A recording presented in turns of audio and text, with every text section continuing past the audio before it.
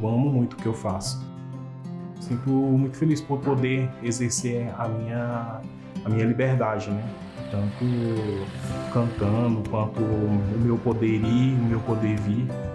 Em 8 de janeiro de 2023, eu trabalhei sim na limpeza no Senado. Me deu uma tristeza no coração. Então, para mim, como se tivesse destruído algo que a gente demorou tanto para construir, né? Se eu tenho um acesso melhor à saúde, é através da democracia. Se eu tenho segurança hoje em dia, é também através da democracia. Meu nome é Rogério e eu nasci com a democracia.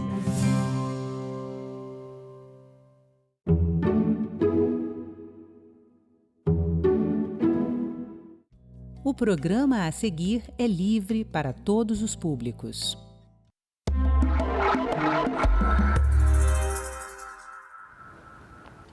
O BRICS, grupo de países formado por Brasil, Rússia, China, Índia e África do Sul, se expandiu com o ingresso de novos membros: Arábia Saudita, Emirados Árabes Unidos, Etiópia, Egito, Indonésia e Irã. A nova configuração do grupo traz riscos e oportunidades para a política externa brasileira. Geopolítica é assunto de cidadania. E é sobre isso que eu converso agora com a coordenadora geral do BRICS no Brasil, a diplomata Paula Aguiar Barbosa. Senhora Paula, muito obrigado pela sua participação em nosso programa. Seja bem-vinda ao estúdio da TV Senado. Obrigada, Marcela. É um prazer para mim, pessoalmente, para o meu ministério estar sentado aqui hoje para conversar com você. Então, vamos falar um pouco sobre essa expansão do grupo, né, do BRICS, da origem, da formação original a essa composição nova com 11 países. O que muda com essa nova configuração? Quais as expectativas? O que a gente tem de novo nessa formação do grupo? Marcelo, o grupo ele se expandiu nos últimos 2 anos de forma muito acelerada, né? Nós tivemos até no início do BRICS, eram 4 países, depois nós expandimos com a África do Sul, já em 2011, e agora, mais recentemente, nós saltamos de 5 membros para 11 membros. Então, foi um aumento significativo, ocorrido num curto espaço de tempo. E como você disse antes, essa expansão ela apresenta muitas oportunidades e alguns desafios para os membros do BRICS. Em primeiro lugar, sobre as oportunidades. O bloco ele se expande, o peso econômico do bloco fica cada vez maior. Hoje o BRICS representa 40% da economia mundial, 50% da população mundial. Só por esses números nós vemos então como é importante o BRICS hoje como um ator global de peso no cenário internacional. E, claro, também traz desafios no sentido de que o grupo se torna mais amplo, nós temos que garantir a participação de todos, uma participação efetiva, e são países muito diversos. Isso, ao mesmo tempo que é um desafio, também de um ponto de vista brasileiro, um ponto muito importante, talvez uma das grandes riquezas do BRICS. Essa pluralidade de membros e membros que possam representar as suas próprias regiões, que tem um peso significativo nas suas próprias regiões e continentes. Esse peso que o BRICS ganhou, essa importância em termos de população, em termos econômicos, em termos até de produção de petróleo, por exemplo, traz um aumento do capital político do grupo. Mas tem essa heterogeneidade, né, essa diversidade nesse grupo de países. Como é o desafio, no caso agora o Brasil, presidindo o BRICS, de manter uma coesão desse bloco com tantas diferenças e, a partir dessa coesão, atingir objetivos como, por exemplo, uma nova ordem global, que tem sido tão falada, uma governança mais multipolar, dando mais peso, inclusive, ao sul global dentro desse contexto? Do nosso ponto de vista, do ponto de vista brasileiro e mais especificamente do presidente Lula, justamente, como eu disse, essa diversidade, ela é considerada por nós um ponto muito positivo, um ponto que deve ser explorado pelo Brasil em todos esses contornos que possam colaborar para a paz e segurança mundial, para o desenvolvimento econômico, para a sustentabilidade. São países muito diversos, mas que têm elementos comuns e objetivos comuns dentro do BRICS. Por exemplo, um dos objetivos que nos une é justamente a reforma da governança global. Esse foi um objetivo que inspirou a criação do BRICS em 2006, sendo que sua primeira cúpula ocorreu em 2009.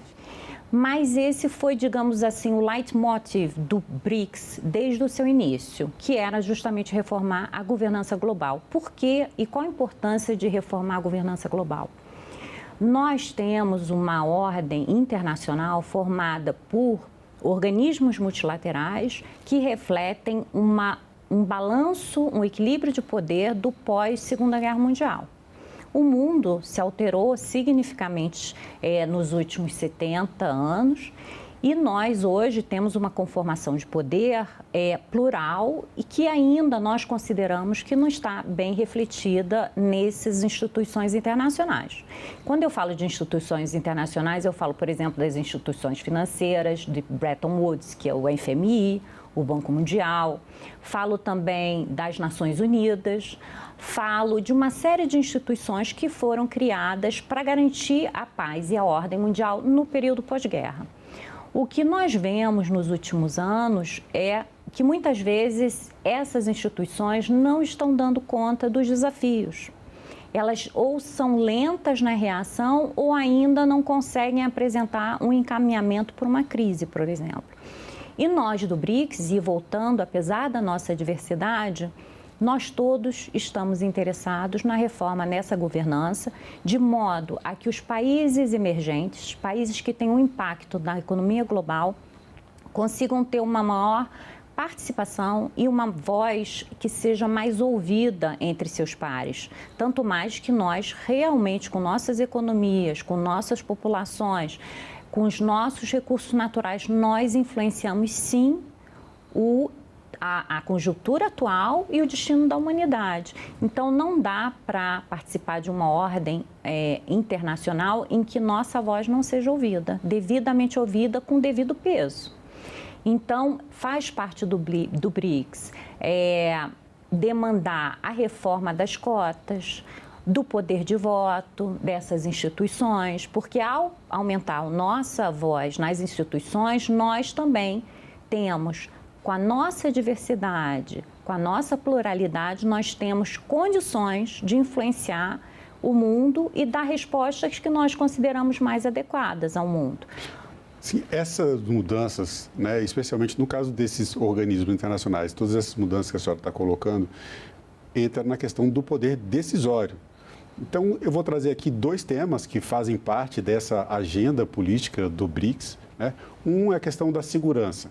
E daí a gente tem, falando dos organismos internacionais, o Conselho de Segurança da ONU, um assento no Conselho de Segurança da ONU, que é um objetivo brasileiro já há bastante tempo, né? Em que sentido essa formação nova no BRICS pode impulsionar a participação do Brasil no Conselho e em que sentido diferenças entre países que fazem parte do BRICS pode contribuir ou ser um obstáculo ao ingresso de outros países do grupo no Conselho de Segurança da ONU? É uma boa pergunta, Marcelo, eu acho que muito atualíssima. Nós acreditamos que essa é um pleito do Brasil, talvez um dos pleitos mais longos e tradicionais da diplomacia brasileira, essa intenção, esse posicionamento de que nós devemos ter uma atuação de maior peso dentro do Conselho de Segurança, não só o Brasil, como outros países, dentro dessa ideia maior de que nós falávamos antes, de que é necessário que outros países tenham uma participação maior nessas instituições que conformam a governança global. Então, hoje, como se pode falar em um Conselho de Segurança eficaz e eficiente sem a participação de uma maior pluralidade de países? Quando nós falamos em conflitos no continente africano, que hoje devem representar cerca de entre 70% e 75% dos conflitos mundiais, eles ocorrem no continente africano, como lidar e apresentar soluções factíveis para o continente africano, não sendo um país africano. Então, hoje nós temos 5 membros permanentes no Conselho de Segurança, que refletem exatamente aquela questão do equilíbrio de poder do pós-Segunda Guerra Mundial, e nós temos 10 membros eleitos. O Brasil, junto com o Japão, é dos países que mais ocuparam essas cadeiras de membros eleitos do Conselho de Segurança. Normalmente, nós ocupamos o Conselho de Segurança como membro eleito por 2 anos. E nós vemos que o Conselho de Segurança da ONU é o órgão que tem um papel essencial na manutenção da ordem da segurança internacional. O BRICS está já no aqui do BRICS, já no histórico do BRICS, o reconhecimento por parte daqueles 5 membros originais do pleito brasileiro, indiano e da África do Sul de fazer parte do Conselho de Segurança da OMC. Então, na verdade, quando nós falamos de BRICS, nós consideramos que o BRICS ele vai se alargando, mas o aqui e todo o histórico que nós já tivemos dentro desse agrupamento, seja em termos de Conselho de Segurança da ONU, seja em termos de acordos internacionais de proteção do meio ambiente e de combate à mudança do clima, seja acordos de sustentabilidade, uma série de posicionamentos que o BRICS já teve no passado. A nossa intenção, ao alargar o BRICS, nunca foi a de modificar essas posições originais, sempre foi no sentido de reiterar esse posicionamento, que é esse posicionamento em prol da reforma da governança global, que é uma coluna vertebral do BRICS, e não só fazer isso, como trazer mais membros em prol desse objetivo. Então, os membros que ingressam ao BRICS, normalmente são países que são contra o unilateralismo, medidas unilaterais, ou seja, eles reconhecem o papel e a importância das organizações multilaterais e das suas decisões, ou seja, qualquer iniciativa ou qualquer sanção que for imposta só pode ser imposta se for determinada por esses órgãos multilaterais. Com a participação de vários países, não por uma decisão de poucos ou principalmente decisões unilaterais. Exatamente. Então, faz parte, é um interesse, de novo, que é compartido por todos os membros do BRICS, esse apoio ao multilateralismo, o apoio à reforma da governança global, essa defesa por uma governança mais efetiva, mais eficaz, mais eficiente e com mais representatividade, o que, claro, reflete um mundo muito mais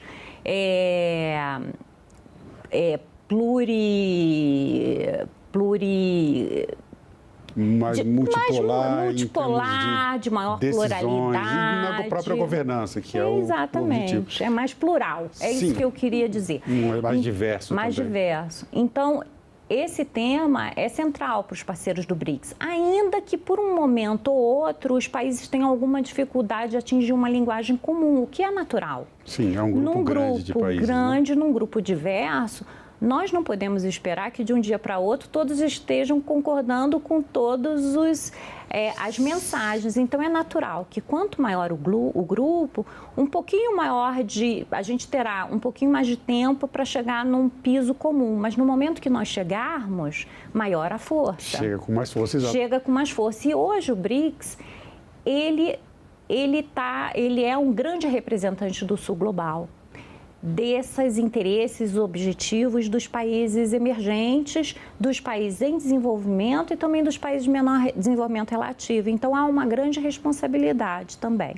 No ponto de vista financeiro, uma das questões que tem sido colocadas e que tem também ganhado bastante repercussão na mídia é o movimento que o grupo do BRICS está fazendo por uma espécie de desdolarização da economia, seria uma dependência menor do dólar americano nas transações de comércio de energia e outros produtos, outros bens e serviços.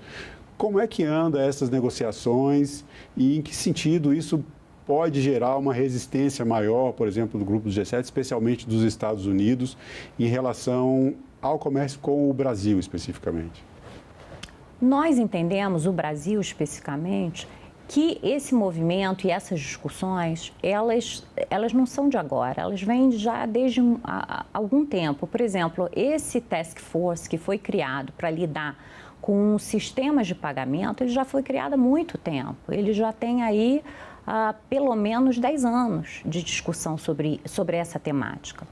E é uma temática que é muito atual, no sentido de que todos os países, ao se aproximarem e ao fazerem parte de um bloco, claro que eles vão explorar maneiras de aumentar os seus fluxos de comércio, os seus fluxos de investimento. É natural que isso aconteça.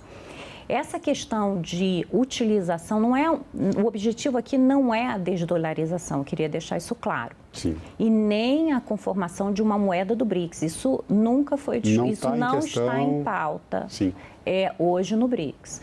Nossa intenção, o BRICS, ele nunca pretendeu substituir a ordem mundial com novas instituições ou com novas moedas. A intenção do BRICS sempre foi o da reforma das instituições existentes e complementação a elas, quando necessárias. Então, por exemplo, quando o BRICS cria o novo Banco de Desenvolvimento, em 2014, a intenção nunca foi substituir um Banco Mundial ou o FMI. Não, a intenção sempre foi complementar.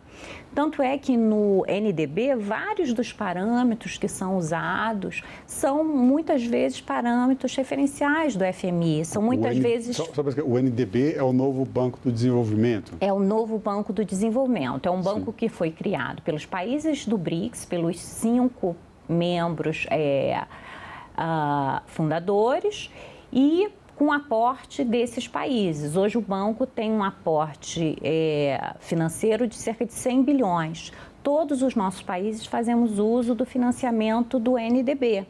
Por exemplo, o Brasil já fez uso de uns 5 bilhões de dólares. Inclusive, usamos financiamento do NDB para lidar com a catástrofe do Sul, das enchentes. Então, o NDB, ele provê financiamento com condições menos rígidas. Então, ele entra em projetos de infraestrutura e de desenvolvimento sustentável, que hoje, vamos dizer, são os maiores desafios do mundo em desenvolvimento. Eles lidam muito com essa questão de infraestrutura e desenvolvimento sustentável. Nós temos um déficit de fundos nessa área. Então, o NDB veio para complementar e não substituir. Então, quando nós falamos de explorar o uso de moedas locais no comércio bilateral com os países do BRICS, é no sentido de quando nos faltar moeda forte, ou ainda que não nos falte, talvez coubesse o uso de moedas nacionais para facilitar uma transação ou outra, e mesmo assim quando nós precisarmos. Isso não é um mecanismo novo, nós já temos esse mecanismo no Mercosul, vários países do BRICS já usam esse mecanismo entre si. Então, o que o BRICS faz hoje é estudar o que cada um faz para ver se outros países se interessam de forma voluntária a fazer também, mas não é obrigatório. Na questão de mudanças do clima, né? O Brasil também nesse campo é um grande protagonista. O Brasil vai sediar em 2025 a COP30, tratando justamente das mudanças climáticas, e esse é um dos pontos que é um dos pilares, uma das prioridades do BRICS em 2025, a questão da sustentabilidade e mudanças do clima. Por um lado, a transição energética é um dos caminhos principais, uma das questões principais nessa questão da mudança climática, do aquecimento do planeta. Mas o poder econômico do BRICS, que falávamos aqui no início da entrevista, esse capital político que aumentou com o ingresso de novos países, traz uma questão. Dentro desse grupo de países está praticamente a metade da produção de petróleo. E essa produção de petróleo traz um poder econômico e político a esses países. Como lidar com essa questão da transição energética num grupo de países que tem no petróleo, nos combustíveis fósseis, um dos seus grandes ativos econômicos? Eu acho que isso é só um ativo, realmente, o fato deles estarem no agrupamento.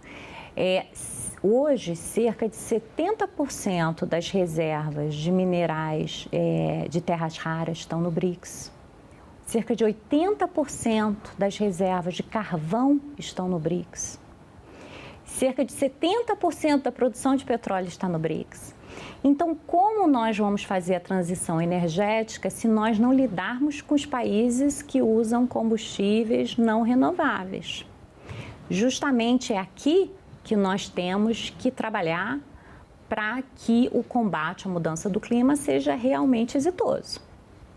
Então, esse é um desafio de todos nós dentro do BRICS. O Brasil pode até ter uma matriz energética diferente, mais limpa que os demais países, mas ainda assim nós queremos, claro, fazer parte de todo esse esforço e fazemos de transição energética. Então, o tema da transição energética, o BRICS hoje tem vários mecanismos de cooperação. Para você ter uma ideia, Marcelo, são mais de 100 mecanismos de cooperação que estão vigentes, porque o BRICS, além de ter esse perfil de cooperação política, ele tem, de concertação política, melhor dizendo, ele tem esse perfil de cooperação intra-BRICS. Dentro desse braço de cooperação, nós temos praticamente todos os ministérios da Esplanada trabalhando com as suas contrapartes do BRICS, em prol de diversos temas. Então, nós temos o Ministério do Transporte, falando de transição energética no BRICS, temos o Ministério, obviamente, da Energia, temos o Ministério do Meio Ambiente e cada um na sua área trabalhando em prol da transição energética. O tema da sustentabilidade do BRICS desse ano, ele claro, adquire um protagonismo dentro das prioridades brasileiras do BRICS, porque nós vamos, claro, não só por isso, mas nós teremos a COP30 em novembro. Logo, o BRICS é um espaço privilegiado para o Brasil já começar a trabalhar os temas que serão temas centrais na COP30. E dentro do BRICS, nós já temos um grupo de países muito diverso e um grupo de países que será essencial para o sucesso e o bom encaminhamento das questões fundamentais da COP30. Um dos grandes desafios para o Brasil e para o mundo é justamente lidar com a questão de financiamento à mudança do clima.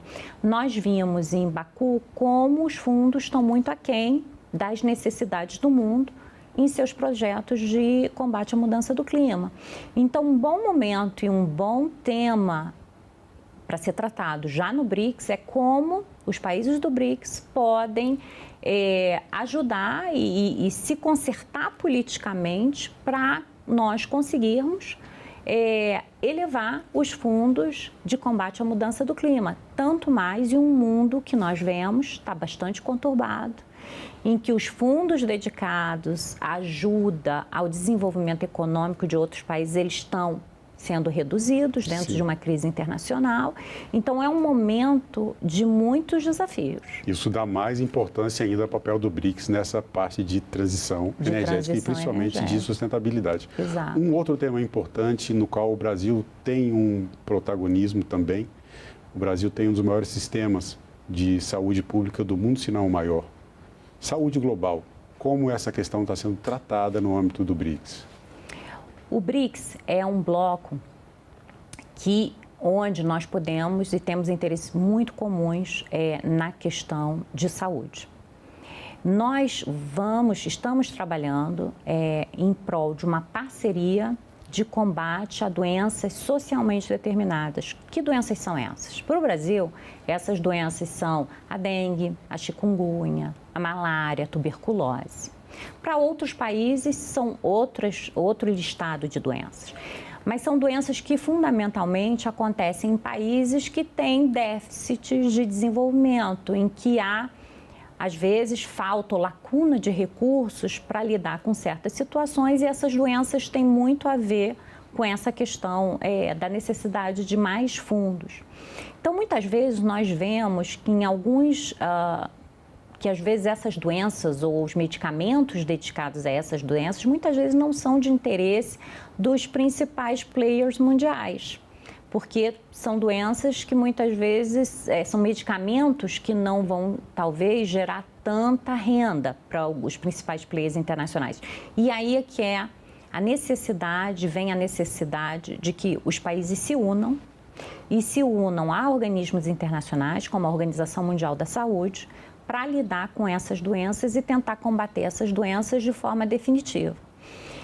Houve lançamento do Plano Brasileiro nessa área de doenças socialmente determinadas e o que nós pretendemos fazer é uma união desse grupo para combate dessas doenças. Marcelo, para que você tenha uma ideia, mais de metade dos casos de tuberculose no mundo, mais da metade, acontece no BRICS. Então, esse é um bloco que a gente pode trabalhar por excelência para o combate dessas doenças. Então, nesse sentido, o Brasil pretende aprofundar, já estamos aprofundando, o Ministério da Saúde, o ministro Padilha está muito envolvido agora nessa questão de fortalecimento de mecanismos de cooperação, com players internacionais importantes e fundamentais na área de vacinas, na área de medicamentos, na área de combate à tuberculose. Então, nós já estamos trabalhando em mecanismos de cooperação para facilitar o nosso combate e, nesse caso, o combate brasileiro também a essas doenças. Estamos falando de BRICS, relações internacionais, geopolítica, tudo assunto de cidadania, são todos assuntos de cidadania. Senhora Paula Barbosa, para a senhora, o que é cidadania? Essa é uma pergunta bastante complexa. Mas eu, como representante do Ministério de Relações Exteriores, eu entendo o meu trabalho no fronte internacional como um trabalho que possa facilitar o cidadão brasileiro a ter melhores condições de vida e que o brasileiro possa, cada vez mais, ser atuante nas decisões de governo e que ele deve ser o destino final de todas as ações do governo brasileiro. Então, todas as ações nossas de política externa, ao fim e ao cabo, elas devem atender ao interesse do cidadão brasileiro, para que a vida do cidadão brasileiro seja melhor. Então, agora há pouco nós estávamos falando de saúde. O meu intuito no BRICS é que essa parceria do BRICS possa diminuir o número de casos de chikungunya, de dengue, de malária, ou seja, que possa trazer melhores condições de vida para o cidadão brasileiro. Para mim, as relações internacionais devem ser um elemento de fortalecimento da cidadania brasileira. Senhora Paula Aguiar, eu agradeço mais uma vez o seu tempo e as informações dessa entrevista. Eu que agradeço a TV Senado por esse espaço, por tornar mais público o papel do BRICS na vida e no cotidiano do cidadão brasileiro. Muito obrigada, Marcelo. Igualmente. E eu agradeço também a você que acompanha a programação da TV Senado. Assine o canal da TV Senado no YouTube, ative as notificações e acompanhe toda a produção do Poder Legislativo diretamente da fonte. Na TV Senado, democracia é todo dia.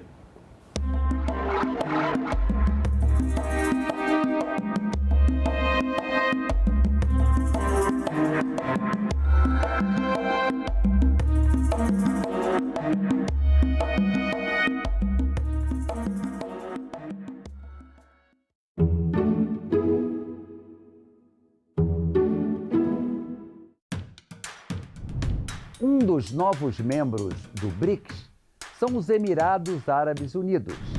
Com um território de 83 mil quilômetros quadrados e uma população de 11 milhões de habitantes. Desde 2020, o país conta com um Parlamento das Crianças.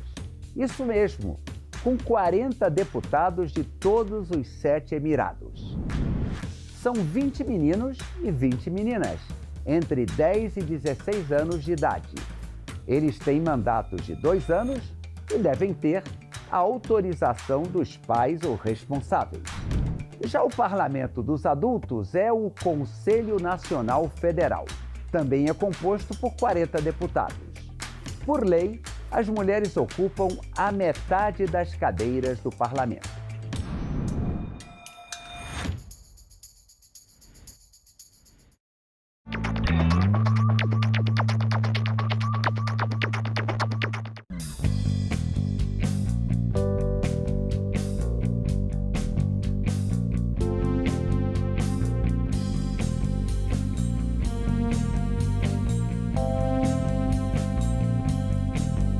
Meu nome é Lara Torres, eu nasci em 1985, sou empreendedora no mercado de vinhos. Eu não vivi a época da ditadura, eu nasci com a redemocratização. Eu acho que tem uma palavra essencial, que é liberdade. Liberdade de escolha. Eu participava muito de jantares, onde eu percebia que as mulheres bebiam um vinho e o homem bebia outro tipo de vinho. Então eu comecei com um curso de vinhos somente para elas. O mercado de vinho ele tem mudado muito nesse sentido porque ele era um mercado muito masculino. Mas a gente tem visto cada vez mais muitas mulheres inseridas. Mulheres sommeliers, mulheres enólogas.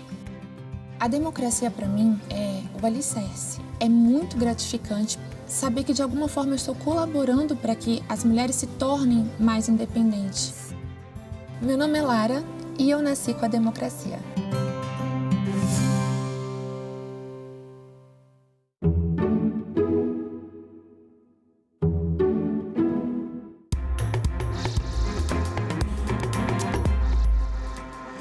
Olá, bom dia. Quinta-feira, 29 de maio, o Senado Notícias está no ar. E ontem, no encerramento da sessão plenária, o presidente do Senado, Davi Alcolumbre, se pronunciou sobre a iniciativa do governo federal de aumentar alíquotas do IOF, Imposto sobre Operações Financeiras, de alguns setores da economia. A medida defendida pelo Ministério da Fazenda será analisada pelo Congresso. A oposição busca a suspensão da iniciativa. Davi disse que está em conversa com o presidente da Câmara, Hugo Mota, para definir o melhor tratamento do assunto. E esse exemplo do IOF, dado pelo governo federal, seja o último daqueles e daquelas decisões tomadas pelo governo, tentando, de certo modo, usurpar as atribuições legislativas do Poder Legislativo. E como presidente do Senado e do Congresso Nacional, eu vou defender todas as atribuições estabelecidas na Constituição. Cada poder tem as suas atribuições, tem as suas competências, mas nós não vamos aceitar que um poder possa interferir em outro poder. E esse caso concreto levantou toda essa polêmica. Poderiam ter buscado o diálogo, a conciliação, a pacificação e o entendimento. Fizeram e tomaram uma decisão unilateral, que dá o direito do parlamento tomar uma decisão unilateral de colocar em votação um projeto de decreto legislativo. Estou conversando fortemente com o presidente Hugo Mota sobre esse assunto e buscando novamente o entendimento. E, ao fim e ao cabo, tomaremos uma decisão que seja mais adequada e mais produtiva para o Brasil. A Comissão de Direitos Humanos realiza de hoje até sábado uma diligência em Roraima. O foco dos senadores é fiscalizar a Operação Acolhida, que atende imigrantes venezuelanos. Os parlamentares também vão visitar os indígenas Yanomami. A repórter Raquel Gonçalves está em Boa Vista e traz os detalhes dessa diligência. Bom dia, Raquel. Bom dia, André. Bom dia a todos que acompanham a programação da TV Senado. É isso mesmo, nós estamos aqui em Boa Vista, em Roraima, acompanhando a diligência externa da Comissão de Direitos Humanos com esses dois focos principais. Visitar a Operação Acolhida, entender como é que funciona, como é que está a situação, né, das instalações desse programa que acolhe os venezuelanos que chegam ao Brasil, principalmente por Pacaraima, que é a entrada principal, onde faz a cidade aqui em Roraima, onde faz fronteira com a Venezuela e tem o maior fluxo de imigrantes venezuelanos. Então, daqui a pouquinho a gente já está indo para a base aérea aqui de Boa Vista, porque o comando da Operação Acolhida irá levar toda a comitiva que veio para Roraima para poder fazer essas diligências em loco, fazer as visitas técnicas.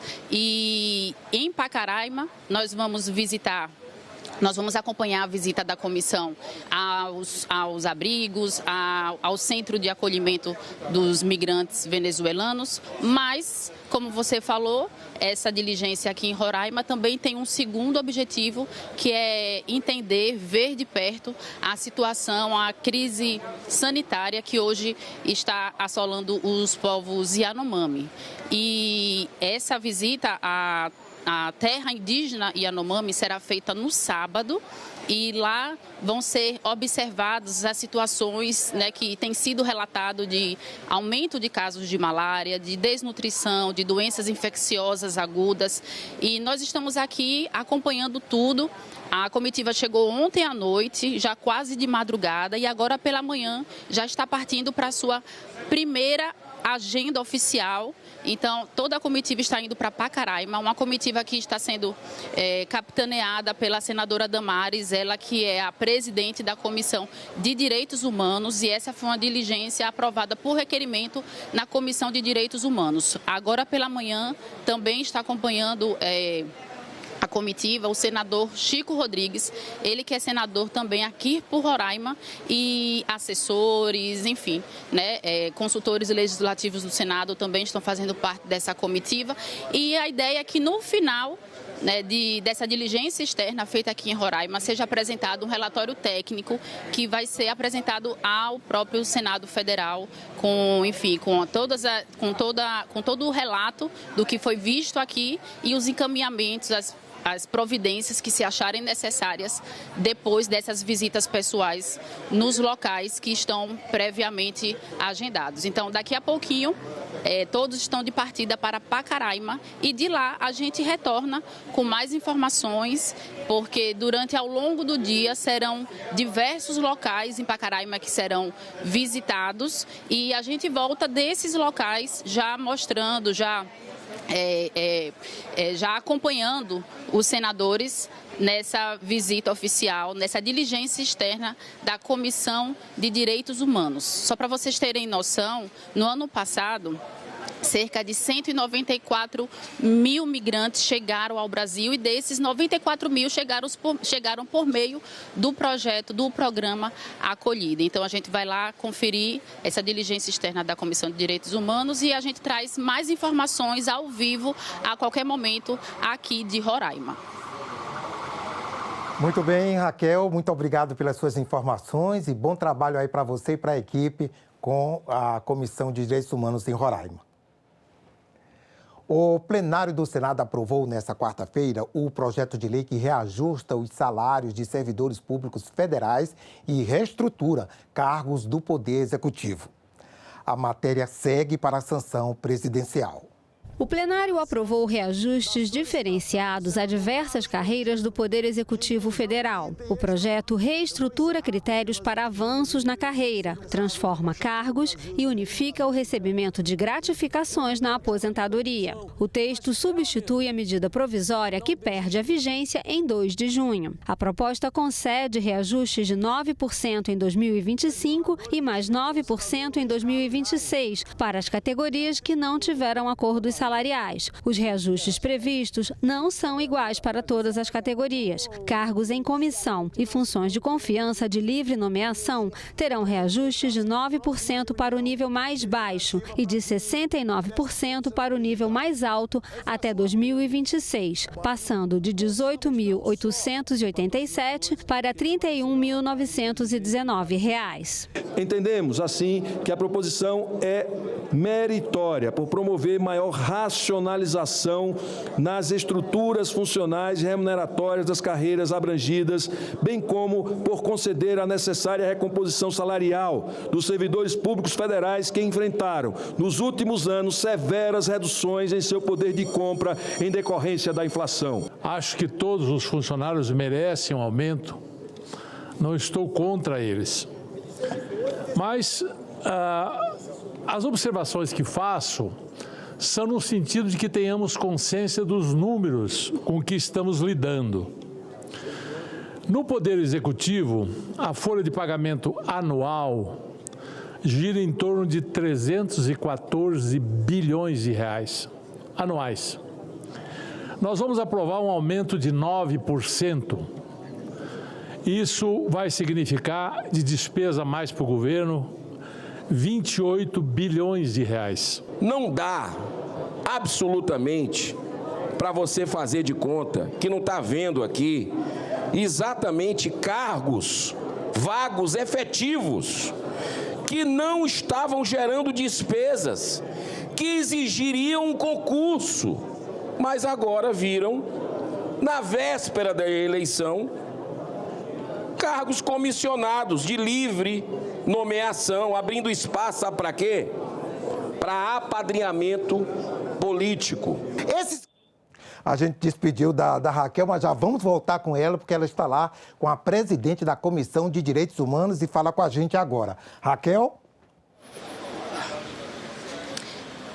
Bom dia, André. Estamos de volta diretamente aqui de Boa Vista. Já estamos nos preparando para acompanhar toda a comitiva da Comissão de Direitos Humanos, que está se deslocando já para a base aérea aqui de Boa Vista, indo em direção a Pacaraima, lá onde é esse local principal, onde tem a acolhida, a Operação Acolhida, que recebe grande parte dos venezuelanos que chegam ao Brasil. E aqui ao meu lado está a senadora Damares e a deputada federal Coronel Fernanda, que estão aqui nesta diligência externa promovida pela Comissão de Direitos Humanos. Bom dia, senadora. Eu gostaria que a senhora pudesse explicar para quem a gente está ao vivo agora no Jornal da TV Senado. Eu gostaria que a senhora pudesse explicar como é que foi a origem dessa diligência, o que é que ensejou essa presença física, né, dos parlamentares do Congresso aqui em Roraima hoje. A missão, ela tem duas vertentes. Observar como estão os índios Uarau, que são os indígenas da Venezuela que atravessam a fronteira para cá, em que condições eles estão chegando, como eles estão chegando, especialmente as crianças, porque eles caminham muito tempo na floresta para chegar ao Brasil. Então vamos a Pacaraima conhecer a realidade deles e, claro, dos imigrantes como um todo. E depois a gente continua aqui na cidade, visitando os alojamentos da Operação Acolhida na capital. Vamos a conselheiros tutelares e nós vamos ter uma reunião ainda hoje com o secretário de Segurança do Estado. E depois, amanhã, a gente começa a nossa missão para identificar, ver, observar e acompanhar as ações para o povo Yanomami. Então, nós temos duas vertentes hoje, os índios Uarau, imigrantes e a comunidade Yanomami. A gente está aqui também com a deputada federal Coronel Fernanda e eu gostaria de saber, deputada, o que é que vai ser feito ao final dessa diligência? O que é que vocês vão apresentar ou entregar? O que é que está sendo esperado a partir de tudo que for visto aqui em loco presencialmente por vocês? Primeiro, nós vamos estar confirmando as denúncias que recebemos quando instalamos a comissão externa para a verificação da crise humanitária dos Yanomamis. Nós temos inúmeras denúncias e o que faltava para a gente concluir todo o trabalho da comissão externa era vir até aqui Roraima e verificar como estão, o que eles estão realmente recebendo, porque o governo federal, senadora, repassou 2 bilhões de reais, mais de 2 bilhões de reais, para cuidar da crise humanitária. Então nós precisamos saber, houve resultado, se não houve resultado, aonde foram empregados esses recursos, como estão vivendo hoje os povos Yanomamis e deixar claro para o Brasil o que precisa ser feito. Isso vai estar constando no relatório da Comissão Externa, lá da Câmara Federal, e em parceria com a Comissão de Direitos Humanos. Muito obrigada, a gente vai estar acompanhando tudo junto com vocês. É isso aí, André, serão 3 dias de diligência externa e a TV Senado acompanhando toda essa movimentação da Comissão de Direitos Humanos. A qualquer momento a gente volta com mais informações. Muito obrigado, Raquel, bom trabalho. A gente foi aí para o link em Roraima, a gente estava passando a reportagem sobre o projeto aprovado ontem no plenário do Senado que reajusta o salário dos servidores públicos federais e reestrutura cargos do Poder Executivo. Vamos voltar a essa matéria do começo. O plenário aprovou reajustes diferenciados a diversas carreiras do Poder Executivo Federal. O projeto reestrutura critérios para avanços na carreira, transforma cargos e unifica o recebimento de gratificações na aposentadoria. O texto substitui a medida provisória que perde a vigência em 2 de junho. A proposta concede reajustes de 9% em 2025 e mais 9% em 2026 para as categorias que não tiveram acordos salariais. Os reajustes previstos não são iguais para todas as categorias. Cargos em comissão e funções de confiança de livre nomeação terão reajustes de 9% para o nível mais baixo e de 69% para o nível mais alto até 2026, passando de R$ 18.887 para R$ 31.919. Entendemos, assim, que a proposição é meritória por promover maior racionalização nas estruturas funcionais e remuneratórias das carreiras abrangidas, bem como por conceder a necessária recomposição salarial dos servidores públicos federais que enfrentaram, nos últimos anos, severas reduções em seu poder de compra em decorrência da inflação. Acho que todos os funcionários merecem um aumento, não estou contra eles. Mas as observações que faço são no sentido de que tenhamos consciência dos números com que estamos lidando. No Poder Executivo, a folha de pagamento anual gira em torno de 314 bilhões de reais anuais. Nós vamos aprovar um aumento de 9%. Isso vai significar de despesa a mais para o governo 28 bilhões de reais. Não dá absolutamente para você fazer de conta que não está vendo aqui exatamente cargos vagos efetivos que não estavam gerando despesas, que exigiriam um concurso, mas agora viram, na véspera da eleição, cargos comissionados de livre nomeação, abrindo espaço, sabe para quê? Para apadrinhamento político. Esses cargos não trazem um centavo de impacto orçamentário para o governo e traz um impacto magnífico para gerações de jovens que estão nos assistindo hoje, que vão ter acesso a um Instituto Federal de Educação perto de sua casa. Não há nada de errado em reorganizar a administração pública. Se organiza a administração pública para dar conta das atribuições que essa administração se propõe a dar. E não há impacto orçamentário, que já foi dito aqui. Na verdade, é um esforço gigantesco de transformar cargos que não tinham mais relevância pública em cargos de grande impacto nas universidades, nos institutos federais, em toda a administração pública, naquilo que efetivamente está em funcionamento e que precisa crescer e se desenvolver. A matéria vai à sanção presidencial e será feita a devida comunicação à Câmara dos Deputados.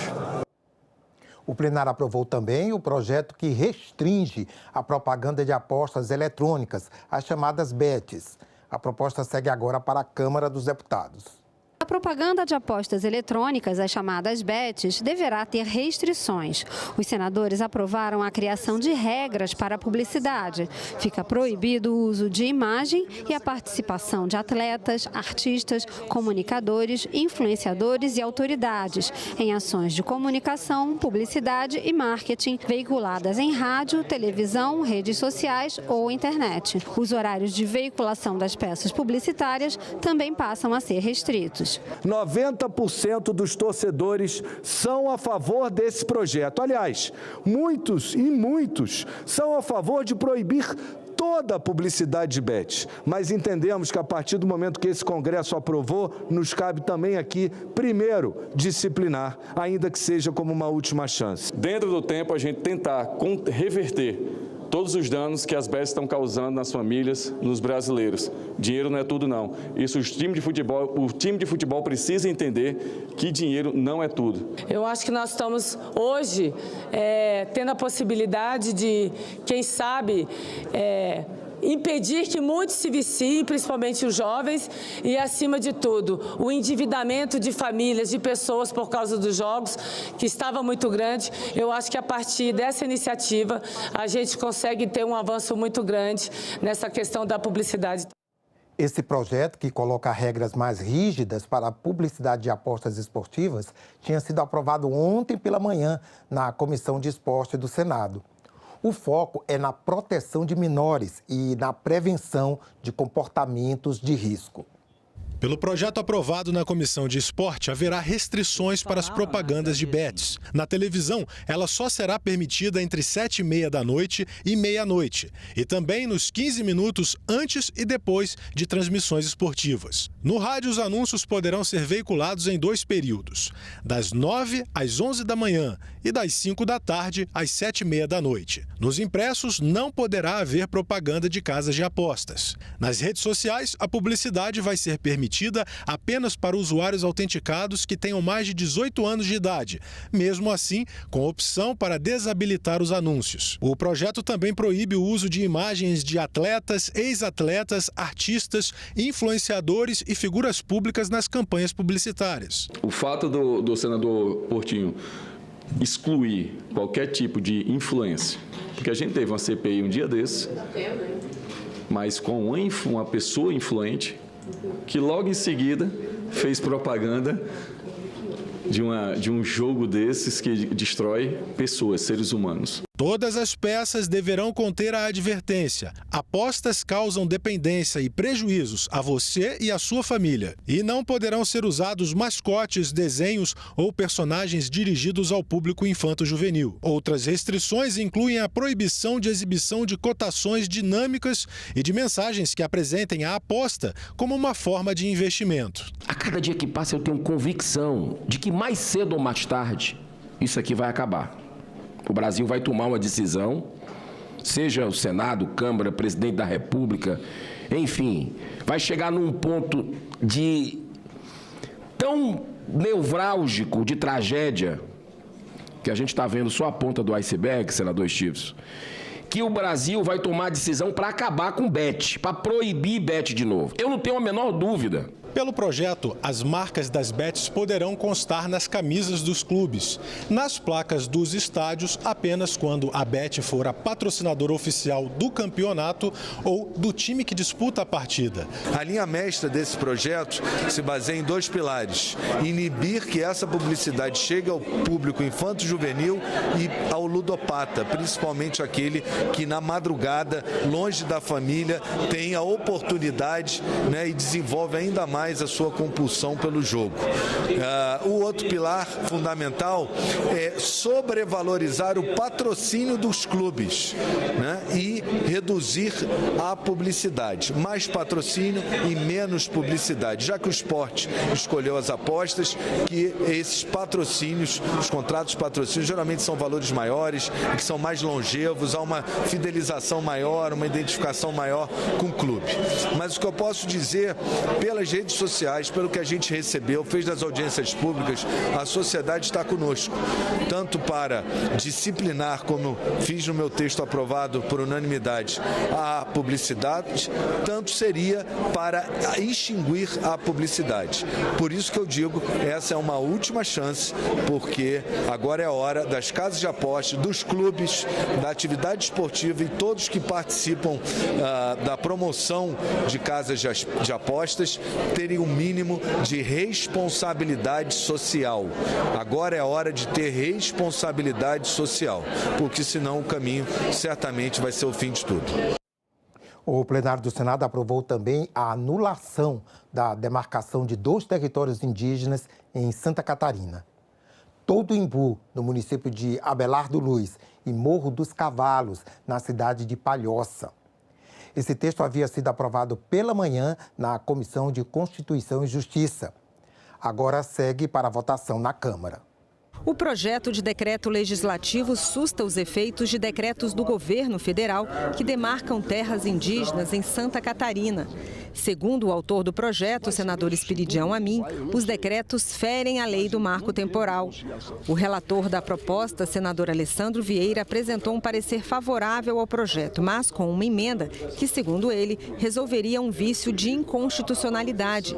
Ele explicou que, neste caso, a competência de sustar normas do Poder Executivo seria do Poder Judiciário. Alguns senadores discordaram do entendimento do relator.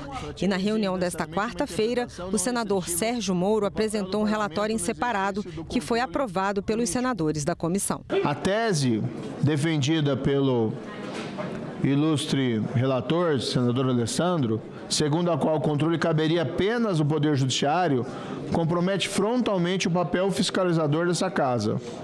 Confiar exclusivamente ao Judiciário a tarefa de reverter atos do Poder Executivo que afrontam a lei significa renunciar a um mecanismo constitucional próprio de controle político. Quem já foi governador, quem já teve que assinar decreto, tem que se basear numa lei em vigor. Ah, não, mas já o processo é antigo. O processo é antigo, mas está sendo resolvido pela autoridade máxima hoje. Também nisso não há marco temporal. Que história é essa? O marco temporal nos acompanha, gostemos ou não, Jaime Campos. O líder do governo, o senador Jacques Wagner, explicou que o processo de demarcação já estava em curso, que não houve má-fé do governo e que há várias interpretações sobre a legalidade dos decretos. O governo interpretou e entendeu que cabia assinar o decreto e assim o fez. A Casa, também no seu direito, já que somos poderes independentes e harmônicos, entendendo que, ao contrário, está defendendo um PDL. Havia o PDL com a relatoria de Alessandro Vieira, do senador, e acabou sendo feito um relatório alternativo do senador Moura. 3 reuniões de comissões e uma diligência externa, sessão deliberativa e sessão de premiações no plenário do Senado. Confira a agenda dos trabalhos desta quinta-feira. Daqui a pouco, às 9 horas, a Comissão de Assuntos Sociais deve se reunir à audiência pública para debater os impactos da pejotização no Brasil. Pejotização é quando o trabalhador é contratado como pessoa jurídica, PJ, em vez de ter carteira assinada e os benefícios da CLT. Com isso, o empregador acaba evitando certos encargos. A partir das 9h30, a Comissão de Direitos Humanos, como vimos, deve realizar uma diligência junto à Operação Acolhida em Pacaraima e Boa Vista, Roraima. O governo federal vem desenvolvendo a Operação Acolhida desde 2018. Ela visa acolher e interiorizar imigrantes venezuelanos que buscam refúgio no Brasil. Às 10 horas, a audiência pública marcada na Comissão de Constituição e Justiça para debater o projeto de lei complementar que traz mudanças em razão da reforma tributária. Em foco, as mudanças propostas para o ITBI, Imposto sobre Transmissão de Bens Imóveis, e a COSIP, Contribuição sobre a Iluminação Pública. Também às 10 horas está marcada uma audiência pública na Comissão de Relações Exteriores para debater a estratégia de comércio exterior do Brasil, diante dos atuais desafios das regras do comércio internacional. Às 11 horas, o plenário do Senado deve se reunir em sessão deliberativa. Na ordem do dia, entre outros itens, indicações de embaixadores já sabatinados pela Comissão de Relações Exteriores. E logo mais às 3 da tarde está prevista a sessão de entrega do prêmio Adoção Tardia, gesto redobrado de cidadania.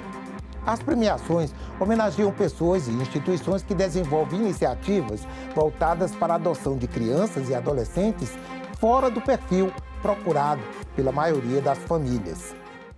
O novo Código Eleitoral, que estabelece reserva de 20% das cadeiras dos parlamentos às mulheres, foi discutido na reunião desta quarta-feira da Comissão de Constituição e Justiça. O relatório apresentado pelo senador Marcelo Castro unifica 7 legislações em apenas uma única lei. Entre as mudanças previstas no relatório está a unificação do prazo de desincompatibilização, que será de 6 meses para todos os cargos. Mas para carreiras como juízes, procuradores, delegados e militares, haverá uma quarentena de 2 anos. O prazo de inelegibilidade previsto na Lei da Ficha Limpa foi mantido em 8 anos, mas ficou determinada a data de quando ele começa a contar.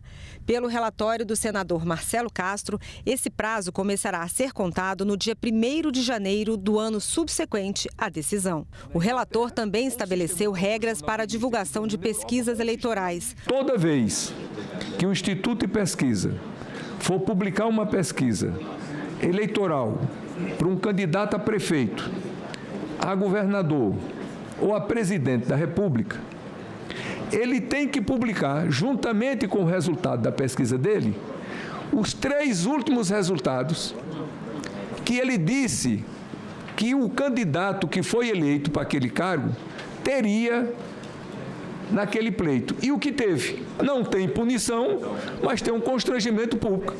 Quer dizer que esse instituto que está dizendo que o candidato vai ganhar por 10 pontos, É aquele mesmo que há 4 anos disse que o candidato ia perder por 10 pontos e o candidato ganhou? Pelo relatório apresentado, ficou definido também uma reserva de 20% para mulheres nos parlamentos. Mas, para ser beneficiada por essa cota, a candidata precisa atingir pelo menos 10% do quociente eleitoral, que é o mínimo que o candidato precisa ter numa eleição. 30% do tempo da propaganda eleitoral deve ser destinado a candidaturas femininas.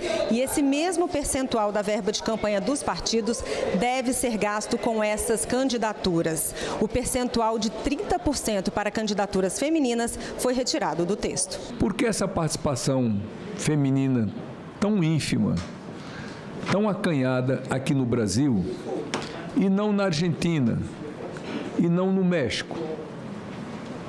Porque, que me consta, a nossa sociedade é patriarcal, é machista. Há um machismo exacerbado, mas acredito que não seja mais do que os portenhos, nem do que os mexicanos. A doença principal e que mais impede a participação maior da mulher na política brasileira, a meu julgamento, e sou modestamente um estudioso do assunto, é o nosso sistema eleitoral. Foi concedida vista coletiva do relatório e a matéria só deve ser votada na segunda semana de junho. Mas alguns senadores apresentaram discordâncias com o texto do senador Marcelo Castro. Os 30% de candidaturas é a base de tudo, gente. Foi assim, no mínimo, que a gente conseguiu que depois, isso foi dado pelo judiciário, não passou por essa casa. 30% de candidaturas, no mínimo, e no mínimo 30% de financiamento. Se quer acrescentar, ajudar as mulheres, mudando 20% de cadeiras, como foi dito aí, durante 20 anos, mas vai retirar um direito que a gente conseguiu. Magistrados, promotores, que nem é comum que se candidatem, nem é comum, mas policiais, que também não é essa frequência toda, não vão poder mais se licenciar para concorrer. E se não forem bem-sucedidos, voltar às suas posições, o mesmo valendo para militares. Então, será que a gente tem um problema tão grande assim nas nossas mãos, que se justifica, de fato, restringir os direitos políticos desses cidadãos? Mais facilidade para o trabalhador conseguir crédito consignado é um dos objetivos da medida provisória que foi debatida nesta quarta em comissão mista de senadores e deputados. Entrada de cooperativas na plataforma foi uma sugestão apresentada na reunião.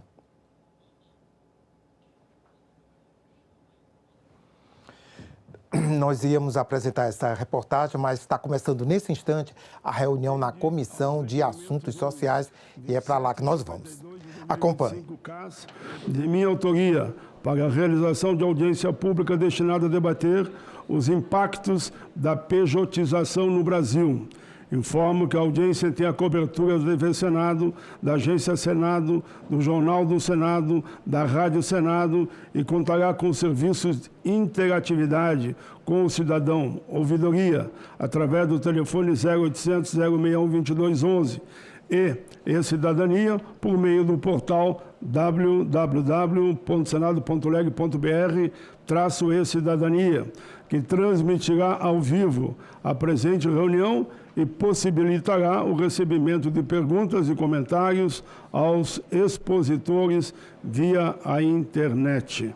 Muito obrigado a todos que já estão aqui presentes, outros estão a caminho. Como é de praxe, eu farei um pequeno pronunciamento de abertura para situar os telespectadores do tema que vamos hoje aqui debater e que nos preocupa muito, muito. E ainda falava agora para a imprensa ali fora que a pejorização, os chamados PJ, né, já estão chegando nos supermercados. Eu li na tribuna um documento muito bem formulado por um especialista da área. Perguntou se eu li, eu digo, vou ler sim, já foi lido e está nos anais. Mas, enfim, senhoras e senhores, essa audiência pública da Comissão de Assuntos Sociais tem como objetivo debater os impactos da pejotização no Brasil, seus efeitos nas condições de trabalho, nos direitos dos trabalhadores e das trabalhadoras e na segurança jurídica, além de analisar o posicionamento do Judiciário sobre o tema, mediante, claro, a última decisão do Supremo que nos preocupou. O avanço da pejotização é alarmante e representa uma ameaça direta aos direitos trabalhistas, configurando, na minha avaliação, um ataque frontal à consolidação das leis do trabalho CLT. Eu digo que eu participei de atos dos 80 anos da CLT e eu fiz com muito carinho, com muita segurança, porque eu sei a importância que é a CLT para o povo brasileiro. Enfim, essa prática que vamos tratar compromete a proteção social e econômica de milhões de trabalhadores e trabalhadoras do país. A pejotização ocorre quando o empregador contrata um trabalhador como pessoa jurídica, o popular PJ, em vez de estabelecer um vínculo formal redigido pela CLT. Apesar de frequentemente utilizada para reduzir encargos trabalhistas e tributários, essa prática configura-se como fraude quando oculta uma relação empregatícia tradicional.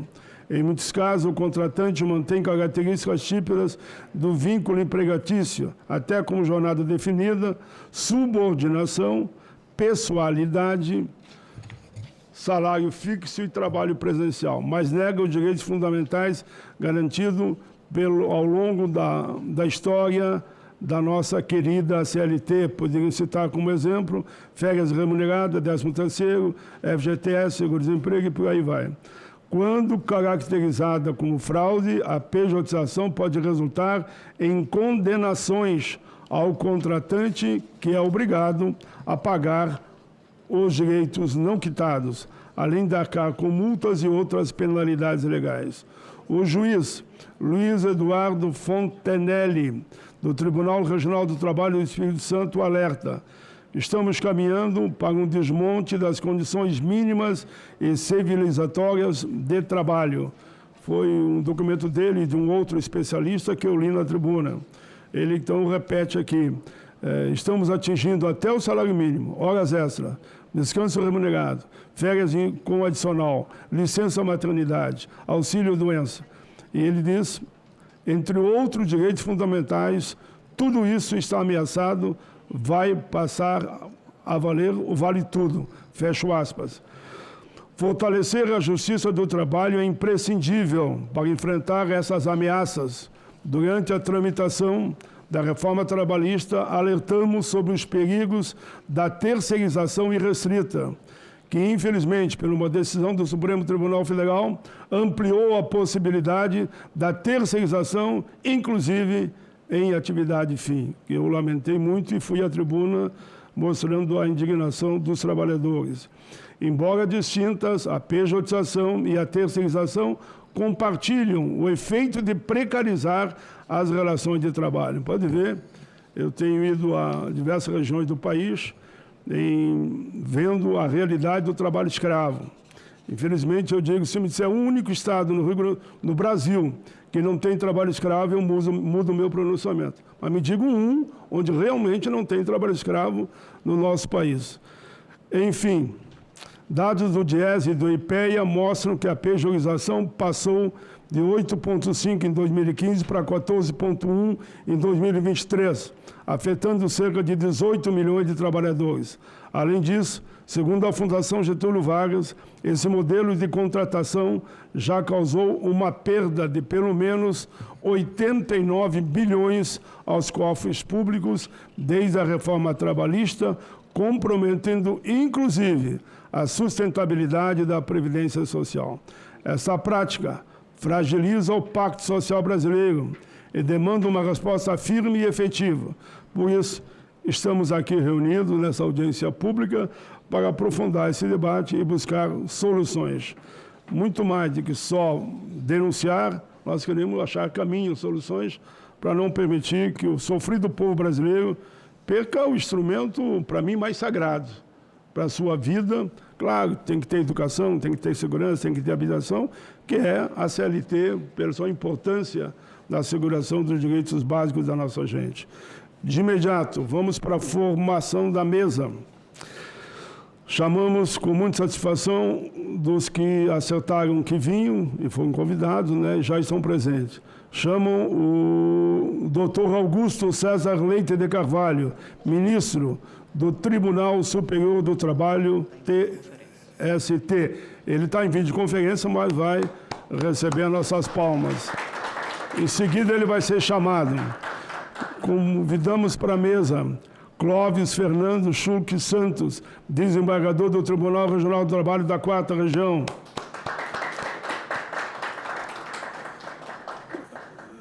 Eu não estou vendo ela aqui, mas eu vou estar aqui, deve ser videoconferência. Doutora Magna Barros Biavaski, pesquisadora do Centro de Estudos Sindicais e Economia do Trabalho da Universidade de Campinas. Ela vai entrar por videoconferência.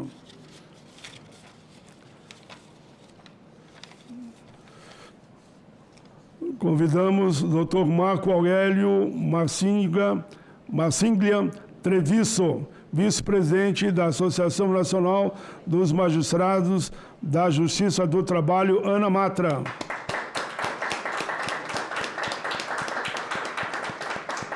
Convido Renato Bignami, diretor do Sindicato Nacional dos Auditores Fiscais do Trabalho, SINAIT.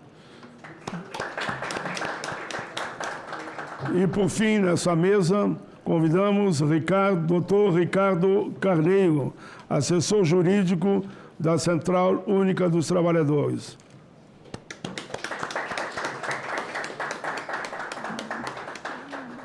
Se os senhores concordarem, nós vamos iniciar com o ministro do Tribunal Superior do Trabalho. É esse que pediu para ser o primeiro por motivo de outras agendas. Então, com enorme satisfação, passamos a palavra por 10 minutos, com mais 5 se necessário. Dá para cada um imaginar 15 minutos já. Ao doutor Augusto César Leite de Carvalho, ministro do Tribunal Superior do Trabalho, TST.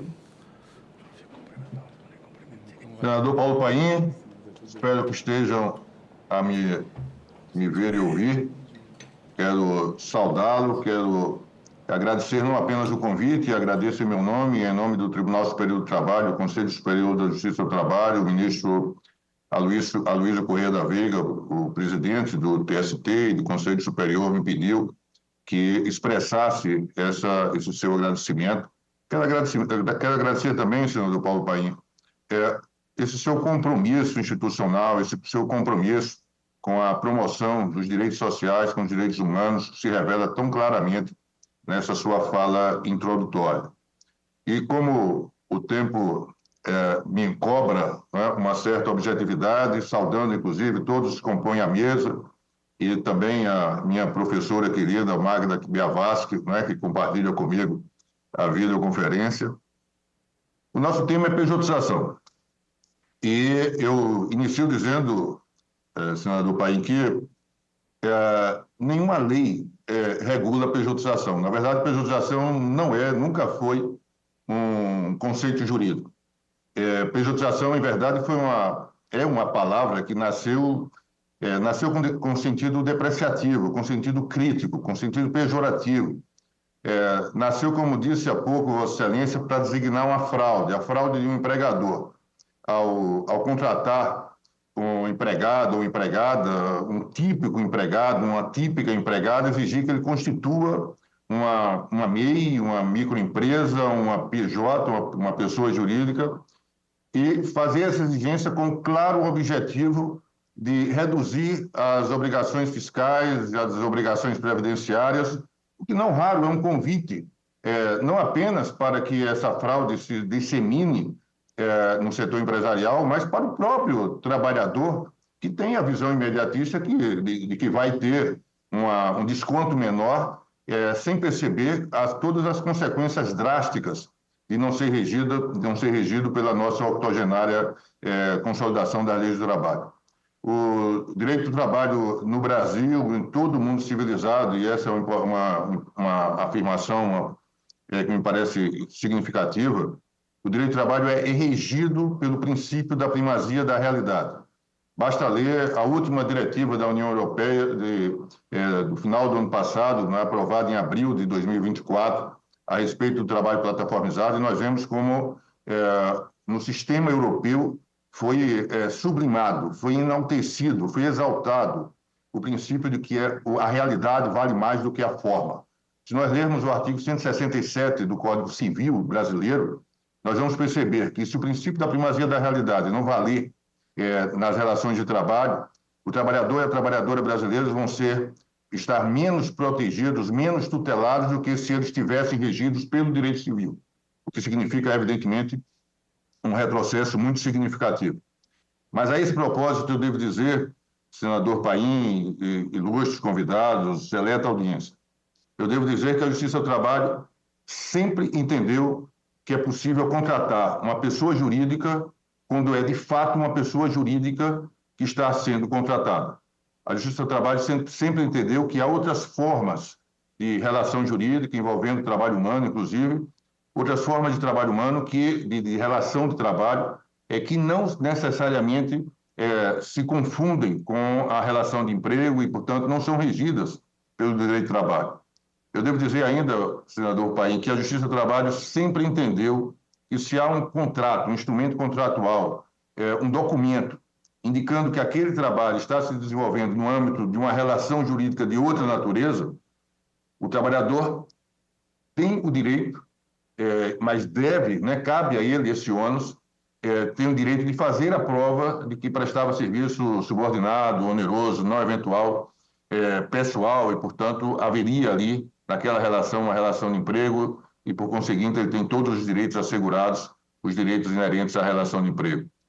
E me parece também importante dizer que a Justiça do Trabalho está e sempre esteve atenta às transformações tecnológicas que modificam a nossa vida, a nossa existência em todas as suas dimensões.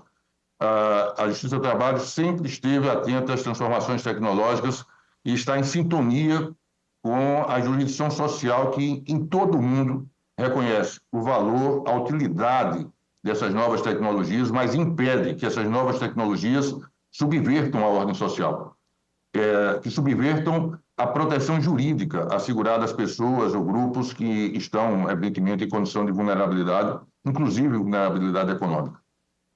Prejudicação, portanto, meus amigos, é um termo conotativo de uma fraude, mas é um termo que conduz uma prática que conduz ao adoecimento de todo o sistema de proteção ao trabalho humano. O senador Paim lembrava com muita propriedade que nós estamos tratando aqui de limitação de jornada, de salário mínimo, de acidente de trabalho, de maternidade, de trabalho infantil, de trabalho doméstico, de tráfico e escravização de pessoas. Nós estamos tratando de representação sindical. Tudo isso se esvazia quando nós autorizamos que a forma pejotização prevaleça sobre a realidade do trabalho, quando essa realidade nos leva à percepção de que há ali, naquela situação concreta, um vínculo de emprego. E eu devo dizer, porque a motivação para essa audiência me parece clara, e o senador Paim a disse, falou sobre ela ao início da audiência, que o Supremo Tribunal Federal, na verdade, institucionalizou esse tema, essa palavra, esse termo, pejotização, constitucionalizou esse debate e anunciou que, ao converter no tema 1339, sua repercussão geral, converter esse tema em um tema de envergadura constitucional, o Supremo Tribunal Federal avocou para si a responsabilidade de decidir substancialmente se o empresário brasileiro, diferente dos empresários do empresariado em todo o mundo civilizado, se o empresário brasileiro poderá optar entre respeitar os tratados internacionais, a Constituição, as leis da República, inserindo-se esse empresário brasileiro num sistema de proteção trabalhista que assegura direitos fundamentais aos trabalhadores e trabalhadoras, um sistema de proteção social que pacifica as relações sociais, ou se há para esse empresário brasileiro, a alternativa de ele forjar uma denominação diferente para a relação de emprego que tem com seus empregados. Eu tenho a firme convicção, senador Paim, de que o Supremo Tribunal Federal não transformará o direito do trabalho em uma mera opção do empresariado brasileiro. A Fundação Getúlio Vargas emitiu, como disse há pouco, Vossa Excelência, uma nota técnica ponderando que se o estímulo a essa falsa pejotização, eu estou falando da falsa pejotização, se esse estímulo perseverar e o setor empresarial optar pela conversão de apenas metade dos seus empregados em PJ, em pessoa jurídica, uma projeção otimista, mas que confia na consciência empresarial, a consciência empresarial existe no Brasil, essa projeção otimista ainda assim faria com que nos próximos anos nós tivéssemos uma perda arrecadatória de 382 bilhões, que significaria 16,6% da arrecadação tributária de 2023. Eu penso que esse rombo fiscal é mesmo uma ameaça séria, uma consequência prática a ser considerada, mas, com todas as vênias, esse rombo fiscal não nos remete a um valor moral preeminente.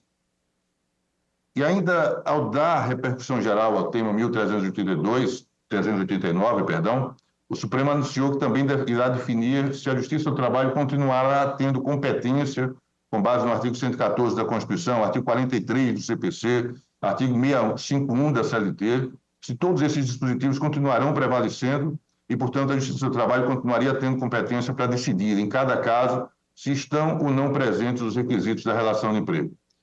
De novo, eu tenho uma firme convicção de que o Supremo Tribunal Federal não trairá a sua história, não irá legitimar algum preconceito contra a escolha constitucional, essa eleição, essa opção do Constituinte brasileiro, de termos um ramo do Poder Judiciário especializado nos temas que envolvem o trabalho humano e envolve todas as formas de vulnerabilidade que estão interseccionadas, como bem sabemos, e que estão presentes no mundo do trabalho. Mas o esvaziamento, o desprestígio da Justiça do Trabalho, de sua competência historicamente reconhecida, eu penso que apenas consolidaria o desmonte da rede de proteção social no Brasil. Que função, eu pergunto, e me pergunto, inclusive, o senador Paim e caros convidados, que função terá a Justiça do Trabalho se o respeito aos direitos fundamentais dos trabalhadores e trabalhadoras brasileiros passar a ser uma mera opção do empresariado brasileiro? A que servirá? Que função social será essa da Justiça do Trabalho? O que justificará a sua existência? Eu penso que a semelhança dessa ameaça de rombo fiscal, a competência da Justiça do Trabalho não é o tema principal. O que está em debate, a meu ver, e eu quero compartilhar esse sentimento, o que está em debate é a possibilidade de o Brasil experimentar um retrocesso social que validará a contratação meramente formal, como pessoa jurídica, de empregados precarizados, de garis do sul da Bahia, de cortadores de cana no meu estado, em outras regiões do Nordeste, de colhedores de uva e de maçã no sul, de entregadores de alimentos, de outras utilidades, como todos nós sabemos, por aplicativos, de professores, de bancários, de motoristas, de manicures, de trabalhadores domésticos. É isso que está em discussão. Se essa pejotização desse pessoal que já faz parte dessa massa de trabalhadores precarizados, se essa pejotização será validada. Mas há uma outra nuance que está em perspectiva e que me parece muito séria também, que deve ser considerada.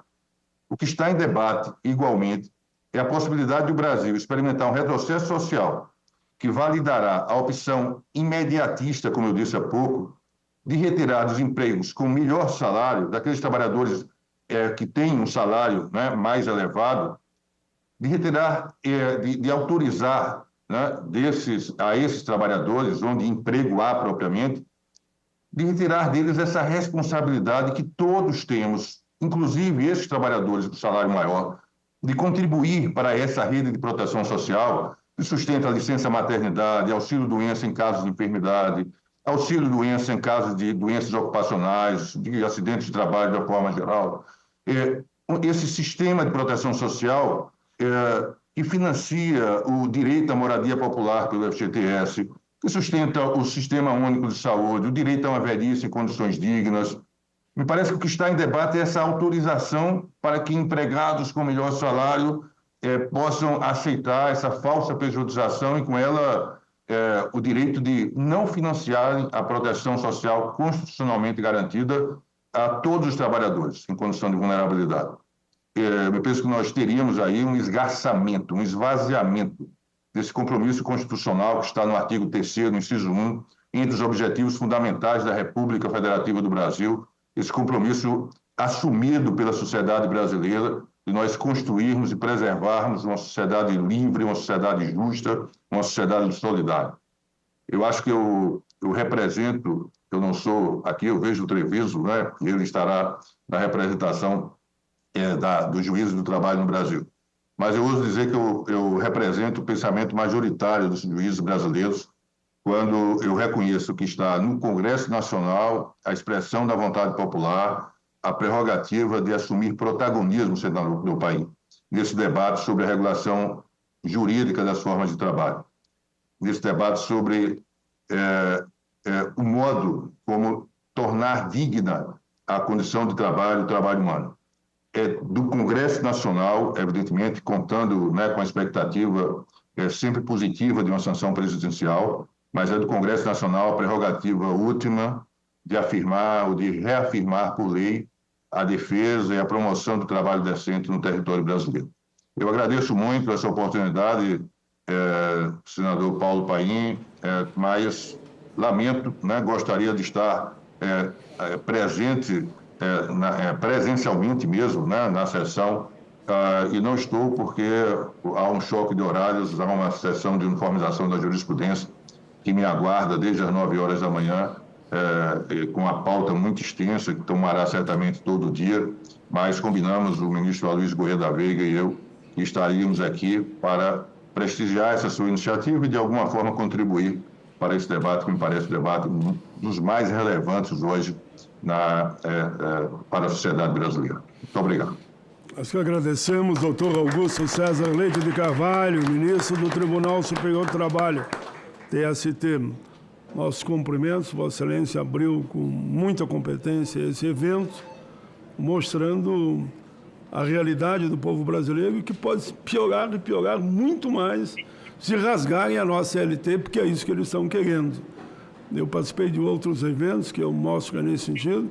Eu fui constituinte, aqui no Congresso Nacional nós temos ainda 4 constituintes, aqui no Senado é eu e o Renan, né?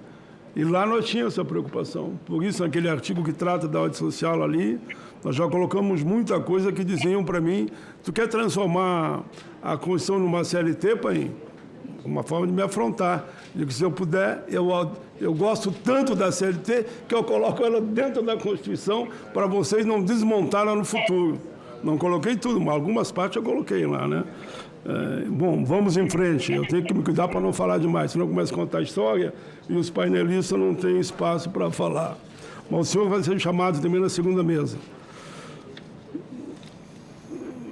Agora, intercalando uma distância e um presencial, eu passo a palavra ao doutor Clóvis Fernando Schultz Santos, desembargador do Tribunal Regional do Trabalho da 4ª Região. Bom dia a todos. Quero cumprimentar Vossa Excelência, senador Paulo Paim, pela aqui trazer esse debate da pejotização ao Senado, um debate importante desse momento difícil que estamos vivendo. Quero cumprimentar também a minha colega desembargadora do trabalho aposentada, pesquisadora do trabalho da Unicamp, especialista em direito do trabalho, com vasta experiência também nessa questão. Só para ela ficar lá preparada, que ela é a próxima a ser chamada, viu? Depois do nosso... Quero também cumprimentar aqui o vice-presidente da Associação Nacional dos Magistrados do Trabalho, juiz Treviso, o juiz Leonardo, que é diretor legislativo da ANAMATRA, presidente da Matra da Bahia, e os demais aqui ilustres convidados da mesa, também o Marcelo, o doutor Ricardo da CUT. Esse tema, essa semana, ainda conversando com o vice-presidente do Tribunal Superior do Trabalho, ele referiu que é uma verdadeira catástrofe. Porque isso, como realçou o ministro Augusto César, a pejotização já tem um caráter pejorativo de fraude. como é a uberização, também a precarização do trabalho, do trabalhador plataformizado, que é explorado em jornadas extenuantes, sem qualquer direito trabalhista.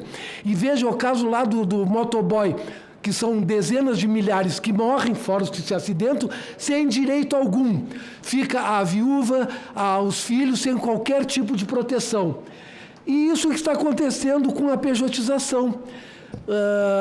Após a reforma trabalhista de 2017, onde se autorizou a terceirização da atividade fim, cresceram as fraudes. E as fraudes que eram 8% passaram a 15% de 2015 a 2022. E hoje temos estes PJs em torno de 17 milhões de trabalhadores. Nem toda PJ, pessoa jurídica, microempresa individual, é fraude. A fraude acontece quando quer se mascarar o trabalho do empregado, tal como definido no artigo 3º da CLT, que é o trabalhador que trabalha com pessoalidade, não eventualidade, remuneração e subordinação jurídica ou dependência hierárquica, econômica, técnica, profissional. Aí é que entra a fraude. E, lamentavelmente, nós agora fomos surpreendidos com a suspensão dos processos na Justiça do Trabalho e a modulação da afetação no tema 1389, que trata da terceirização. Ora, terceirização é diferente de pejotização. Terceirização é aquele que é contratado por uma empresa interposta, tem alguns direitos trabalhistas. Agora, na pejotização, não há direito trabalhista nenhum. E se for validado aqui a possibilidade de haver a faculdade de ser seletista ou pejotizado, acaba com a CLT. Quem é que vai contratar um trabalhador com todos os direitos trabalhistas se pode fazê-lo através de uma PJ sem direito algum, apenas com a remuneração? Isso é o fim da CLT, é o fim dos direitos sociais consagrados pela Constituição Federal no artigo 7º.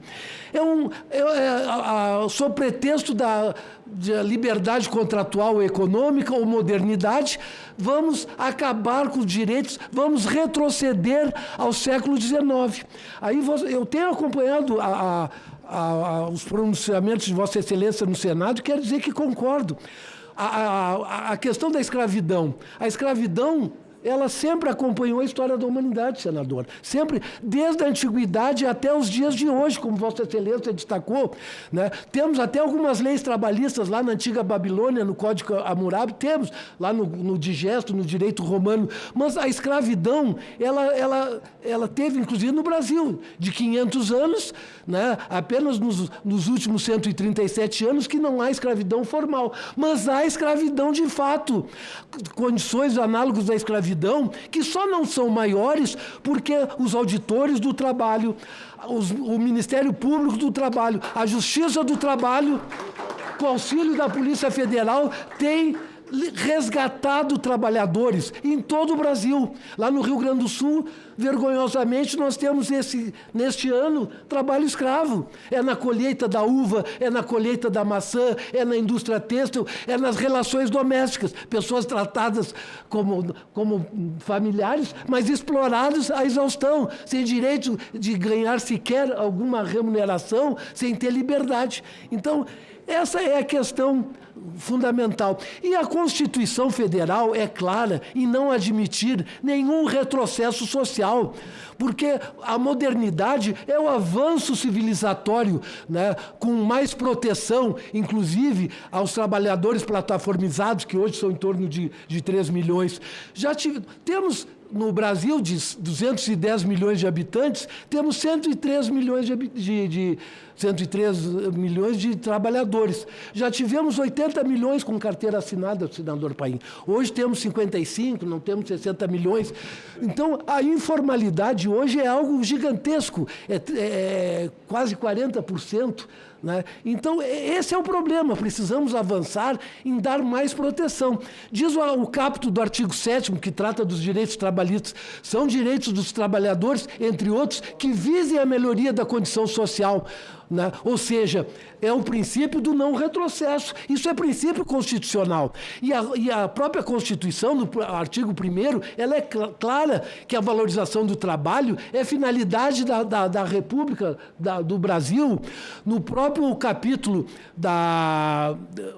nós temos também da questão econômica, tem do pleno emprego, que é defendido também pela Organização Nacional da ONU, da Organização Internacional do Trabalho. O pleno emprego, o desenvolvimento, a melhoria do padrão civilizatório, isso é a finalidade de todos, está consagrado em todos os textos nacional e internacional. Então, retroceder, isso não é modernidade. Retroceder à época da escravidão, nós vamos deixar de lado, vamos acabar com a Previdência, porque se acabarmos com os empregos, a Previdência, que já é deficitária, vai acabar. Nós vamos trocar o princípio da solidariedade pelo princípio do egoísmo, pelo princípio da maldade. Vamos abandonar milhões de trabalhadores. Já são um número muito grande de trabalhadores sem direitos e agora teremos muito mais. É uma legião. E como é que vai se dar isso? Isso vai, evidentemente, aumentar a violência, os problemas, a miséria, que já são grandes. E a Justiça do Trabalho, como direito do trabalho, a CLT, tem servido nas últimas 8 décadas, exatamente 82 anos, pacificando as relações do trabalho, garantindo direitos mínimos de subsistência, um ambiente saudável, preocupado com a saúde do trabalhador, preocupado com o ambiente do trabalho, com os seus direitos. Agora, na pejotização, não tem nada mais isso, não tem mais assédio moral, sexual, principalmente contra a mulher, que inclusive nas relações do trabalho é algo realmente muito preocupante, porque a mulher é desrespeitada em todo lugar. Até aqui no Senado, nós vimos uma ex-senadora, ministra de Estado, sendo desrespeitada. E imagina aquela operária trabalhadora lá, ela é desrespeitada. E o direito do trabalho, a Justiça do Trabalho, está aqui para proteger, para fazer o equilíbrio nessas relações. Agora, a PJ não tem pessoa humana, não tem direito trabalhista, não tem nada mais disso. Quer dizer, vai ser um total abandono, vai ser um retrocesso inadmissível pela Constituição, pela civilidade. Então, além da questão da Previdência, também o Fundo de Garantia, que financia obras públicas, que financia a casa própria, também vai deixar de existir. E deixando de existir o empregado, vai também perder a finalidade da Justiça do Trabalho, o próprio Ministério do Trabalho. Quer dizer, vai ser uma barbárie, um retrocesso, e isso vai ser uma indignação internacional. Nós vamos nos colocar nos piores países do mundo, nos países asiáticos, onde a exploração é vergonhosa mundialmente. E é isso que nós queremos para o nosso país, para o nosso povo. E mais, e vai afetar todos os setores. Imagina, se o PJ não tem direito a descanso remunerado, não tem direito a férias, não tem direito a 13º, não tem direito a nada. A questão, por exemplo, do turismo, quem não tem férias, com certeza vai afetar a questão do turismo na economia também, a questão do 13º, das compras, do comércio, ou seja, toda a economia vai afetar, porque a miséria vai aumentar e não havendo renda, não há consumo. Então, é essas questões que nós temos que olhar, que Brasil que queremos. Há uma preocupação muito grande e a pejotização, como se disse, já é uma forma pejorativa de exploração do trabalho. O que é moderno realmente hoje no mundo do trabalho é avançar na proteção, é avançar na civilização, como... Posso aqui dar um exemplo, uma jornada de 36 horas. Isso é moderno. Isso é nos colocar junto aos patamares dos países mais desenvolvidos. E agora, não nos colocar, né, como, aliás, o caso Nockner, na Suprema Corte dos Estados Unidos, em 1905, que uma lei de Nova York concedeu aos padeiros 60 horas semanais e 10 por dia. E aí a excelsa corte de lá entendeu que era inconstitucional porque violava a liberdade contratual e econômica. Claro que isso depois acabou sendo superado, mas veja, e nós hoje estamos também nessa discussão junto com a nossa Suprema Corte, né? Quanto à questão da CLT, das fraudes. E as fraudes, nós temos, né, bem clara a competência da Justiça do Trabalho no artigo 114 da Constituição Federal, com a emenda de 2004, que ampliou o julgamento das controvérsias, não somente entre, né, empregadores e empregados, mas todas as relações de trabalho.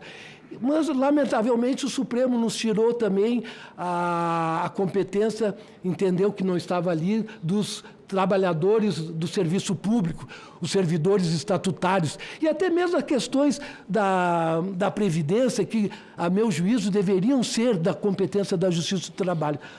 A questão das fraudes, dá um exemplo aqui, como a fraude da terceirização da atividade fim acontece. Dá um exemplo do banco. O banco sempre teve terceirizado a vigilância, o serviço de limpeza, de cafezinho, de conservação, isso sem nenhuma fraude, trabalho temporário. A fraude se dá quando o banco cria uma empresa, que é o próprio banco, dizendo terceirizada, para contratar trabalhadores para trabalhar no banco, sem ser bancário, sem ter os direitos de bancário. Jornada de 6 horas, gratificação semestral, participação nos lucros, etc. Tudo que está tanto na lei como nos dissídios coletivos. E são bancários. Então, hoje, o escriturário, o caixa, o tesoureiro já não é mais bancário. É um terceirizado, que tem alguns direitos trabalhistas, né? Então, veja, a fraude começou, a partir de 2017, a aumentar e muito, e a gente vê lá bastante, né? E, infelizmente, essa reforma da era Temer, que veio para trazer modernidade, é sempre a modernidade gerar milhões de empregos, ao contrário, diminuiu empregos, precarizou o trabalho. Aqui nessa sala aqui, num debate sobre essa reforma, um dos que veio defender a reforma usou exatamente o termo, diz, olha, vai criar aqui para 10 milhões de empregos. Pois é. Eu digo, é uma piada que só me contando, né? Houve mais desemprego. Nós tínhamos 80 milhões de empregados, hoje temos menos de 60 milhões. Então, essa reforma que foi inspirada numa reforma na Espanha, precarizadora, que inclusive lá já foi revogada, o melhor seria aqui revogar, porque ela trouxe insegurança jurídica, ela trouxe precarização, ela não trouxe nenhum benefício, nem para os trabalhadores e nem para o Brasil. Então, e agora a tragédia que nós estamos vivendo, a suspensão dos processos na Justiça do Trabalho, o Supremo sinalizando pela pejotização como válida, inclusive como, né, alternativa aos empregados, já tem aumentado a fraude de forma assustadora. Nós temos hoje, como Vossa Excelência já disse, os garis de Porto Alegre, os lixeiros são PJ, os trabalhadores no mercado, supermercados são PJ, as construtoras, as maiores construtoras do Rio Grande do Sul estão contratando pedreiros, serventes, carpinteiros como PJ, e assim domésticas como PJ. Então, hoje a fraude já está de forma generalizada. E o Supremo está tornando inválidas decisões da Justiça de primeiro grau, do Tribunal Regional e até do TST, apenas pelo nome. Não, há um contrato verbal de PJ, então não é emprego, e tornando insubsistente, inclusive, as nossas decisões.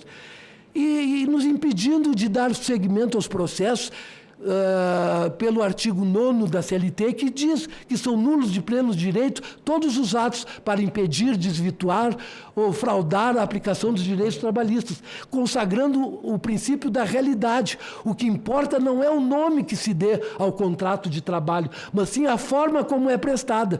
Se for com pessoalidade, com horário, com subordinação, é um contrato de emprego.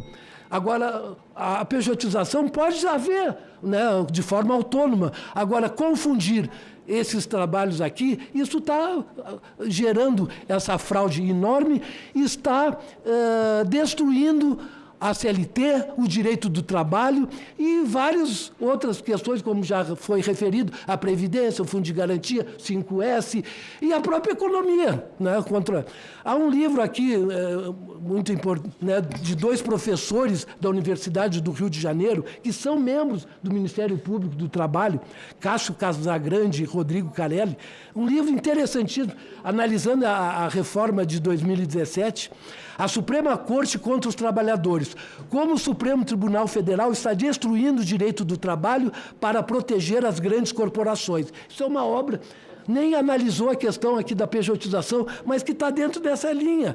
Então é lamentável que a gente esteja vivendo isso, e eu só quero aqui concluir, para não me alongar,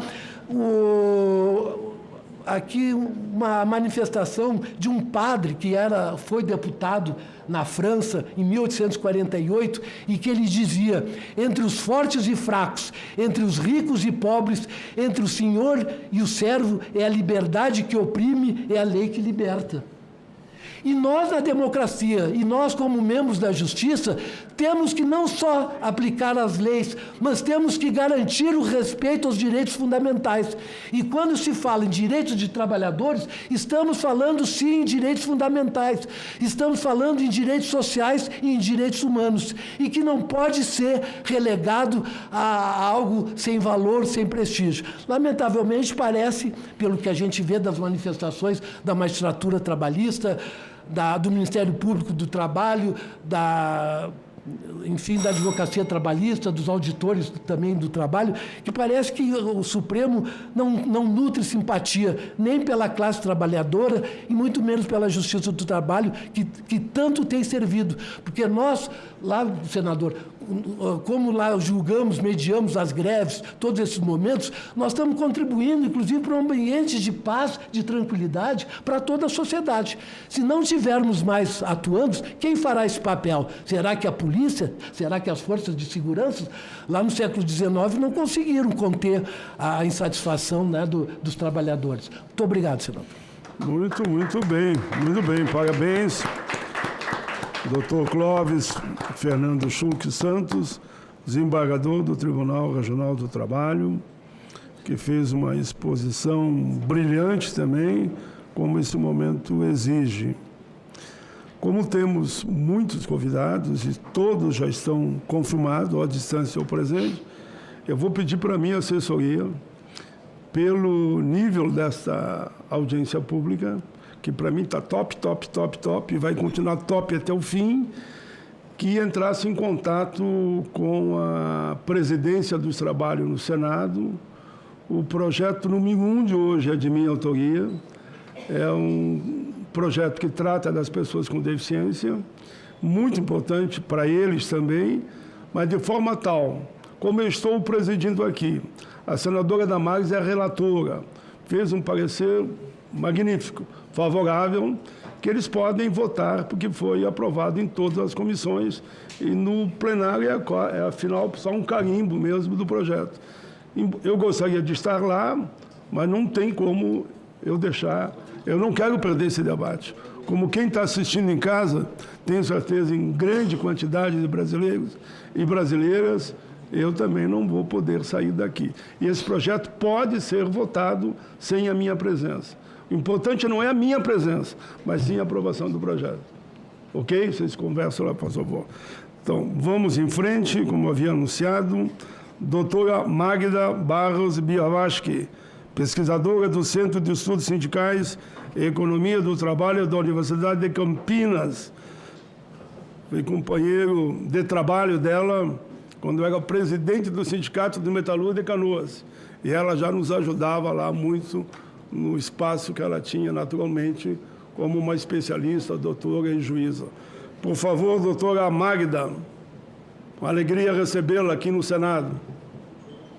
Bom dia, a satisfação é minha inteiramente, não só pelo convite do senador Paim, que aliás foi o responsável pelo arquivamento em 2003 no Senado do negociado sobre o Senador Paim, que... Me permita que eu diga, eu não estava lembrando disso. Eu era deputado federal e eles queriam aprovar o que valia não o legislado, e sim o negociado. E nós sabemos quem é a parte fraca nesse jogo entre empregado e empregador. Perdi por um voto. Fui à tribuna, virei senador por causa disso, viu? Fui à tribuna e disse, vou ser candidato ao Senado porque eu vou derrubar lá no Senado.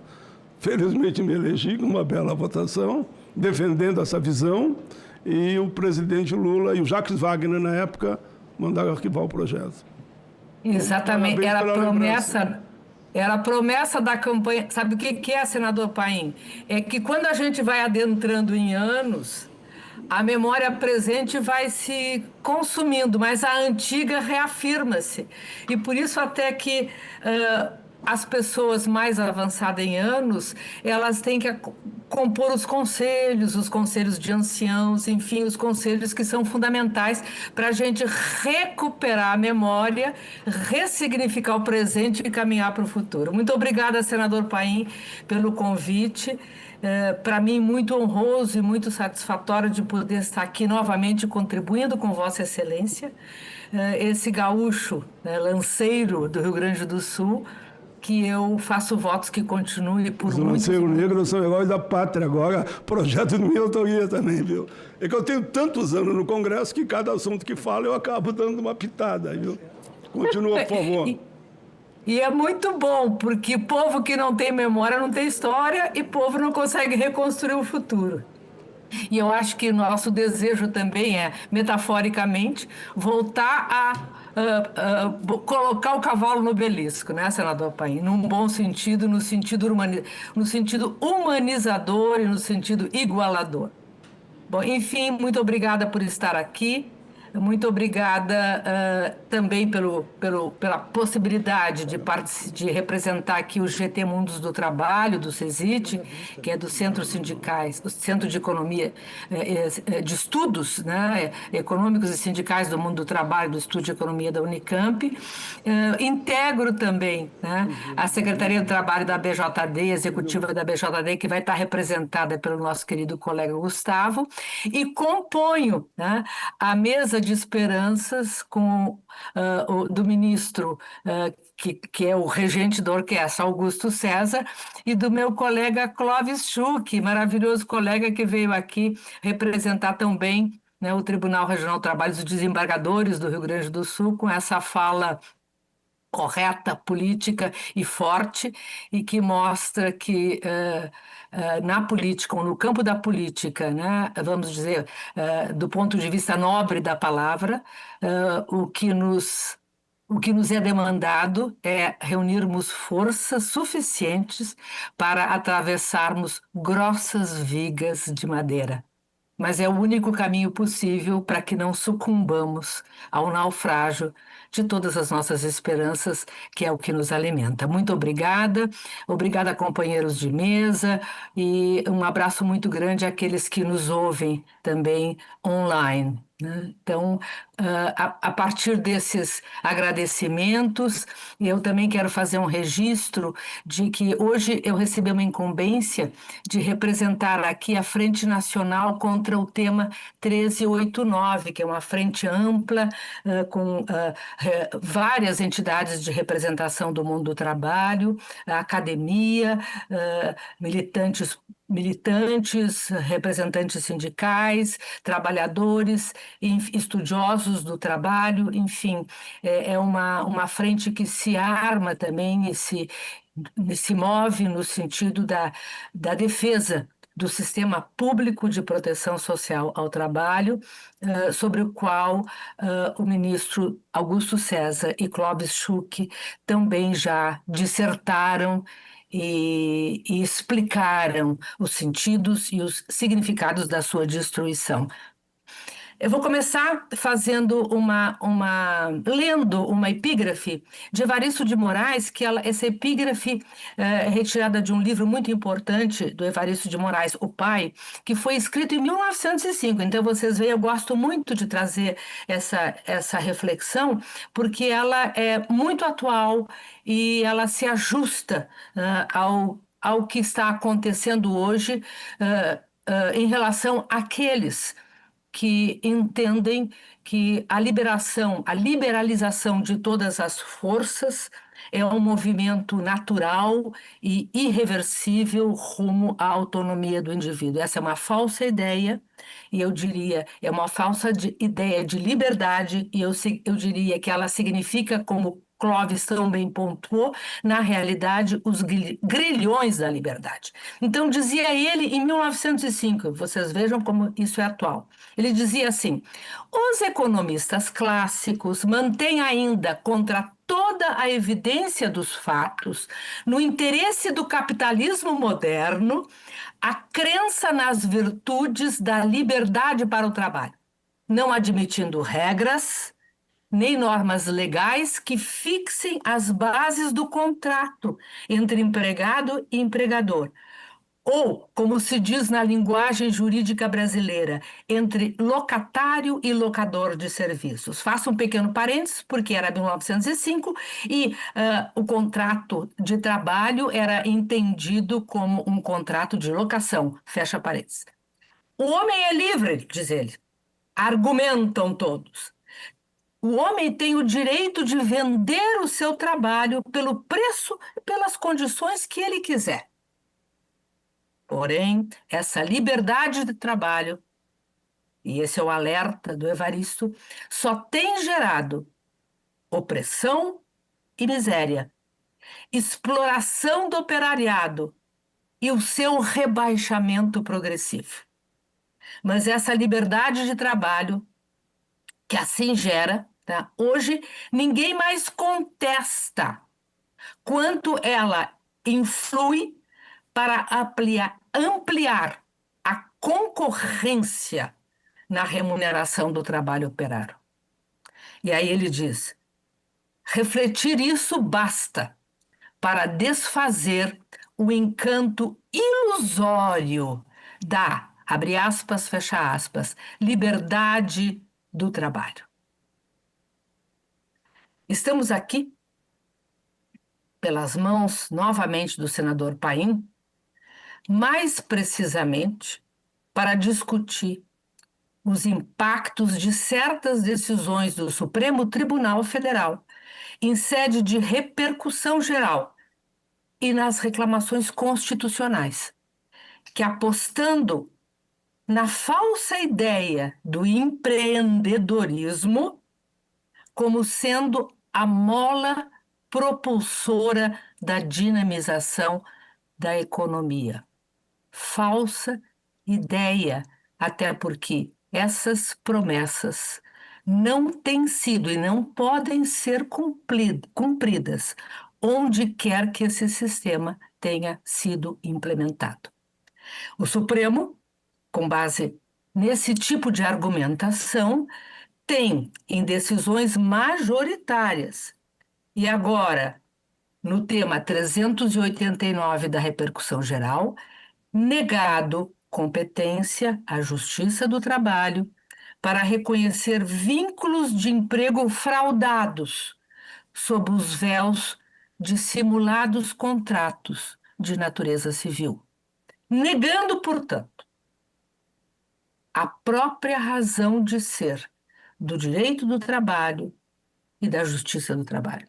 Ou seja, mais amplamente ou para além do direito trabalhista, negando o sistema público de proteção social e ao trabalho, lutado e construído a ferro e fogo nesse país de mil e tantas misérias. E, finalmente, num cenário de avanços e recuos, constitucionalizado em 1988 pela nossa Constituição Cidadã, construída em berço análogo ao da Constituição de Weimar de 1919. Portanto, não é uma Constituição liberal, como foi a Constituição de 1891, mas um pacto social que coloca e condiciona a livre iniciativa, não como direito absoluto, mas condicionada ao valor social do trabalho. E a ordem econômica e financeira condicionada à dignidade humana e a esse mesmo valor social. Daí porque essa Constituição, que não assegura a liberdade negativa e nem a igualdade negativa, mas a liberdade e a igualdade positivas, está fundada em princípios que estão sendo colocados em xeque. Em especial, aqueles princípios que fundamentam o direito do trabalho. Direito do trabalho esse, como o senador Paim bem referiu, foi incorporado pela Constituição de 1988, e que bom que foi, e elevado à condição de social fundamental, em que não é a vontade individual das partes que prevalecem, mas um estatuto geral, universal, impessoal, normativo e baseado em princípios, sobretudo, aqui já referido pelo ministro Augusto César, o princípio da primazia da realidade. Ou seja, a realidade, para esse sistema, tem força jurígena e ela não pode ser escondida, ela não pode ser burlada, ela não pode ser escamoteada em falsos ou por falsos rótulos ou frágeis fórmulas. Ela é o que ela é. E as instituições que compõem esse sistema público de proteção social ao trabalho são a Justiça do Trabalho brasileira, os dois sistemas de fiscalização e as organizações sindicais que compõem esse sistema, integrado, portanto, pelas normas de proteção social ao trabalho, constitucionais, infraconstitucionais e convencionais, e pelas instituições do mundo do trabalho, encarregadas a concretizá-las no mundo da vida, a fiscalizar a sua aplicação e a sua concretização e ampliar o seu escopo, as organizações sindicais. Sistema esse que está em xeque e se constitui como um problema e um desafio quando os interesses privados ameaçam 27ª Legislatura. Conforme a pauta publicada, a reunião será dedicada à audiência pública em conformidade com o requerimento 10 de 2025, da nossa autoria, com a finalidade de debater a estratégia de comércio exterior do Brasil diante dos atuais desafios das regras do comércio internacional. A reunião é aberta à participação da sociedade por meio do portal e-Cidadania em senado.leg.br/e-Cidadania ou pelo telefone 0800 061 2211. Contaremos com a participação dos seguintes debatedores: Tatiana Prazeres, secretária do Comércio Exterior do Ministério do Desenvolvimento, Indústria, Comércio e Serviços, representando o vice-presidente Geraldo Alckmin; senhor Jorge Viana, presidente da Agência Brasileira de Promoção de Exportações e Atração de Investimentos, Apex Brasil; senhor Marcos Troirro, ex-secretário especial de Comércio Exterior e Assuntos Internacionais do Ministério da Economia do Brasil e ex-presidente no novo Banco de Desenvolvimento, o Banco do BRICS; senhor embaixador Rubens Barbosa, ex-embaixador do Brasil em Londres e Washington; senhor embaixador Roberto Azevedo, ex-diretor da Organização Mundial do Comércio; senhor embaixador Laudemar Gonçalves de Aguiar Neto, secretário de Promoção Comercial, Ciência, Tecnologia, Inovação e Cultura do Ministério das Relações Exteriores; senhor embaixador Felipe Fox Drummond, secretário de Assuntos Econômicos e Financeiros do Ministério das Relações Exteriores; senhor embaixador Adalnio Sena Ganem, cônsul-geral do Brasil em Nova York, nos Estados Unidos; e o senhor Luiz Rua, secretário de Comércio e Relações Internacionais do Ministério da Agricultura e Pecuária. Cada debatedor terá um tempo de 15 minutos para suas considerações. logicamente prorrogáveis assim que soar o apito aqui, que tem o sino, para concluir o seu raciocínio. Em seguida, abriremos a fase de interpelações pelas senhoras e senhores senadores, num bloco de até 4 diante das participações. As respostas também deverão obedecer um tempo máximo de 5 minutos.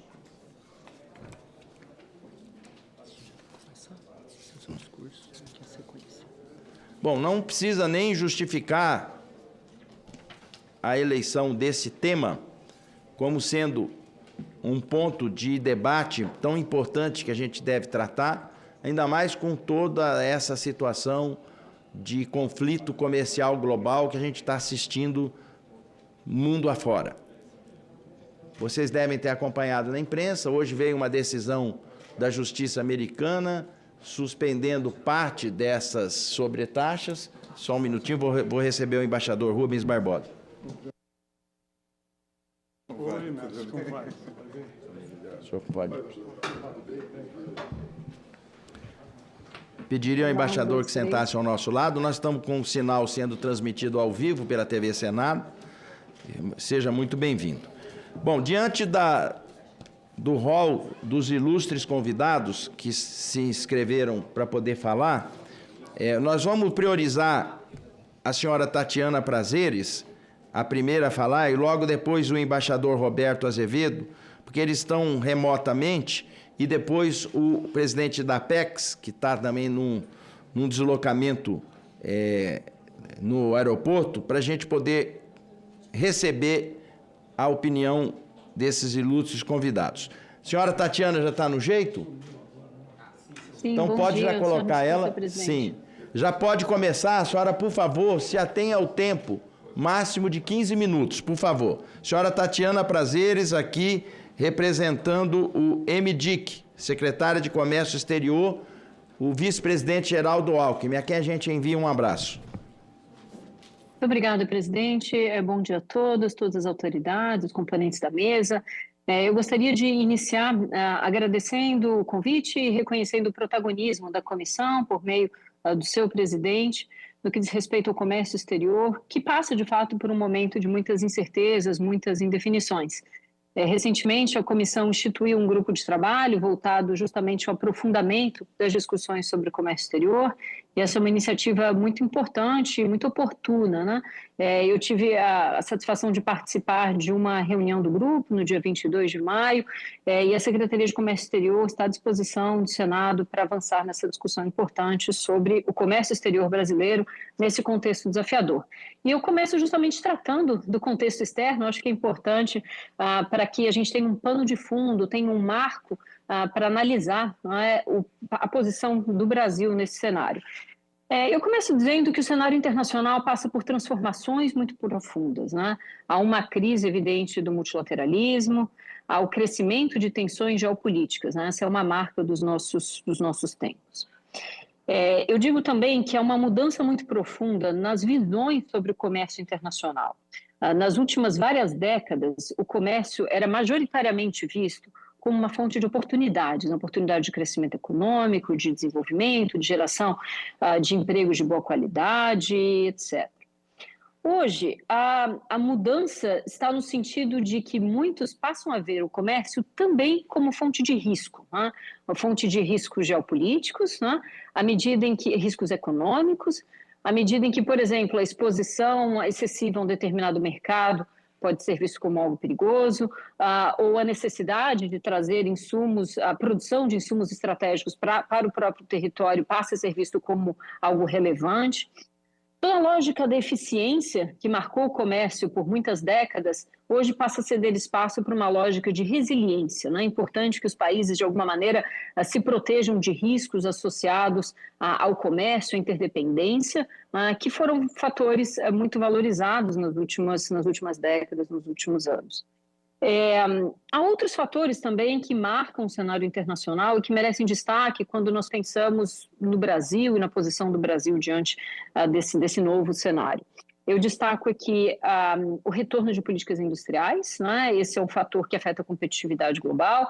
O Brasil é um país que valoriza a política industrial. O vice-presidente Geraldo Alckmin, com a Nova Indústria Brasil, prioriza esta agenda para o país, o que é muito importante, mas, ao mesmo tempo, nós competimos no cenário externo com países que têm bolsos mais fundos que os nossos, como nós costumamos dizer, né? Então, a competição internacional é também afetada pelo fato de que os estados hoje atuam de maneira mais firme na economia por meio de políticas industriais do que no passado.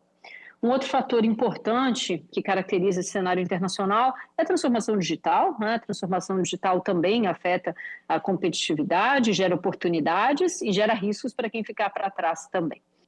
E um último elemento aqui para, digamos, caracterizar esse cenário internacional em transformação é essa conexão crescente entre a agenda de sustentabilidade e a agenda de comércio internacional.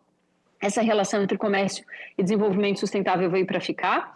Há oportunidades importantes para o Brasil, porque, afinal de contas, o Brasil tem credenciais relevantes para se posicionar diante, digamos, dessa nova característica do cenário externo, mas há também riscos, né, como todos nós conhecemos, riscos, inclusive, de protecionismo verde. Como é que o Brasil se posiciona, do seu ponto de vista de comércio exterior, diante desse novo cenário externo? O primeiro ponto que eu destaco aqui é o fato de que o Brasil é um país que não deseja tomar partido nessa grande disputa geopolítica dos nossos tempos, né? Esse é o ponto de partida. O segundo ponto que nos favorece, do seu ponto de vista de comércio exterior, é o fato de que nós estamos relativamente distantes desses focos de tensão geopolítica que marcam o cenário internacional. Esse é um ativo que o Brasil deve preservar. E um terceiro ponto aqui é o fato de que nós estamos bem equipados para lidar com essas tensões, apesar de que, evidentemente, elas nos afetam, né? E nos afetam de diferentes maneiras. Essas tensões afetam o crescimento da economia global, afetam o crescimento do PIB global, do comércio internacional, afetam o PIB, afetam o comércio, geram riscos e oportunidades para o Brasil, mas, de maneira geral, nós estamos bem posicionados para lidar com isso. É importante que nós mantenhamos, preservemos essas credenciais e consigamos manter o pragmatismo, o foco no interesse nacional nessas decisões que são tomadas a todo tempo em matéria de comércio exterior. Eu gostaria aqui, nesse contexto, quando a gente pensa em como o Brasil pode se posicionar diante desse cenário que eu descrevi, gostaria de destacar aqui 4 pontos e aí eu termino com isso, né? Ou seja, qual é a estratégia do Brasil, qual a maneira de valorizar o nosso comércio exterior, de promover o nosso comércio exterior diante dessas incertezas e mudanças no cenário externo. O primeiro ponto tem a ver com fortalecimento de acordos internacionais, conclusão de acordos com parceiros que desejem atuar com base em regras, que valorizem comércio, investimentos, que promovam segurança jurídica para investidores e empresas que, enfim, desejam, né, aprofundar nos termos adequados essa nossa relação com a economia global. E aí eu destaco o fato de que foi assinado o acordo Mercosul-Singapura em 23, o fato de que foi anunciada a conclusão do acordo Mercosul-União Europeia, e eu vejo o embaixador Philippe Gott na mesa, e gostaria de reconhecer o papel importantíssimo do Itamaraty nesse contexto. Mercosul-União Europeia tem um potencial transformador para a nossa rede de acordos comerciais, e o fato de que nós seguimos aí com outras agendas para ampliar a rede de acordos de que o Brasil participa, fortalecendo segurança jurídica para mais comércio de boa qualidade para o Brasil. Segundo fator, facilitação, desburocratização de comércio. É uma agenda importantíssima, muitas vezes não tem a visibilidade que mereceria, mas a redução de custos desnecessários ao comércio nos ajuda a inserir melhor nossos produtos e serviços no comércio, no cenário internacional.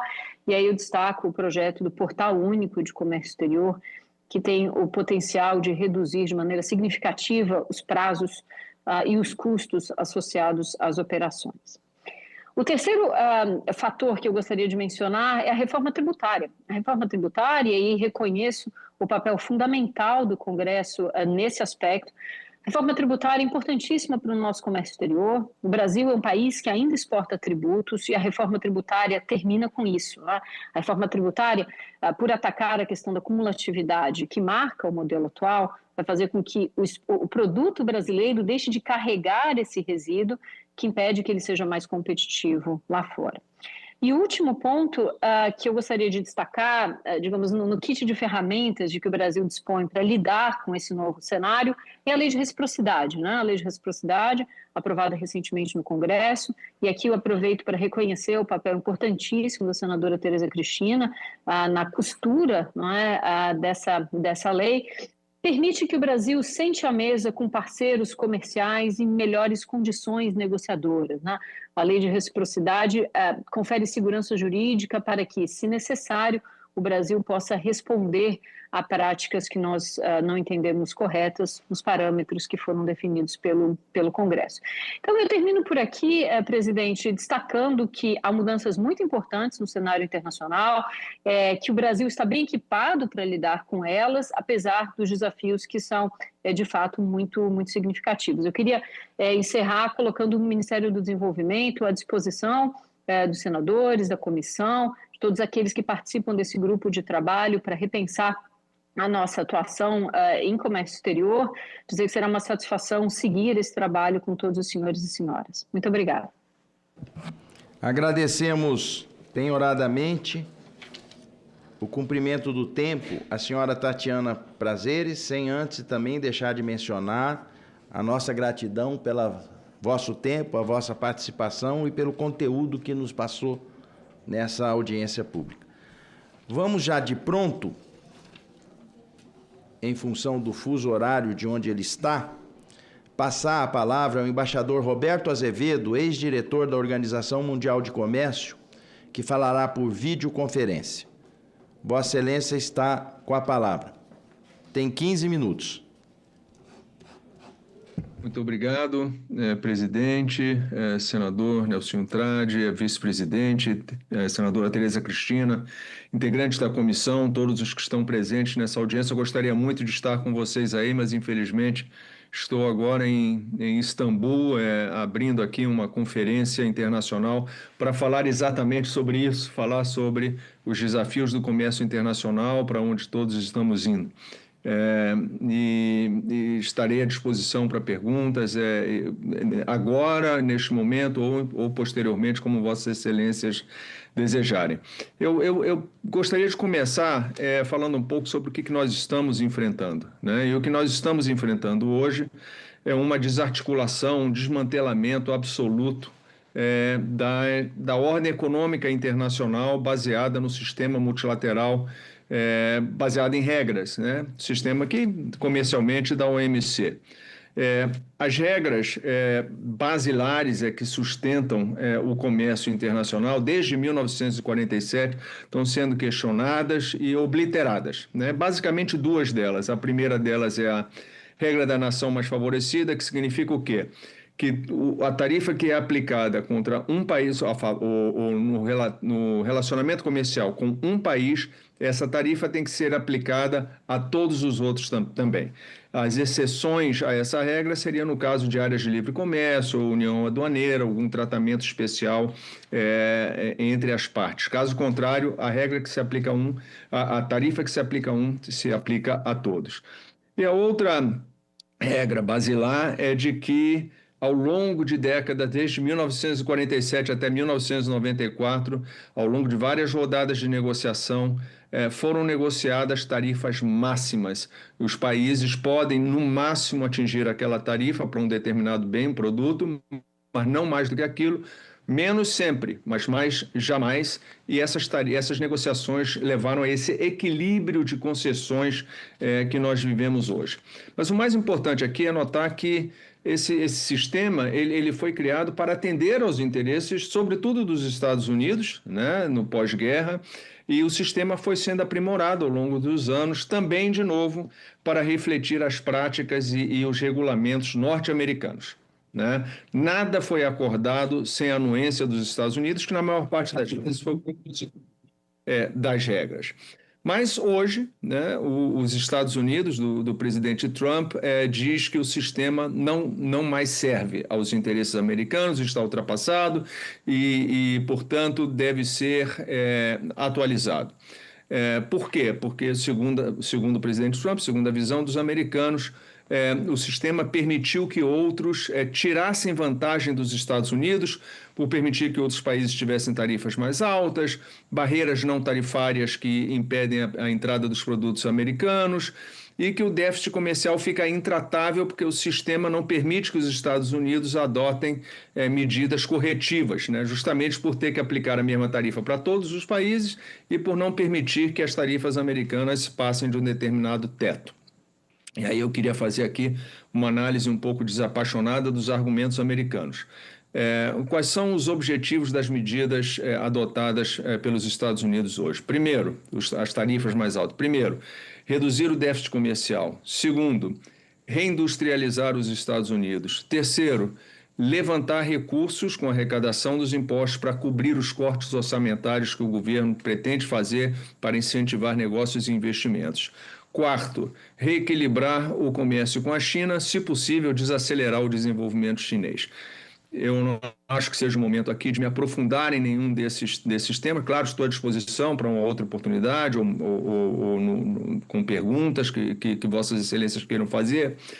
Digo apenas que eu particularmente tenho sérias dúvidas sobre se o tarifaço, como se diz, e os acordos bilaterais que estão sendo negociados com outros países levarão à consecução desses objetivos.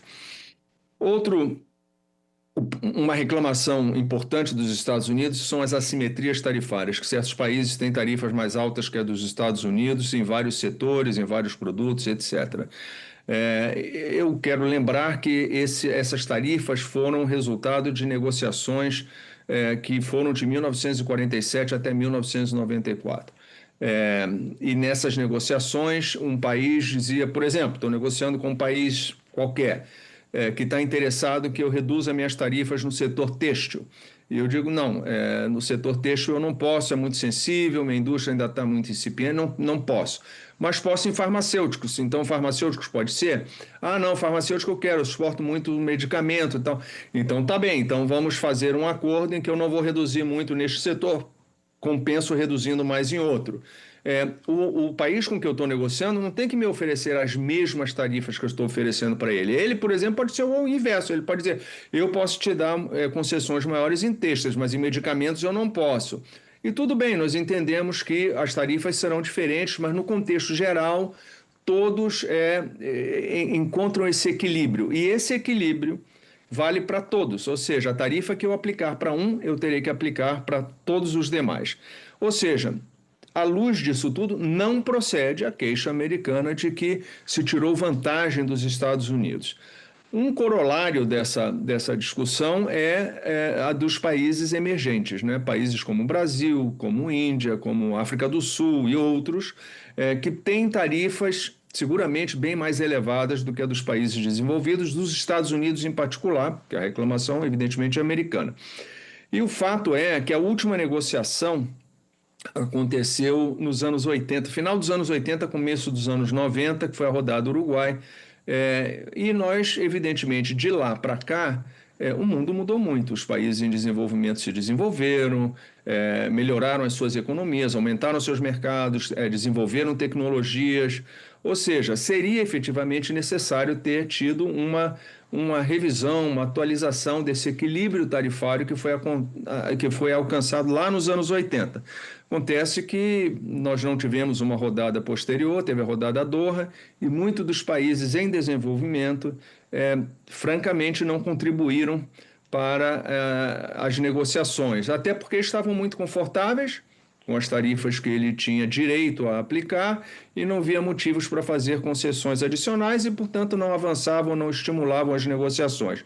Então, nesse aspecto, acho que os Estados Unidos, as queixas deles têm algum fundamento e nós não podemos ignorar essa realidade. Outra reclamação dos Estados Unidos é que o sistema multilateral do comércio protege a China. E aqui vamos lembrar que a China cedeu ao OMC em 2001, em larga medida pelo apoio decisivo norte-americano. Eu era negociador na época, minha esposa, embaixadora Lelé, também, colegas meus, negociávamos as tarifas para a acessão da China ao OMC, tentando conseguir condições vantajosas para os produtos brasileiros no mercado chinês. E, em um determinado momento, recebemos instruções muito claras que os Estados Unidos queriam acelerar as negociações, queriam terminar, e que nós deveríamos viabilizar o resultado das negociações o mais rápido possível. Portanto, os Estados Unidos foram os grandes campeões da entrada da China na OMC, e o objetivo, evidentemente, disso era de que, com a observância das regras multilaterais, a China gradualmente transitasse para uma economia de mercado no modelo ocidental, o que evidentemente não aconteceu. Isso foi um motivo de grande frustração para os Estados Unidos, para os europeus e para outros que tinham que litigar no OMC cada, vamos assim dizer, desvio de conduta, vamos dizer assim, da China. Então, nesse aspecto especificamente, efetivamente, a organização e as regras multilaterais estão repletas de áreas cinzentas que não capturam o modelo chinês de economia e de comércio, que não existia efetivamente na época em que a última negociação aconteceu, muito menos em 2001, quando a China acedeu ao sistema. Para corrigir todas essas deficiências na visão do governo americano, o presidente Trump adotou basicamente 3 tipos de medidas. A primeira foram as tarifas setoriais contra aço, alumínio, automóveis. Depois, e essas ele negocia, ele permite algum tipo de negociação. Houve uma tarifa base de 10%, e essa tarifa, pelo que diz o presidente Trump, ela é inegociável. Portanto, essa veio para ficar, não tem espaço para negociação com os parceiros comerciais.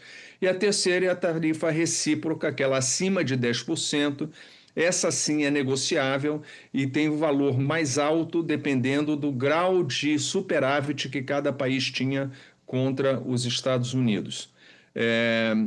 O Brasil, como nós sabemos, não está sujeito a esse terceiro tipo de tarifa, ele está sujeito apenas à tarifa dos 10% básico, até porque o Brasil é deficitário nas relações comerciais com os Estados Unidos.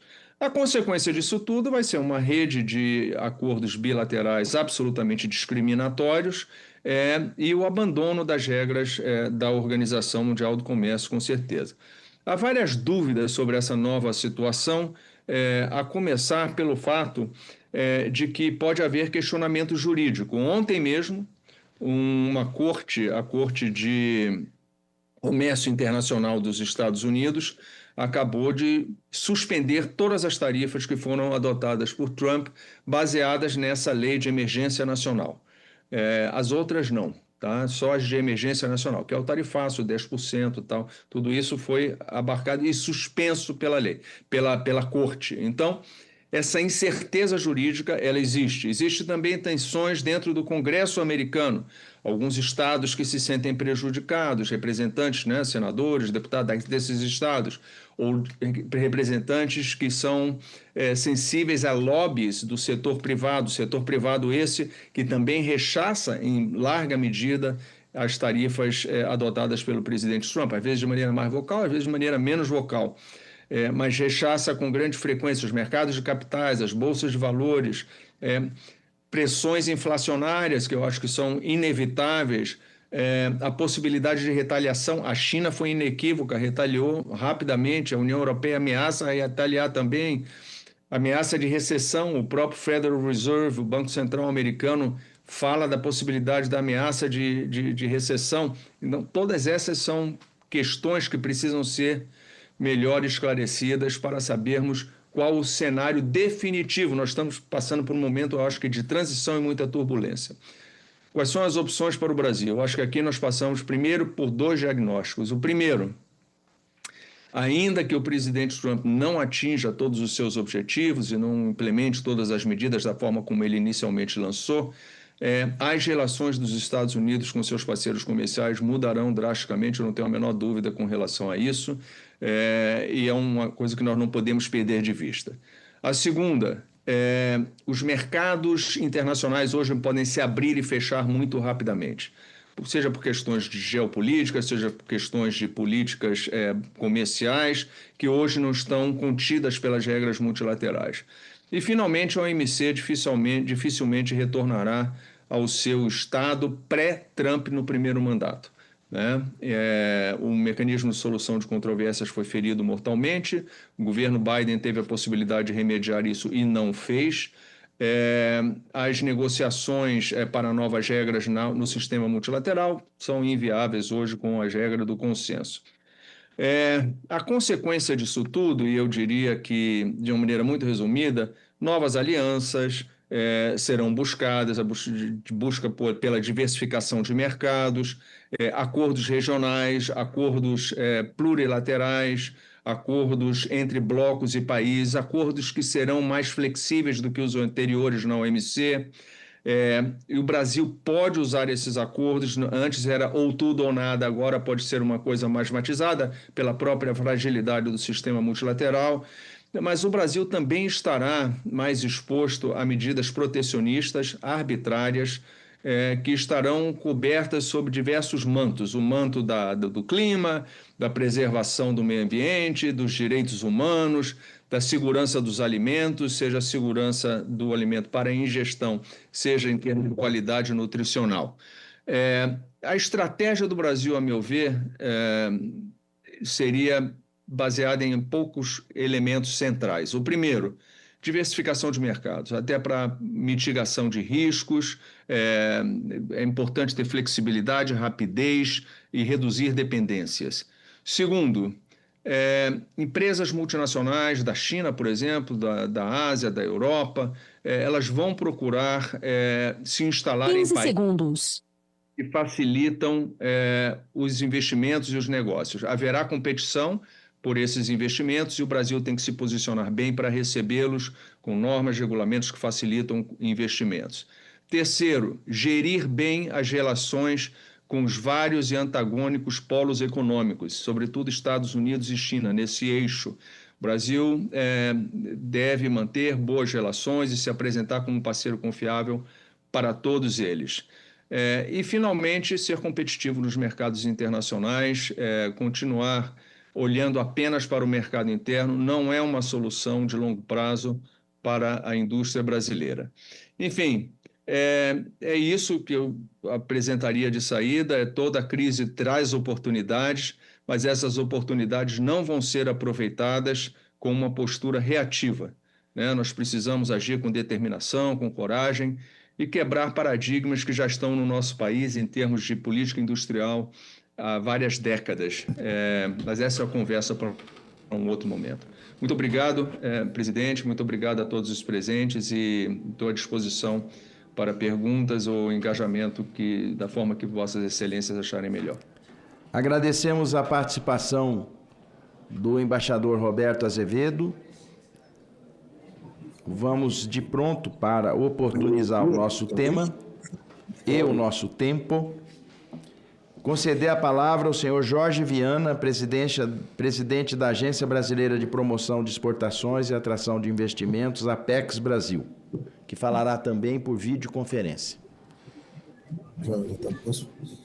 Bom dia a todos. Eu peço desculpas em primeiro lugar, porque eu tinha combinado, querido amigo, senador Nelsinho Trade, de estar presente nessa casa que eu já tive a honra de trabalhar como senador por 8 anos, mas nós estamos num processo intenso ainda com a União Europeia, Brasil, Mercosul, União Europeia, e hoje é o Fórum Empresarial da União Europeia com o Brasil, aqui em São Paulo, e eu acabei de fazer a abertura junto com o ex-primeiro-ministro e hoje secretário da União Europeia, Antônio Costa, e peço desculpa pela minha ausência, mas acho tão importante esse evento que o Senado faz hoje, que procurei uma maneira de participar remotamente. Então, muito obrigado, e fica aqui minha saudação também ao embaixador Roberto Azevedo, que é um amigo, o Laudemar, e todos que estão nessa mesa, a Tatiana, que falou também ainda há pouco aqui dessa mesma sala.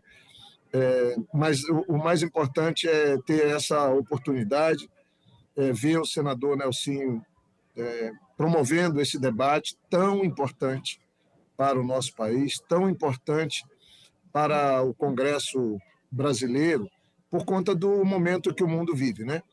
O mundo vive um momento de um certo tensionamento, isso não é bom. O mundo vive conflito armado que atinge a própria Europa, além de outros que nos entristecem, como lá na faixa de Gaza, enfim. E posições extremas normalmente levam a um mundo com mais conflitos, né? No caso do comércio, aqui eu tenho um grande mestre, que é o embaixador Roberto Azevedo, que já dirigiu a prestigiosa, na época, Organização Mundial do Comércio, e honrou o país com sua participação. Na área do comércio, nós estamos vivendo uma coisa que é um pouco mais grave do ponto de vista de só desencontros de opiniões políticas, que são necessárias e fazem parte da convivência humana. No caso do comércio, nós estamos vivendo medidas que fragmentam as relações comerciais no mundo, e isso é muito ruim, porque trazem junto a insegurança, como a gente vê. Eu, como presidente da Apex, logo que as primeiras medidas foram adotadas no governo Trump, de tarifas, de mudança de regras, eu tenho que ser pragmático, porque trabalho com o governo brasileiro e eu entendo que comércio à parte, né? E que, na minha posição, eu não posso ficar expressando apenas o que eu acho de uma situação, de uma medida ou outra.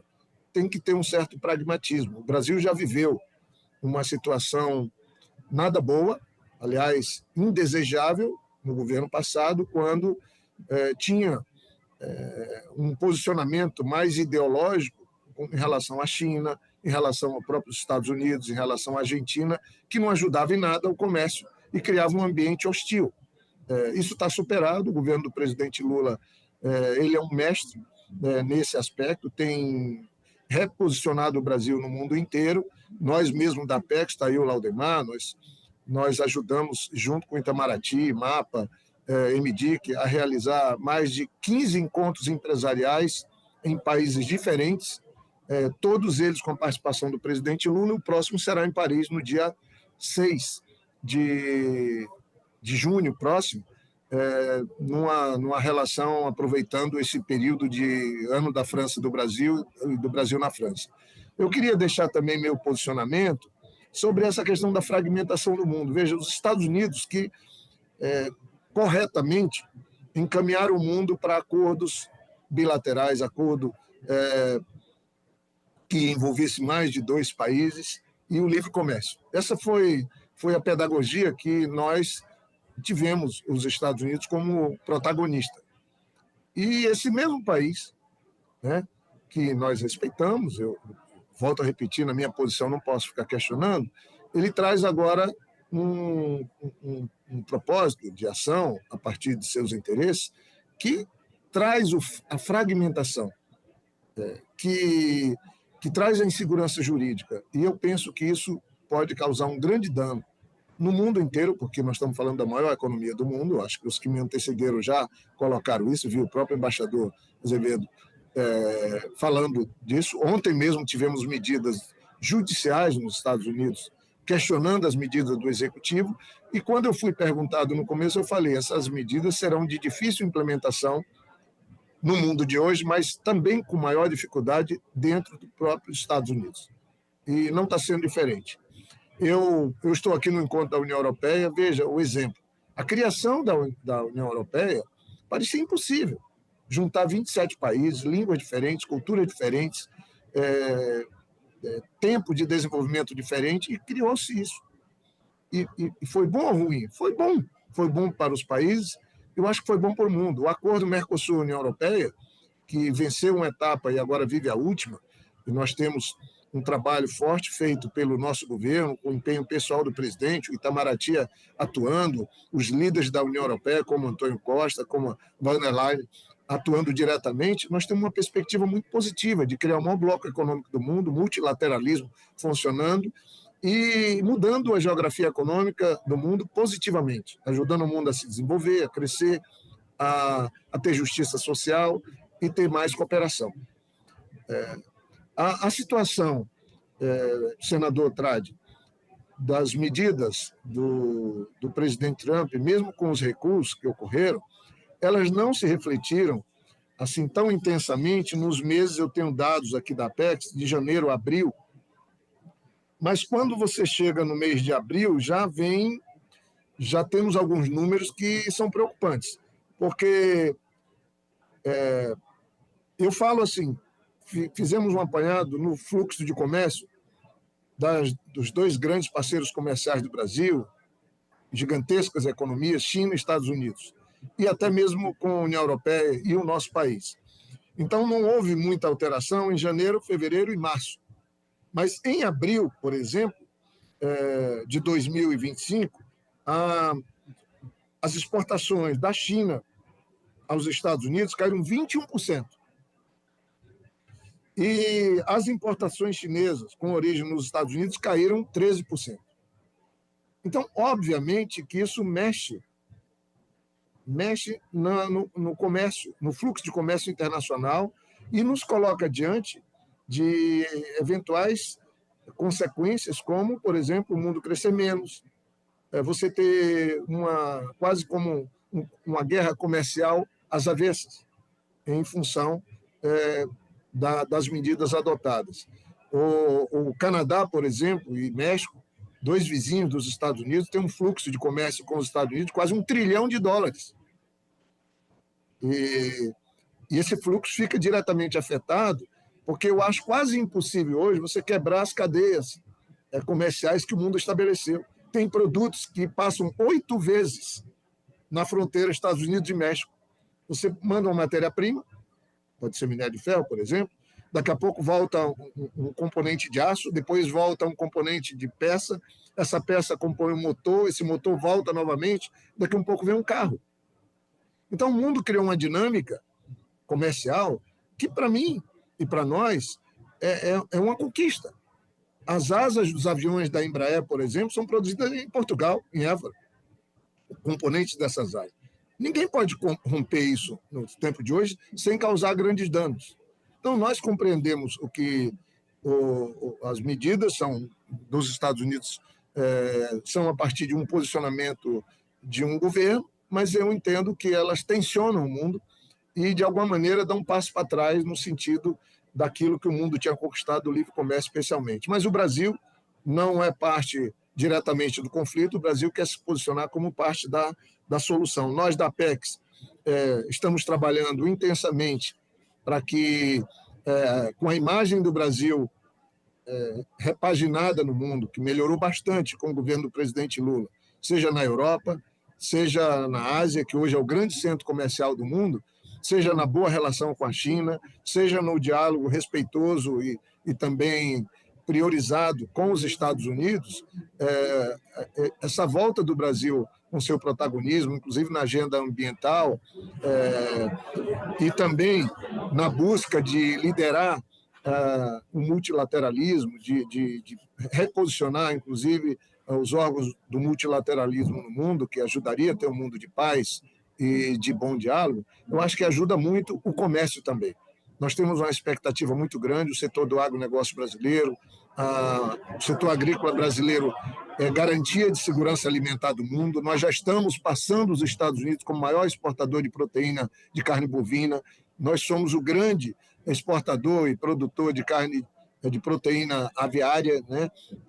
Nós temos um posicionamento também na carne suína muito forte. A retomada da indústria nossa a partir de uma matriz energética invejável que o Brasil tem, também com o vice-presidente Alckmin, é algo que merece registro, o crescimento que nós estamos adotando.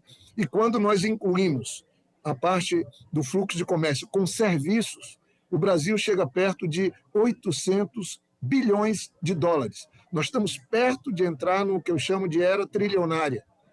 O Brasil alcançar $1 trilhão, são dados do Banco Central, com fluxo de comércio quando se inclui serviços. Então, Então, é algo extraordinário, as possibilidades que o Brasil tem por adotar, eu acho que o bom senso, por ter uma postura, não diria agressiva, mas um posicionamento de reassumir um protagonismo que o Brasil não podia perder. Na agenda do clima, já que o mundo vive crise climática, o mundo vive uma crise energética, tendo que fazer uma transição energética, o mundo vive uma crise demográfica com envelhecimento de países como Japão, Coreia, a própria China, a Europa e até o Brasil, vai exigir um redimensionamento dos orçamentos, uma atenção diferenciada de cada país desse. Isso também deve afetar os modelos de produção e consumo. Então, o ambiente é esse, é de um mundo cheio de desafios e precisava ter mais entendimento, precisava ter mais acordo e uma agenda um pouco mais objetiva. Nós vamos sediar a COP30 em Belém. O Acordo do Clima ele precisa ser efetivado. Não há hipótese, porque ameaça a vida que nós estamos vivendo, já chegando num ponto de não retorno. O negacionismo climático não é só um posicionamento político, ele mata, porque os eventos climáticos se repetindo, na intensidade que estão se repetindo, causam milhares e milhões de vítimas, e o Brasil tem que ser um protagonismo. Eu fico muito honrado, senador Trade, de aqui, para entrar na conclusão, de ver o Senado Federal brasileiro, na sua liderança, nessa comissão, fazendo esse debate, trazendo convidados que têm muito a colaborar, e eu me sinto honrado de estar participando. Queria tomar uma liberdade, não quero trazer nenhuma polêmica, mas dizer que, do mesmo jeito que elogio esse momento aqui, fiquei muito triste, eu não posso calar diante disso, porque sou do Acre, né? Fui senador, de ver um episódio que aconteceu com a ex-senadora Marina e ministra do Meio Ambiente. Não quero aqui criticar nenhum senador, mas eu acho que isso não colabora com nada. Nós temos que ter um diálogo respeitoso, ter tolerância, porque é isso que constrói consenso, é isso que faz as coisas acontecerem. E termina que não ajuda em nada. Vossa Excelência, que tem, senador Trade, que tem posicionamento político, que tem uma vivência, uma história de vida pública muito interessante, é do diálogo. Eu também tenho meu posicionamento político, e até mesmo em relação à Marina. A Marina é uma mulher que merece todo o respeito, é uma pessoa muito respeitada no mundo, mas eu tenho, às vezes, posicionamento. Quando eu fui relator do Código Florestal, ela tinha uma posição um pouco diferente da minha. Mas isso ajuda, às vezes, a gente a ter uma melhor relatoria de um projeto, quando a gente ouve, quando a gente dialoga. Então, eu acho que o que o senhor está fazendo aqui hoje é o que o Senado, principalmente por ser a Casa da Federação, deve fazer sempre. Está aberto ao diálogo, às opiniões divergentes, numa recepção respeitosa, onde se ouve, se fala, e a partir disso, de ouvir e falar, a gente constrói consensos, ou a gente constrói propostas mais representativas. O Brasil precisa de cada um de nós, o que nós temos de melhor, mas eu lamento que na sociedade, nesses conflitos desses tempos de redes sociais, de todos querendo fazer seu filme, serem protagonistas, alguns estejam oferecendo o que tem de pior. Isso não ajuda a construir um mundo melhor para todos. Então, eu agradeço.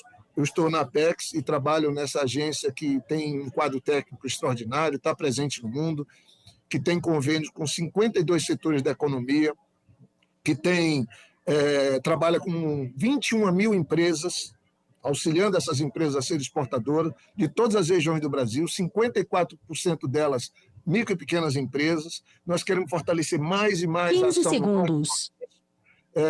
Para poder trabalharmos o Brasil mais justo, como a Constituição estabelece. Então, muito obrigado pela oportunidade de estar aqui e eu fico à disposição dos colegas que falaram e de Vossa Excelência, senador Nelsinho Trade. Muito obrigado, presidente Jorge Viana, foi senador dessa casa, apenas um testemunho, participei a convite da Apex Brasil de uma missão em 3 países da Europa, nós fomos para Portugal, para Polônia e para a Bélgica, e queria deixar registrado a qualidade e o conteúdo que essa instituição tem à disposição para ajudar o Brasil a vencer dificuldades como essa, lideradas pelo presidente Jorge Viana. Vamos já de pronto, o último que está remoto, quer dizer, o penúltimo, ainda tem o professor Marcos Troirro, o senhor embaixador Adalnio Sena Ganem, cônsul-geral do Brasil em Nova York, nos Estados Unidos, que falará por videoconferência. Vossa Excelência dispõe de 10 minutos. Bom dia, senhoras, senhores. Agradeço muito, senador Nelson Trade, mais essa oportunidade.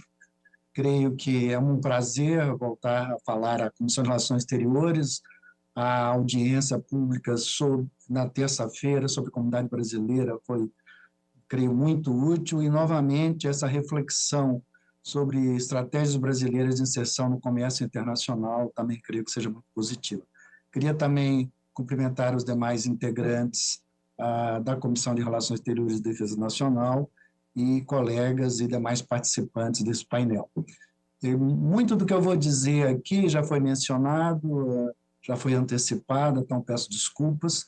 E a primeira das observações é em relação a essa transformação da ordem mundial, transformações estruturais, com a fragilização das organizações multilaterais.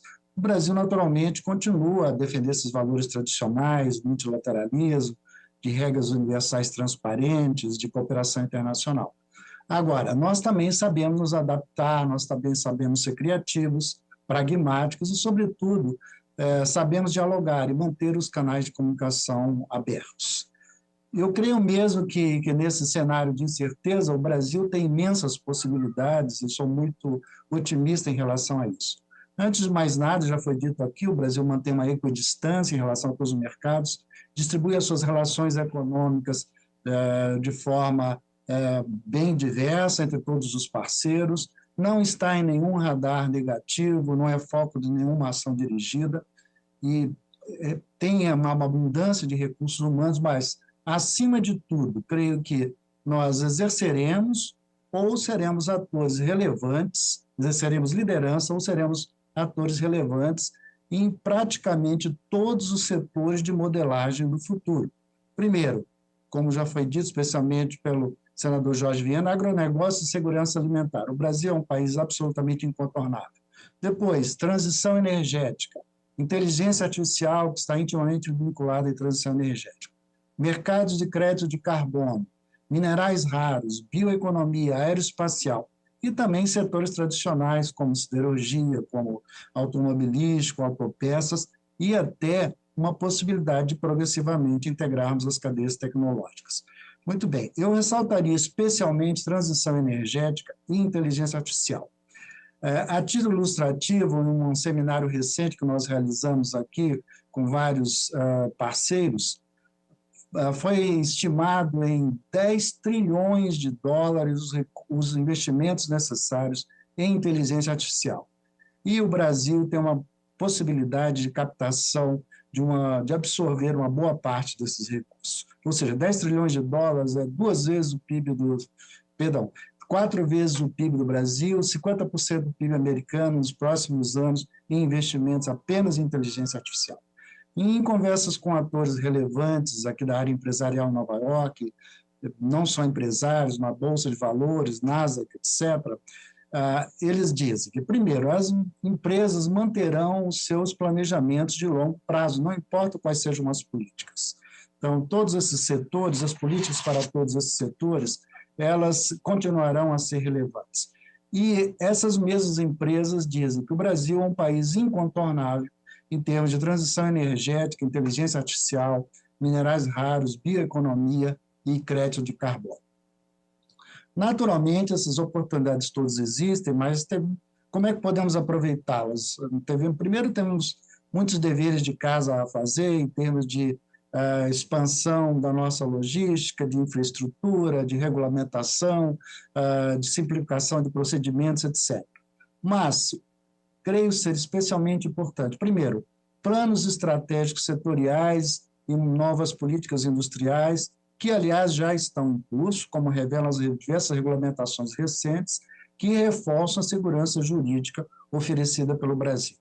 Segundo, diante da relativa paralisação das negociações multilaterais, todos os panelistas que me antecederam já também mencionaram esse aspecto, ampliar as negociações de acordos regionais e bilaterais, como foi o caso do Mercosul e União Europeia. No caso dos Estados Unidos, especialmente, mas também com todos os outros países, com base no ambiente de diálogo estabelecido pelos contatos do vice-presidente da República, do ministro Mauro Vieira, do próprio Itamaraty e do Ministério do Desenvolvimento Industrial, negociar acordos acordos setoriais que visem a complementação e integração produtiva. Depois, estabelecer cotas que impeçam um aumento súbito de importações, cotas e salvaguardas, em geral, que impeçam aumento súbito de importações ou desvio de comércios em direção ao Brasil, o que será normal nesse ambiente de incertezas. E, por último, a intensificação, creio eu, do esforço de integração às cadeias produtivas mundiais por intermédio de conversas com as grandes empresas multinacionais. Aliás, menciono uma recente visita do ministro Haddad à Bay Area, em São Francisco, para justamente conversar com os hyperscalers, as grandes empresas tecnológicas. Eu agradeço muito pela atenção e pela oportunidade de falar em audiência tão relevante e continuo à disposição para conversar e responder a perguntas. Obrigado. Agradecemos ao embaixador Adalnio Sena Ghanem, cônsul-geral do Brasil em Nova York. Vamos de pronto ver a participação do professor Marcos Troirro, ex-secretário especial de Comércio Exterior e Assuntos Internacionais do Ministério da Economia do Brasil e ex-presidente do novo Banco de Desenvolvimento, o BRICS. É o último remoto.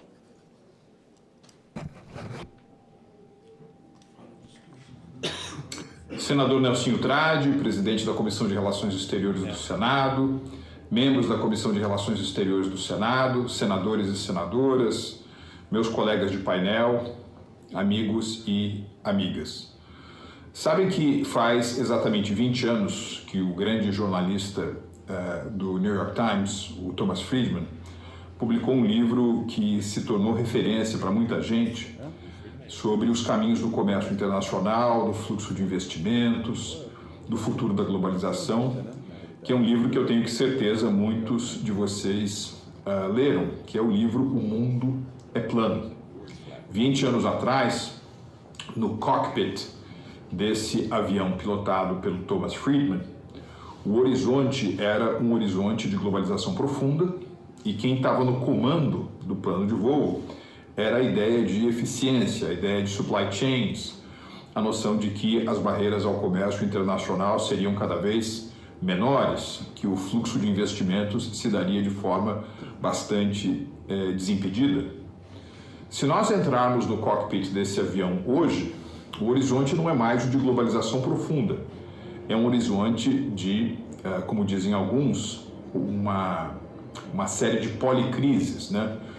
O rescaldo ainda daquela que foi a mais grave ameaça à saúde pública desde a gripe espanhola do século passado, que foi a Covid, uma série de conflitos no Oriente Médio, Israel-Hamas, Israel-Irã, Israel-Hezbollah e também a guerra na Ucrânia. E, claro, como dizia o ex-secretário de Estado Henry Kissinger, provavelmente nós estamos no pé da montanha, no sopé de uma nova Guerra Fria, dessa vez entre os Estados Unidos e a China. Ou seja, o mundo não é mais plano. E se nós olharmos no cockpit quem está no comando do avião, ou seja, determinando como força talvez mais preponderante os rumos do comércio e do investimento, é a ideia de geopolítica.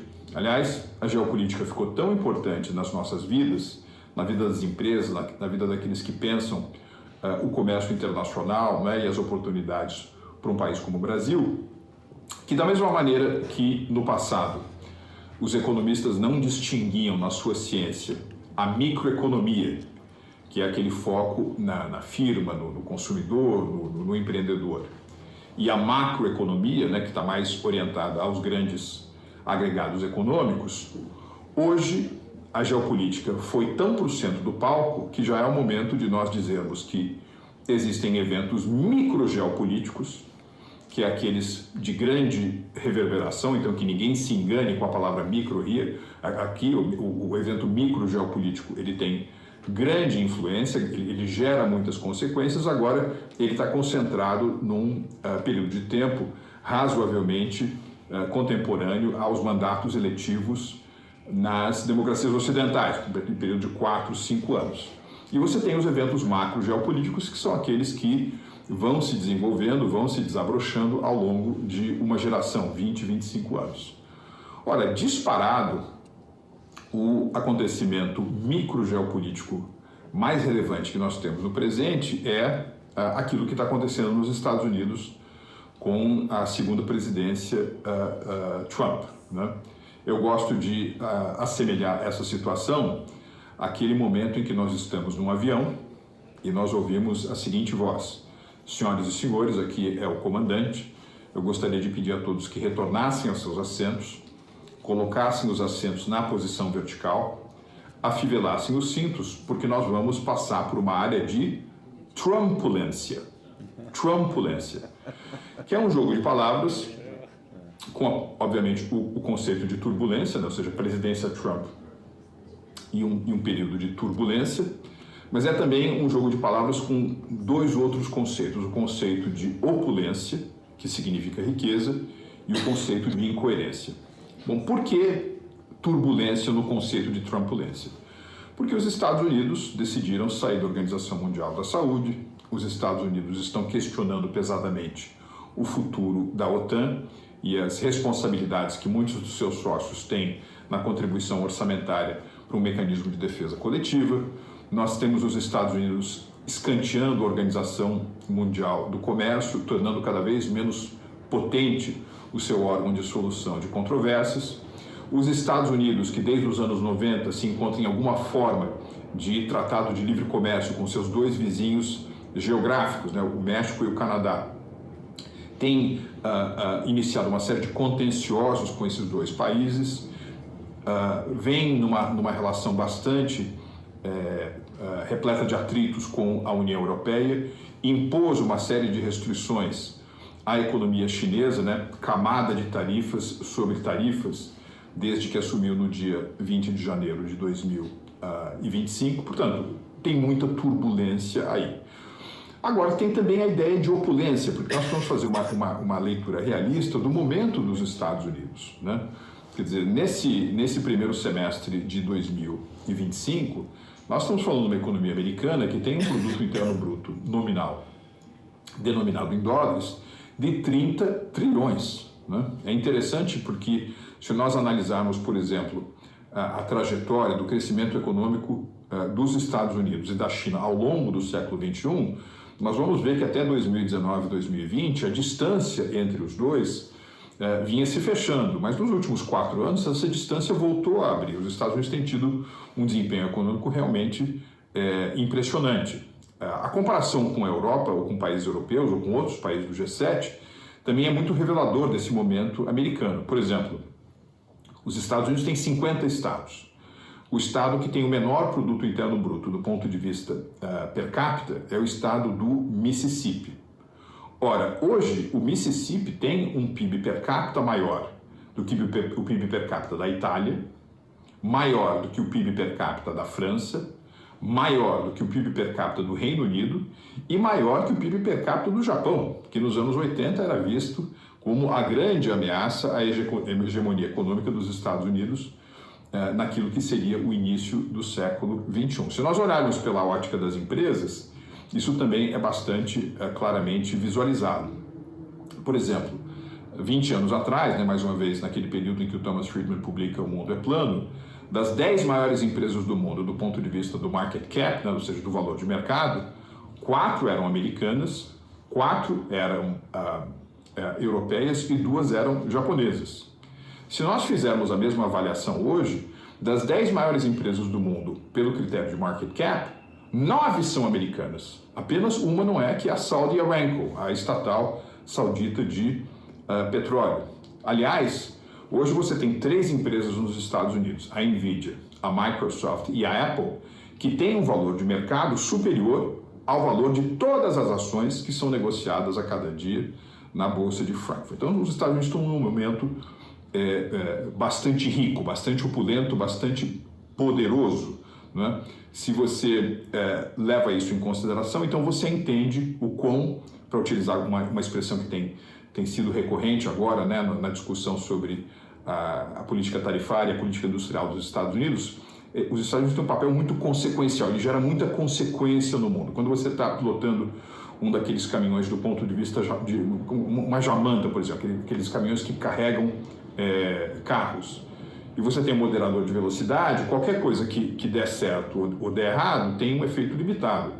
Agora, quando você está pilotando uma máquina daquelas sem limite de velocidade, né, obviamente isso pode gerar reverberações muito negativas. Então, os Estados Unidos estão num momento de grande opulência, de grande riqueza, de grande poder econômico relativo vis-à-vis outros países. E aí você tem o terceiro elemento desse conceito de trumpulência, que é a ideia de incoerência. Porque, de um lado, né, você tem um movimento, que é um movimento que parece ser inspirado, né, nos anos 80, né, na política econômica do presidente Ronald Reagan, ou nas ideias do grande economista da Universidade de Chicago, Milton Friedman, que são movimentos muito orientados a desburocratizar a economia americana, facilitar a vida do empreendedor, oferecer um choque de energia barata, desregulamentar a economia numa série de setores, inclusive no setor financeiro, inclusive no setor das chamadas criptomoedas, e diminuir a carga de impostos sobre a economia como um todo. 15 segundos. Sobre as corporações.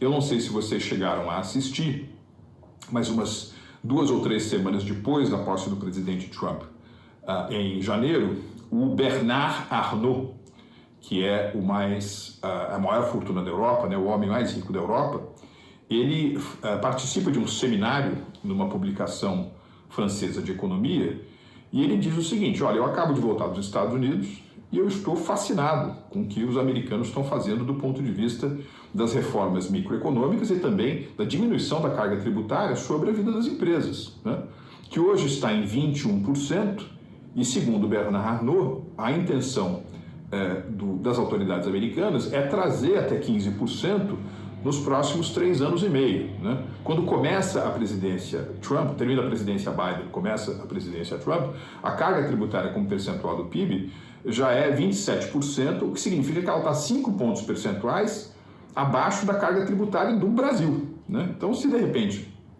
você tem uma diminuição de impostos ainda mais acentuada, obviamente isso contribui para a economia americana se tornar um grande imã de atração de investimentos estrangeiros diretos. Então você tem esse movimento acontecendo, né, que é um movimento que gera algum entusiasmo em determinados setores empresariais. Agora você tem um outro movimento também, que é sobretudo relacionado ao pacote de medidas anunciadas no dia 2 de abril, as chamadas medidas de comércio justo e recíproco, que impuseram tarifas sobre praticamente todos os parceiros dos Estados Unidos e que, a meu ver, vai acabar machucando a economia americana. Entre outras razões, porque não existe nenhum país no mundo, né, que tenha tantas empresas multinacionais como os Estados Unidos. Então, alguma coisa, por exemplo, que os Estados Unidos fazem na Tailândia, né, vamos supor uma subsidiária americana que está operando na Tailândia e ela exporta para a Itália, do ponto de vista contábil, aquilo é registrado como exportações tailandesas e importações italianas. Mas se é uma atividade lucrativa, ela estará pagando dividendos a acionistas majoritariamente nos Estados Unidos. E tem outra. Nesses últimos anos, houve uma transferência importante de atividade manufatureira de outros países para a China. Aliás, se costuma dizer que a Arábia Saudita é a Arábia Saudita do petróleo, que o Brasil é a Arábia Saudita da produção dos alimentos e que a China é a Arábia Saudita da manufatura. Agora, nos últimos 12, 13 anos, né, num período que é mais ou menos correspondente à chegada, né, do presidente Xi Jinping ao poder na China, a massa salarial, né, os salários como percentual da economia, tem crescido mais do que a própria economia chinesa, o que é o reflexo de um esforço chinês de deixar o país menos dependente de exportações e mais orientado ao próprio consumo do seu mercado interno. Isso faz com que os custos relativos daqueles setores que ainda dependem muito da remuneração da força de trabalho como um item decisivo para a determinação da competitividade do custo final, saiam da China e se direcionem a outros mercados. Então vamos pensar, nos anos 80, nos anos 90, uma determinada marca americana de material esportivo fez uma grande alocação de investimentos fabris para a China. Nos últimos 10 anos, essa concentração na China foi sendo distribuída por outros países. Essa empresa montou, por exemplo, um centro fabril na Índia, ou no Vietnã, ou em Bangladesh, um centro de distribuição na Turquia ou no Marrocos, um centro de acabamento no México.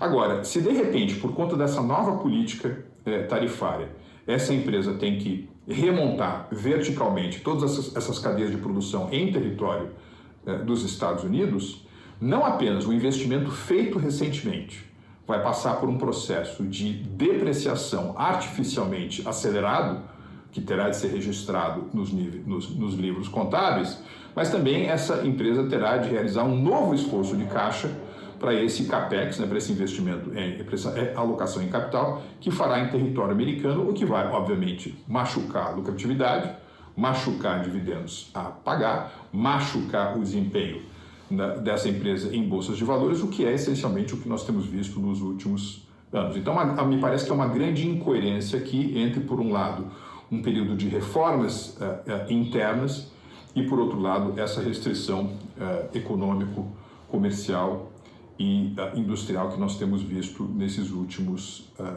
semanas. 15 segundos. O que significa para o Brasil? O que isso tudo significa para o Brasil? Hoje, os Estados Unidos continuam sendo o principal importador do mundo, né? Os Estados Unidos importam cerca de 12% do seu PIB. Como eles têm um PIB de 30 trilhões de dólares, eles importam 3,6 trilhão de dólares. O quanto o Brasil tem desse mercado? Um pouquinho mais de 1%. As nossas exportações para os Estados Unidos são de apenas 40 bilhões de dólares. O Brasil é um país tão peculiar que é um país que consegue manter superávit comercial com a China.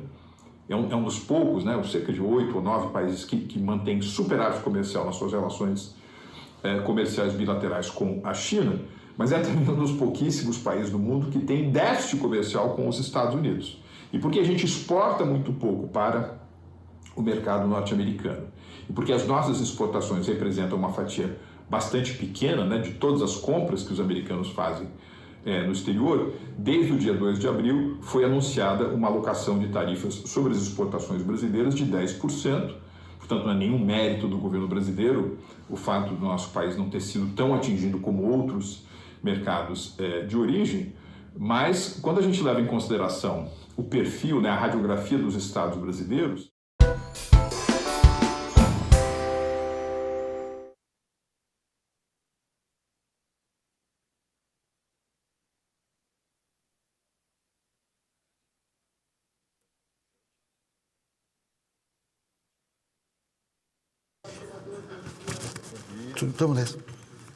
Bom dia, pessoal. Muito bem-vindos aqui, viu?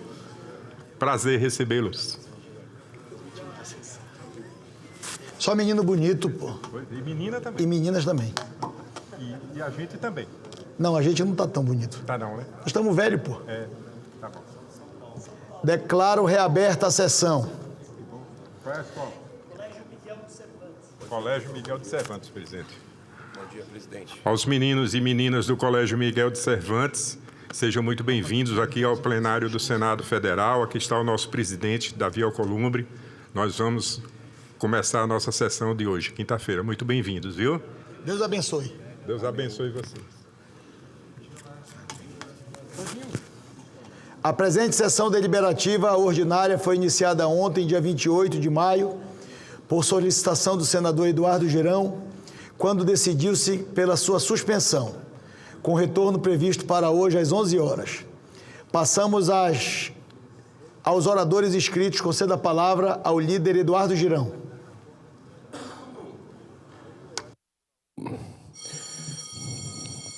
Paz e bem, presidente Davi Alcolumbre, muito obrigado aí pela oportunidade. Quero agradecer às senhoras senadoras, senhores senadores, funcionários dessa casa, assessores e brasileiras, brasileiros que nos acompanham pelo trabalho da equipe da TV Senado, Rádio Senado e Agência Senado.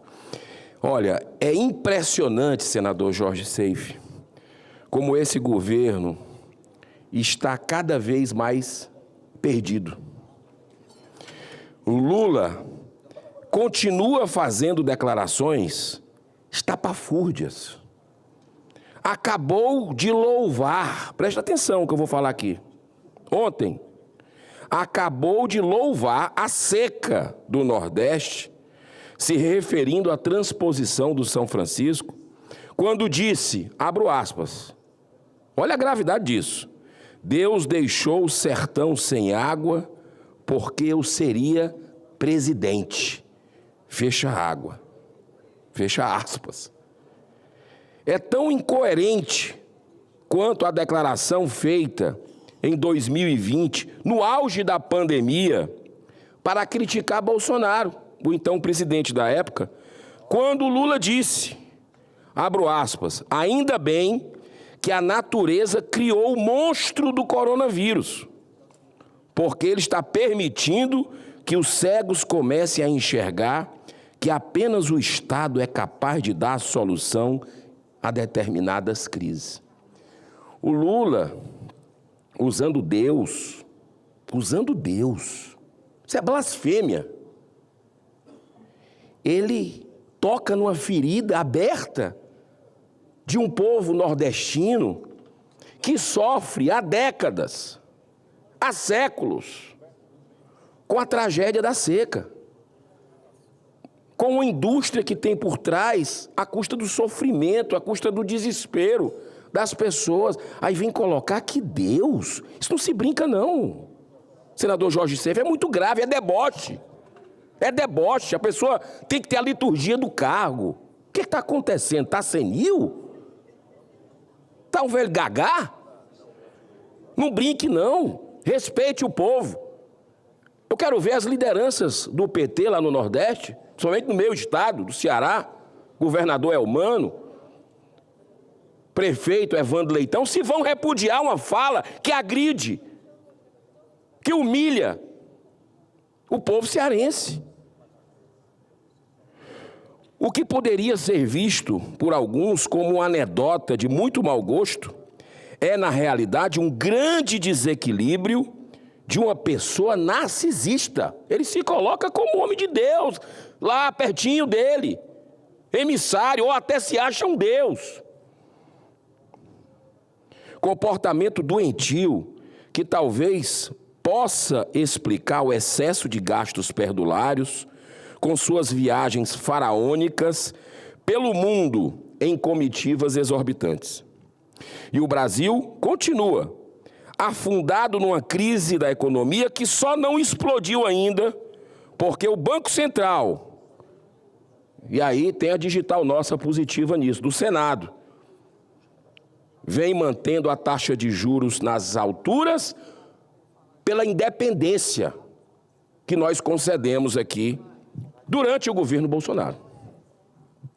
Ao invés de fazer como presidente da Argentina e cortar drasticamente as altas despesas do governo, Lula e seu ministro Haddad, ou Tachad, como vem sendo conhecido pela população que não aguenta mais pagar imposto, ele continua insistindo no inaceitável aumento de tributos. Assim como tentou fazer com a taxação do PIX, mas recuou depois da forte e rápida repercussão negativa na sociedade, agora ele comete o mesmo erro tentando aumentar o IOF. O presidente Davi Alcolumbre, sua fala ontem repercutiu muito positivamente, falando da usurpação e do desrespeito do governo Lula a esse parlamento. Parabéns por essa postura de independência. Isso sim, a independência do Senado. Depois das reações negativas do mercado, o governo imediatamente recuou, revogando parte das medidas de aumento de alíquotas, mas não é suficiente, não. Já estão protocolados no Congresso Nacional 19 projetos para derrubar completamente tal decisão sobre o aumento do IOF, mais uma vez equivocada.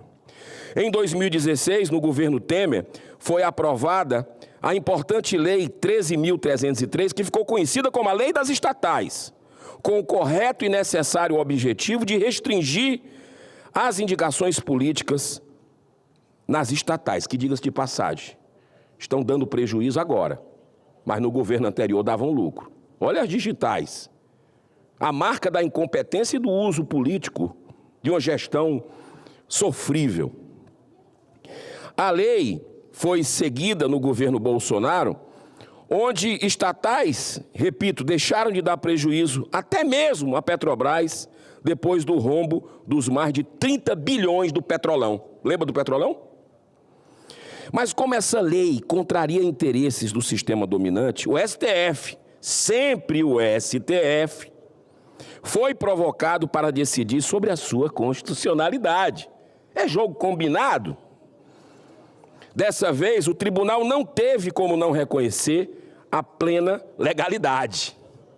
Mas o ministro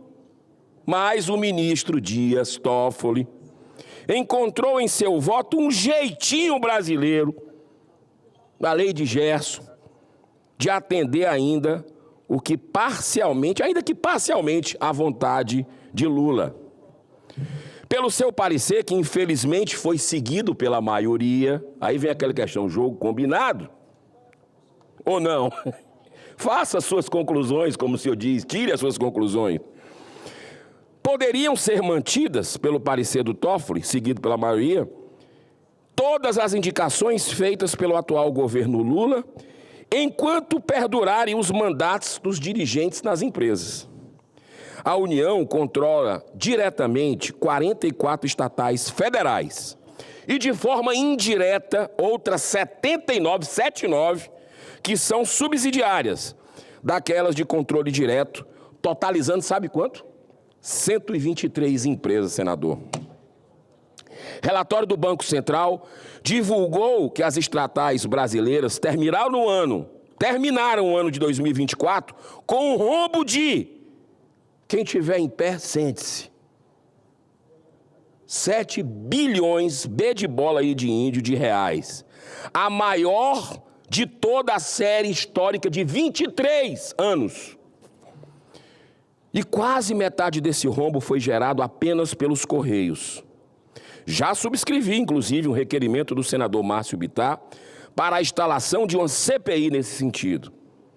Em 2023, o rombo dos Correios foi de quase 600 milhões e agora saltou para 2,6 bilhões de reais dos brasileiros que pagam impostos cada vez mais altos. São esmagados com tributos. Uma indecência consentida. São várias as causas desse enorme déficit, sempre relacionadas ao uso político das estatais. Uma dessas causas tem vinculação com os duvidosos critérios para patrocínios culturais. Para entender melhor essa questão dos patrocínios políticos, vamos destacar o caso recente da segunda maior hidrelétrica do mundo, a Itaipu Binacional, que vive atualmente uma crise diplomática com o Paraguai. Durante os 4 anos do governo Bolsonaro, os gastos com patrocínios de Itaipu não chegaram a 5 milhões de reais. Mas durante os 2 anos e meio do governo Lula, atenção, senhoras e senhores, os gastos já saltaram para 43 milhões de reais. Quase 10 vezes mais, senador Jorge Seife. Essa estatal, atualmente dirigida pelo ex-deputado do PT, Enio Verri, concedeu generosamente 15 milhões de reais apenas para o polêmico festival Aliança Global, que ficou conhecido como Janja Palusa, porque foi idealizado pela primeira-dama, que trabalhou na Itaipu como assistente do diretor-geral em 2005, entre 2005 e 2020, com um salário de 20 mil reais. O brasileiro precisa saber disso. Extensa matéria jornalística foi publicada em vários veículos, incluindo a Folha de São Paulo, relacionando as indicações políticas do governo Lula nas estatais, que chegam a mais de 300 aliados beneficiados. Politicagem.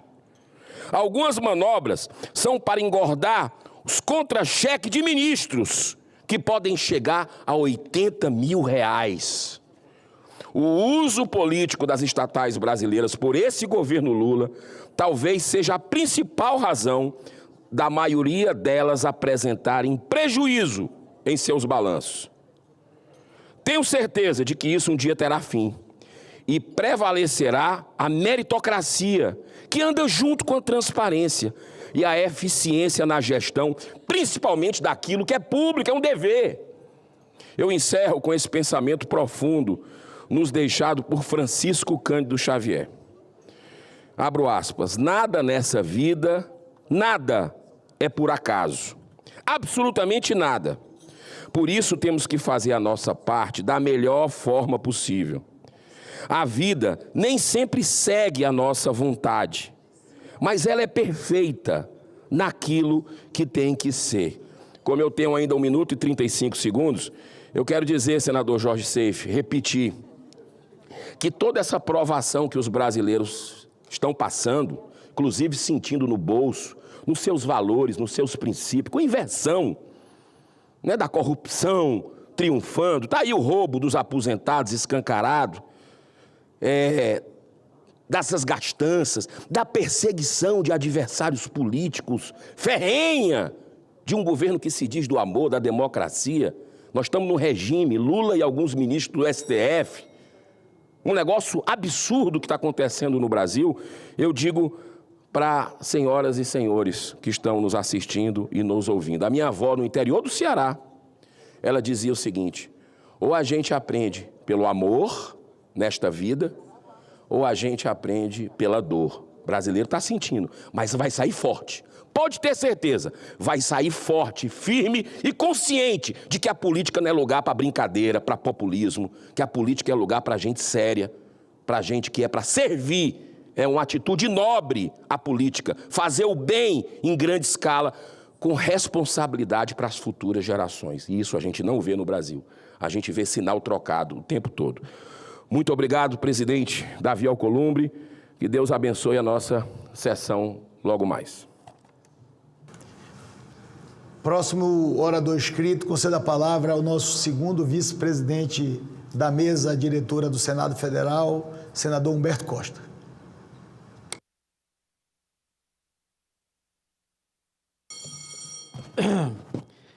Senhor presidente, senhoras senadoras, senhores senadores, público que nos acompanha pelos serviços de comunicação do Senado e nos segue pelas redes sociais. Senhor presidente, subo a esta tribuna hoje com a firme convicção de que o Brasil enfrenta uma das mais graves ameaças à sua soberania e à sua democracia. O poder desmedido das Big Techs, que atuam livremente em nosso território, lucram bilhões e, quando confrontadas com as leis nacionais, se associam a políticos dispostos a atacar nossas instituições. Não podemos mais aceitar que as plataformas digitais sigam como zonas francas da impunidade, disseminando desinformação, promovendo fraudes, estimulando a violência e sabendo que seus sistemas de recomendação e impulsionamento são vetores de tragédias humanas e políticas. Um recente levantamento feito pela Advocacia Geral da União, por exemplo, trouxe à luz algo escandaloso. O mapeamento revelou mais de 300 anúncios fraudulentos disseminados nas redes, lesando aposentados do INSS, enganando os mais vulneráveis e usando logotipos oficiais do governo. Não bastasse, vimos o horror. Uma criança brasileira morta após participar de um desafio viral, amplamente divulgado no TikTok e no Quai. As Big Techs sabem de tudo.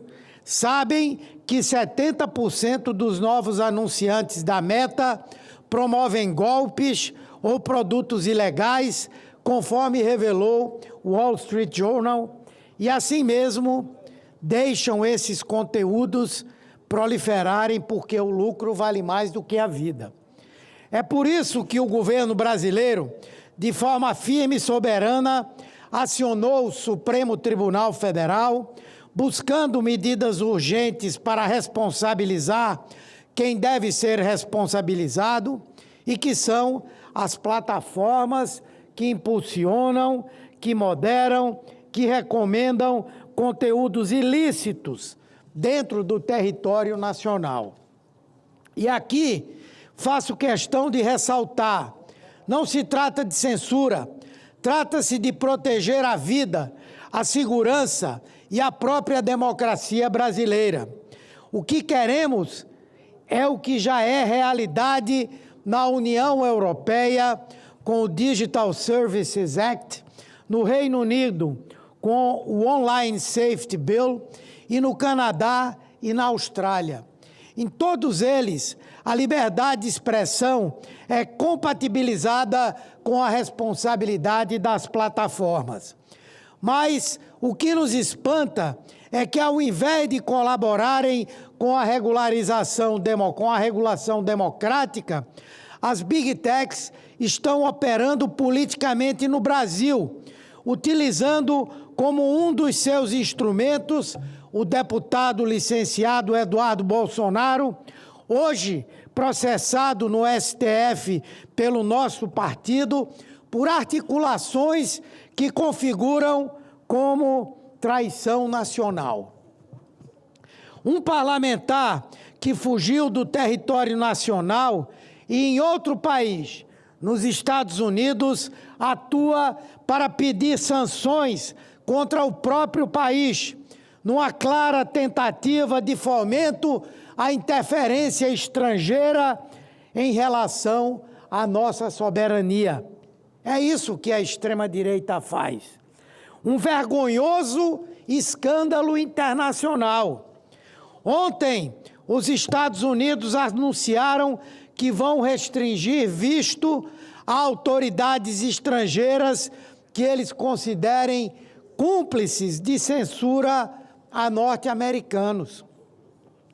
Os mesmos que falam em liberdade de expressão são os que estabelecem censuras, um ato com fim político, porque, como disse o próprio secretário Marco Rubio, secretário de Estado de Trump, o ministro Alexandre de Moraes, membro do STF, está na mira dessas sanções como forma de retaliar o Estado brasileiro pelo exercício soberano de defender a nossa democracia e enfrentar as milícias digitais. É uma afronta inaceitável ao Estado brasileiro e à sua soberania, uma agressão às convenções internacionais, uma demonstração cabal do alinhamento ideológico e promíscuo do governo Trump com as Big Techs, que buscam, a todo custo, impedir a regulação das plataformas em nosso país, com a criminosa ajuda de políticos brasileiros que batem continência para a bandeira americana e lambem as botas de Elon Musk e Caterva. Não podemos tolerar que a soberania nacional seja vilipendiada por pressões externas.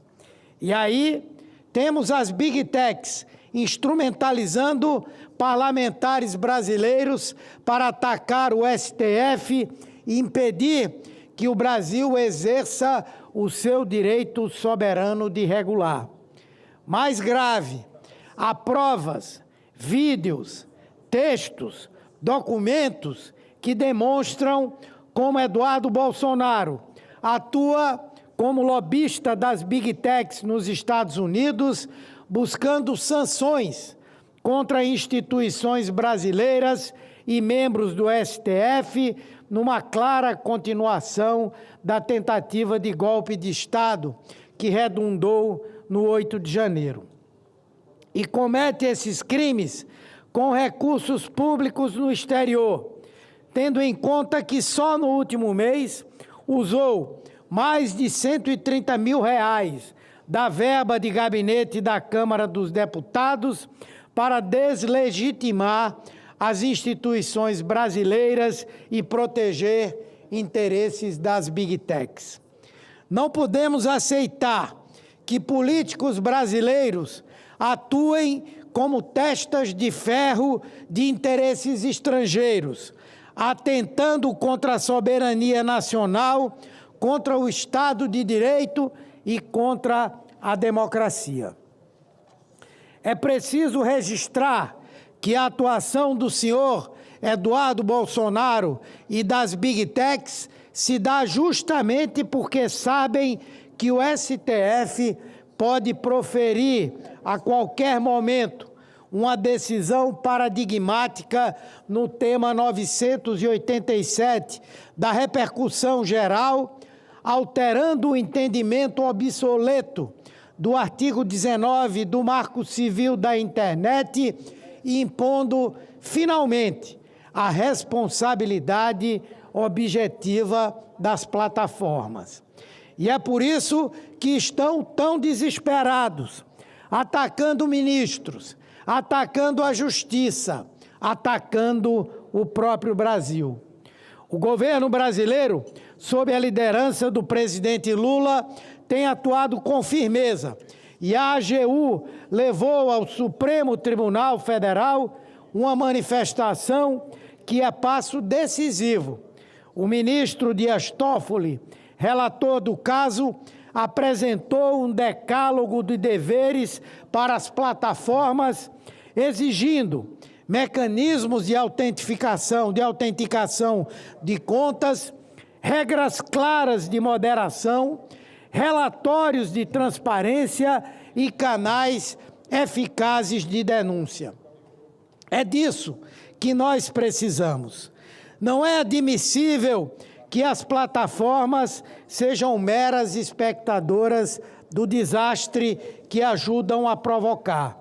Elas devem ser responsabilizadas civil e objetivamente, como propõe a tese da AGU, sempre que impulsionarem ou recomendarem conteúdos ilícitos ou quando permitirem a atuação de perfis falsos, bots e propagadores de ódio. Este Congresso Nacional também precisa assumir essa responsabilidade histórica, que não se curve ao lobby das Big Techs, que não se intimide diante das ameaças externas, que não se intimide e que coloque em votação com urgência uma legislação que regule as plataformas, que proteja os brasileiros e fortaleça a nossa democracia. Não podemos mais aceitar que, enquanto tudo no país está sujeito a regras e a fiscalização, apenas as plataformas digitais, as redes sociais atuem livremente como se fossem ilhas de irresponsabilidade e impunidade. Regular é proteger, é garantir que a internet seja um espaço de liberdade com responsabilidade de comunicação com segurança. Não podemos continuar a assistir à continuidade de crianças que têm hoje se submetido aos chamados desafios, que chegam às vezes à morte, porque na internet criminosos digitais, organizações criminosas nas redes sociais chegam até as crianças, chegam até os adolescentes, promovem desafios que têm levado à automutilação, que tem levado, inclusive, à morte, como foi esse caso aqui no Distrito Federal, de uma adolescente que foi instada a aspirar desodorante num desafio e que chegou à morte. E os pais, coitados, por mais que se diga, não, os pais têm que fiscalizar, óbvio que tem que fiscalizar, que tem que definir que a criança ou adolescente só tem acesso ao celular em determinadas circunstâncias e situações, mas não é possível fazer isso 24 horas por dia. Tem que ter a responsabilidade da fiscalização por parte do poder público e tem que ter a responsabilidade das próprias redes sociais de fazerem a moderação, de impedirem que conteúdos criminosos possam ser veiculados na rede social. Se uma rede de TV, se um jornal de dimensão nacional fizer qualquer tipo de apologia ao crime ou permitir que nas suas páginas ou nos seus programas televisivos se faça apologia ao crime, existe uma lei para tirar do ar e tirar de circulação a TV ou o jornal que tenha praticado isso. Por que é que a rede social, por que é que o Facebook, por que é que o Instagram, por que é que o TikTok, por que é que qualquer uma dessas redes pode permitir atividade criminosa naquele veículo de comunicação junto à população? Por isso, senhor presidente, é que a extrema-direita está histérica no Brasil, cada vez mais atacando o Supremo Tribunal Federal, porque ela sabe que em breve, já que o Congresso não faz, infelizmente, o Supremo Tribunal Federal vai ter que regular. E aí, nós vamos estar protegendo a nossa soberania, protegendo as nossas crianças, protegendo os nossos adolescentes e protegendo cada um de nós que vive o tempo inteiro exposto às fake news, exposto aos discursos de ódio, expostos a uma situação que é insustentável. Que o Brasil seja soberano também no ambiente digital e não se vergue a ameaças ou coações. Muito obrigado, senhor presidente.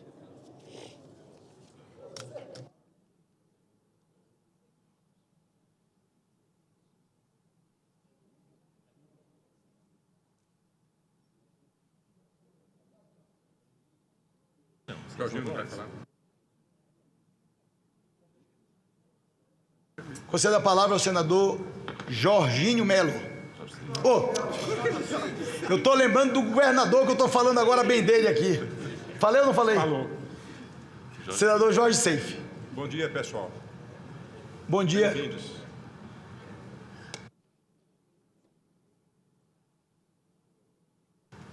Senador Jorge Seife. Senhor presidente, muito bom dia, senhoras e senhores senadores, servidores da casa, todos que nos assistem de todo o Brasil. Na verdade, presidente, todo dia, quando eu saio aqui do Senado, chego em casa, esquento meu arrozinho, que a Adna deixa lá, franguinho, e vou diante da televisão, um programa que eu mais gosto, Girão, que é o WW da CNN. Programa que aborda questões econômicas e políticas, com William Vac, ou William Wack, como preferir. E ali é um debate alto nível. E anteontem, 2 ou 3 dias atrás, o William Vac trouxe a notícia de que o Partido dos Trabalhadores tinha ingressado no Supremo Tribunal Federal contra o deputado Eduardo Bolsonaro, porque ele estava fazendo uma ofensiva e aquelas acusações absurdas do nosso PGR, né? Que não tem pé nem cabeça, de abolição violenta do Estado Democrático de Direito. Que é ridículo, né? É uma piada de mau gosto o que essa dupla, né, do Judiciário com o MPF se tornou no Brasil. E agora, ouvindo o colega Humberto Costa, senador pelo Pernambuco, falar, Eu acho que o Partido dos Trabalhadores, quando acusa o Eduardo Bolsonaro, a extrema-direita, que eu costumo dizer, né? O que é extrema-direita? Extrema é lutar contra a droga, lutar contra aborto, lutar contra a legalização de maconha no Brasil, lutar contra a casa de aposta. É isso que é ser extrema? Então eu sou extremo, porque esse desgoverno é só lembrar a portaria assinada pela Nilce Andrade, que eu apelidei carinhosamente de Madame Satã, porque numa portaria dela, ela falava das 3 coisas: liberação de maconha, aborto e tinha mais outro absurdo lá. Ou seja, é um governo que trabalha contra a família, contra a humanidade, contra o brasileiro. Então eu sou extrema-direita sim, adoro esse título. Mas eu vou lembrar aqueles que têm problema cognitivo ou amnésia seletiva, são esquecidinhos, né? Ou será que é hipocrisia? Claro que é hipocrisia, mas vamos lá. Estou com uma matéria aqui aberta. Durante o período que o presidente Luiz Inácio Lula da Silva respondia a processos por corrupção passiva e lavagem de dinheiro, um ladrão, diversos atores ligados ao petistas recorreram a fóruns e lideranças estrangeiras para denunciar as perseguições políticas e do judiciário brasileiro. A tentativa era de denunciar que consideravam irregulares e arbitrariedades no judiciário. Agora, a esquerda brasileira tem apoiado decisões da Procuradoria da República e do Supremo contra o deputado Eduardo Bolsonaro. Aí diz o seguinte aqui, ó. A ofensiva, olha isso aqui, Girão. A ofensiva internacional foi adotada pela esquerda para apoiar Lula e tirá-lo da cadeia. A estratégia de buscar apoio internacional foi utilizada pela esquerda durante a Lava Jato. Lembram da Lava Jato? A Lava Jato que descobriu a quadrilha que cuidava do Brasil e que voltou agora. A Operação Lava Jato em razão de decisões judiciais envolvendo Lula, especialmente entre 2017 e 2020. A esquerda provocou intensa mobilização política e jurídica internacional no Brasil e fora, de viagens à Europa, apelos a organismos multilaterais, países árabes denunciando a imparcialidade do judiciário brasileiro e perseguição a Lula. O advogado de Lula, que hoje é nosso ministro do Supremo Tribunal Federal, Cristiano Zanin, recorreu ao exterior para questionar o judiciário brasileiro. Uma das ações de Zanin envolveu uma passagem pela Europa, buscando contato com parlamentares, advogados e acadêmicos, para difundir a tese que o judiciário brasileiro não estava garantindo os direitos constitucionais dos acusados e no processo que Lula estaria sendo alvo de perseguição política. O nosso ministro, Cristiano Zanin, também questionava a rapidez com que processos de Lula estavam sendo julgados. Depois, a defesa de Lula, liderada por Zanin, também protocolou medida cautelar no Comitê de Direitos Humanos das Nações Unidas em Genebra, na Suíça, para que o governo brasileiro impedisse a prisão de Lula. Em 2018, quando já estava preso, a atual ministra de Relações Institucionais, Gleisi Hoffmann, pediu apoio do mundo árabe contra a prisão de Lula. Políticos árabes, presidentes, alegando que Lula não tinha cometido nenhum crime e que era um preso político. No vídeo que foi divulgado pela emissora Al Jazeera, Gleisi dizia que o objetivo da prisão era não permitir que Lula fosse candidato. Apesar de já ter buscado apoio internacional contra decisões judiciais, no caso de Lula, agora Gleisi defendeu a abertura do processo contra Eduardo Bolsonaro. A presidente Dilma Rousseff também fez parte da mobilização, que buscava costurar apoio internacional de partidos e movimentos sociais contra a prisão de Lula. Após ser afastado de cargo, Dilma foi aos Estados Unidos e à Europa, buscou palestras chamando o judiciário brasileiro de golpista. O deputado Boulos também esteve na Europa numa jornada de defesa da democracia brasileira.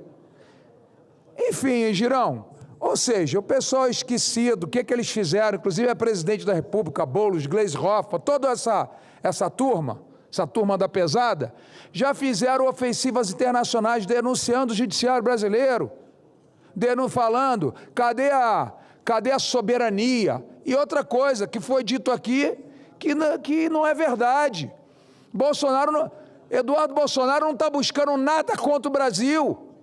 Ele não citou o Brasil uma vez.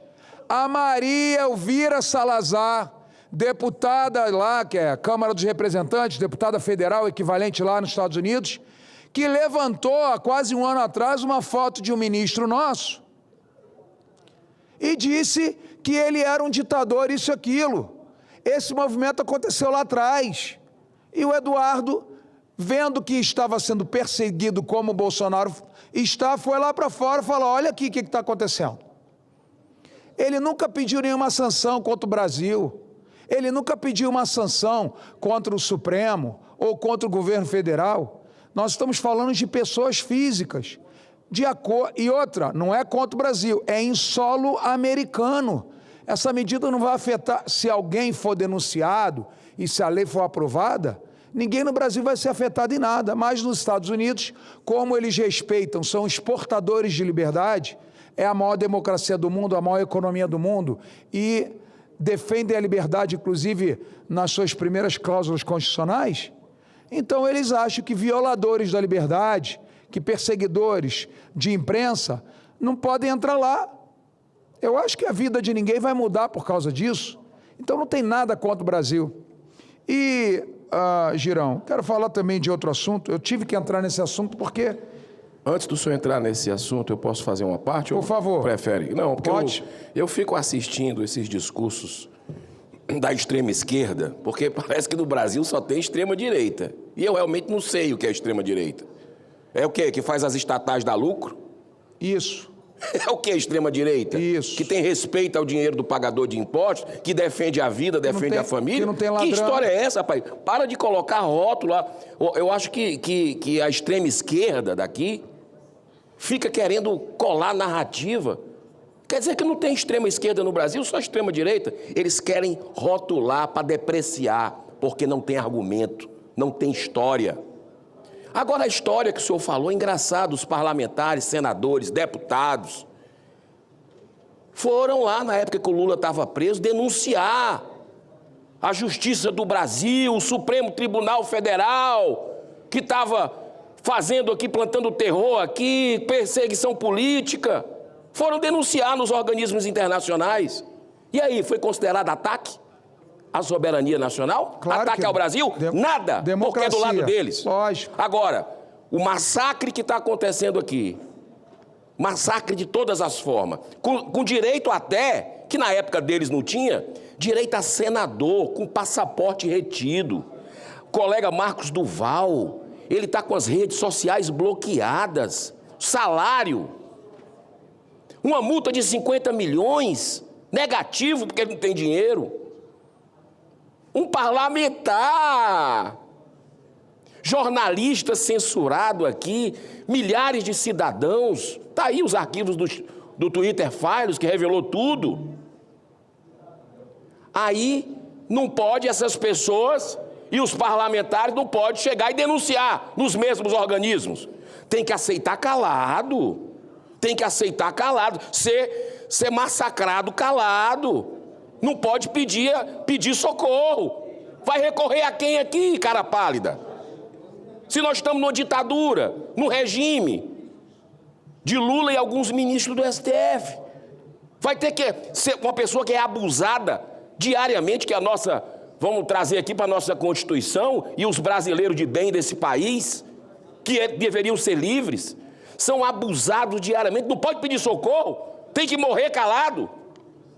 Isso é tirania, isso é ditadura, isso não é democracia. Engraçado esse assunto está vindo, né? Só para colocar também para o senhor o seguinte, isso reforça essa medida da PGR, do Supremo, esse inquérito contra o deputado Eduardo Bolsonaro, só faz reforçar a perseguição clássica política que está acontecendo no Brasil. E eles vão tentar censurar, senador Jorge Seife, é uma tragédia anunciada, que nós temos que gritar. Nesse momento, o governo já sabe que vai perder a eleição no ano que vem. A população acordou, entendeu? Está sentindo no bolso, está sentindo na alma, nos seus valores, nos seus princípios. E eles vão tentar censurar as redes e usam o que existe de mais nefasto, de mais covarde, de mais cruel, de mais indecente, que é as crianças, dizendo que é para proteger crianças. Que conversa é essa? Querem controlar a questão política, opinião política, tornar crime quem pensa diferente, quem critica esse sistema. Covarde. Horrível. E só para concluir, quero dizer para o senhor, está aqui, isso era um assunto para o Congresso debater, só que o Congresso já disse não, que não quer censura, mas eles acionam quem? O STF. E aí vai confirmar para o mundo todo ver a censura a quem é de direita, a quem é conservador nesse país. Muito obrigado, senhor. Obrigado, Girão. Senhor presidente, o senhor veja o que senadores eleitos pelo povo falam. Já que nós, o Congresso Nacional, rechaçamos o PL 2630, conhecido como PL da censura, já que esse governo sabe que não adianta mais comprar imprensa, porque o povo fala pela internet, pelo WhatsApp, não adianta eles mentirem e quererem manipular o povo brasileiro, porque o povo, hoje se atualiza pelas redes sociais e pelo WhatsApp, aí diz que não, crime de fake news, desinformação, conversa, porque eles sabem que não conseguem mais dominar o povo. Aí, parlamentares eleitos pelo povo dizem, já que nós não regulamentamos o que resta, o Supremo, é brincadeira, abrindo mão de suas prerrogativas, renuncia ao mandato então, pô. Que conversa é essa? Está falando por si, não está falando por mim. O senhor abriu mão de legislar pelo país? Porque quem abre mão e aceita que o executivo dê essa prerrogativa ilegal, irregular e sem noção para o Supremo Tribunal Federal, está realmente desqualificando o Congresso Nacional. Nós não somos desqualificados, nós fomos eleitos pelo povo para fazer leis aqui dentro. Que negócio é esse de abrir mão de nossas prerrogativas para o Supremo, Supremo fazer leis, legislar? Nós não abrimos mão. Então, eu quero dizer, senhor presidente, que nós não podemos aceitar de forma nenhuma que nenhum outro poder, eu me dirijo aqui ao Executivo e ao Supremo, que tire as nossas prerrogativas de legislar. São nossas, o povo nos outorgou voto, uma procuração em branco para trabalharmos 4 ou 8 anos, no caso dos deputados e senadores, pelo povo. Está abrindo mão agora? Abrindo mão de sua prerrogativa? Renuncia. Não quero legislar, eu acho que o Supremo faz isso muito bem, renuncia e vai para casa, vai ver televisão. E a Constituição é clara, Girão, cabe ao Poder Legislativo criar, debater e aprovar leis. É uma tentativa de terceirizar para o STF essas decisões, fere de morte o princípio de separação de poderes.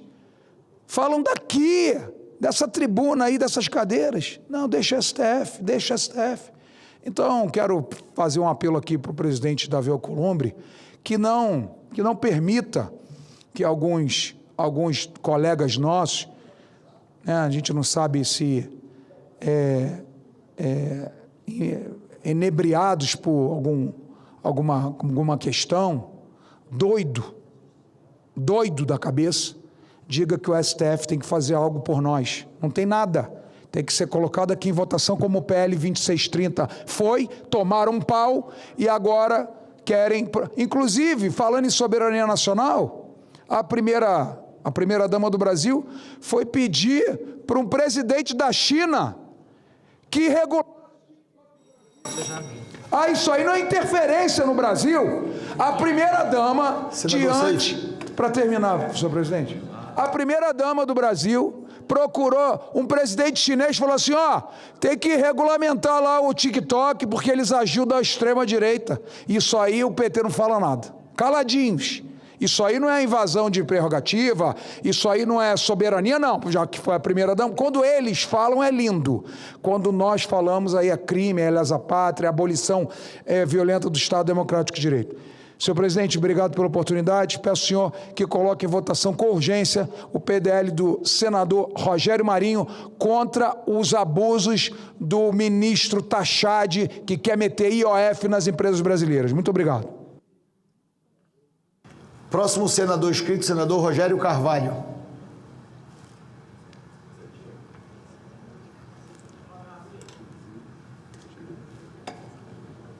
Senhor presidente, senhoras e senhores senadores, em primeiro lugar, vivemos numa democracia republicana, onde, constitucionalmente, nós temos 3 poderes: o poder legislativo, o poder judiciário, o poder executivo. As crianças nas escolas, no ensino fundamental, aprendem isso. E esses poderes, eles têm lugar. Uma vez eu estava participando de um evento, numa conferência, e o ministro Dias Toffoli, do STF, disse uma frase que eu achei muito importante e representativa do papel dos poderes. O legislativo só olha para o passado. O legislativo aponta para o futuro e o executivo cuida do presente. Com isso, senhores senadores, senhoras senadoras, todos aqueles que nos veem pela TV Senado, nós precisamos entender por que há um movimento universal para enfraquecer instituições e poderes constituídos. Nós estamos vendo o governo americano rompendo contratos que foram estabelecidos e que criaram o multilateralismo no mundo desde a Segunda Guerra Mundial, propondo o fim do livre comércio, estabelecendo relações com o mundo de força e não de negociação, de construção de acordos. Porque quando um país quer exercer a força sobre o outro, ele abusa do poder dele para impor os seus interesses em detrimento dos interesses de países mais pobres e com menos força de resistência. Por isso que existem órgãos multilaterais, como a ONU, como a OMC, que os Estados Unidos não indicam os juízes da OMC há meia década. Qual o interesse? Qual o interesse que a gente vê aqui, sistematicamente, as pessoas agredirem o STF e trazerem informações que não são verdadeiras? Não são verdadeiras, são fatos narrados de uma maneira que passam a impressão de que há uma usurpação do papel do legislativo. Passam a impressão e afirmam categoricamente que o outro poder está usurpando todas as nossas competências. Isso não é verdade. Ainda ontem, num ato de grande construção legislativa, a gente aprova nesta casa o reajuste dos servidores públicos federais, a gente aprova uma lei que regulamenta a propaganda de jogos eletrônicos no Brasil, com o apoio da maioria absoluta desta casa. Então a gente está legislando, nós legislamos. Como eu disse, o judiciário cuida do passado. O judiciário não toma uma iniciativa sem provocação, senador Laércio Oliveira. O senhor é casado com uma juíza, o senhor sabe. O juiz precisa ser provocado. O juízo precisa ser provocado, baseado num fato que já ocorreu, ou em fatos que ocorrem há décadas. E que em um determinado momento, aquela corte precisa criar uma jurisprudência. Porque sem jurisprudência, não se equaliza a justiça. Porque com a jurisprudência eu igualo a pena para um determinado delito ou uma decisão para um e para outros, ou para outrens. Ou seja, eu equalizo. Por isso que determinadas decisões sobre interpretação constitucional são fundamentais. E faz parte da prerrogativa deles. Eles não estão usurpando as prerrogativas do Legislativo. Se o Legislativo achar que deve agir de forma diferente, tem que atualizar a lei, senão os fatos obrigam historicamente aqueles que têm a responsabilidade de julgar eventos do passado para dar conta do presente, tem que fazer uma revisão sobre a interpretação. Porque a vida, a lei, ela não é uma letra estática. Ela é algo para fazer justiça, mas ela não é a própria justiça. A justiça é feita por homens, por instituições. E é preciso fazer a leitura da realidade e aplicar a lei para se fazer justiça. Portanto, nós precisamos ter clareza de que se tem um bem maior, que nós defendemos é a democracia. Como defendemos a vida.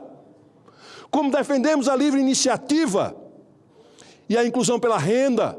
Como defendemos a inclusão pelo direito, porque não há cidadania sem definição de direito e garantia desses direitos. O direito à saúde, o direito à educação, o direito ao meio ambiente, o direito ao saneamento, o direito à vida, o direito à liberdade. Como não há como a gente viver numa sociedade civilizada se a gente não defender as liberdades individuais, se a gente não defender a convivência pacífica e contra a intolerância e o respeito à diversidade de gênero, de raça, de etnia, de religião. Como não há como a gente viver numa sociedade civilizada se não tivermos instituições multilaterais que ajude a coibir o excesso de força. Mas nós não podemos, internamente, patrocinar dioturnamente a destruição das instituições, sob pena da gente estar se autodestruindo. Ora, Jesus Cristo, eu não consigo entender como nós somos capazes de nos suicidarmos enquanto nação, enquanto povo e enquanto institucionalidade. Vamos parar para refletir e um pouquinho mais fundo nas nossas análises. Essas análises superficiais só servem para lacração de rede social, só serve para chamar atenção, não serve para cumprir a missão de um parlamentar que parla, que forma opinião, que vai fundo nas questões. Essa reflexão rasa, superficial, agressiva e pejorativa ou autopejorativa diminui nós todos. Nós somos, hoje, de novo, a 10ª economia do mundo. Jesus Cristo. Este país tem um poder regenerativo extraordinário. E nós falamos mal do nosso país o tempo todo. As nossas instituições, o judiciário deste país é o mais demandado do mundo. E a gente fala mal desse judiciário o tempo todo. Este parlamento é um dos mais organizados e qualificados do mundo, com as suas equipes técnicas, com o seu modo de funcionamento, é o mais permeável à sociedade. É o parlamento de maior participação social do mundo. E nós nos auto-pejoramos, nos auto-maculamos. O que nós somos, afinal? Por que essa briga, essa disputa, que a mim parece pueril, infrutífera, banal, agrega para o Brasil, para os brasileiros, nada. Absolutamente nada. O que isso acumula? Eu não tenho problema, eu sou criticado. Porque às vezes eu digo que para mim não importa muito com quem eu interlocuto, com quem eu converso na política. Se a pessoa se autodenomina de direita ou de esquerda, isso não é um empecilho para eu conversar. O empecilho para eu conversar é não ter, do outro lado, a abertura para o diálogo. É não ter, do outro lado, a capacidade de colocar uma questão objetiva entre nós e dessa interação sobre essa questão objetiva, um problema, uma solução, a gente produzir algo melhor, que é o que nós estamos fazendo aqui. Porque ninguém botou nenhum de nós aqui, senão para fazer o melhor pelo povo e para ser a voz de quem não tem voz. Porque nós somos as vozes, nós somos o pensamento, nós somos o sentimento de milhões de brasileiros que votaram na gente e que não votaram e que se identificam com a gente. Jesus Cristo.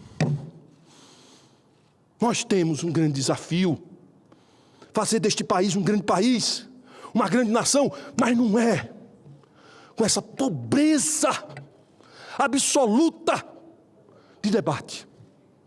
Precisamos caminhar numa outra direção. Vejam,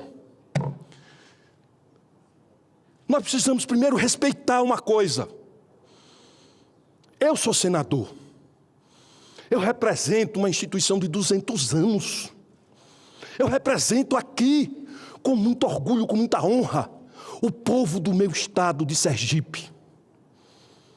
Mas o presidente da República representa 216 milhões de brasileiros. Representa não o partido dele, representa o Brasil. Às vezes, quando a gente ataca a presidência da República, a gente acha que está atacando uma pessoa. A gente está atacando uma institucionalidade, uma instituição. Quando depredaram este prédio, não depredaram este prédio, depredaram um símbolo do Brasil. Quando depredaram aquele outro prédio, não depredaram um prédio, é o símbolo do Brasil, ali o outro, símbolo do Brasil. E o que eu quero chamar a atenção é que mulher de presidente é instituição também. Indiscutivelmente. Faz parte da institucionalidade. Nós temos que parar com isso. Isso é menor. Isso é um absurdo do ponto de vista institucional. Levantar determinadas coisas são infrutíferas e deseduca a população brasileira. Nós temos um papel pedagógico. E o que eu estou vendo, senhor presidente, nos últimos tempos, é que nós estamos sendo quase... Nós, quando eu falo nós, de uma maneira geral, a gente tem sido pouco pedagógico e pouco diretivo. Veja, para concluir, senhor presidente, esse movimento de redes sociais trouxe de volta, e tem trazido de volta uma coisa muito primitiva, o instinto das pessoas. E esse instinto é a vingança, é fazer justiciamento, fazer justiça com as próprias mãos, é o ódio, é o preconceito, é o racismo, é a briga em vez do diálogo, é explicitar a diferença ao invés de se unir pelo que nos une. Só isso. até os valores primitivos que a gente carrega em nós de solidariedade, de compaixão, de amor. O que a gente tem feito? Tem ficado de lado. Tem ficado de lado. Então, diante de uma situação como esta, eu quero concluir dizendo, senadores e senadoras, povo brasileiro, diante de uma situação como esta, nós temos uma responsabilidade, senhor presidente, muito maior.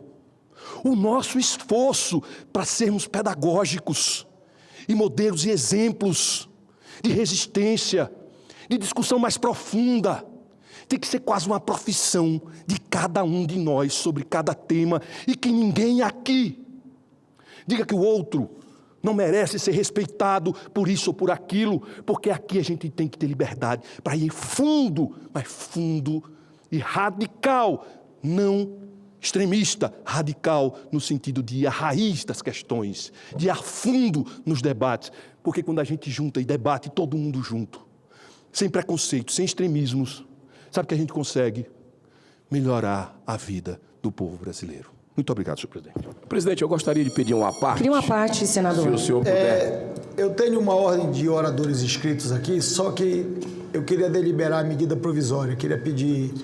Eu acho que no momento da deliberação, e temos outros oradores, eu pedi para o secretário da mesa, secretário Laércio, ele vai dar continuidade, porque houve várias manifestações no dia de ontem que senadores gostariam de ter a possibilidade de usar desta sessão para as suas manifestações.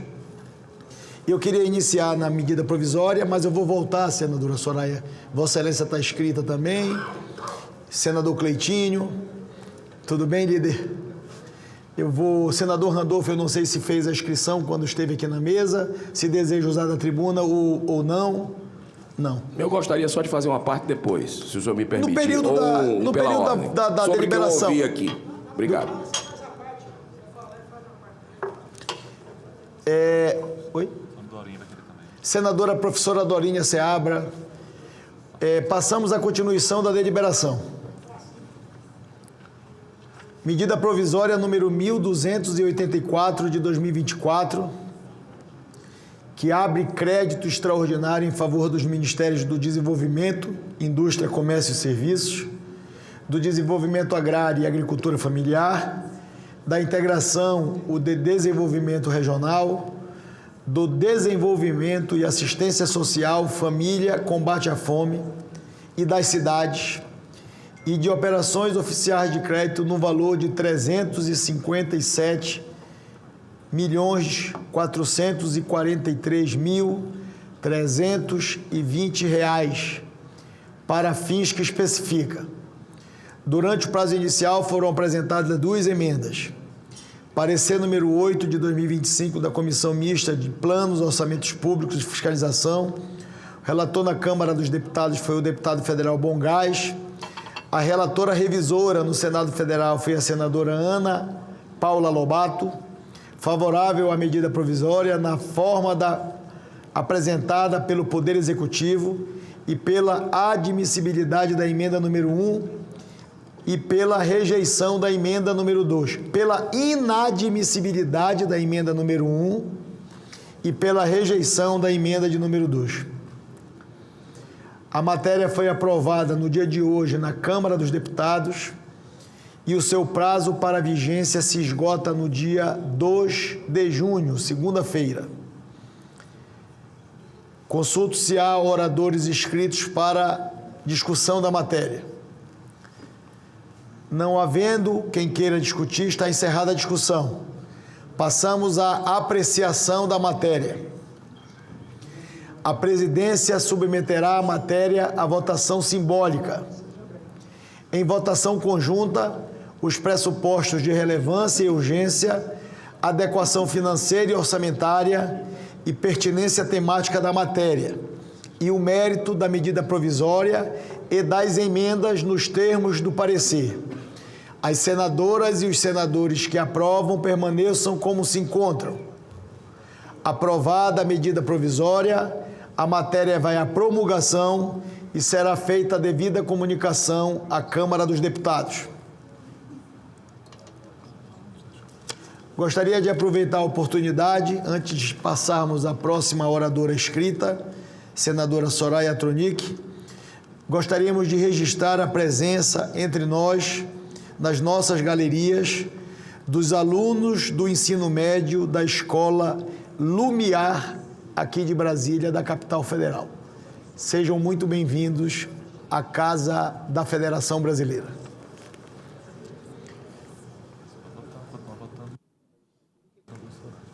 Senadora Soraya, ainda tem os outros itens da pauta remanescente, a gente pode continuar a deliberação? Aí a gente continua a deliberação e o senador Laércio, eu acho que não tem senadores inscritos para discutir, porque foram um acordo. Eu quero te elogiar. Você vai estar saindo? Eu vou numa audiência na presidência com o senador. Presidente, se me permite, assim, por celeridade processual, me parece que todos os itens da pauta são itens pacificados. Eu acho que Vossa Excelência poderia dar encaminhamento para, inclusive, deixar o plenário livre para os oradores em seguida e a gente conseguir cumprir a pauta. Pois é, mas não dá para votar em bloco, dá para votar rápido, são 4 itens. É isso. Eu começo te elogiando, aí você sabe. Mas...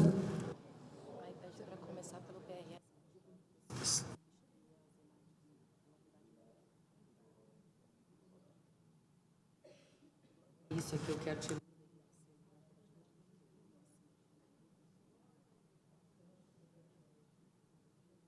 Vai lá. Projeto de lei número 1281 de 2022, substitutivo da Câmara dos Deputados ao projeto de lei do Senado 331 de 2016, de autoria do senador Cidinho Santos, que altera a lei número 6.360 de 1976, para estabelecer isenção de registro e observância de regras simplificadas para cosméticos, produtos de higiene pessoal, perfumes e outros produtos de finalidade congênere, quando produzidos de maneira artesanal. Parecer é favorável de número 21 de 2025, da lavra da senadora Mara Gabrilli, da Comissão de Assuntos Sociais. Não há senadores inscritos, está encerrada a discussão, passamos à apreciação. A presidência submeterá a matéria à votação simbólica. Votação do substitutivo da Câmara dos Deputados em turno único nos termos do parecer. As senadoras e os senadores que aprovam permaneçam como se encontram. Aprovado o substitutivo da Câmara dos Deputados. A matéria vai à sanção presidencial e será feita a devida comunicação à Câmara dos Deputados. Projeto de lei número 1769 de 2024, também um substitutivo da Câmara dos Deputados ao projeto de lei do Senado número 105 de 2008, do senador Paulo Paim, que altera a lei número 7.853 de 1989, para incluir o incentivo ao empreendedorismo e a criação de centros para a vida independente entre as medidas de apoio às pessoas com deficiência e para atualizar a terminologia utilizada na lei relativa à pessoa com deficiência. Parecer número 22 da Comissão de Direitos Humanos e Legislação Participativa de 2025, relatado pela senadora Damares Alves, que foi favorável ao projeto, com as emendas número 1 e 2, de redação apresentada, ressalvada a inclusão do inciso 6º do parágrafo único do artigo 2 da Lei número 7.853 de 1989, na forma do artigo 2º do substitutivo. Não há senadores inscritos para discutir a matéria. Está encerrada a discussão. Passamos à apreciação. A presidência submeterá a matéria à votação simbólica. Votação do substitutivo da Câmara dos Deputados, com as emendas número 1 e 2 de redação e com a ressalva da relatora em turno único, nos termos do parecer apresentado. As senadoras e os senadores que aprovam permaneçam como se encontram. Aprovado o substitutivo da Câmara, com as emendas número 1 e 2 de redação, ressalvada a inclusão do inciso 6º do parágrafo único do artigo 2º da Lei 7.853, de 1989, na forma do artigo 2º do substitutivo. O parecer da comissão diretora, oferecendo a redação final, será publicado na forma regimental. Discussão da redação final, encerrada a discussão e votação. As senadoras e os senadores que aprovam permaneçam como se encontra. Aprovada a redação final, a matéria vai à sanção presidencial e será feita a devida comunicação à Câmara dos Deputados. Projeto de Lei 3.448 de 2023, de autoria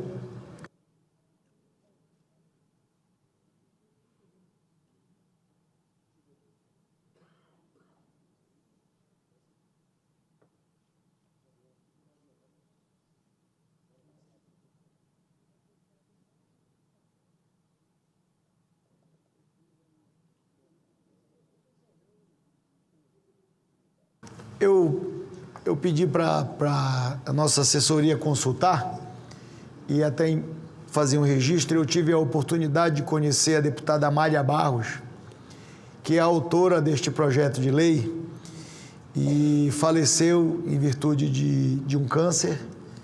E eu queria também aproveitar essa homenagem em memória, fazer o registro que eu tive a honra de conhecer ainda na presidência do Senado a deputada Amália Barros, e ela tinha uma luta, e o senador Rogério Carvalho, que está por aqui, que é nosso senador também, que é um defensor desta agenda, e em memória fazer uma homenagem, Rogério, à deputada Amália, que ainda estamos deliberando um projeto de sua autoria no dia de hoje, que institui o dia 23 de abril como Dia Nacional de Conscientização da Fibrodisplasia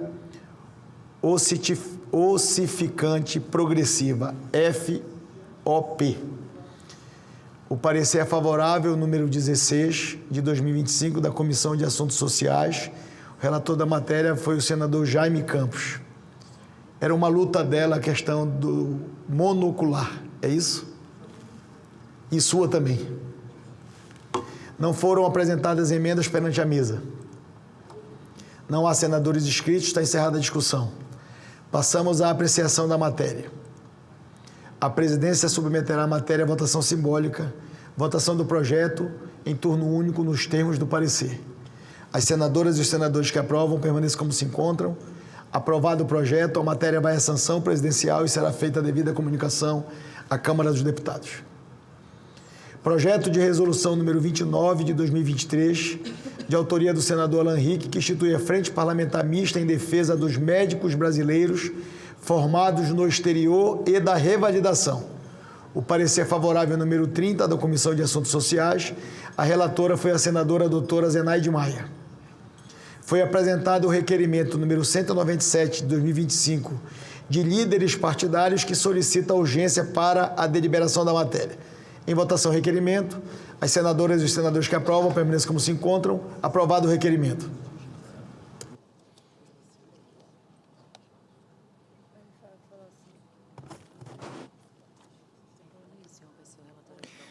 Presidente. Senador Rogério, Vossa Excelência está aguardando para relatar esta matéria. Aí o senador Randolph.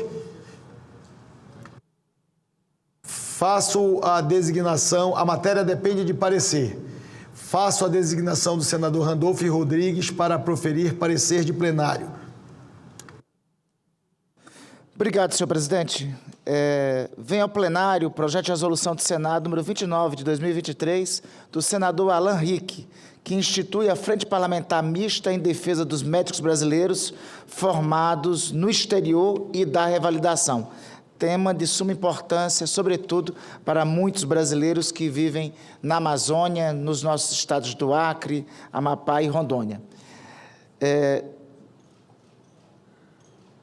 Cumprindo o projeto todos os pré-requisitos de constitucionalidade e regimentalidade, e diante do exposto, votamos pela aprovação do projeto de resolução do Senado, número 29 de 2023. Feita a leitura, senhor presidente.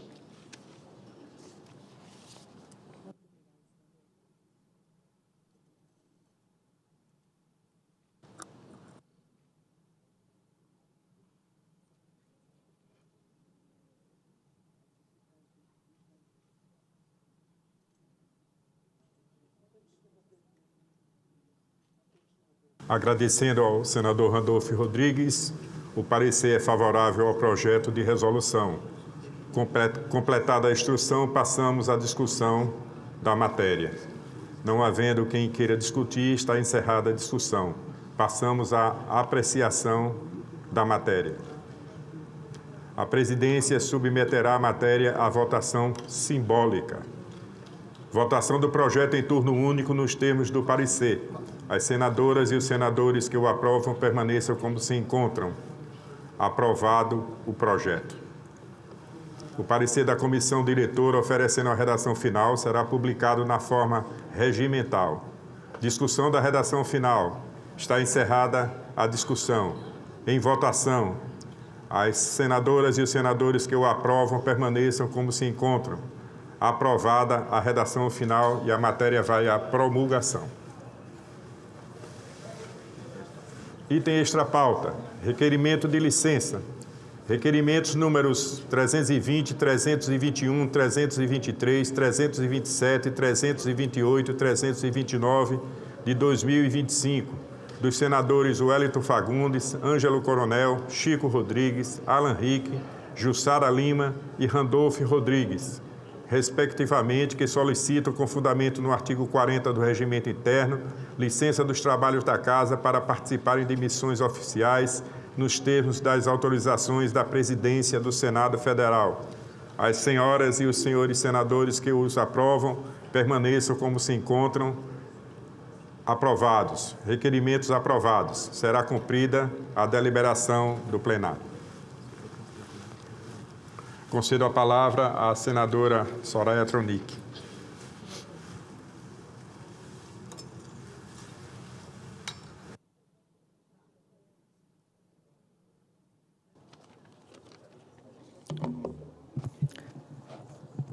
Bom dia, senhor presidente. Bom dia, caras colegas, servidores e todos que nos assistem pela TV Senado, pelo YouTube. Senador Rogério Carvalho, acho que foi embora, mas o meu aparte é um aparte positivo em relação à fala dele. Mas eu gostaria de iniciar com outro tema e primeiro começar elogiando o presidente Davi Alcolumbre pela coragem de ter colocado em pauta ontem o PL 2985 de 2023, de autoria do senador Stevenson Valentim, relatoria do senador Carlos Portinho, que limita a publicidade em relação às bets, aos cassinos, aos jogos online. O presidente teve uma coragem louvável, sofreu uma pressão, a pressão que eu já conheço, infelizmente, mas ele se manteve firme. Nós aprovamos o regime de urgência e ontem conseguimos, sim, pelo menos limitar ao máximo, tomara que consigamos um dia limitar totalmente, mas só o fato de não permitirmos mais pessoas divulgando as bets já foi um grande avanço. Eu espero, mas eu espero mesmo, que a Câmara tenha a mesma altivez desta casa. Que a Câmara tenha a mesma coragem dos membros desta casa de enfrentarem um gigante que, infelizmente, por trás dele, também temos a atuação do crime organizado, com lavagem de dinheiro, com evasão de divisas, e que prejudica sobremaneira a população brasileira. É impressionante os relatos que eu escuto dia a dia, que eu recebo nas minhas redes sociais, nos meus canais de comunicação, mas principalmente aqueles que eu recebo na rua, no aeroporto. Hoje, no salão, uma cabeleireira me disse que o seu filho pediu, eu ia falar exoneração, pediu as contas do emprego, recebeu a indenização, em torno de R$50 mil, e jogou tudo. Pediu demissão, fez um acordo lá, enfim, não sei o que tinha para receber, mas não foi por nenhum motivo, era simplesmente para que conseguisse um recurso para poder jogar. Então, a tristeza das famílias brasileiras é algo que nos incomoda e, mais uma vez, parabéns a esta casa. E agora esse projeto de lei segue para a Câmara e nós iremos, sim, cobrar que a Câmara delibere sobre o assunto. Gostaria aqui também de fazer uma parte positivo na fala do senador Rogério Carvalho, destacando a princípio que eu estou absolutamente estarrecida sobre a operação que foi deflagrada, mas foi anunciada e publicizada ontem, acerca de uma organização que tem uma lista de preço para investigar e assassinar políticos e membros do Poder Judiciário. É chocante para todos nós saber que, sim, estavam trabalhando neste sentido. É muito sério o que nós estamos vivendo. E por uma graça divina, o que não ocorreu no Capitólio, nós não perdemos aqui, no dia 8, nenhuma vida. E também, tudo o que programaram para ser feito,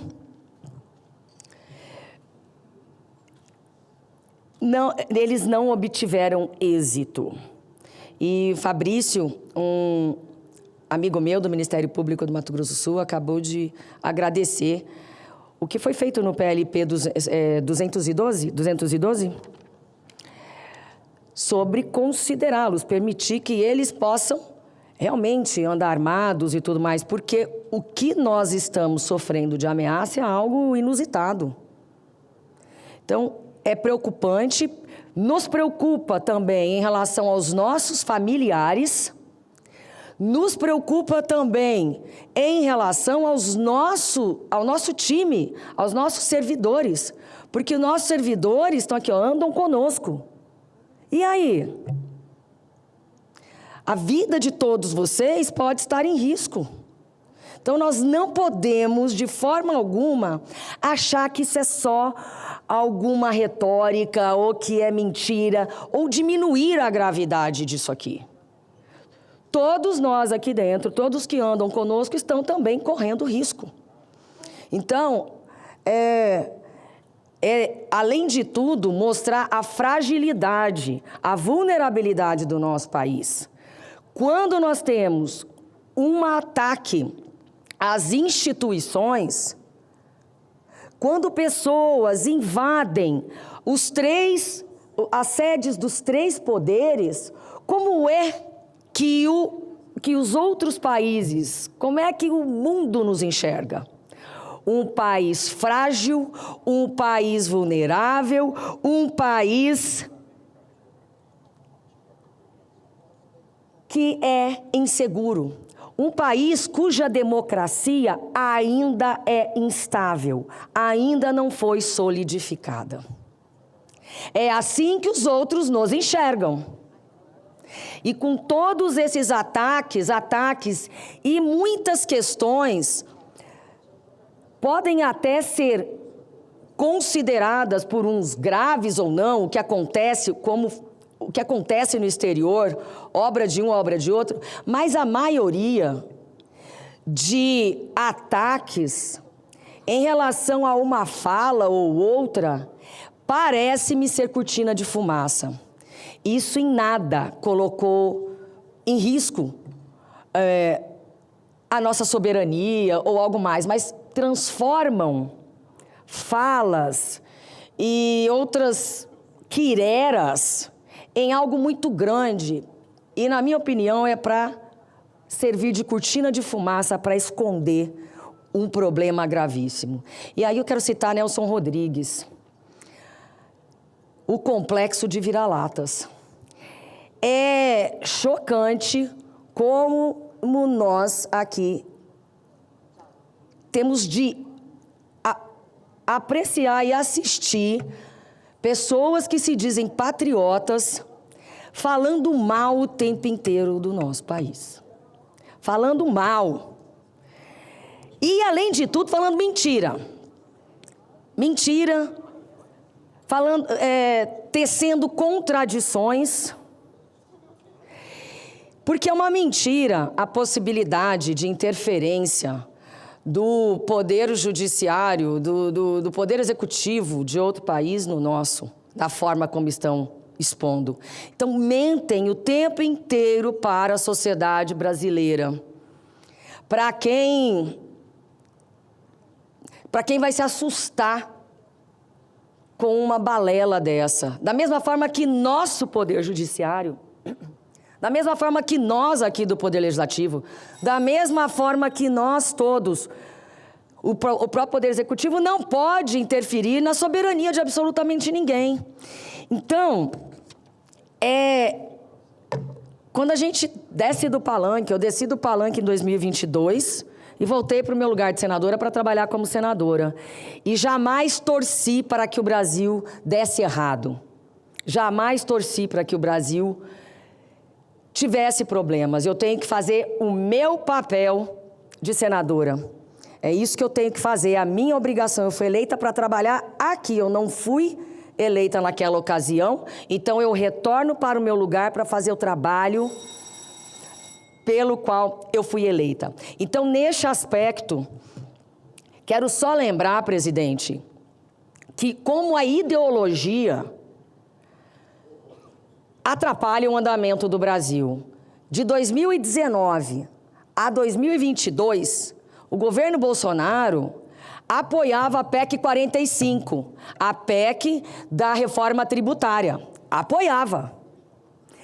Quando entrou 2023 e o governo atual, o governo Lula, passou a trabalhar para a aprovação da reforma tributária por meio da PEC 45, o que aconteceu com a atual oposição? Virou contra. Então, o que interessa não é o país. Porque eu apresentei uma proposta de reforma tributária, percebi que ninguém estava entendendo nada, estava querendo lacrar e virou contra a reforma tributária, o mesmíssimo texto. Então, isso prova que falta razoabilidade em muitos políticos, em muitos parlamentares, acerca do que realmente estamos fazendo aqui. O que é bom para o país, nós temos obrigação de abraçar. E que possamos resolver nossos problemas internamente e não mentir mais para a população, coisas que as pessoas nem sonham, nem sabem, até quem propaga esse tipo de coisa não entende nada de direito internacional. E, além de tudo, falar mal da nossa gente. E eu, para terminar, vou destacar uma frase que me deixou muito chocada, mas que me fez refletir. Não vou falar o nome desse político, mas é um político bastante experiente. Um dia, eu ouvi ele dizendo assim: nós não somos pobres, nós somos relaxados. E aquilo bateu fundo dentro de mim.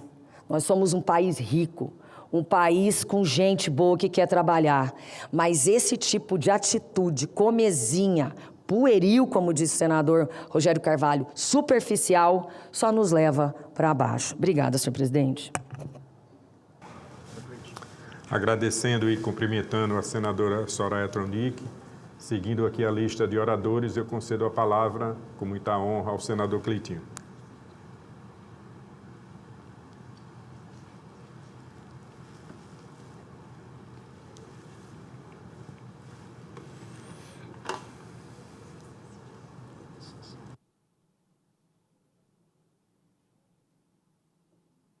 Senhor presidente, bom dia a todos os senadores, senadoras, a população que acompanha a gente pela TV Senado e a todos os servidores dessa casa.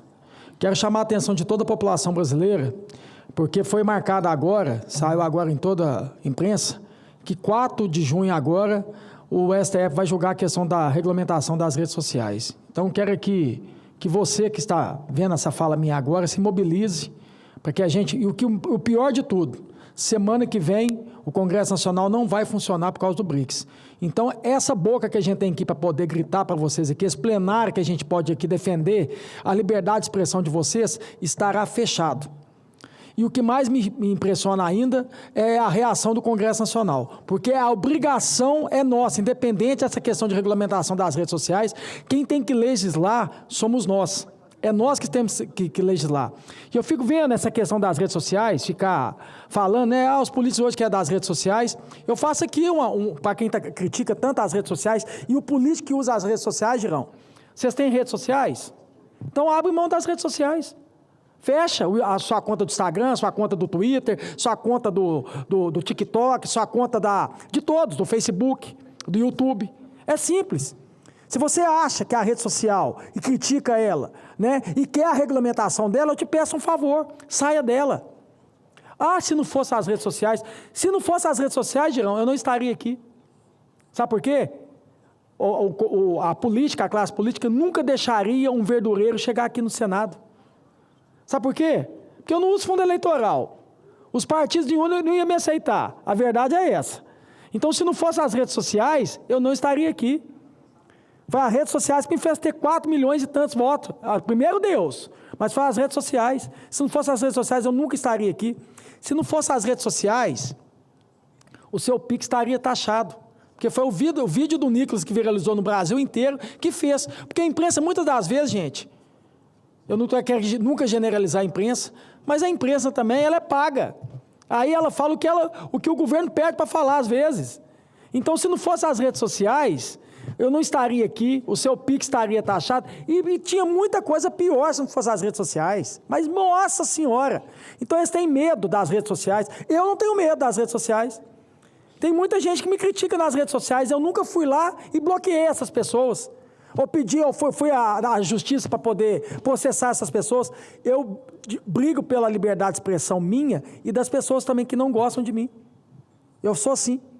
Eu vou sempre lutar pela questão da liberdade de expressão, inclusive de quem fala mal de mim, que tem todo o direito de falar, de me criticar. Até através dessas críticas a gente tenta sempre evoluir, porque eu não sou dono da verdade. Eu estou aqui para evoluir e aprender todos os dias. Então, se não fosse as redes sociais. Agora, novamente, não sejam hipócritas. Se vocês querem tanto regulamentar as redes sociais e acham que ela não é bem-vinda na política, abre mão das redes sociais. Fecha a conta de vocês. Comecem a fazer isso. Porque se não fosse a rede social, eu nunca tinha sido vereador, eu nunca teria sido deputado e eu não teria sido agora senador da República. Então, devo muito isso às redes sociais. Então, eu peço aqui à população brasileira e a todos os senadores, deputados federais, quem tem que fazer algo aqui nas redes sociais, quem tem que regulamentar, ou qualquer tipo de projeto de lei, tem que ser nós, senadores, deputados federais, não é o STF. Fica à vontade, Girão. O senador Cleitinho, o senhor matou a charada. O senhor matou a charada. Eu não tinha entendido ainda. Semana que vem não vai ter nada aqui. Câmara dos Deputados e nem o Senado, BRICS. Como é que nós vamos reverberar o julgamento da questão para censurar? O que eles querem, a obsessão desse governo e do STF é censurar, porque eles não aceitam críticas, eles estão acima. É um regime. O senhor matou a charada. Marcaram para o dia 4 de junho. Semana que vem. Não vai ter nada aqui. Congresso fechado. As maldades são feitas exatamente nessa situação. Então, a população brasileira que está nos assistindo, nós temos as redes sociais ainda. Eles vão tentar controlar e o objetivo todo mundo sabe. E eles ameaçaram, viu, senador Cleitinho? Eles ameaçaram. Ministro Flávio Dino era ministro da Segurança e da Justiça do Lula. Ele disse, se o Congresso Nacional não fizer a regulação das redes sociais, ou nós, do governo Lula, vamos fazer, olha só o que o ministro Flávio Dino disse, ou o Supremo vai fazer. Ele cantou a pedra, só não viu quem não quis. Ou seja, Congresso, Congresso está dizendo que não quer, Congresso está dizendo que quer a população livre. Mas os tiranos querem tirar as redes sociais. E eu vou dizer, leitura clássica não é por criança, não, gente, acorda. Presidente não é por criança. Essa turma não defende criança, essa turma é a favor de aborto. Fala o nome de Jesus 3 vezes aqui. Defende droga, defende aborto. PT é conhecido. Tem projeto nesse sentido. Tramitou durante 30 anos. Nós derrotamos. E foi através também das redes sociais. Agora o senador Cleitinho deu a senha. Além do Congresso fechado, a grande mídia que recebe dinheiro do governo Lula vai fazer as narrativas que eles querem. Olha, a gente precisa mobilizar para que fique claro para o Brasil e para o mundo o que está acontecendo aqui. Sabe por quê? Eles sabem que vão perder a eleição, sabem que vão perder. Pode fazer populismo, como tem feito, 1.500 cargos ontem, comissionados, na véspera de uma eleição, não justificou o relator aqui, não justificou a pergunta que eu fiz ontem. E aí, resultado.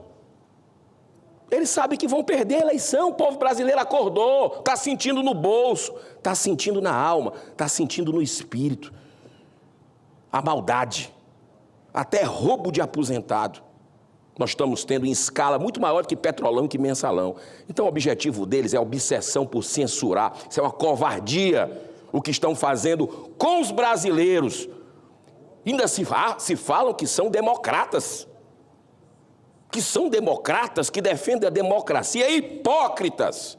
Hipócritas. Usam o termo democracia para censurar quem pensa diferente deles. Aí vem com discurso bonito e a gente vê exalando ódio, muitas vezes. Agora não. Essa turma, ninguém pode dizer isso. A extrema esquerda não exala esse tipo de coisa. Agora, pode chamar, né? O ministro, o Haddad, o Tachad, pode chamar, como ele chamou semana passada, a extrema-direita de escrota. Não, isso é do amor, viu? Cuidado, Cleitinho, isso é do amor, extrema-direita escrota, que eles falam. Olha que termo chulo. Eles exalam ódio e querem. Agora, isso volta. Tudo que se planta é a lei da semeadura, a lei da ação e da reação, a lei de causa e efeito. Tudo que se planta se colhe. Isso volta, meu amigo. Hoje estão alinhados direitinho, mas estão destruindo a democracia do Brasil por projeto de poder. Tirar a liberdade dos brasileiros, o que tem de mais sagrado, que é o direito de se expressar. Como é que você vai ser inteiro se você não pode fazer isso? E hoje já, presidente, para encerrar, lhe agradecendo a tolerância, eu sei que o senador Cleitinho tem mais alguma coisa para complementar, mas eu digo para você, nós estamos num momento delicado da nossa república, do que sobrou da democracia, dessa ditadura. E precisamos acordar, porque o que vai acontecer no Supremo, depois que o Congresso disse não à censura, é um vilipêndio à nossa Carta Magna, e nós precisamos que a população participe desse momento urgente. Muito obrigado, meu querido senador Cleitinho. Vou finalizar. Senador Cleitinho, com a sua gentileza... Fica à vontade. É um motivo de honra para todos nós, senadores e senadoras que aqui estamos. Queria registrar com muita satisfação a presença dos alunos do ensino fundamental do Colégio Adventista Jardim Europa de Aparecida de Goiás. Sejam muito bem-vindos. A gente fica muito feliz quando recebe representação das escolas que vêm conhecer o trabalho do Senado Federal e vocês que fazem, que certamente é a nossa esperança para o amanhã, para o futuro do nosso país. Vocês estão dentro de uma casa de 2 séculos, 200 anos que existe o Senado Federal. E a presença de vocês é a esperança que nos move da gente continuar por muitos séculos conduzindo o nosso país pelo melhor caminho. Sejam muito bem-vindos vocês, tá bom? Cleitinho, senador, muito obrigado pela gentileza. A palavra é sua. Senador Soraya, você quer uma parte? Na verdade, é só para destacar algo que eu esqueci. Eu me empolguei na fala, perdi meu tempo. E o que eu vim falar, eu não falei. Fica à só vontade. Isso. Obrigada. Só para esclarecer aqui, pena que o senador Girão saiu, mas o senador Girão acaba também de integrar a CPI das BETs. E eu pedi para o presidente Davi, no mínimo, assim, o mínimo possível de prazo a mais, para eu conseguir, Cleitinho, terminar o relatório. Por quê? Porque a prorrogação era para ser de 130 dias, não foi de 45. Nós também tivemos uma suspensão dos nossos trabalhos por 36 dias. Porém, nós já estamos muito cansados e fartos disso, o próprio presidente Davi enfrentando esse drama. E, sim, a CPI vai entregar um trabalho, eu, como relatora, vou entregar o meu trabalho, não com a perfeição, não com a possibilidade, não da forma que eu imaginava, presidente, porém, vai ser da forma possível. Por quê? Nós estamos sofrendo, pena que o Cleitinho não está lá, nós estamos sofrendo com falta de quórum. São 11 cadeiras de titulares e nós só temos 10 titulares. Tem uma vaga lá, mas essa vaga, não sei por que, ninguém está ali e há parlamentares tentando uma vaga, como é o caso da senadora Damares. Por que ela não está como membro, sendo que há vaga? Olha só.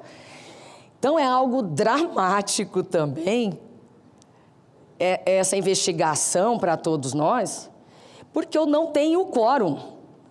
Senadores que são membros da CPI vêm à casa, dão presença em todas as comissões, aqui no plenário, e não dão presença na CPI.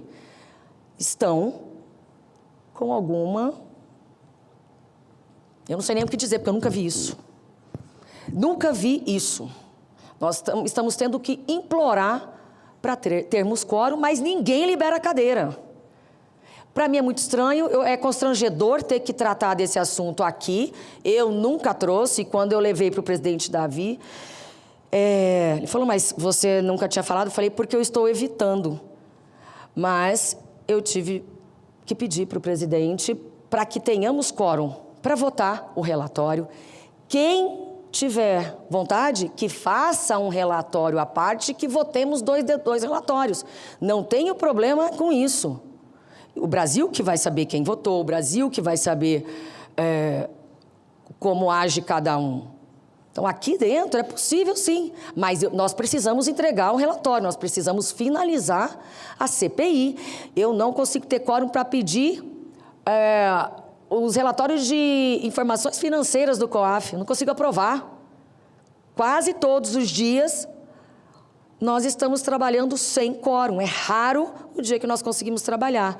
Portanto, me perdoem aqueles que não estão gostando de ouvir o que eu estou falando, mas aqui ninguém está de brincadeira, eu não estou de brincadeira, mas eu, sim, quero terminar o quanto antes, porque também o presidente Davi ontem sofreu uma pressão danada, para não dizer, vou falar em ameaça e pressão é uma ameaça.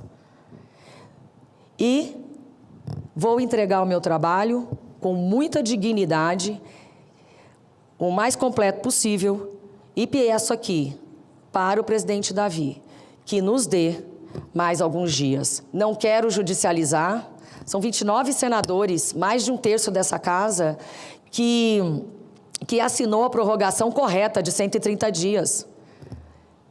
Então, eu tenho condições de procurar o Supremo, eu tenho condições de impetrar um mandado de segurança, mas eu não quero. Eu acho que no diálogo a gente pode resolver todas essas questões. Peço que o presidente Davi tenha essa sensibilidade e que nos deixe, pelo menos, prorrogar e que converse com os senadores que não comparecem às nossas reuniões para que deem a cadeira para quem quer realmente tratar desse assunto. Obrigada, presidente. Obrigada, Cleitinho. De nada, senhora. Senhor presidente, eu vou finalizar. Estava no assunto da questão da regulamentação das redes sociais. Para a população entender, tem 4 poderes, né? Poder legislativo, executivo, judiciário e imprensa. E agora veio o 5º poder, que é as redes sociais. E as redes sociais, ela não manipula. As redes sociais estão ali para você poder dar sua opinião, né? E muitas das vezes, novamente, não quero generalizar, mas a imprensa muitas das vezes sempre manipulou. Então, hoje, muito que vocês sabem de política, inclusive sabe quem que são, né, os membros do STF, foi através das redes sociais. Eu vou dar um exemplo pequeno. Essa semana passada, lá na Copa 30, o governo queria comprar galão d'água de quase R$30, onde você acha galão d'água de 5. Ia fazer lá uma compra lá que ia dar R$1 milhão. Fosse fazer uma compra no atacado mesmo de verdade, mas ia economizar 500 mil reais, R$500 mil. O que é que o governo fez depois que a gente, além de encaminhar para os órgãos, denunciar nas redes sociais? Em menos de 24 horas, ele voltou atrás e não fez as compras. Então, isso é as redes sociais, para as pessoas entenderem. As redes sociais veio para ficar mesmo.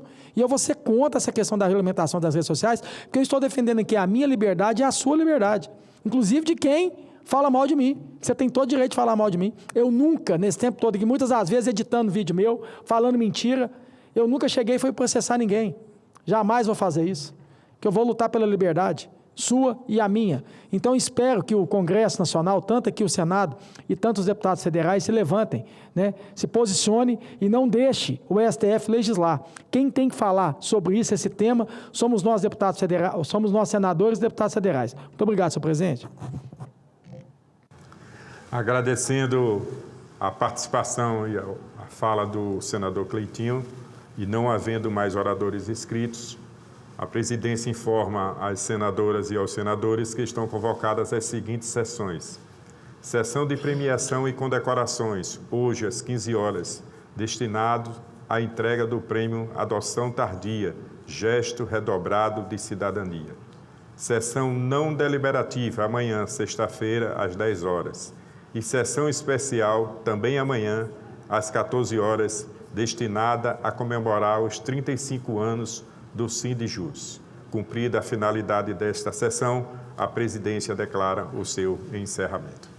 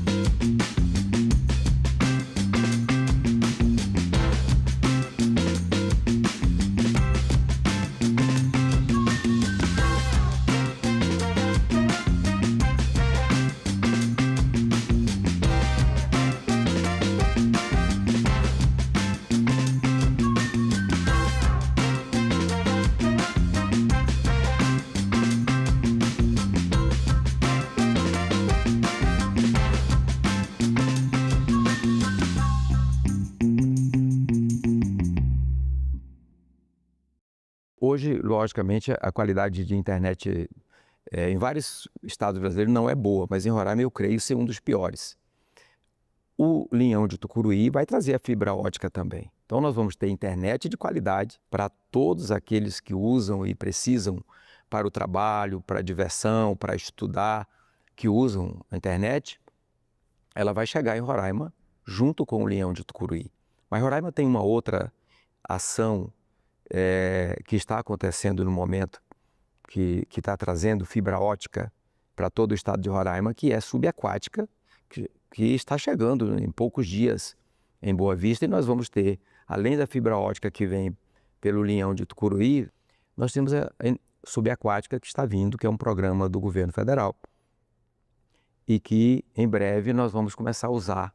Em breve, Roraima terá uma das melhores internets do Brasil.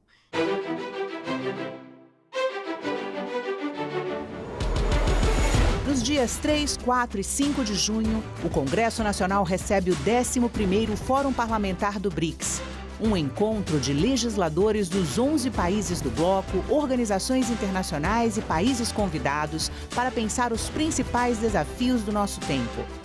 Comércio, saúde, mudanças climáticas, inteligência artificial, segurança e paz. Acompanhe tudo ao vivo na TV Senado, TV Câmara, Rádio Senado e Rádio Câmara. No dia 3, a partir das 9h30 da manhã. Dia 4, a partir das 9 horas. E no dia 5, a partir das 8h30. TV Senado, TV Câmara, Rádio Senado e Rádio Câmara juntas no Fórum Parlamentar do BRICS.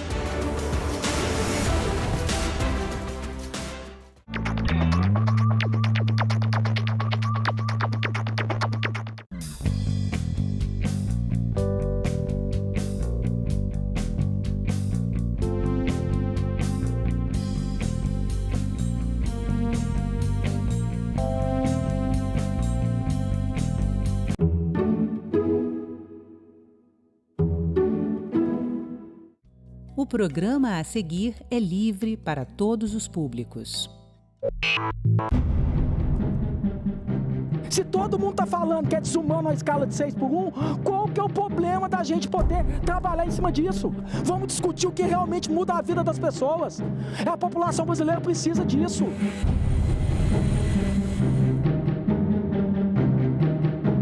Somos amantes da liberdade. A liberdade deve reger as leis de um país para que o Estado interfira cada vez menos. Quem trabalha a escala 6x1 não tem vida. O único dia que tem para resolver as coisas, não consegue descansar, não consegue ter uma vida com a família, não consegue ter uma vida social porque é muito cansativo. Você não vê seus filhos crescer, seus filhos são criados por outras pessoas, você não vê a sua vida passar, a gente não trabalha, a gente vende a nossa vida, o nosso tempo para a empresa. 44, 40, 36 horas semanais. Reduzir a jornada de trabalho sem alterar os salários. Tema polêmico e em debate. O pedestre tem responsabilidade, ciclista... Fiz uma cadeira na academia, me foi negado pela história e pelo meu país. Hoje nós podemos, com o nosso megafone, que é o diploma na mão, nós não podemos recuar nesse debate. Declaro aberta a 7ª reunião da Comissão Senado.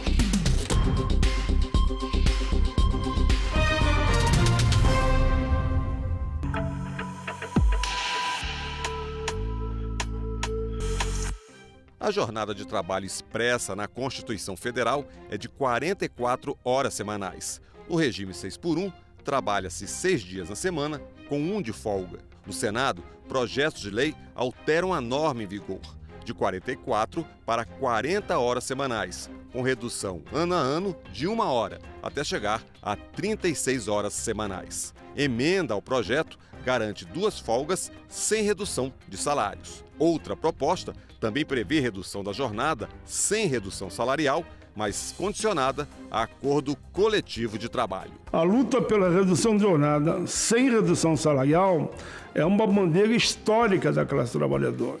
A redução de jornada para 36 horas semanais trará inúmeros benefícios. Hoje são 44 horas. Então você trabalha 6, o trabalhador em média brasileiro trabalha 6 dias e tira 1 de folga.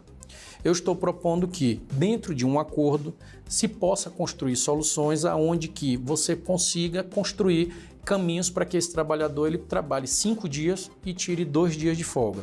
Seja sábado, domingo, seja domingo e segunda-feira. Isso vai depender do acordo e também de qual tipo de tarefa que esse trabalhador exerça.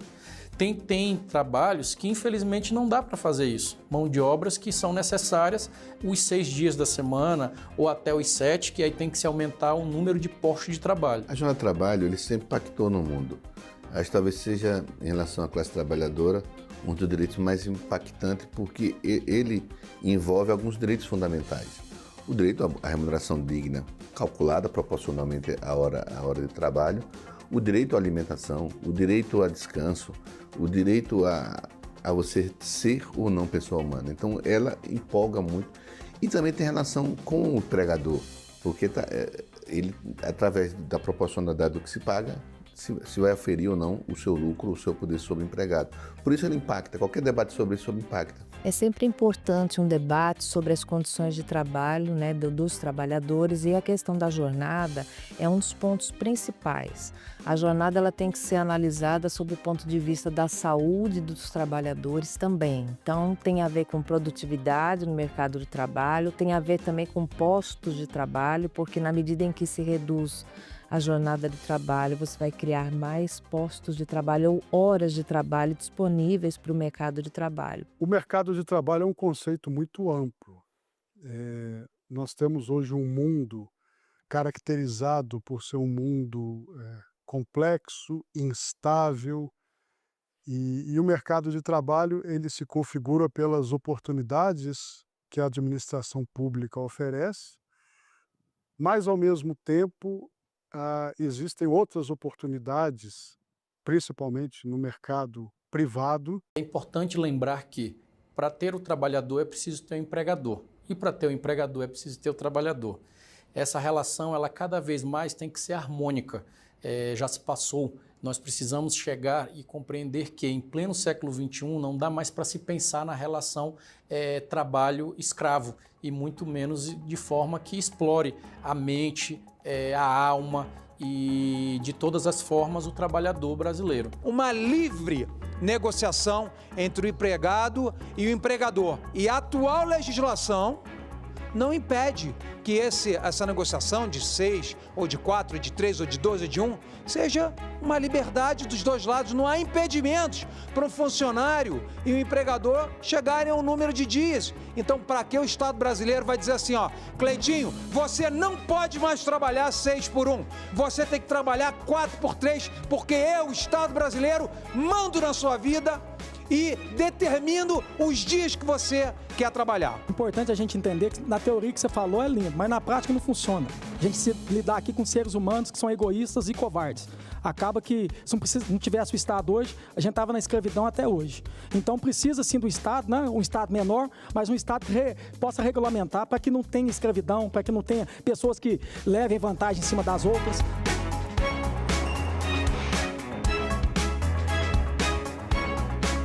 Quando você perde o emprego, você perde sua fonte de subsistência. O que você vai fazer? Entrar com ação judicial. Se os empregadores cumprissem os seus direitos, nós não teríamos essa demanda, que as pessoas consideram o trabalhador como coisa, como matéria-prima a ser apropriada pelo menor preço. Essa mentalidade é que gera as ações trabalhistas, porque é lucrativo não pagar no Brasil. Para os trabalhadores e trabalhadoras, a redução na jornada de trabalho pode promover mais qualidade de vida e a redução da perda da produtividade por esgotamento profissional. Nós temos hoje as 5 doenças que mais atingem o trabalhador no Brasil, que é a DORT e a LER, que são distúrbios osteomusculares por movimentos repetitivos. O segundo transtorno são os transtornos mentais. Desenvolvimento de burnout, ansiedade e depressão, por conta da jornada extenuante. E aí eu quero atentar, quando a gente fala da questão mental, não é só a jornada em si, o ambiente de trabalho que muitas das vezes é insalubre, de cobrança. A redução de jornada ela é um imperativo no atual modelo e no atual momento histórico que nós estamos atravessando. E é um imperativo, volto a dizer, de um resgate da missão do próprio Estado em buscar escolher entre distribuir dignidade, distribuir qualidade de vida ou começar efetivamente a investir mais em estabelecimentos prisionais. Porque na medida em que as pessoas não conseguem oferir com o tempo que trabalham o mínimo para sua subsistência, acaba sobrando a delinquência. Pode promover compatibilização entre a vida pessoal e a vida familiar e a vida profissional, considerando ainda uma maior parte das atividades de lazer, encontro com os amigos, jogar o futebol, tomar a cervejinha, poder ir no cinema com a família, um conjunto de benefício para o conjunto da sociedade brasileira. Se não motivar, incentivar uma maneira de poder incentivar esse pessoal a poder ir trabalhar, não vai ter mão de obra mais. A gente precisa olhar isso. Isso é uma realidade que está acontecendo no país hoje. Ninguém aguenta trabalhar em supermercado, não. Pega um serviço vai até 10 horas da noite, tem que trabalhar sábado, tem que trabalhar domingo. Cadê a dignidade humana? O comércio é um dos ambientes que mais se escraviza, porque principalmente o shopping escraviza, as farmácias são as mesmas jornadas, então é uma jornada desgastante. E os comerciantes, os empresários, acham que a gente não, mas a gente sempre trabalhou, sempre tem que ser isso mesmo, não entende que a gente está vendendo o tempo de vida que a gente tem para que eles vivam. Então é uma coisa que eles nunca vão entender. Aqui no Ministério do Trabalho a gente tem como um das suas políticas o estímulo e a promoção da negociação coletiva, e a gente já vê em várias categorias, já conseguem negociar acordos e convenções coletivas que permitem, que estabelecem jornadas mais reduzidas do que a de 44 horas semanais. E isso é fundamental, porque as negociações coletivas permitem a adequação para cada realidade. O mundo já debate isso hoje, né? Nós temos o Reino Unido, nós temos a Espanha, a Islândia e a Bélgica, a Alemanha, Portugal, Japão, Nova Zelândia, que já se pratica hoje uma jornada menor do que 44 horas semanais.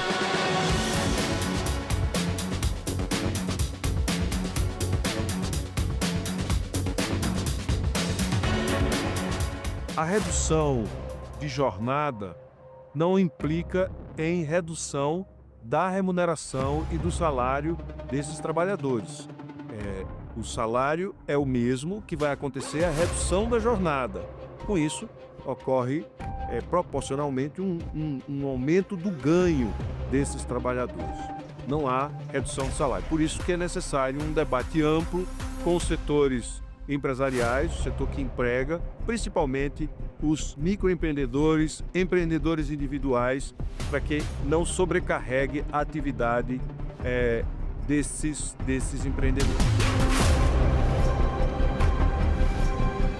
A questão da redução da jornada de trabalho, com a redução de salário, pode vir a acontecer. Então, o que é importante entender? É importante a gente entender que é uma relação dinâmica, uma relação contratual, em que se devem promover condições dignas ao trabalhador. E essas condições dignas passam por ações de qualidade de vida no trabalho, pelo reconhecimento, inclusive remuneratório, de tal modo que exista um dimensionamento acerca do desempenho que precisa ser alcançado e do preparo, da qualificação do trabalhador. Se a gente tiver a redução com a redução de salário, eu não considero que seja um ganho nem para o empregado, nem para o empregador, devido às condições que eu já falei, de tanto diminuir a condição do empregado, de poder fazer um bom trabalho, de realmente poder dar ao seu empregador o que está sendo pedido, né, exigido dentro do seu trabalho, como também a satisfação pessoal para que esse trabalhador possa aí viver de uma forma mais feliz, mais justa e que realmente consiga produzir ainda muito mais. Então a jornada de 6 horas, ela é mais moderna, ela é mais justa com a classe trabalhadora e ela tem essa função de resolver esse problema social e evitar o agravamento do problema social com a automatização que está chegando cada vez mais forte no mundo. As propostas que tem aqui, no final, elas discutem uma coisa, apenas um debate único, que é dar mais condição ao trabalhador brasileiro. E essa condição de quê? De ele poder cuidar da sua família e cuidar também da sua saúde e da sua rotina dentro de casa. Então, é isso. Se vai ser para 44, para 40, para 36, para 30, para 32, isso é consequência do primeiro passo que o Congresso está dando em discutir uma legislação com este olhar em respeito ao trabalhador brasileiro. Ela é a solução no século XXI para permitir que o trabalhador e a trabalhadora possam estudar, possa ter lazer, possa conviver com sua família. E ela também é solução para, com um número menor de pessoas trabalhando, possa ter, no critério da solidariedade que a Constituição está, termos mais emprego para outras pessoas.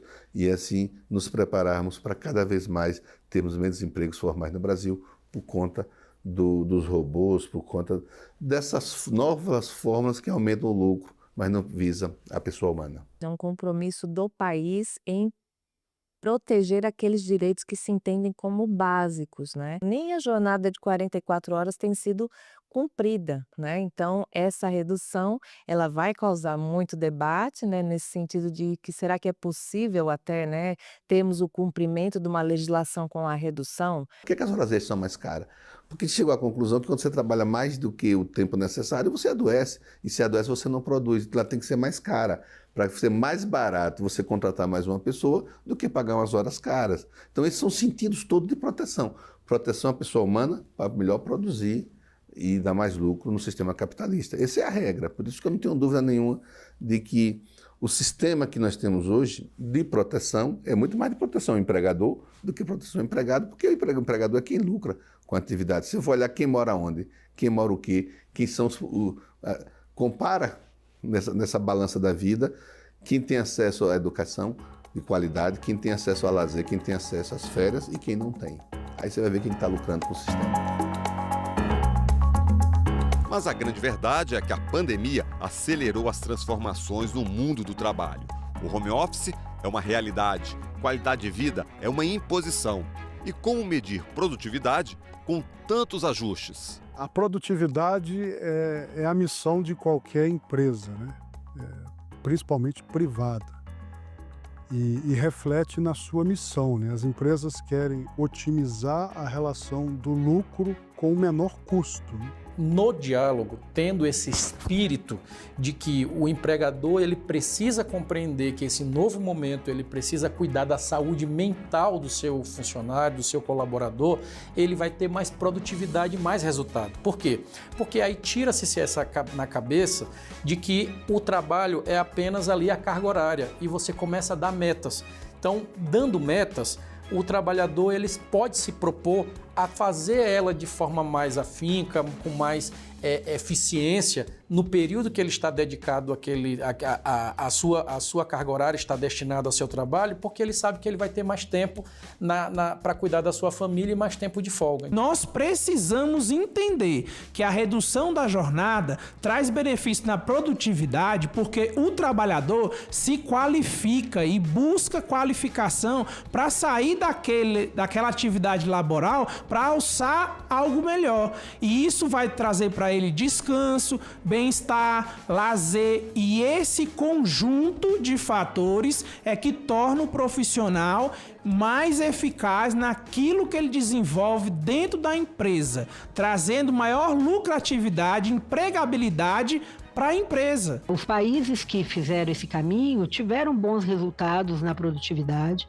e com redução nas taxas de absenteísmos, de acidentes de trabalho, de doenças, de esgotamento profissional. Que fique claro que vamos fazer isso em conjunto. Vamos trabalhar para poder valorizar tanto o empresário e tanto o trabalhador.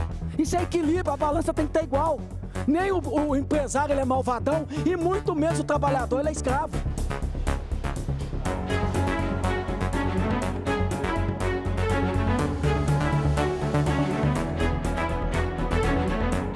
A produtividade é porque, por exemplo, sou da parte de tecnologia, então você trabalha muito com a cabeça, tipo, você tem que preocupar com aquilo ali. Então você não tem outras coisas para preocupar, por exemplo. Ah, minha filha está doente, ou minha filha, eu vou ter que buscar mais cedo, alguma coisa assim. E isso, para mim, me atrapalhava um pouco, minha produtividade, sabe? Eu vejo que melhorou bastante, porque eu fico mais tranquila de estar todo mundo perto, de eu poder ter essa liberdade de me organizar, sabe? Então, assim, eu acho que a maioria, a produtividade melhorou. Tem formas, né, da empresa checar se a gente está desenvolvendo bem o nosso trabalho. Então, isso continuou basicamente da mesma forma. Agora, eu sou uma profissional exigente comigo mesma. Então, assim, eu pessoalmente acho que eu preciso entregar mais, porque sempre tem aquela concepção de será que as pessoas estão realmente vendo que eu estou fazendo?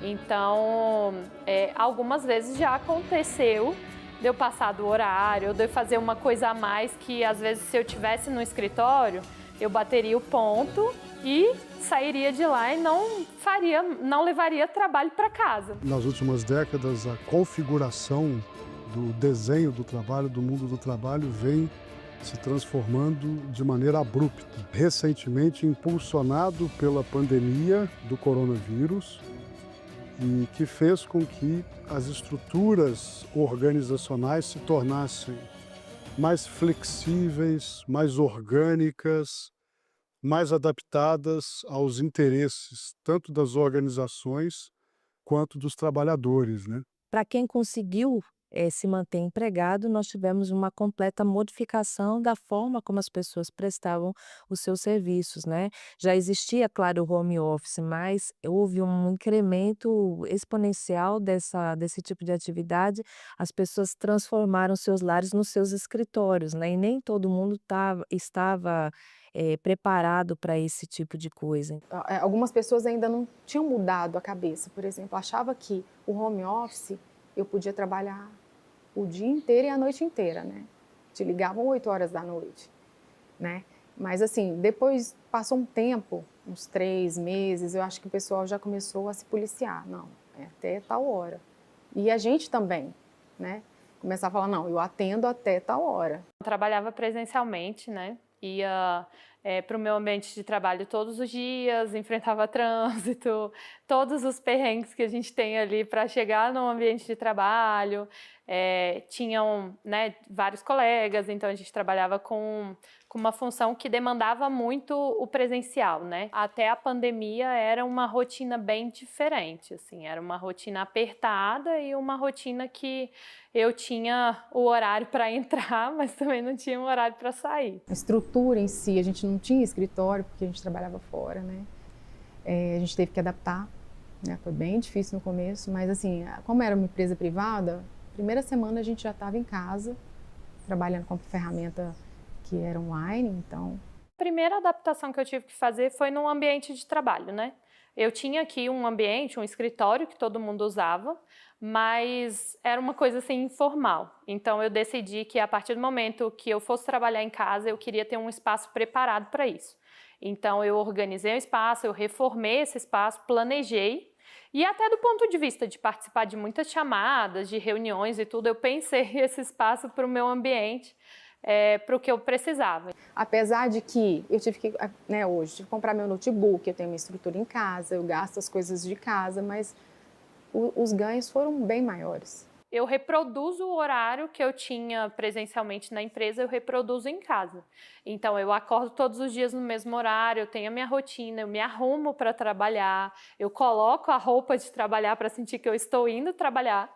E eu entro no meu escritório, fecho a porta e assim eu estou no meu ambiente de trabalho, com as minhas coisas. As demandas que chegam geralmente são por horas extras, geralmente, porque como o trabalho é remoto, há uma dificuldade maior, né? E acaba que até a separação entre o pessoal e o profissional também fica bastante difícil quando não se tem implementada essa atividade, né, de forma contínua. Então, isso também trouxe uma adaptação às empresas, aos empregados, e a questão da jornada de trabalho, ela sempre reflete nessas modificações, né? Então, essas demandas chegam também, por exemplo, em falta de condições de trabalho ou falta de indenização de despesas no home office. Então o trabalhador também passa a ter despesas que às vezes não tinha anteriormente, uma internet, né, energia, entre outras. E a própria despesa com a estrutura de trabalho que tem que ser mantida quando você trabalha de forma tão habitual na sua residência. Então há uma transformação e essas causas elas giram em torno dessa transformação mesmo das atividades que foram prestadas. Nem todo mundo vai ter essa possibilidade do home office e às vezes nem vai ter perfil, né? Porque eu acho que a pessoa também tem que ter um perfil, tem que se comprometer, tem que ter essa organização de atividades e de horários muito clara para ela poder conseguir cumprir, né, o que a empresa precisa também. Então, assim, a gente tem que fazer a nossa parte. Eu acho que o home office ele dá certo para a empresa e para o profissional se as duas partes ali colaboram, né? Meu marido, por exemplo, ele não tem essa possibilidade de transformar o trabalho dele num home office, mas ele gostaria também em muitos momentos, porque a gente vê que há ganhos. Eu escolho o local onde eu vou trabalhar, preferencialmente se ele tiver a modalidade home office, porque isso me ajuda, assim, na minha organização pessoal e principalmente na condução da minha família, das nossas rotinas e da nossa organização. Hoje se fosse para o mercado, eu iria olhar uma home office. Os gastos são infinitamente menores do que os prós, né? Então, não voltaria.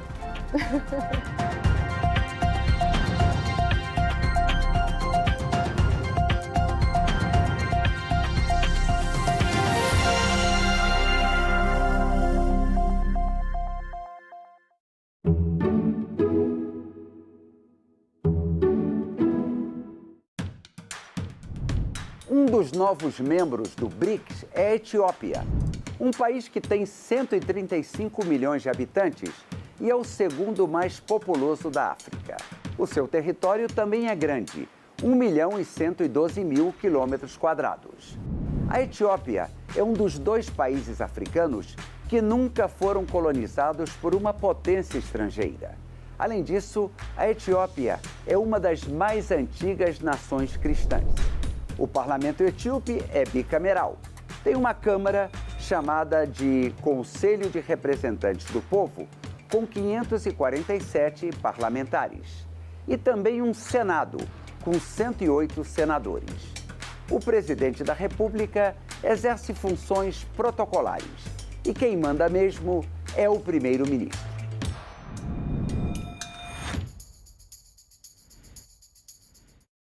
Independente para onde eu vá, o capacitismo está ali. É o preconceito que as pessoas têm sobre a minha condição, não sobre a minha pessoa. Contratavam sem ler o currículo, PCD, aí se ia fazer entrevista, sobe escada, anda sozinho, consegue pegar o ônibus e tal. E muitas vezes nem perguntavam o que gostava de fazer, o que estudava, enfim. Só para cumprir uma cota. A empresa contrata, a pessoa fica ali. O que eu vou fazer? Não, você não precisa fazer nada, você só precisa ficar aí. Você vai no supermercado e você vê um PCD que está lá 2 anos, 2 anos e meio, solto, jogado, e você vê que inclusão mesmo não há. Falar sobre o que a gente não consegue fazer é fácil. As pessoas precisam começar a entender sobre o que nós somos capazes, das nossas potências, das nossas competências, das nossas capacidades.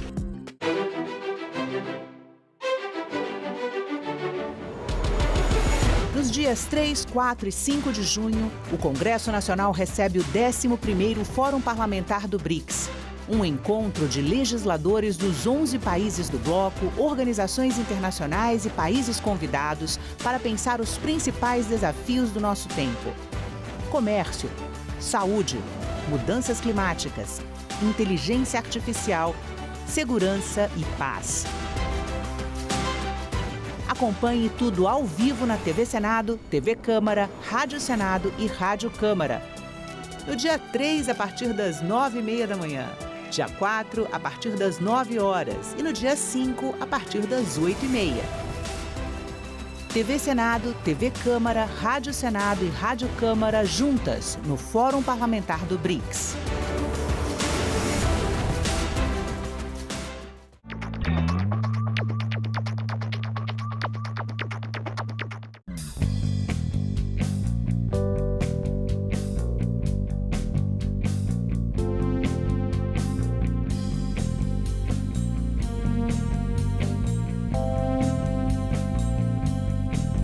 A gente também fala tupi.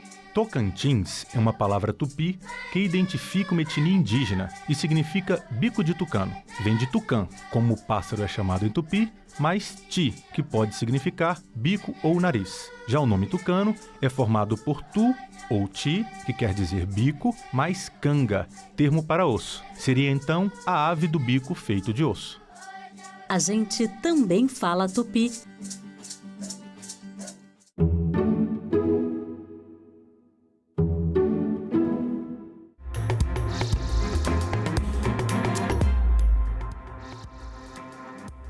Olá, boa tarde. Em Brasília, 13h30 e o Senado Notícias está no ar. E nós abrimos o jornal indo direto para Pacaraima, na fronteira da Venezuela com o Brasil, conversar com a repórter Raquel, que está acompanhando a diligência da Comissão de Direitos Humanos. Boa tarde, Raquel. Boa tarde, Isa. É isso mesmo. Desde amanhã desta quinta-feira, nós estamos acompanhando a Comissão de Direitos Humanos nessa diligência aqui no estado de Roraima.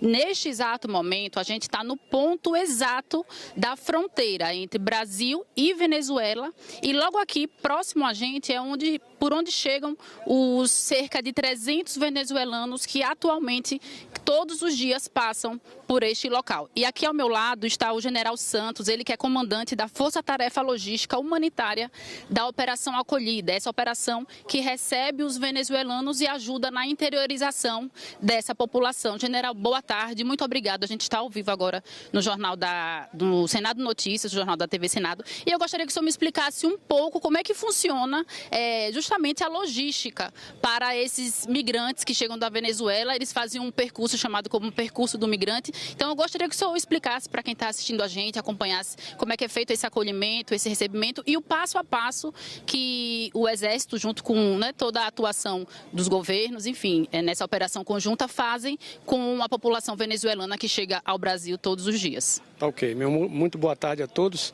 Então, a Operação Acolhida, ela tem 3 grandes vertentes, né? Ela tem a missão de ordenar a fronteira, acolher o imigrante venezuelano e também integrar ele ao país, ao nosso país, na busca de emprego e seguir sua vida.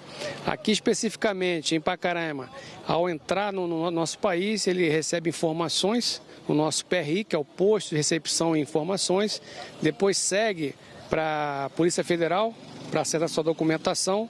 Em seguida, ele faz a parte de vacinação, né?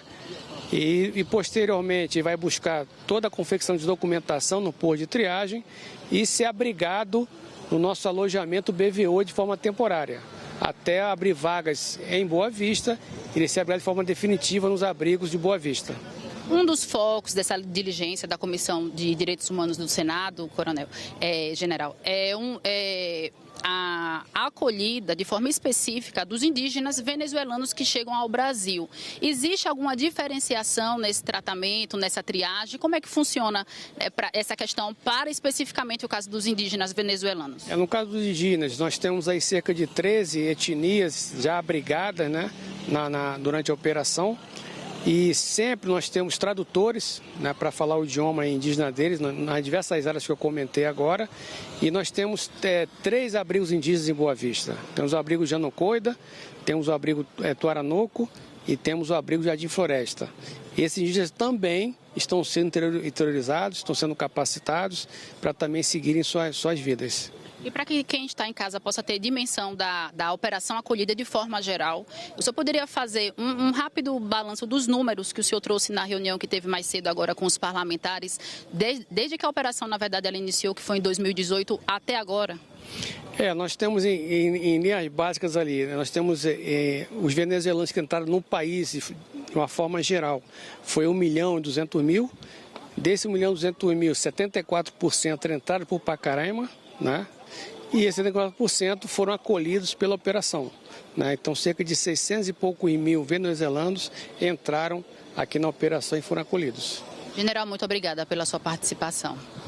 Então, é isso, a gente segue aqui deste ponto que nós estamos só lembrando para quem chegou agora, a gente está exatamente no ponto de fronteira entre Brasil e Venezuela. Aqui próximo a mim está toda a comitiva da Comissão de Direitos Humanos que veio a Roraima para entender de perto a situação dos migrantes venezuelanos que chegam todos os dias ao Brasil, em especial os venezuelanos indígenas, que também faz parte dessa população que chega diariamente no país. Outra missão da Comissão de Direitos Humanos aqui em Roraima é a visita que vai ser feita no sábado.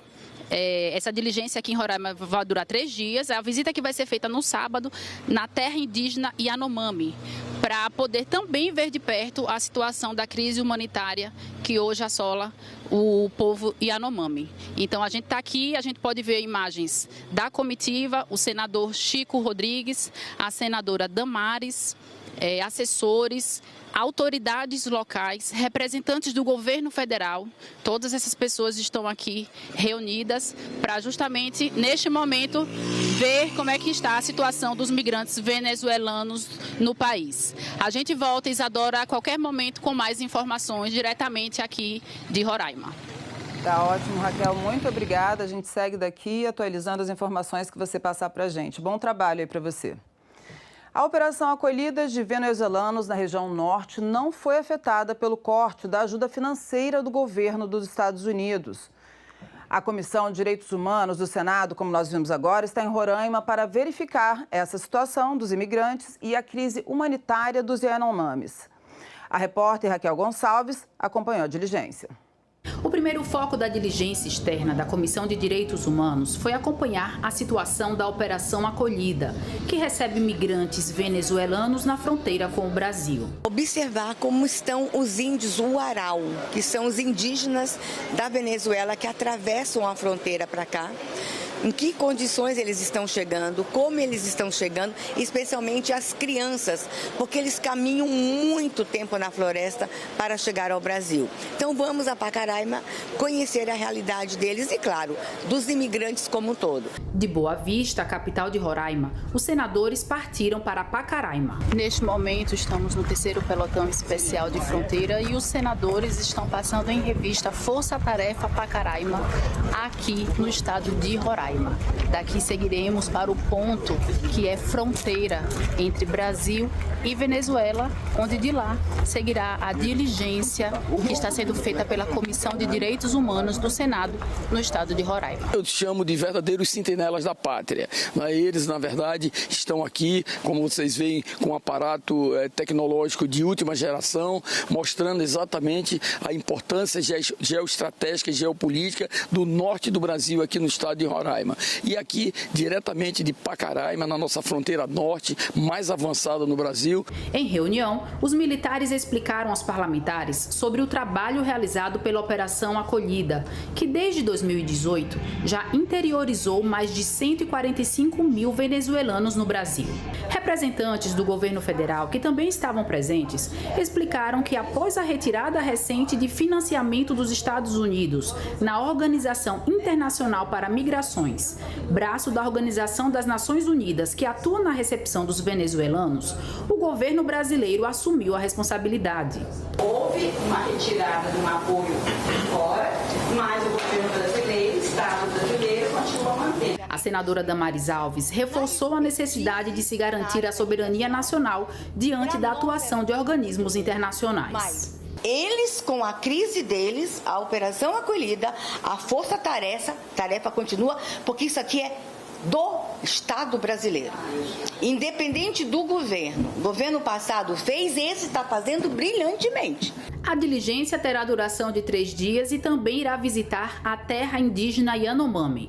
O objetivo é verificar a situação dessa população diante da crise sanitária que atinge os povos originários, com registro de casos de malária, desnutrição e doenças infecciosas agudas.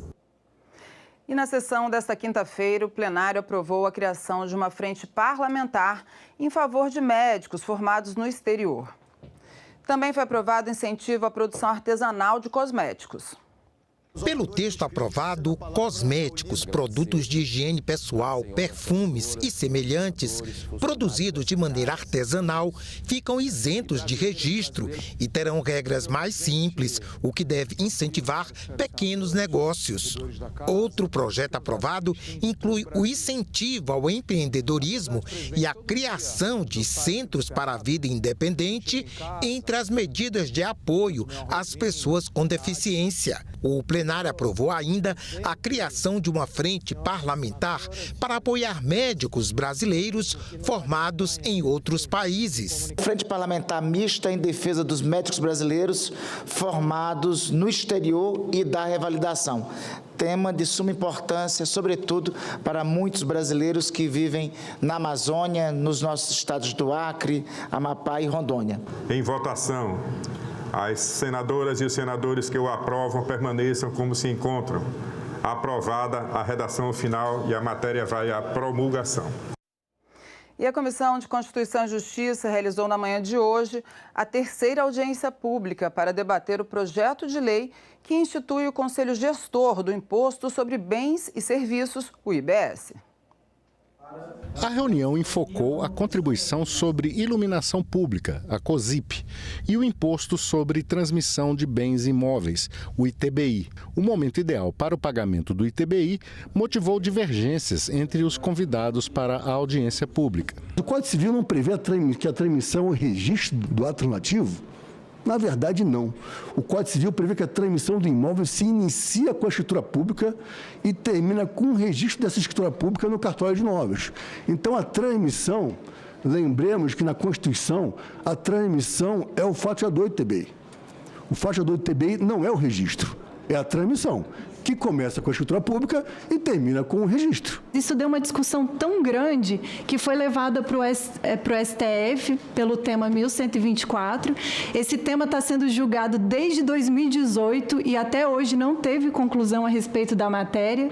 E a gente verifica que depois de tanta discussão, o ministro Luiz Fux, ele fala que é do registro de imóveis. Então, por que a gente traz agora, por que a gente não traz agora essa expressão, no registro de imóveis? Por que a gente volta ao tratar do Código Civil e volta com essas discussões, sendo que o momento agora é de legislar? O uso da contribuição sobre iluminação pública também motivou preocupações entre os debatedores. O custeio com elaboração de projetos, por exemplo, até mesmo a aplicação de equipamentos públicos comunitários podem ser custeados agora com a COSIP. Sem dúvida nenhuma, é a garantia de um pouco de política pública a cada cidadão que ali reside naquele município. A preocupação com o inciso 2º, especialmente, que é a definição desse novo uso que a reforma trouxe para a COSIP, é no sentido de que se essa definição ela é suficiente para que os municípios tenham um bom norte para fazer um bom uso ampliado da COSIP. E uma outra coisa que também é uma preocupação nossa do setor e que não está na regulamentação, então é uma sugestão que nós fazemos para que isso seja pensado nessa regulamentação, é dar prioridade para o uso da COSIP para o serviço público de iluminação pública. O cenário da economia mundial mudou de forma radical após a posse do presidente americano Donald Trump.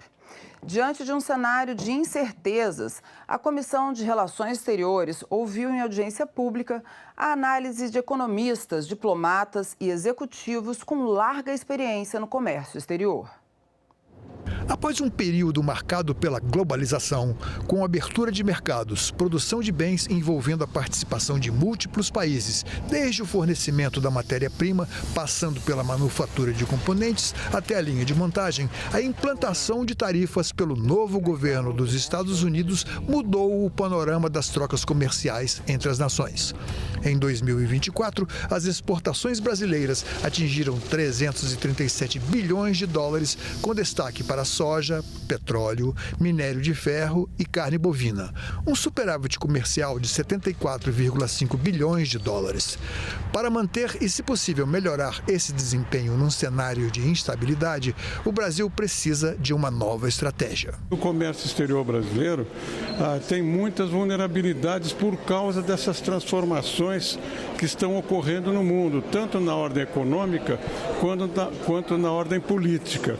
Eu acho que nós vamos ter que começar a pensar a médio e longo prazo, com estratégias, porque a situação global, tanto econômica como política, está mudando rapidamente e o Brasil precisa se posicionar, se ajustar a essas novas realidades do mundo. Em audiência pública conduzida pelo presidente, senador Nelsinho Trade, a Comissão de Relações Exteriores ouviu convidados de grande experiência em comércio internacional. Eles fizeram um diagnóstico da atualidade e deram sugestões sobre como o Brasil pode enfrentar os desafios nesse cenário de mudanças inesperadas. Eu acho quase impossível hoje você quebrar as cadeias comerciais que o mundo estabeleceu. Tem produtos que passam 8 vezes na fronteira Estados Unidos e México. Você manda uma matéria-prima, pode ser minério de ferro, por exemplo, daqui a pouco volta um componente de aço, depois volta um componente de peça, essa peça compõe um motor, esse motor volta novamente, daqui a um pouco vem um carro. Então o mundo criou uma dinâmica comercial que para mim e para nós é uma conquista. O Brasil também estará mais exposto a medidas protecionistas arbitrárias que estarão cobertas sob diversos mantos. O manto do clima, da preservação do meio ambiente, dos direitos humanos, da segurança dos alimentos, seja a segurança do alimento para a ingestão, seja em termos de qualidade nutricional. É muito importante para as empresas brasileiras que exportam para os Estados Unidos, sobretudo bens de maior valor agregado, terem acordos, terem coordenação com os compradores norte-americanos, com as empresas que compram nos Estados Unidos. Muitos desses negócios são empresa a empresa, o chamado comércio B2B, e esses compradores americanos não conseguirão, em velocidade ou em quantidade hábil, fazer uma substituição desse fluxo de exportações brasileiras. Portanto, é no interesse deles também que esse comércio continue de maneira sem grandes abalos. Essas tensões afetam o crescimento da economia global, afetam o crescimento do PIB global, do comércio internacional, afetam o PIB, afetam o comércio, geram riscos e oportunidades para o Brasil, mas de maneira geral nós estamos bem posicionados para lidar com isso. É importante que nós mantenhamos, preservemos essas credenciais e consigamos manter o pragmatismo, o foco no interesse nacional, nessas decisões que são tomadas a todo tempo em matéria de comércio exterior. E nós voltamos agora a conversar com a repórter Raquel Gonçalves, que está na fronteira do Brasil com a Venezuela, em Pacaraima, e ao lado dela está a presidente da CDH, a senadora Damares Alves. Olá, Raquel. Continuamos ao vivo aqui do Marco BV8, esse ponto que é a fronteira entre Venezuela e Brasil. Estamos no lado da Venezuela, com mais uns passinhos a gente chega agora no lado do Brasil. Aqui ao meu lado o senador Chico Rodrigues, a senadora Damares Alves, eles que vieram especialmente para Roraima nesta diligência externa da Comissão de Direitos Humanos do Senado. Senadora, a gente já passou uma manhã inteira fazendo algumas visitas, tendo algumas reuniões. Eu queria que a senhora pudesse, por gentileza, já fazer um primeiro balanço desse momento inicial da diligência aqui no Estado. Olha, primeiro a gente trouxe um olhar especial para os indígenas da Venezuela que estão atravessando a fronteira. É uma das nossas preocupações, como eles chegam, de que forma, são recepcionados como indígenas ou como imigrantes. Como é que fica a legislação para recepcioná-los? E a outra preocupação que nós estamos aqui, inclusive agoniados, posso falar essa palavra, é que o número de crianças sozinhas que estão atravessando a fronteira é muito grande. E essas crianças chegam, precisam ficar num abrigo em Pacaraima e nós precisamos ver como é que está a segurança dessas crianças e depois são enviadas para abrigos em Boa Vista e as famílias aonde estão. Então a preocupação com as crianças, são mais de 300 pessoas entrando por dia, né, senador Rodrigo? Chico, mais de 300 por dia. Mas já foram 900. Só que tem um detalhe. Vocês estão vendo isso aqui, né? São 300 pessoas entrando oficialmente ali na Operação Acolhida. Mas quantas outras entram sem passar por lá? Muitas. Quantas crianças entram pela floresta sozinhas? Então nós viemos aqui hoje com esse olhar de direitos humanos e, claro, vamos sair daqui mais preocupados do que nunca, não é isso, senador? Só esse tempo da gente andar por aqui, senador, a gente já chegou ao Brasil, só para situar quem está aí do outro lado. Senador, eu queria que o senhor pudesse continuar, então, a falar da senadora Damares. Então, é uma situação que realmente precisa ter uma atenção especial do Senado Federal. Essa diligência externa da Comissão de Direitos Humanos, presidida pela senadora Damares, e ela que, na verdade, com o seu olhar clínico, ela conhece todas essas questões sociais de direitos humanos, e especificamente aqui de crianças que vêm tangidas pela necessidade da Venezuela e, obviamente, precisam realmente ter esse cuidado mais afinado do nosso país, das instituições brasileiras. E, como ela disse, essa irrigação invisível de entrada de crianças sem pai, sem mãe, sem documentos, precisa ser realmente cuidadosamente acompanhada, né? Então, nós temos essa preocupação, nós que representamos Roraima, o nosso estado de Roraima, que é quem paga, vamos dizer na linguagem popular, todo o pato, porque porque recebe essa migração, né? São seres humanos que precisam serem acolhidos, mas tem que haver um olhar diferente também do Estado brasileiro para que Roraima não possa só receber os ônus. O bônus tem que também receber com investimentos para o nosso Estado, com geração de emprego, geração de renda, com uma infraestrutura que nós dependemos, aqui inclusive na fronteira com a Venezuela, fortíssima. Já conversei inclusive com o ministro Renan Filho. Você veja, daqui da fronteira até a aduana, parece que você está no primeiro mundo, e nós precisamos revitalizar essa nossa entrada. Já fizemos inclusive um projeto que apresentamos do Ministério dos Transportes, e oxalá nós sejamos, na verdade, beneficiados para que Roraima também possa, primeiro, receber esses benefícios, segundo, acolher de uma forma humanitária, e terceiro, esse cuidado da senadora Damares, que é de conhecimento de todos, mas que não tem essa pegada no sentido de cuidar muito das crianças, inclusive venezuelanas. A senadora Damares nos inspira quando ela, na verdade, com seu olhar clínico, ela mostra essa preocupação que nós, como pais, como avós, etc., nós ficamos extremamente preocupados. E oxalá, senadora, possamos ter, com a sua liderança, com a sua autoridade, com o nosso conjunto dos senadores que estão envolvidos, possamos, na verdade, encontrar caminhos para essas crianças também, como as crianças do nosso Brasil. Senadores, muito obrigada, tá? A gente vai deixar agora eles seguindo o caminho deles, que as diligências ainda continuam, ainda tem muita programação pela frente, e a TV Senado continua aqui acompanhando tudo o que acontece nessa diligência externa da Comissão de Direitos Humanos, direto do estado de Roraima. Isa, é com você. Ok, Raquel, muito obrigada a você, obrigada, senadora Damares, o senador Chico Rodrigues. A gente continua aqui, qualquer coisa, volta com a gente. A contratação de trabalhadores sem carteira assinada foi tema de debate na Comissão de Assuntos Sociais, que realizou mais uma audiência pública sobre a chamada pejotização. Pejotização é uma expressão que diz respeito à contratação de trabalhadores como pessoa jurídica ou PJ, e não como empregado de carteira assinada. A prática é usada como forma de evitar os vínculos formais previstos na CLT, a Consolidação das Leis do Trabalho. A audiência pública sobre pejotização na Comissão de Assuntos Sociais foi realizada a pedido do senador Paulo Paim. Ele afirma que, ao contratar um profissional como se ele fosse uma empresa, as relações de trabalho são precarizadas e pode ser configurada fraude.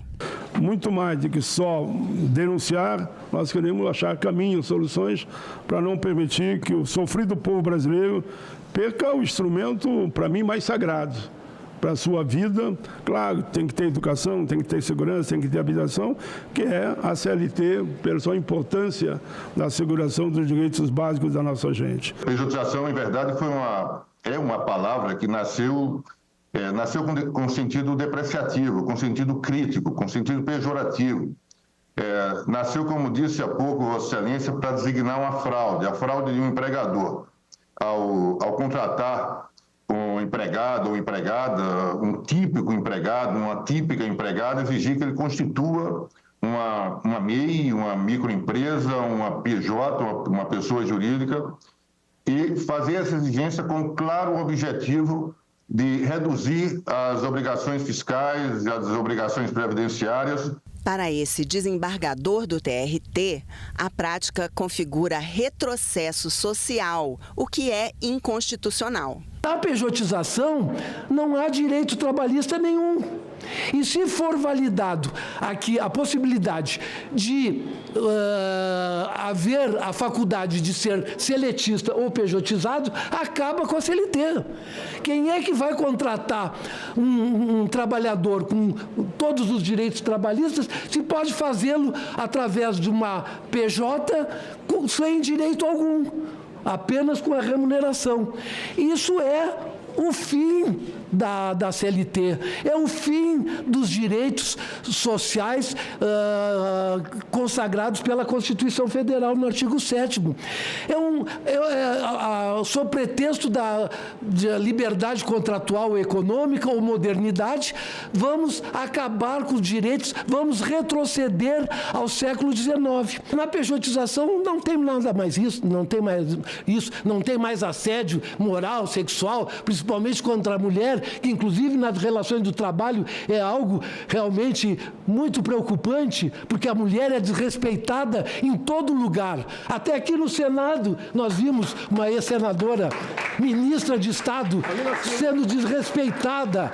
E imagina aquela operária trabalhadora lá, ela é desrespeitada. A coordenadora-geral de Fiscalização e Promoção do Trabalho Decente do Ministério do Trabalho e Emprego disse que os trabalhadores PJ são os que mais se acidentam e mais morrem. E que um levantamento realizado pela Inspeção do Trabalho mostrou que as funções mais pejotizadas são vendedor, faxineiro, servente de obra, porteiro, empregada doméstica e garçom. Fizemos um estudo de 2022 a 2024, todos os trabalhadores que que foram demitidos, que saíram dos seus empregos, que foram dispensados. E quais desses empregados se tornaram pessoas jurídicas, seja pessoa jurídica mesmo ou MEI. Dessas pessoas, 56,25% ganhavam até R$2.000. E 93% até R$6.000. É esse empreendedor, essa pessoa que está exercendo a livre iniciativa de que a gente está tratando. Pessoas que ganham até R$2.000. E ontem, na sessão plenária, o presidente do Senado, Davi Alcolumbre, se pronunciou sobre a iniciativa do governo federal de aumentar alíquotas do IOF, o Imposto sobre Operações Financeiras de alguns setores da economia. A medida, defendida pelo Ministério da Fazenda, será analisada pelo Congresso. A oposição busca a suspensão da iniciativa.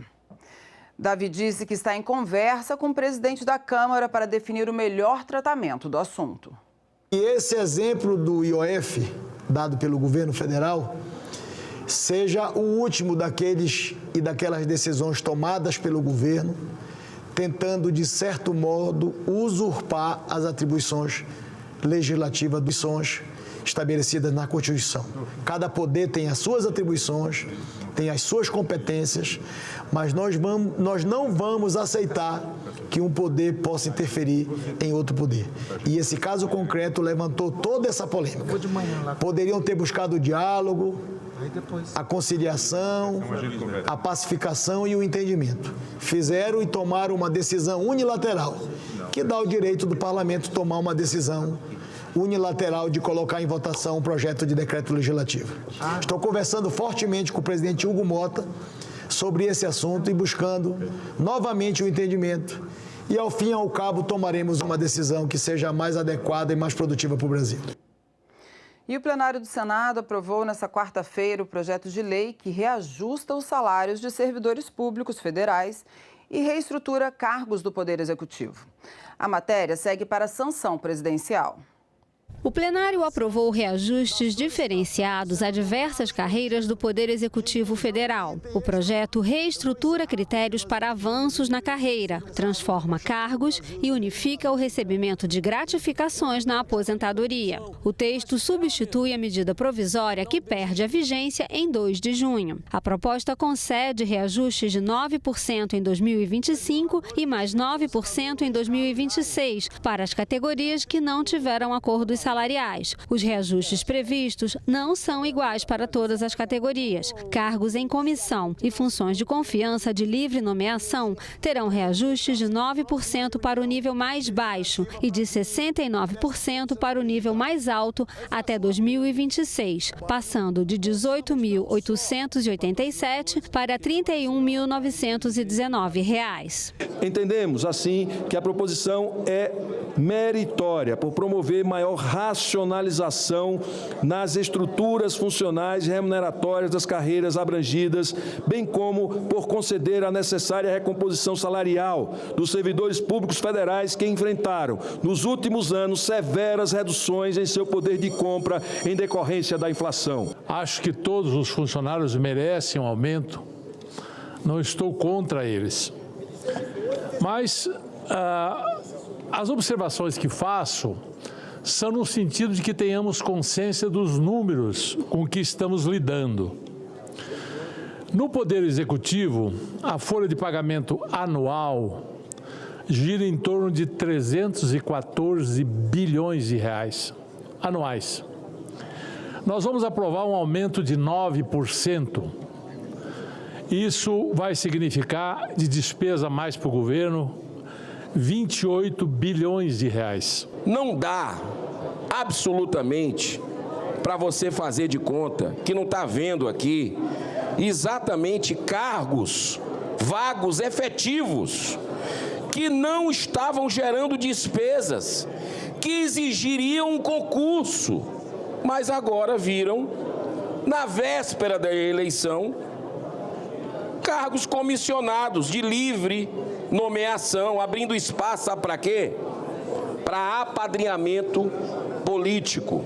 Esses cargos não trazem um centavo de impacto orçamentário para o governo e traz um impacto magnífico para gerações de jovens que estão nos assistindo hoje, que vão ter acesso a um Instituto Federal de Educação perto de sua casa. Não há nada de errado em reorganizar a administração pública. Se organiza a administração pública para dar conta das atribuições que essa administração se propõe a dar.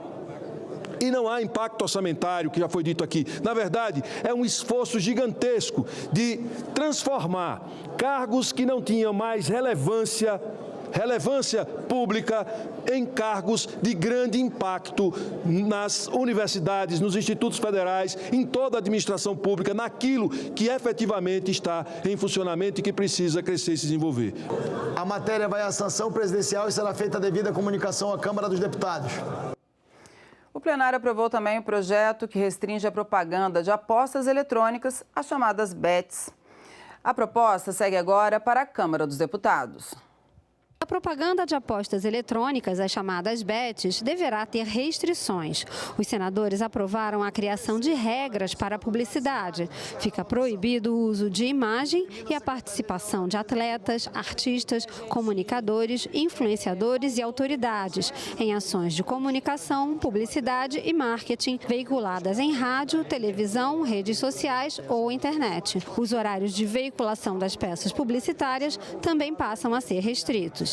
90% dos torcedores são a favor desse projeto. Aliás, muitos são a favor de proibir toda a publicidade de bets. Mas entendemos que a partir do momento que esse Congresso aprovou, nos cabe também aqui, primeiro, disciplinar, ainda que seja como uma última chance. Dentro do tempo, a gente tentar reverter todos os danos que as bets estão causando nas famílias, nos brasileiros. Dinheiro não é tudo, não. Isso o time de futebol precisa entender que dinheiro não é tudo. Eu acho que nós estamos hoje tendo a possibilidade de, quem sabe, impedir que muitos se viciem, principalmente os jovens, e, acima de tudo, o endividamento de famílias, de pessoas por causa dos jogos, que estava muito grande. Eu acho que a partir dessa iniciativa a gente consegue ter um avanço muito grande nessa questão da publicidade.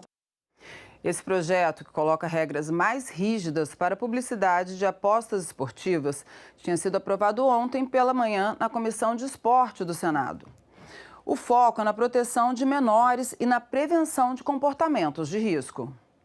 Pelo projeto aprovado na Comissão de Esporte, haverá restrições para as propagandas de bets. Na televisão, ela só será permitida entre 7h30 da noite e meia-noite. E também nos 15 minutos antes e depois de transmissões esportivas. No rádio, os anúncios poderão ser veiculados em 2 períodos, das 9 às 11 da manhã e das 5 da tarde às 7h30 da noite. Nos impressos, não poderá haver propaganda de casas de apostas. Nas redes sociais, a publicidade vai ser permitida permitida apenas para usuários autenticados que tenham mais de 18 anos de idade, mesmo assim, com opção para desabilitar os anúncios. O projeto também proíbe o uso de imagens de atletas, ex-atletas, artistas, influenciadores e figuras públicas nas campanhas publicitárias. O fato do senador Portinho excluir qualquer tipo de influência, porque a gente teve uma CPI um dia desse, mas com uma pessoa influente que logo em seguida fez propaganda de um jogo desses que destrói pessoas, seres humanos. Todas as peças deverão conter a advertência: apostas causam dependência e prejuízos a você e à sua família. E não poderão ser usados mascotes, desenhos ou personagens dirigidos ao público infanto-juvenil. Outras restrições incluem a proibição de exibição de cotações dinâmicas e de mensagens que apresentem a aposta como uma forma de investimento. A cada dia que passa eu tenho convicção de que mais cedo ou mais tarde isso aqui vai acabar.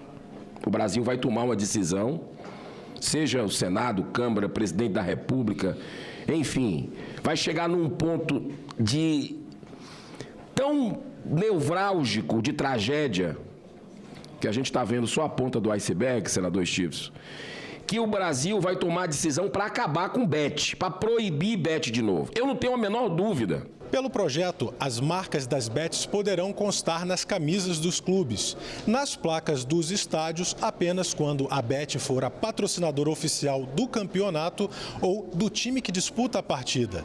A linha mestra desse projeto se baseia em 2 pilares: inibir que essa publicidade chegue ao público infanto-juvenil e ao ludopata, principalmente aquele que na madrugada, longe da família, tem a oportunidade, e desenvolve ainda mais a sua compulsão pelo jogo.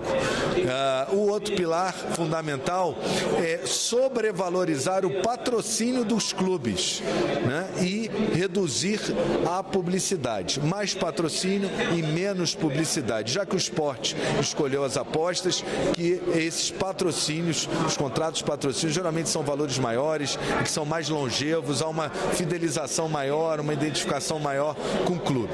Mas o que eu posso dizer, pelas redes sociais, pelo que a gente recebeu, fez das audiências públicas, a sociedade está conosco, tanto para disciplinar, como fiz no meu texto aprovado por unanimidade, a publicidade, tanto seria para extinguir a publicidade. Por isso que eu digo, essa é uma última chance, porque agora é a hora das casas de apostas, dos clubes, da atividade esportiva e todos que participam da promoção de casas de apostas terem um mínimo de responsabilidade social. Agora é a hora de ter responsabilidade social, porque senão o caminho certamente vai ser o fim de tudo. 150 parlamentares dos países que integram o BRICS estarão reunidos aqui no Congresso Nacional de 3 a 5 de junho para o 11º Fórum Parlamentar do Bloco. O fortalecimento da cooperação sul-global por uma governança mais inclusiva e sustentável é o lema do encontro. Criado em 2006, o BRICS reúne 5 das maiores economias emergentes do mundo: Brasil, Rússia, Índia, China e África do Sul. Em 2024, se associaram ao grupo o Egito, Emirados Árabes Unidos, Arábia Saudita, Etiópia e Irã. Neste ano, houve a adesão da Indonésia. Há ainda os países parceiros como Belarus, Bolívia, Cuba, Cazaquistão, Malásia, Tailândia, Uganda, Uzbequistão e Nigéria. Ao contrário da União Europeia e do Mercosul, o BRICS não é um bloco comercial. Ele surgiu como uma aliança voltada para o desenvolvimento econômico e a cooperação política entre os países do chamado Sul Global. Juntos, os países do BRICS representam cerca de 40% da população do planeta, mais de 29% da economia mundial e de 20% de todo o comércio do globo, com destaque para combustíveis, minérios e grãos. O bloco atua em diversas áreas: política e segurança, economia e finanças, além de intercâmbio cultural e da sociedade civil. Os acordos firmados pelos chefes de Estado são submetidos aos parlamentos de cada país. O parlamento em todos esses países cumpre um papel importante na definição de quais são as políticas prioritárias para cada um desses países, as políticas que são prioritárias em conjunto, em comum, e certamente todos os acordos que são formulados no seio do BRICS, eles precisam, na maioria dos países, passar pelo parlamento.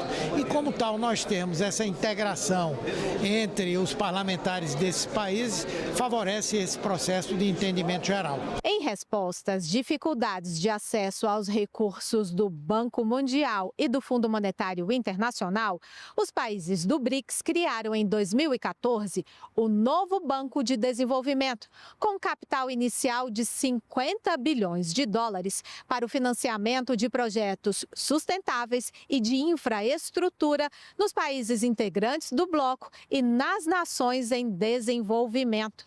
O chamado NDB, com sede em Xangai, já liberou para o Brasil 5 bilhões de dólares que foram investidos em dezenas de iniciativas, como usinas eólicas e solares. O Rio Grande do Sul, por exemplo, obteve uma linha de 6 bilhões de reais para a reconstrução do estado após as enchentes do ano passado.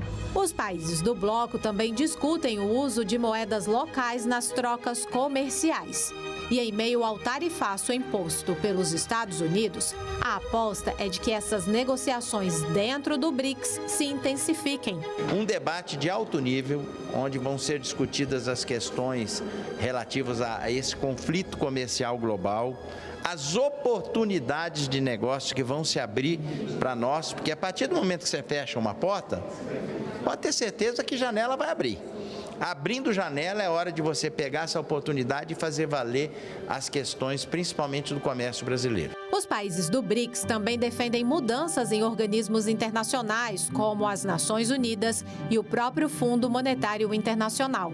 No campo da ciência e tecnologia, eles discutem o uso da inteligência artificial, segurança digital, desigualdade no acesso às tecnologias, inovação industrial e até a exploração do espaço. Temos inúmeras possibilidades de cooperação internacional no setor de ciência e tecnologia e em outros setores também, mas mais especificamente nesse, agora com o desenvolvimento de tecnologias como inteligência artificial e todos os acessórios que vêm, os problemas que vêm também, como a segurança cibernética e outros, computação quântica e etc., é um momento ideal para o Brasil poder participar, apresentar suas empresas, verificar o que os outros países estão fazendo e estreitar esses laços. Outra área de cooperação do BRICS é a de desenvolvimento sustentável e mudança do clima.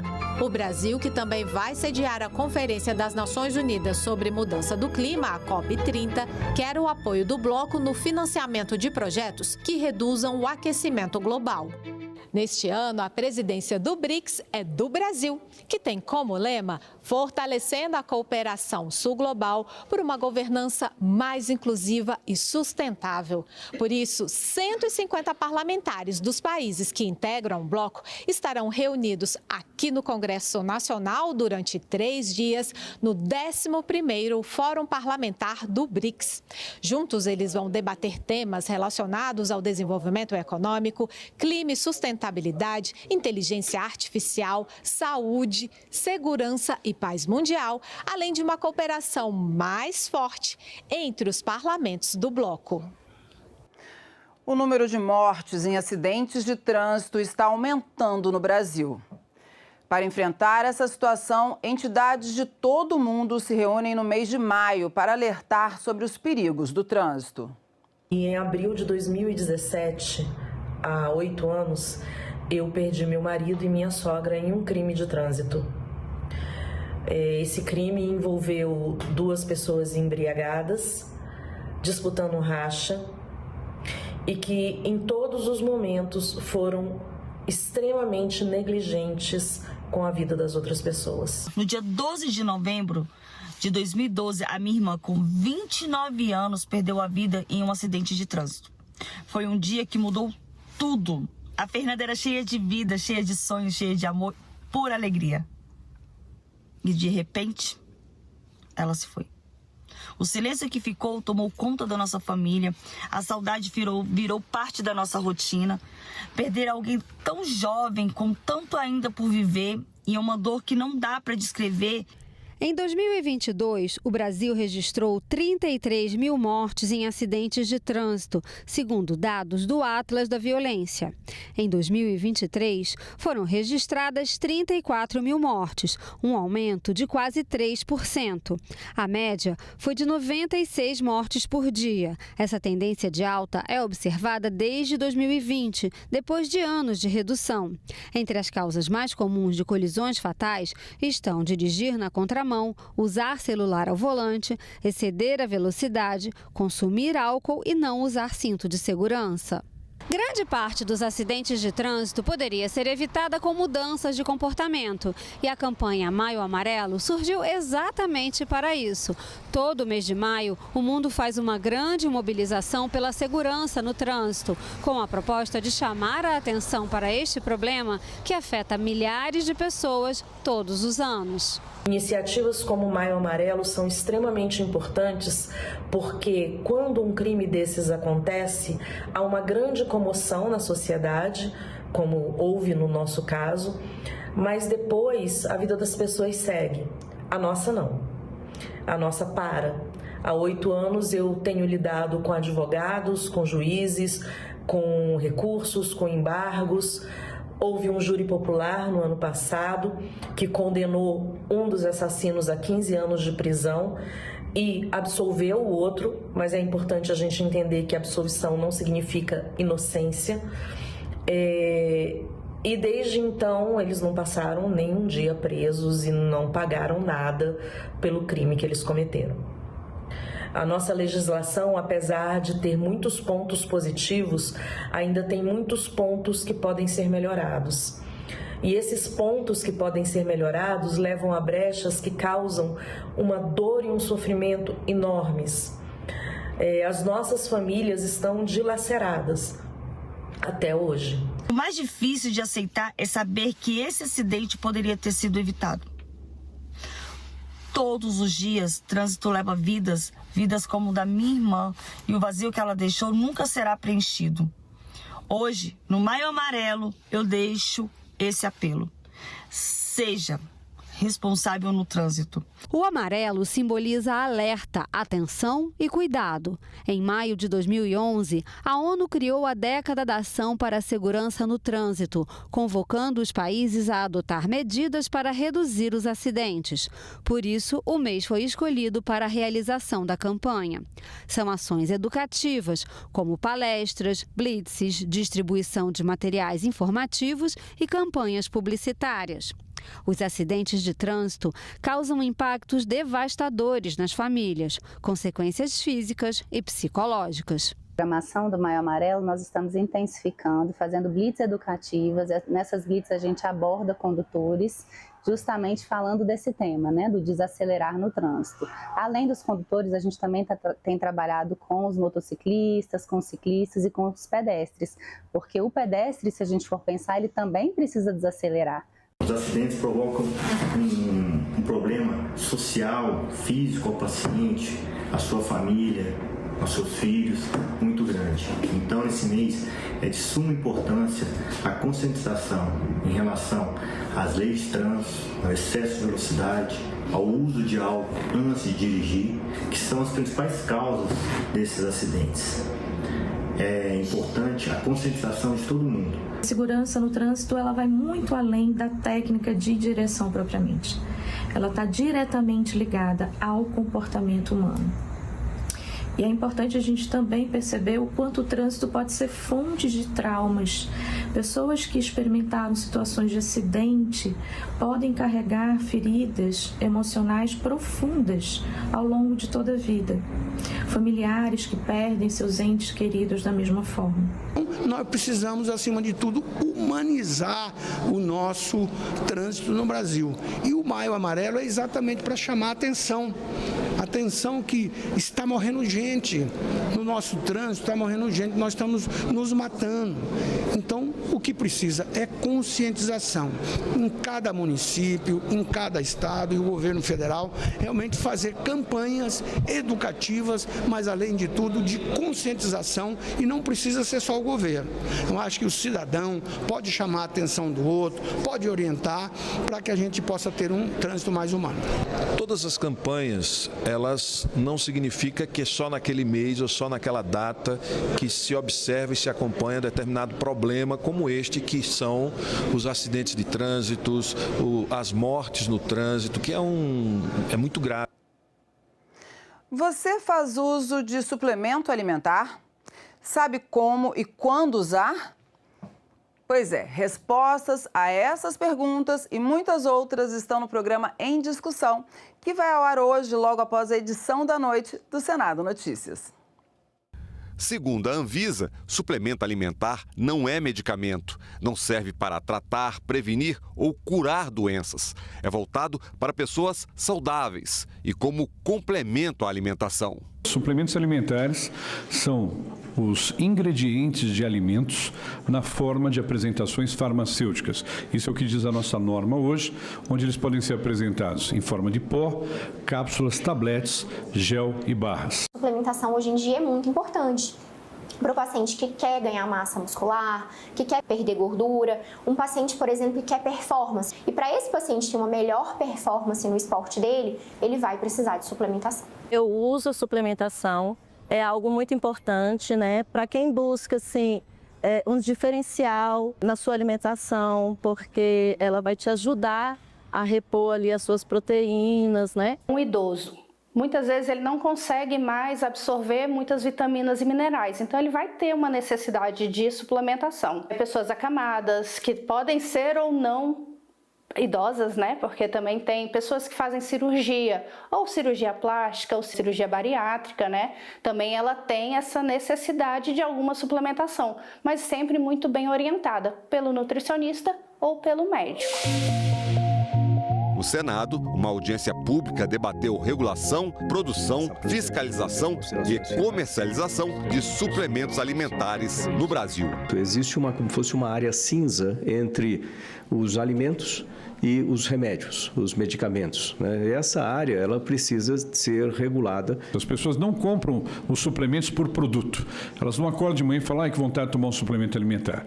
As pessoas compram devido aos seus benefícios. A indústria, esse setor, ele precisa crescer, se desenvolver e aprender para que a gente também consiga disponibilizar produtos de qualidade para a saúde da população que compra esse tipo de produto e não sabe o que está comprando. E nós ficamos por aqui. Você pode rever as reportagens desta edição na nossa página na internet, senado.leg.br/tv. Muito obrigada pela companhia e até a próxima.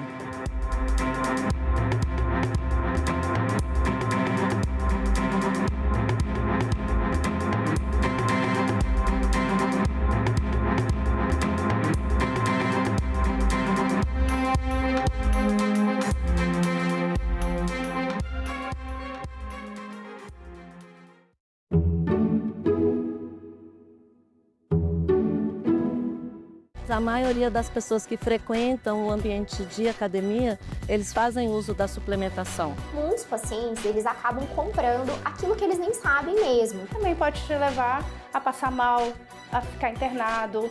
Emagrecimento, todos nós queremos, né, emagrecer. As pessoas compram devido aos seus benefícios. Esse algo a mais, ele deve ser acompanhado com acompanhamento ali médico. Em Discussão, hoje, 20h, aqui na TV Senado.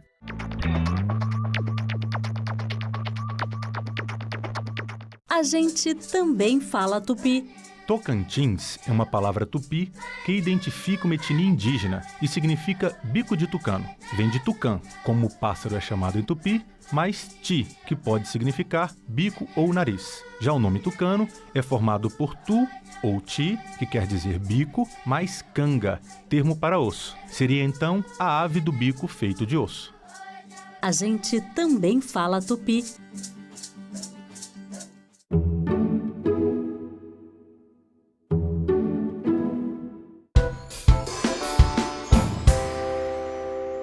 A reunião ocorre de forma semipresencial. Há parlamentares presentes no plenário e parlamentares que participam de forma virtual através da plataforma Zoom. Declaro iniciada a presente reunião deliberativa da CMO, Comissão Mista de Planos, Orçamentos Públicos e Fiscalização do Congresso Nacional, para a votação das matérias constantes da pauta. Com a palavra o senador Espiridião Amin, que estava pedindo o uso da palavra. Presidente, para que eu possa registrar a presença, eu tenho que tomar esses segundos da sua atenção. Muito obrigado. Vossa Excelência tem a nossa atenção. Expedientes. Solicito que sejam declarados como lidos os expedientes recebidos pela comissão dia 20 de março até a presente data, inclusive aviso do TCU que não receberam recomendação para atuação, tendo em vista que as informações encontram-se publicadas na página da CMO na internet. Entretanto, caso algum parlamentar se interesse pela relatoria da matéria, peço se manifeste. Não havendo quem se manifeste, faremos a designação a tempo. Havendo concordância do plenário, proponho a dispensa da leitura das atas da 2ª reunião deliberativa extraordinária, da 4ª reunião de instalação e eleição da mesa. Caso haja alguma retificação, peço aos senhores parlamentares se manifestem. Não havendo, as atas estão em votação na representação da Câmara dos Deputados. Os que aprovam permaneçam como se encontram. Aprovado. Em votação na representação do Senado Federal. Os senadores que aprovam permaneçam como se encontram. Aprovadas. Comunica aos senhores membros o recebimento da indicação para 1ª, 2ª e 3ª vice-presidência, das quais apenas a da 2ª vice-presidência chegou a essa comissão. Ofício 034, da liderança do Bloco Parlamentar da Resistência Democrática, a quem cabe a indicação da vaga, indicando a senadora Elisiane Gama como 2ª vice-presidência da Comissão Mista de Planos, Orçamentos Públicos e Fiscalização.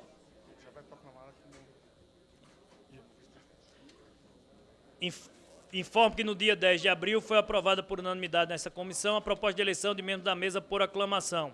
Isso posto, aqueles que aprovam permaneçam como se encontram. Aprovado e declaro eleita e empossada a senadora Elisiane Gama como 2ª vice-presidente da comissão, a quem convido para compor a mesa, caso estivesse presente, não estando. Está na comissão, está em outra comissão. Quando ela chegar aqui, formalizará a sua posse como 2ª vice-presidência. Volto a dizer, a 1ª e a 3ª vice-presidência cabem à indicação da Câmara dos Deputados e nós estaremos aguardando a deliberação do líder do bloco da Câmara para que possa fazer a indicação dos respectivos 1º e 3º vice-presidentes. Vamos à pauta. Item 1, apreciação do relatório apresentado à medida provisória 1282/2024 do Poder Executivo, que abre crédito extraordinário em favor do Ministério das Cidades, no valor de 6.500 bilhões para o fim que especifica, especialmente o atendimento às consequências do desastre natural que ocorreu no Rio Grande do Sul. Relator, deputado Luiz Carlos Busato. O voto é pela aprovação da medida provisória na forma apresentada pelo Poder Executivo. Não foram sequer apresentadas emendas à medida provisória. A palavra com o relator, deputado Busato. Peço que, se puder ir direto ao voto, essa presidência agradece. Pois não.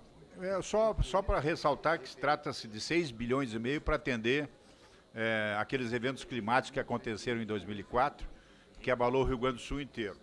O nosso voto é pela constitucionalidade, juridicidade e regimentalidade da MP 1282, bem como atendendo os pressupostos de urgência, relevância, inviolabilidade, adequação orçamentária e financeira. Esse é o nosso voto, presidente. Obrigado, meu caro relator. Todos nós, de todos os estados, ficamos muito solidários com o tema que aconteceu no Rio Grande do Sul.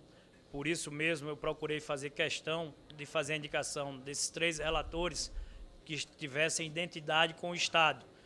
2 deputados do Rio Grande do Sul, o senhor, Vossa Excelência, é o relator dessa 1ª medida provisória, da 3ª será o deputado Bongás. Como o Rio Grande do Sul não tem senadores compondo a comissão, por afinidade e aproximação, o relator da 2ª medida será o senador Amin, qual o Rio Grande do Sul, tenho certeza que se sente bem representado. Então, o relatório está em discussão, a discussão está encerrada. O relatório está em votação na representação da Câmara dos Deputados. Os que aprovam permaneçam como se encontram. Aprovado. Em votação na representação do Senado Federal. Os que aprovam permaneçam como se encontram. Aprovada a medida provisória, a matéria vai à Câmara dos Deputados, posteriormente ao Senado Federal. Item 2.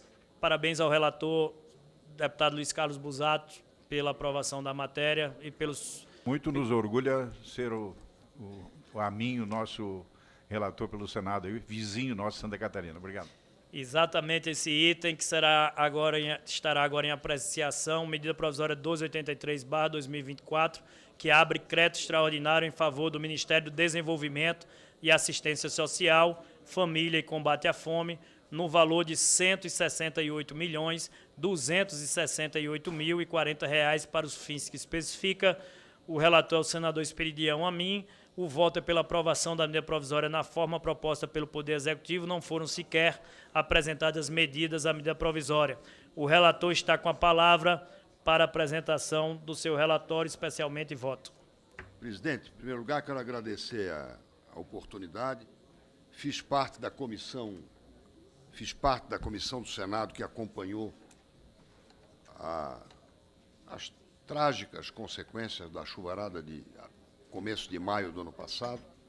Estive lá, na comissão presidida pelo nosso senador Paulo Paim, que teve como vice-presidente o senador Heinze, o senador Mourão como relator, e me sinto muito à vontade para ajudar a resgatar essa carência que vitima os mais humildes do Rio Grande do Sul. E como o deputado Bongás e o deputado Luiz Busato pediram a minha certidão de nascimento, desafiaram a minha certidão de boa convivência com o ambiente do Rio Grande do Sul, eu decidi escolher uma estrofe da pajada do Jaime Caetano Brown, só para oferecer como identidade, viu, senador Wilder?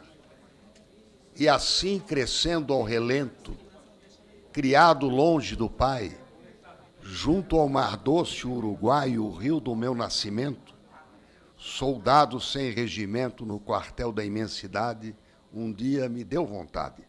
Deixei crescer toda a crina e me amaziei com uma China que chamei de liberdade. Isso é do Jaime Caetano Brown, merece a salva de palmas. E eu fui lá no centenário dele, no ano passado, 7 de dezembro, lá em Bossoroca, na Fazenda Santa Catarina.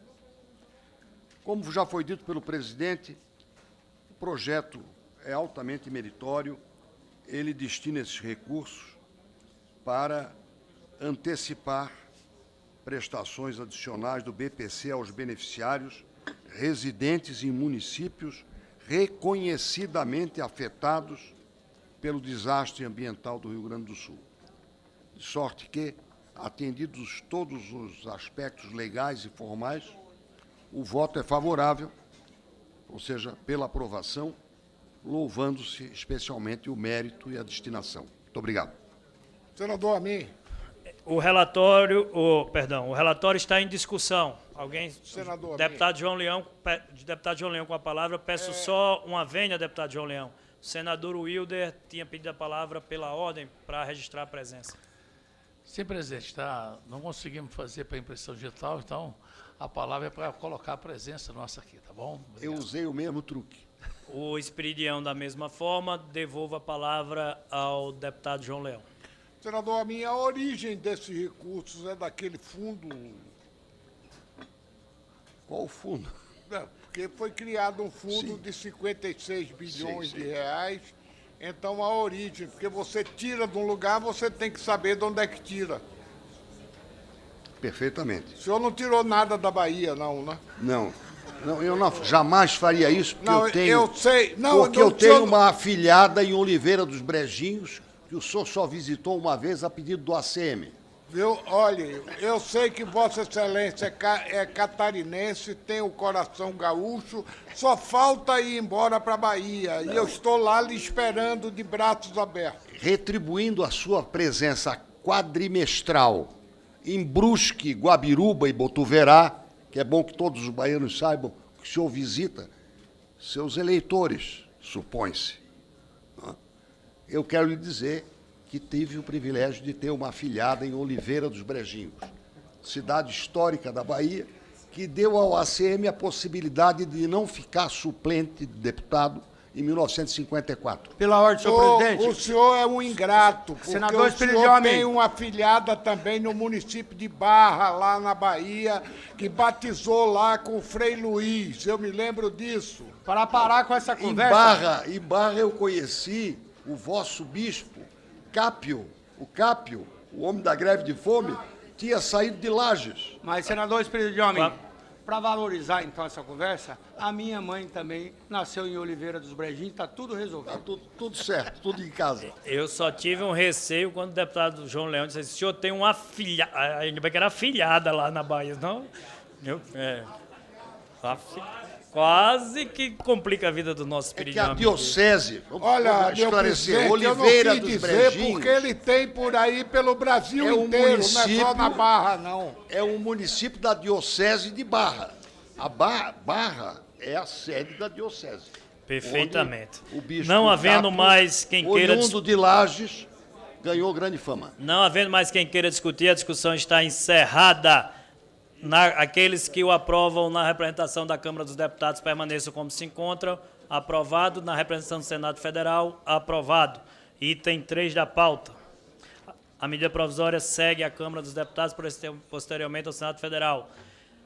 Item 3, apreciação do relatório da medida provisória 1284 do Poder Executivo, que abre crédito extraordinário em favor dos Ministérios do Desenvolvimento, Indústria, Comércio e Serviços, do Desenvolvimento Agrário e Agricultura Familiar, da Integração e Desenvolvimento Regional, do Desenvolvimento e Assistência Social, Família e Combate à Fome, das cidades e de operações oficiais de crédito, no valor de R$ 357.443.320 para os fins que especifica.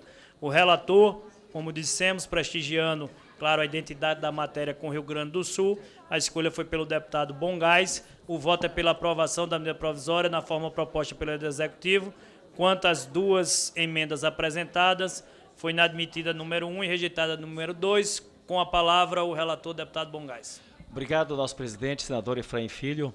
É uma satisfação, sim, poder relatar. Obviamente, com essa grande responsabilidade de todos nós, deputados e senadores, que aprovaram as medidas provisórias do governo do presidente Lula, ao enviar recursos para socorrer, através dos ministérios, as dificuldades que enfrentamos por causa das grandes enchentes no estado do Rio Grande do Sul. Apenas para colocar claramente aqui, os recursos foram para oficiais de crédito do INCRE-MDA, Ministério da Integração e Desenvolvimento Regional, Ministério das Cidades, principalmente na área do transporte urbano do Transurb, Ministério do Desenvolvimento Agrário e Agricultura Familiar, do Ministério do Desenvolvimento Social, Fundo Nacional de Assistência Social, e desses recursos foram já empenhados, os 83,4% desses recursos aqui anunciados. E para podermos dar continuidade de utilização desses recursos integralmente da forma como diz a medida provisória, é fundamental que nós aprovemos aqui na Comissão Mista do Orçamento, depois nas duas casas, esta medida provisória 1284. E eu vou, presidente, direto à conclusão do voto, porque todos os deputados e senadores já têm... Permissão concedida, pode direto ao voto. Isso, relator. Obrigado, presidente. Ante o exposto, votamos pela constitucionalidade, juridicidade e regimentalidade da medida provisória 1284 de 2024, bem como pelo atendimento dos pressupostos de urgência, relevância, imprevisibilidade e adequação orçamentária e financeira.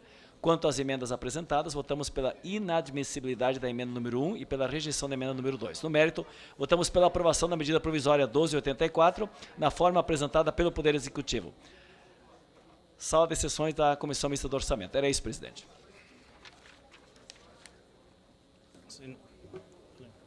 O relatório está em discussão e aberto para prazo da apresentação de destaques.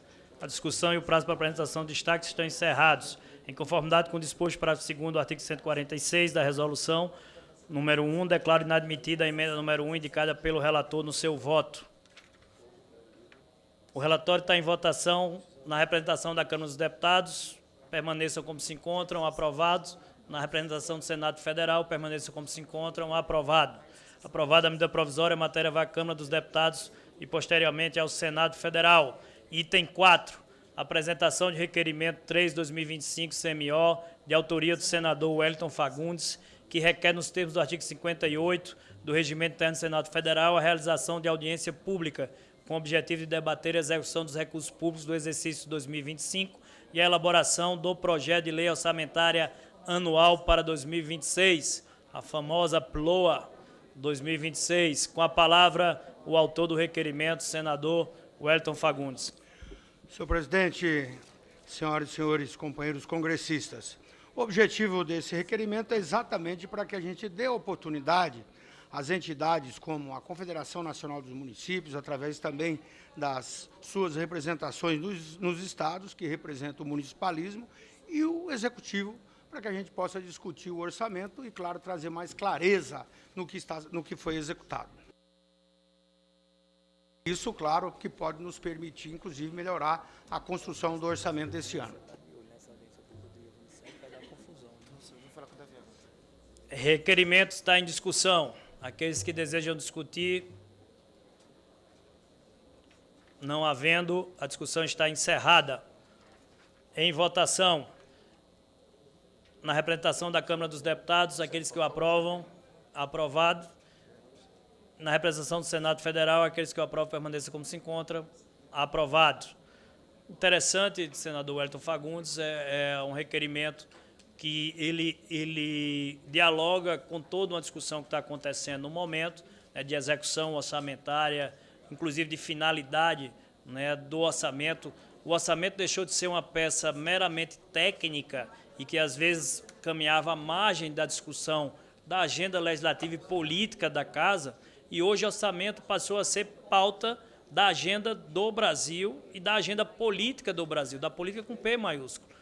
Equilíbrio fiscal, responsabilidade fiscal, macroeconomia, perseguição de meta de inflação, são temas, aumento de juros ou não, Selic, são temas que saíram da seara meramente técnico-orçamentária para dialogar com a agenda política do país. Então, nesse sentido, está aprovado o seu requerimento. Item 5, apreciação do requerimento 4/2025 CMO, que requer a realização de audiência pública para debater o projeto de lei 1087/2025 e as perspectivas de tributação dos super ricos no Brasil. Autoria da deputada Talíria Petroni. Com a palavra, a autora do requerimento. Rapidamente, senador, boa tarde aos colegas congressistas. Esse é um requerimento que trata, talvez, do projeto de lei tramitando aqui na Câmara mais importante que o governo mandou para essa casa, quando a gente propõe uma alteração profunda do regime de tributação do país, que vai beneficiar 10 milhões de pessoas que ganham até R$5.000 e, ao mesmo tempo, taxar, em especial, os lucros e dividendos. Isso tem um impacto importante no orçamento brasileiro, mas, mais do que isso, o impacto para a população em geral, dando um passo importante para a justiça tributária. Então, acho importante que essa comissão também se debruce sobre esse projeto que tramita agora na Câmara Federal. Obrigada, colegas. Agradeço a autora do requerimento. Em discussão, o requerimento. Deputado Júnior Amaral, PL Minas Gerais, pede uso da palavra. Boa tarde aos parlamentares. Com licença do nosso líder Jacobo aqui, só manifestar, presidente, a nossa discordância com essa proposição, tanto na forma como no conteúdo. Primeiro, na forma é que já existe uma comissão tratando, né, desse assunto. Eu acho que traz uma carga para essa comissão de orçamento que é impertinente, mesmo se tratando de uma simples, entre aspas, audiência pública. E outra em relação ao conteúdo, né, que se traz demonizando quem mais investe e gera emprego no país. Então, acho que é impertinente a gente tratar desse tema aqui, mas também até mesmo a nomenclatura está inadequada, porque são pessoas que investem, que geram emprego, e a gente não pode inviabilizar ainda mais a produção, a geração de riqueza que atinge o indivíduo de baixa renda, que é o empregado e é neste caso, o beneficiário também. Então, só manifestar já minha posição contrária ao tema e sugerir aos colegas também que pensem acerca desse tema aí, que não é o mais adequado tratar aqui na comissão. Com a palavra, o deputado Jacobo para discutir a matéria. A autora pede a palavra, no final retornaremos à autora a palavra. Presidente, senador Efraim, demais membros, colegas, Eu, como líder da minoria e coordenador da bancada do PL, quero concordar com o nosso deputado, que nos antecedeu, mas, em respeito à deputada, nós não vamos pedir verificação de quórum, mas quero deixar registrado que a bancada do PL é contra e vota contra, simbolicamente, a esse requerimento. Agradeço a forma de marcar a posição para não tumultuar os trabalhos da comissão. Agradeço o gesto do líder. Temos ainda a inscrição do deputado Túlio Gadelha, do senador Isalci e do senador Wilder Moraes. Deputado Túlio Gadelha, com a palavra. Presidente, eu fico feliz de ter construído acordo para que um projeto tão importante, um requerimento importante como esse, seja debatido. Eu fico preocupado com alguns membros da comissão que sequer não pretendem debater uma matéria através de uma audiência pública. Quantas vezes a gente viu parlamentares nessas casas votando contra audiências públicas? Audiências que a gente vai ouvir especialistas, economistas, que a gente vai entender um projeto que tramita nas casas legislativas. Então, presidente, e que tem um grande impacto no orçamento. Então, sendo bem franco, presidente, eu fico feliz que vamos aprovar um requerimento importante como esse, mas eu me preocupo com a posição de colegas que votam contrários a algo que não oferece nenhum risco a essas casas. Muito obrigado. Agradeço, deputado. Com a palavra, o senador Isalci. Presidente, é evidente que a CMO tem muitos assuntos a serem debatidos aqui e acho que a gente tem que enfrentar o corte de despesa e não o aumento de tributação, que ninguém aguenta mais pagar tanto imposto. Eu, como contador, me lembro muito bem quando criaram a isenção dos dividendos. Houve um aumento significativo na alíquota das pessoas jurídicas. Agora, eu participei de uma reunião, e deverá acontecer muitas outras, com o deputado Arthur Lira, que é o relator dessa matéria e que está fazendo realmente o debate sobre isso. Então, acho que a gente poderia discutir essa matéria nessa comissão, e aqui a gente tem muitos requerimentos que eu espero que seja aprovado, principalmente na área de educação, ciência e tecnologia, onde esse orçamento nosso, a previsão, inclusive, recebemos agora o relatório do IFE, né, onde, e Vossa Excelência disse hoje na reunião de líderes também, que nos próximos 2, 3 anos a despesa discricionária será zerada. Então, acho que a gente tem outros requerimentos mais importantes do que esse.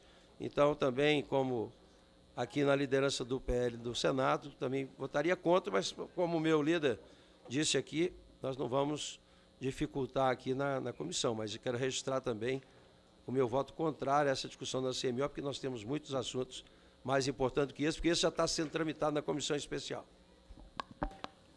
Obrigado, senador Isalci. Com a palavra, o senador Wilder Moraes. Presidente, só para subscrever o requerimento, se for possível, viu? Subscrever. Senhor presidente, eu também queria fazer a minha colocação e manifestação também contrária, não à audiência pública, mas sim ao tema, porque cada dia que passa, nós temos aí, nessa semana, já mais uma discussão sobre o IOF, e as pessoas não entendem que o setor produtivo não aguenta mais pagar imposto. Então, como diz o meu colega Isalci, em vez de nós estar fazendo uma reforma administrativa, uma reforma para diminuir os gastos, para deixar tanta despesa que tem feito o governo hoje, eu acho desse motivo agora, nós pegar o setor produtivo, gera emprego e renda. Então, se o objetivo for fazer cada vez mais, aumentar o número de necessitados do Brasil, onde não tem emprego, eu acho que o caminho está certo, seria discutir esse imposto sobre a distribuição de dividendos das empresas. Presidente. Temos 2 inscritos ainda, o deputado Rubens Pereira e, na sequência, o deputado Gervásio Maia. E o deputado João Leão na sequência. Senhor presidente, esse assunto estou bastante familiarizado, porque eu sou o presidente da comissão especial que trata do projeto de lei 1087. E eu garanto ao senhor presidente, uma audiência pública na CMO não atrapalha em absolutamente nada os trabalhos da comissão especial. Pelo contrário, ajuda. Quanto mais debate no Congresso Nacional, melhor será o resultado final. Então, ao meu ver, repito, não há nada que prejudique a existência de uma comissão especial para tratar desse tema. E é um projeto que, de alguma forma, pode ter impactos orçamentários. A visão do debate na CMO é diferente da visão do debate na comissão especial. Até mesmo quem participa, deputados e senadores. É tão somente uma audiência pública. Apenas. Eu não tenho medo de debate, façamos o debate. Isso que nós estamos fazendo é o início do debate, inclusive. Acho que quem se comporta contrariamente ao requerimento pode avançar no entendimento de sugerir nomes para a audiência pública. Coloquemos quem pensa diferente para expressar as opiniões. Mas ter uma audiência pública para debater um projeto que tramita no Congresso Nacional, não vejo nenhum tipo de prejudicialidade. A única coisa positiva é que votar um requerimento desse mostra quem no Congresso Nacional tem medos e calafrios quando se fala em tributar quem tem alta renda. Presidente, pela ordem aqui. Não, chegará na ordem, Vossa Excelência já fez uso da palavra, deixa eu ouvir os deputados que ainda não falaram, mas volto a palavra a Vossa Excelência na sequência. Deputado... Presidente, eu estou aguardando aqui a autora está aguardando também no final. Deputado Gervásio Maia. Primeiro quem não falou ainda, depois o repeteco. Nesse primeiro momento, iniciar minha fala dizendo que é uma alegria para mim participar ao seu lado, aqui na Comissão Mista de Orçamento, como presidente, de um mandato que tem orgulhado os paraibanos, que é o seu. Então, é uma alegria muito grande estar aqui ao teu lado, para que a gente possa defender pautas importantes pelo Brasil. Segundo, presidente, dizer que eu conheço a deputada Talíria e o que ela está querendo é debater aquilo que não foi tratado na reforma tributária, que é um modelo justo, em que quem ganha mais, paga mais, quem ganha menos, paga menos. O nosso modelo tributário atual não é assim. Então, nada mais justo do que trazer para a realidade dos brasileiros esse debate e que isso possa avançar para que o Congresso Nacional entregue, num segundo momento, um modelo justo para o Brasil. O nosso modelo é um dos mais injustos do planeta Terra. Então, pedir para subscrever esse requerimento de número 4 de 2025, de solicitação de audiência pública, eu encaminho a Vossa Excelência essa solicitação, na certeza de que esse debate vai ser muito rico e que, se Deus quiser, o Congresso possa, depois de tanto tempo, colocar um pouquinho a mão na consciência e que a gente possa avançar nesse segundo momento, trazendo para o Brasil um modelo justo, um modelo tributário justo, que possa entregar, quem sabe, mais arrecadação, mas colocando aqueles que ganham mais para pagar um pouquinho mais e quem ganha menos, pagar um pouquinho menos e ter mais qualidade de vida, porque o que a gente precisa fazer, e é nossa obrigação aqui no Congresso Nacional, na Câmara dos Deputados, é defender justiça tributária no nosso país. É isso, senhor presidente. Obrigado, inclusive, pelas palavras, deputado Gervásio Maia. Uma honra também ter você, como membro da nossa bancada, aqui também compondo esse plenário da CMO. Está aceita o pedido de subscrição, tanto feito por você quanto pelo deputado Túlio Gadelha, para subscrever o requerimento. Com a palavra, o deputado João Leão e, na sequência, não havendo novos inscritos, a deputada Talíria e o deputado Jacobo. Senhor presidente, senhoras e senhores deputados, não vejo problema nenhum nesse requerimento da deputada Thalita. Meus parabéns, nós vamos aprovar esse requerimento, já está praticamente aprovado, mas eu tenho uma preocupação muito grande, mas muito grande mesmo, que eu gostaria de levantar novamente. Levantei lá na reunião de líderes e gostaria de levantar aqui. Nós precisamos urgentemente começar o trabalho com a LDO, a Lei de Diretrizes Orçamentárias. Esta lei, se acontecer o que aconteceu o ano passado, a LDO não vai servir de nada. Ela vem pronta do governo, ela vem pronta. O Congresso Nacional não tem nenhuma participação, absolutamente nenhuma, não terá. Se nós não tivermos as emendas, tudo aquilo que nós fizermos, as opiniões, as adequações na LDO, nós não teremos nenhuma opinião a dar, porque quando nós aprovarmos, vamos aprová-la junto com o orçamento.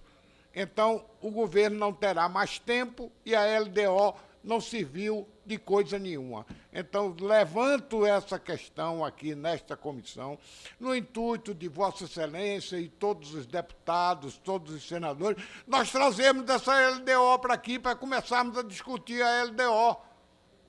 Se tem uma coisa importante nesse país, eu fui à França discutir a LDO no parlamento francês, porque lá não tinha a LDO. Então, a LDO é de uma importância tremenda para o orçamento da União. Ok, presidente. Muito bem. Compartilho do seu entendimento, meu caro deputado João Leão.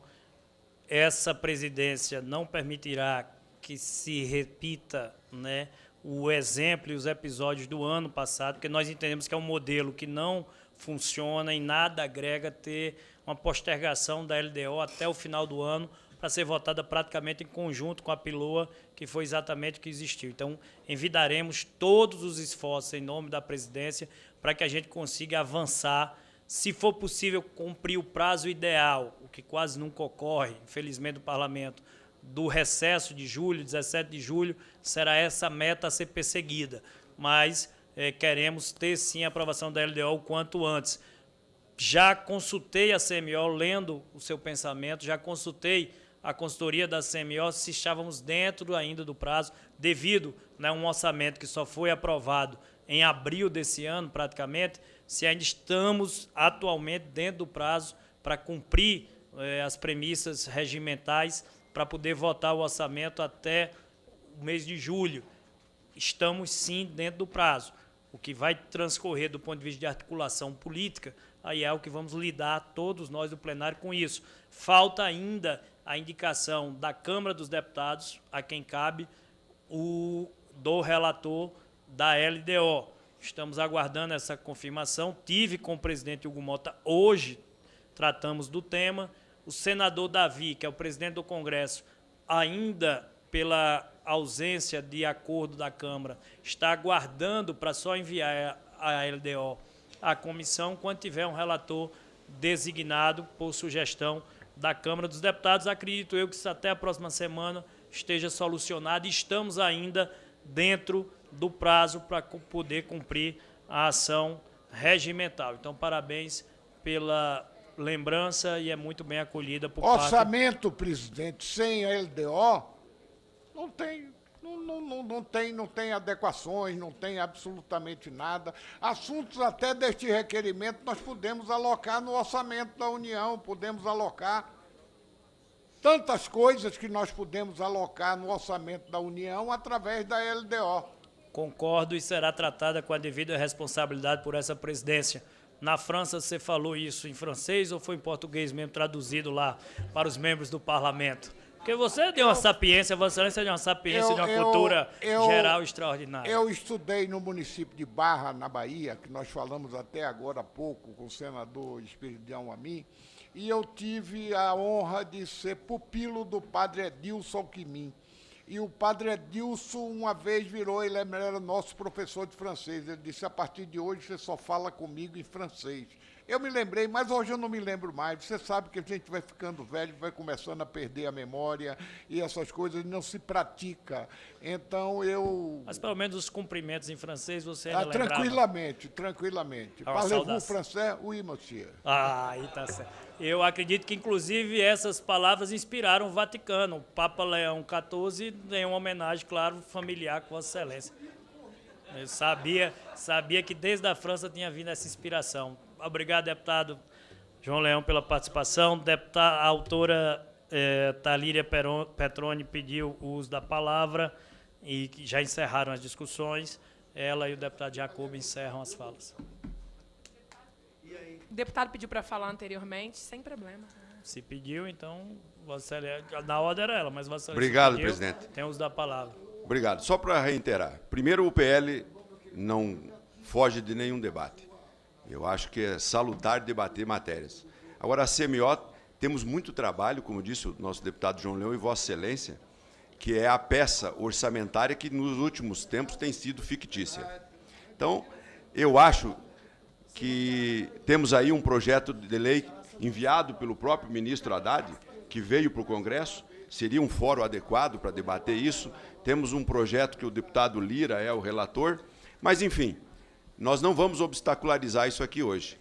Mas eu quero pedir a autorização da relatora, da autora e de Vossa Excelência, já que nós vamos apoiar, mesmo que indiretamente, o projeto, não pedindo verificação, que nós tivéssemos a condição de indicar também membros para debater aqui, se a audiência realmente tiver êxito aqui, tiver tempo hábil de ser feito.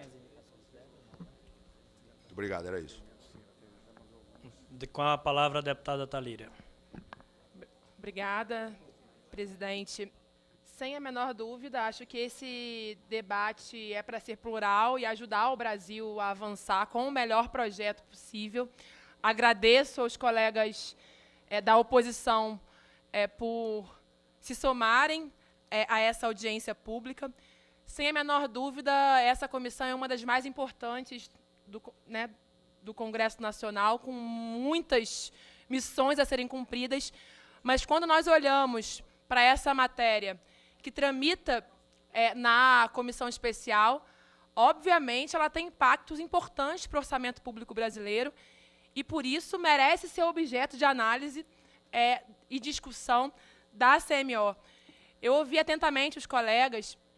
A gente está falando de 10 milhões de pessoas impactadas com um projeto que o governo teve coragem de mandar para essa casa, com a isenção do pagamento de imposto de renda de 5 mil pessoas. E a gente está falando de uma compensação a partir da instituição de um modelo de tributação de rendas elevadas, em especial lucros e dividendos, colegas, de 145 mil pessoas. Ou seja, 10 milhões de pessoas vão ter um impacto significativo e isso vai ter um impacto pequeno em 145 mil pessoas que já ganham muito dinheiro num Brasil em que a gente sabe que o nosso sistema tributário ele é bastante desigual. Então, acho importante, agradeço o apoio dos colegas para avançar com a audiência pública nessa casa e eu tenho certeza que essa matéria enviada pelo governo para cá, após a escuta diversa, plural, de especialistas, de instituições da sociedade civil, dos próprios representantes do Ministério da Fazenda, vai fazer com que a gente aperfeiçoe esse projeto para garantir justiça tributária e aumentar a renda das famílias. Por conseguinte, fazer a roda da economia girar, ajudando o Brasil a se desenvolver. Obrigada, presidente. Obrigado, deputada Thalíria. A discussão está encerrada. O requerimento está em votação na representação da Câmara dos Deputados. Os que aprovam permaneçam como se encontram. Aprovada, registrar o voto contra do deputado Jacobo e aqueles que também se manifestaram durante o período da discussão. E deputado que foi o deputado Júnior Amaral. E em votação na representação do Senado Federal, aqueles que aprovam permaneçam como se encontram, também aprovado. Com voto contrário registrado do senador Isalci e do senador Wilder Moraes. Eu, particularmente, acredito que o debate é bem-vindo, é possível debater, apenas dizer que essa premissa também será acolhida por essa presidência quando muitas vezes o inverso acontece. Quando outro campo político, com um tema que é delicado, evita debater determinados temas. Então, teremos esse discernimento para que a gente possa sempre prestigiar o bom debate aqui nessa comissão. Da mesma forma, saber que essa comissão estará sempre na defesa de temas do parlamento. Deputado Jacobo, a gente está vendo que o orçamento, e eu falei aqui, deixou de ser uma peça meramente técnico-orçamentária para estar no protagonismo da agenda política do Brasil, da agenda política do governo e da própria discussão da sociedade, da opinião pública como um todo. Então, haveremos de ter muita responsabilidade. O senador Isalci falou algo aqui que, particularmente, eu compartilho, de que equilíbrio fiscal não se faz apenas pelo lado da receita, ele se faz também pelo lado da despesa. E nós temos que procurar compatibilizar qualificação do gasto público, eliminação do desperdício, redução de custos para que a gente possa construir o equilíbrio fiscal, que é o desejo de todos, para inclusive permitir a aprovação, deputado Thalíria, de projetos que são importantes, sim, do ponto de vista de justiça fiscal, com responsabilidade ao contribuinte brasileiro. Presidente, só para deixar consignado, então ficou autorizado a gente indicar membros para participar. Ah, sim, perdão. Da minha Sobre parte, sem o menor problema. isso, foi bom, já tinha até pedido aqui a lembranças do encerramento. Temos aqui, da indicação da deputada Thalíria, são 5 indicados, dos quais 3 nomes e 2 representantes. Se a gente pudesse ficar com os nomes que são colocados, e aqui vocês indicariam até 3 nomes, para não ficar 5 mais 5 seriam 10. Então, se a deputada Thalíria... Você tem aqui a indicação do Sérgio Wolff Golbet, economista do IPEA.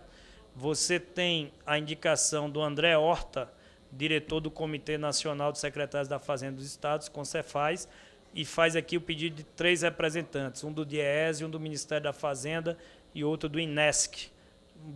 Mantém ou dá para a gente reduzir um pouco para poder compatibilizar? Posso fazer uma proposta, presidente? De repente a gente senta e faz um combinado aqui, sem estender muito essa lista. Qual é o máximo que poderia? 6? Eu acho que 6 é um número no limite. Certo. Aí eu tenho um compromisso de sentar com... Você ficaria com 3 indicações e o deputado Jacobo com 3 indicações. Pode ser? Sentar aqui com os colegas do PL para a gente fechar essa lista. Pode ser? Que aí eu sento com a assessoria também, ver quais são os nomes mais importantes. Perfeito. Vamos limitar em 6, 3 e 3. Obrigado, presidente. Perfeito. Um instante. Eles vão publicar uma nota técnica conjunta sobre a LDO.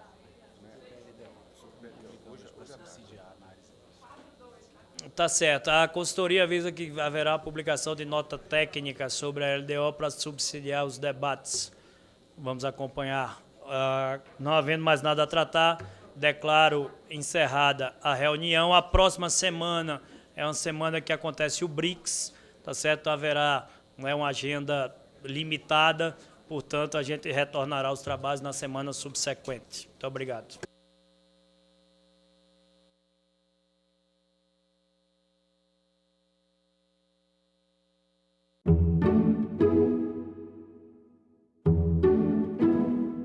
A maioria das pessoas que frequentam o ambiente de academia, eles fazem uso da suplementação. Muitos pacientes, eles acabam comprando aquilo que eles nem sabem mesmo. Também pode te levar a passar mal, a ficar internado.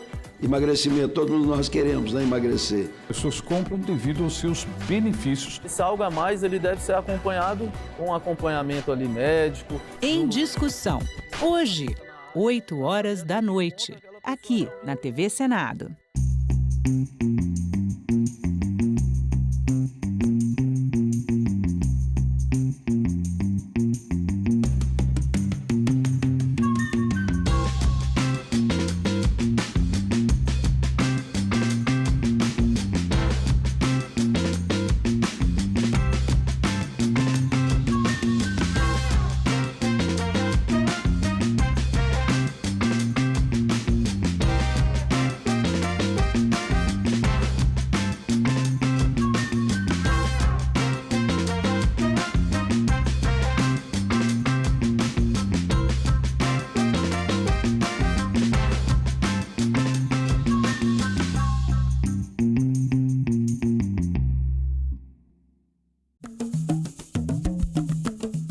Quando eu era criança, talvez tenha sido ali que eu resolvi pesquisar a abolição.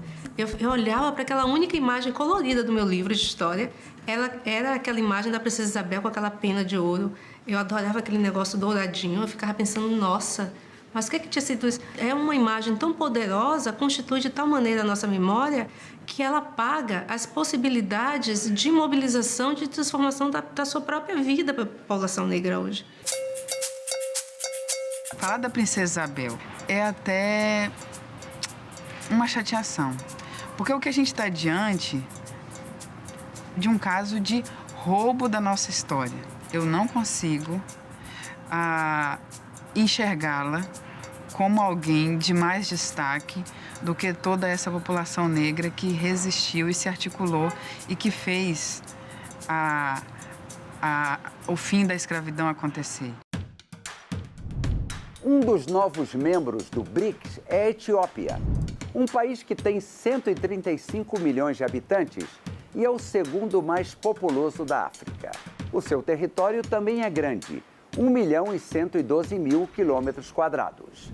A Etiópia é um dos 2 países africanos que nunca foram colonizados por uma potência estrangeira. Além disso, a Etiópia é uma das mais antigas nações cristãs. O parlamento etíope é bicameral. Tem uma Câmara chamada de Conselho de Representantes do Povo, com 547 parlamentares. E também um Senado, com 108 senadores. O presidente da República exerce funções protocolares e quem manda mesmo é o primeiro-ministro.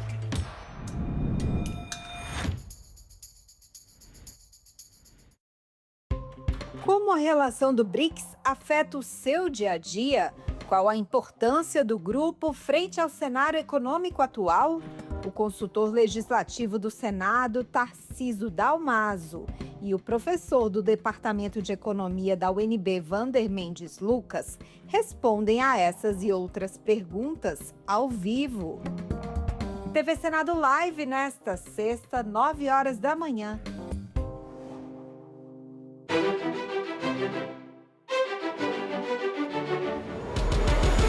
Nos dias 3, 4 e 5 de junho, o Congresso Nacional recebe o 11º Fórum Parlamentar do BRICS, um encontro de legisladores dos 11 países do bloco, organizações internacionais e países convidados para pensar os principais desafios do nosso tempo: comércio, saúde, mudanças climáticas, inteligência artificial, segurança e paz.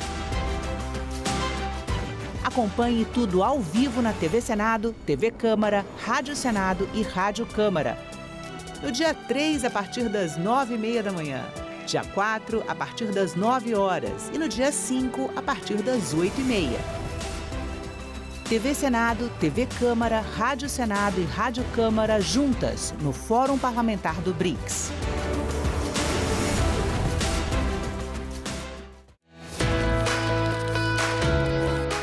Esse cenário de cartão postal é uma forma bem didática para entender o que é o Senado e o que é o Poder Legislativo.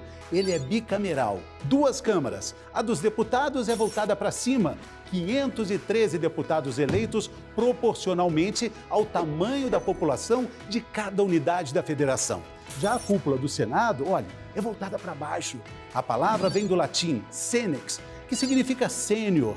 É o lugar da ponderação. Cada unidade da federação elege 3 representantes. São 81 senadores. O mandato é de 8 anos. Mas a renovação é intercalada entre as eleições. E assim são escolhidos 1 e 2 senadores alternadamente. O processo legislativo sempre vai passar pelas 2 câmaras. Primeiro se vota em uma casa e a outra é responsável pela revisão. Então, se a votação começa pela Câmara dos Deputados, o Senado revisa. Agora, se ela começa pelo Senado, é a Câmara dos Deputados que exerce o papel revisor. O Senado fiscaliza o Poder Executivo. Então, por exemplo, o afastamento de um presidente da República, o impeachment, é julgado pelo Senado Federal. É daqui também que são autorizadas as nomeações para cargos muito importantes, como os ministros do Supremo Tribunal Federal e o Procurador-Geral da República. Grandes transações financeiras do Executivo também precisam de autorização do Senado. Existem também as comissões de variados assuntos: direitos humanos, meio ambiente, educação e desenvolvimento regional. Elas analisam as matérias antes da votação em plenário. Quando o caso é de investigação e denúncia, aí são criadas as CPIs, comissões parlamentares de inquérito, que investigam as irregularidades em assuntos que são de interesse público com poder de autoridade judicial. A história dessa casa vem de longe e vai mais longe ainda. CPI da grilagem em Roraima investiga irregularidades na legalização de terras. Santa Catarina aprova a incorporação da hora plantão à aposentadoria de servidores da saúde. Câmara dos Deputados analisa projeto para que SUS aceite exames de saúde feitos na rede particular. Tudo isso no Parlamento Brasil. Parlamento Brasil. Hoje, 8 horas da noite, aqui na TV Senado. Agora é lei. O programa acredita no primeiro.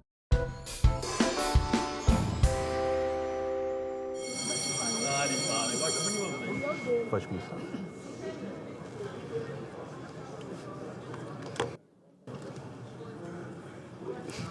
Declaro... Pode. Ah, tá. Ao longo da sessão tem algumas autoridades, a gente preparou o nominado Tá, e de presença. Aí eu vou falar. O senhor acha que achar melhor o senhor?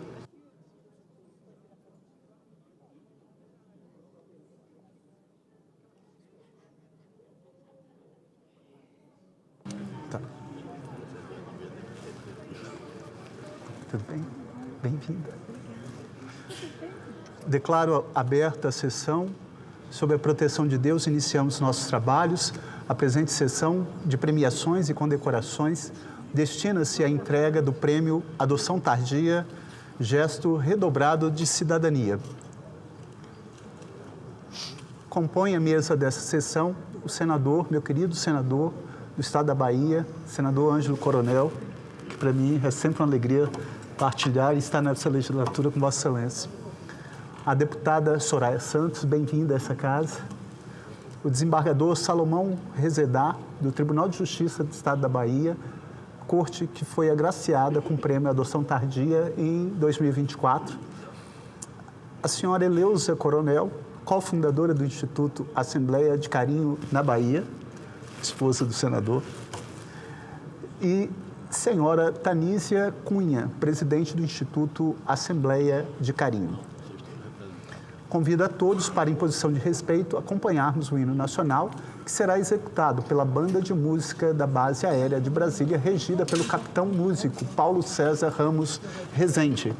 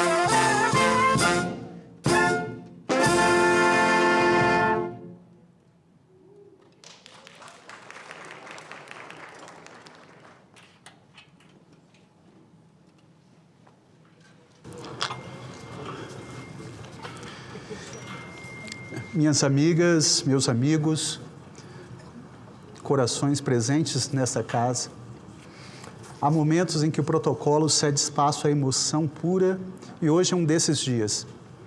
Estamos aqui no Senado Federal não apenas para cumprir um rito, mas para mergulhar junto na profundidade de uma causa que redefine o significado de família, de esperança, que é a adoção tardia. Permitam-me perguntar o que é o tempo para uma criança que espera. Cada edição deste prêmio é um farol que ilumina essas esperas.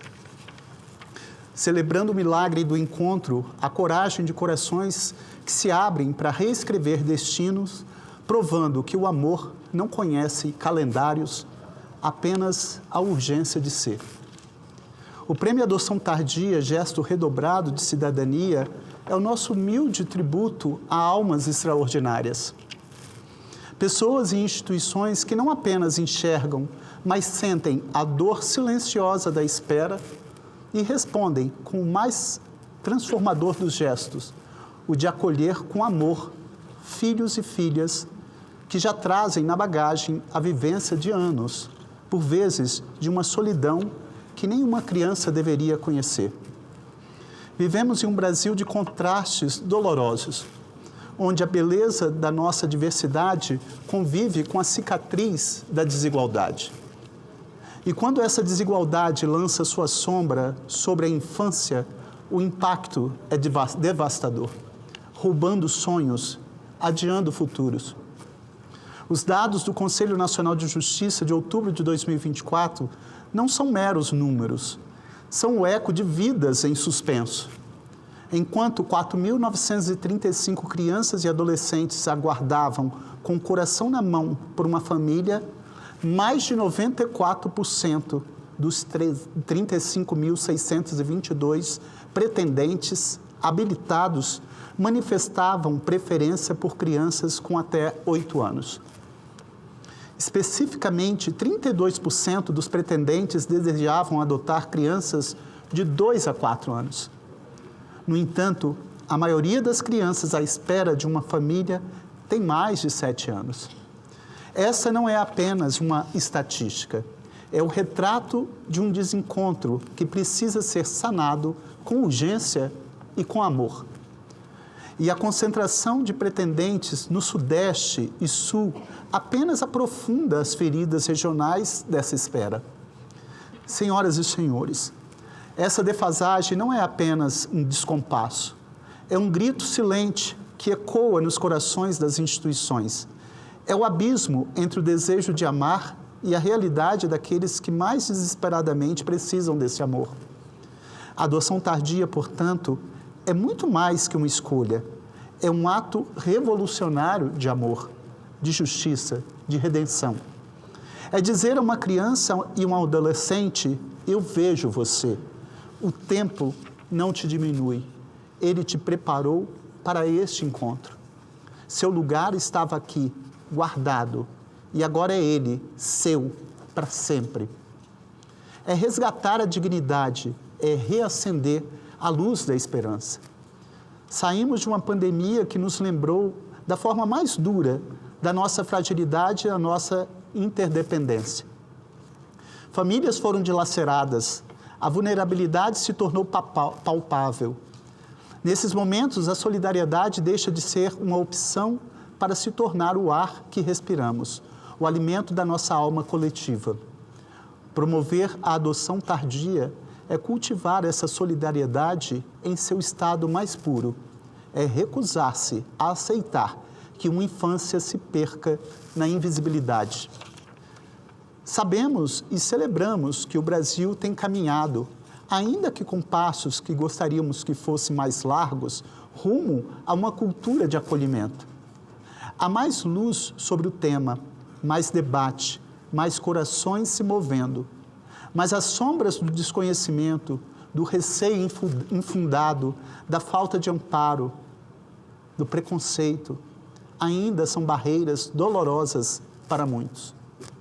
Por isso, este prêmio é mais que uma cerimônia, é um farol potente, um grito de esperança que ecoa desta casa para todo o Brasil.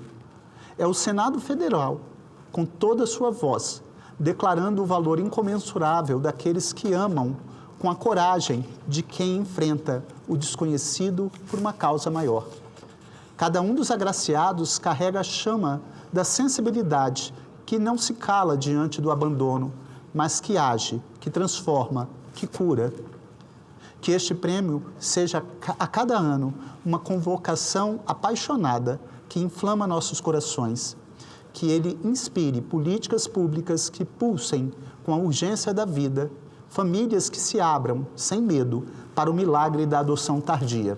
E uma sociedade que finalmente entenda que nenhuma criança é tardia demais para ser amada. Porque adotar É permitir que o amor floresça em sua forma mais sublime, mais corajosa, mais transformadora. É amar em dobro, é reescrever a história com as tintas da esperança. Com o coração transbordando, muito obrigado.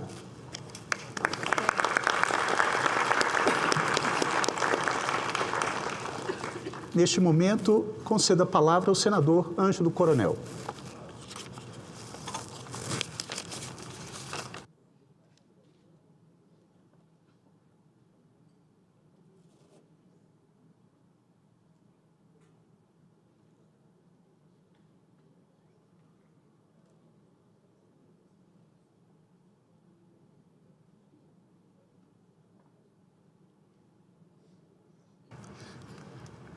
Quero aqui registrar presenças, querido senador, antes do seu pronunciamento, a presença dos alunos do ensino médio da Escola Comunitária de Campinas, São Paulo.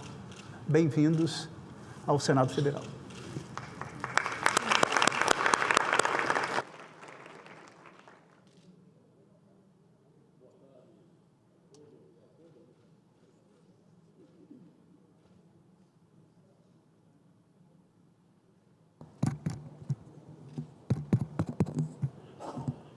Quero cumprimentar a mesa, nosso presidente desta sessão, senador Conthorato do Espírito Santo, um exemplo de parlamentar nessa casa, 6 anos de convivência, estamos para fechar já o 7º, quiçá o nosso retorno seja concebido por Deus e pelo povo do Espírito Santo e pelo povo da Bahia, para continuarmos o nosso trabalho.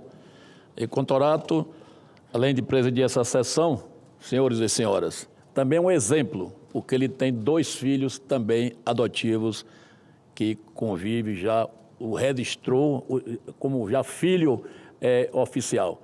Então, nesse momento, ao iniciar a minha fala, eu gostaria de uma salva de palmas para o senador Conthorato.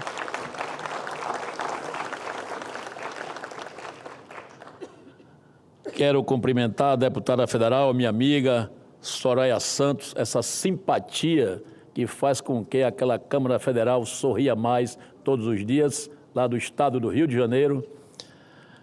Cumprimentar meu amigo, um dos incentivadores, criador da infância e da juventude, quando era juiz de 1º grau, e hoje, no Tribunal de Justiça da Bahia, ainda labuta nesta situação que é muito delicada, que é a questão da infância e da juventude. Parabéns, desembargador Salomão Rezedá, pela sua atuação em defesa dessa causa. Inclusive, foi o agraciado ano passado aqui no Senado da República. Eu gostaria de uma salva de palmas para um exemplo de homem da justiça baiana e brasileira.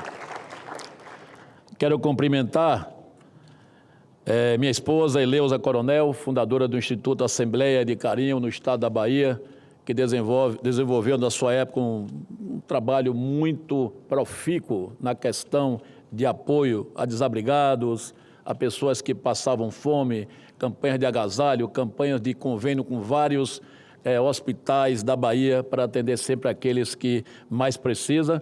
E hoje, ao lado de sua nora, minha nora também, coincidentemente, Tanise Acunha, que recentemente assumiu a presidência do Instituto Assembleia de Carinho no estado da Bahia.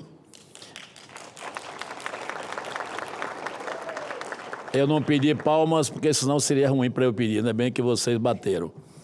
Eu quero cumprimentar também a comitiva da Bahia, que está aqui hoje prestigiando esta sessão, cumprimentar a Marinalva, ali presente, a Eliana, a Cláudia, Edilene, Emanuela, irmãs de Eleusa, cumprimentar a doutora Lenise, cumprimentar Neuza Santos, Fabiana, Adélia, Nice, Denise, Mariana, outra nora, casada com o deputado federal Diego Coronel, saudar também a Cristiane Almeida, a Thalita, moradora lá do estado do Amazonas, mas fez questão de vir para essa sessão, a Neuze, a Jo, que é professora da escola da Petrobras na Bahia, a Jane, a advogada Di, a Márcia, a doutora Adriana, juíza do Tribunal Regional do Trabalho na Bahia, que também vieram para abrilhantar essa sessão, elas que fazem parte de 2 grupos na Bahia,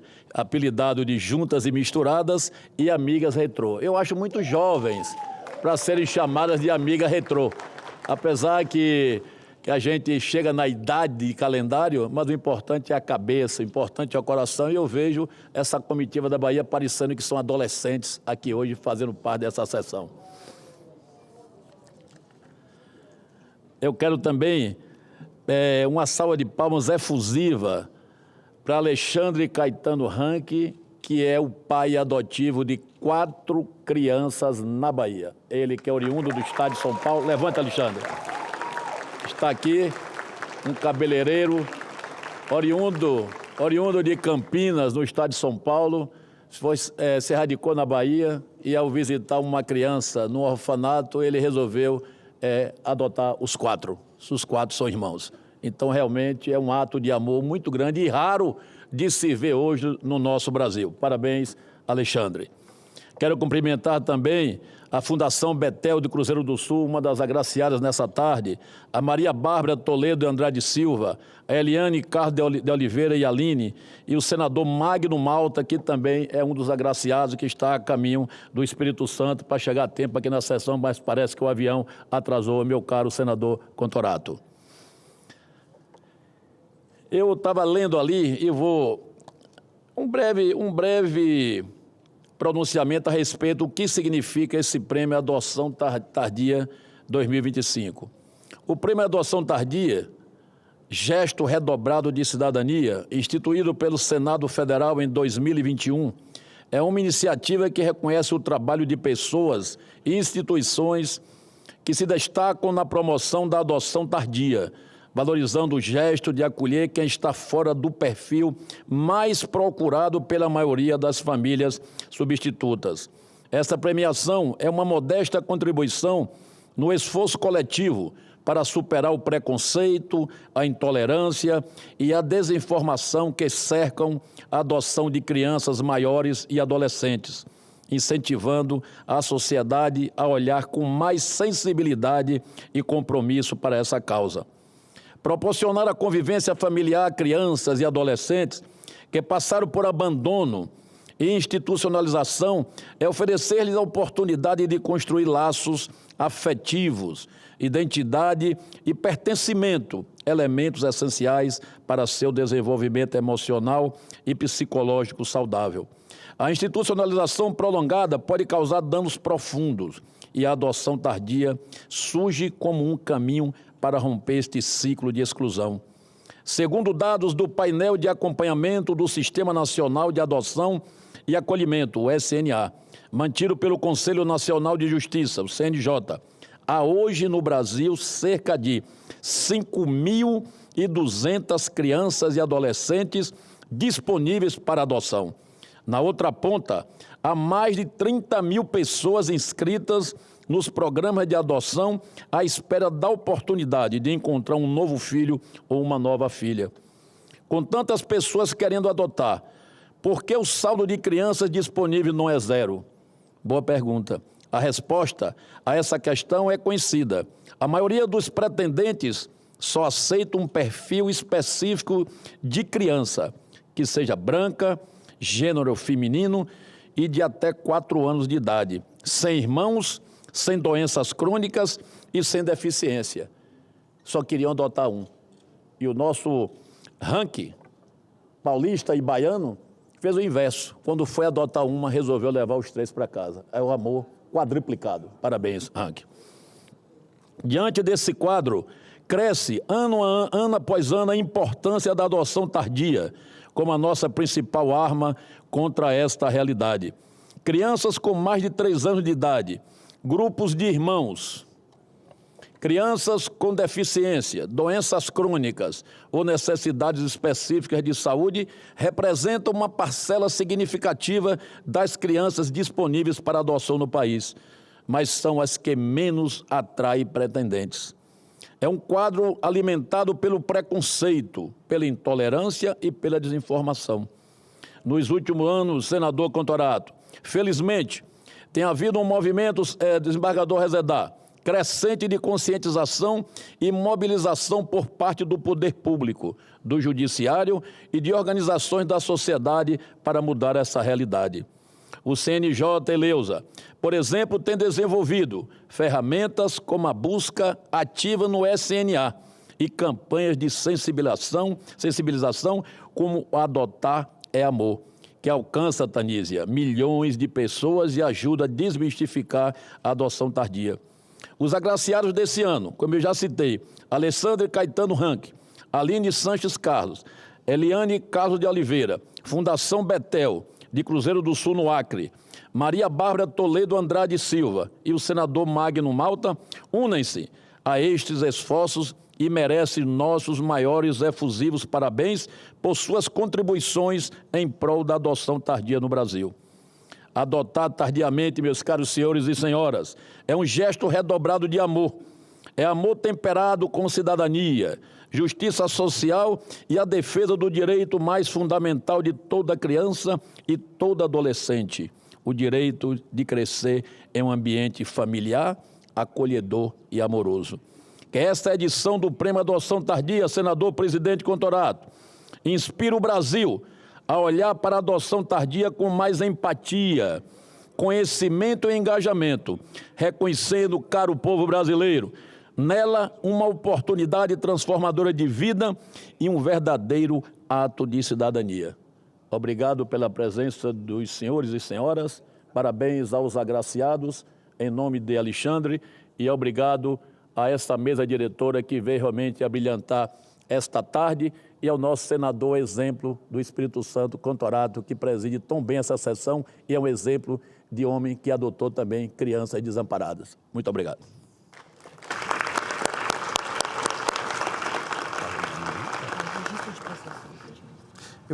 Antes de conceder a palavra, eu queria fazer um registro de presença, representando o Ministério dos Direitos Humanos e Cidadania, o senhor coordenador de apoio ao Sistema Nacional de Atendimento Socioeducativo, o senhor Hélio Andrade Veneroso Castro. Bem-vindo. Representando o governador do estado de Tocantins, a senhora chefe de gabinete da Secretaria Extraordinária de Representação do estado de Tocantins, em Brasília, Maria Roberta de Castro Silva. Bem-vinda. A secretária executiva da Comissão Distrital Judiciária de Adoção do Distrito Federal, Marisa Maria Moraes Muniz Ferri. A senhora secretária municipal da Mulher da Prefeitura de Niterói, Tayana Ívia Pereira. E a senhora segunda secretária da República do Paraguai, Anália Burgos. Bem-vindos e bem-vindas. Neste momento, concedo a palavra à deputada federal Soraya Santos para a sua manifestação.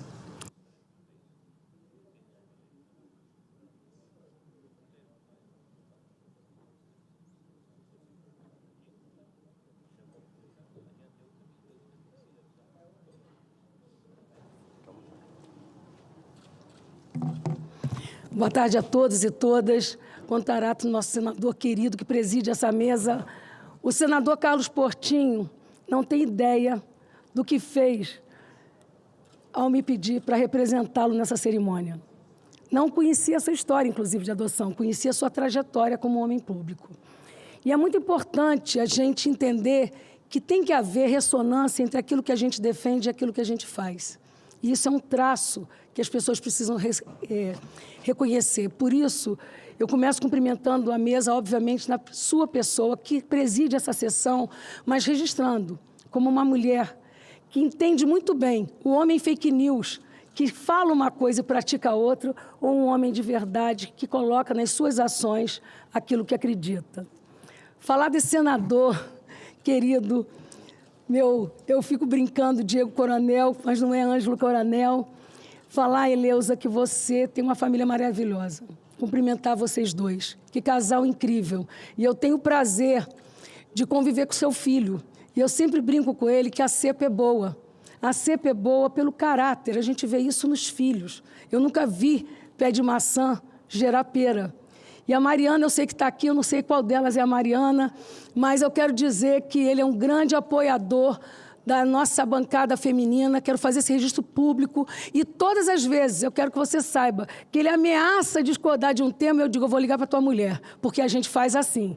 Quando eles não querem entender a nossa causa, a gente não tem ninguém melhor do que a mulher para ficar no ouvido e ficar perturbando. Eleusa, é um prazer enorme estar também nessa cerimônia com você, sabendo do teu trabalho em favor dos menos assistidos. E agora, passo o bastão para sua nora, que eu tenho certeza que na linha do que a gente vê reproduzido na família, e a gente tem que entender que a família é a base da sociedade, dos valores da sociedade, é a célula que se multiplica, porque você só tem 3 pilares que a gente não desiste de uma criança, é a família, a educação e a igreja, porque ela trata de moldar caráter, trazer para si.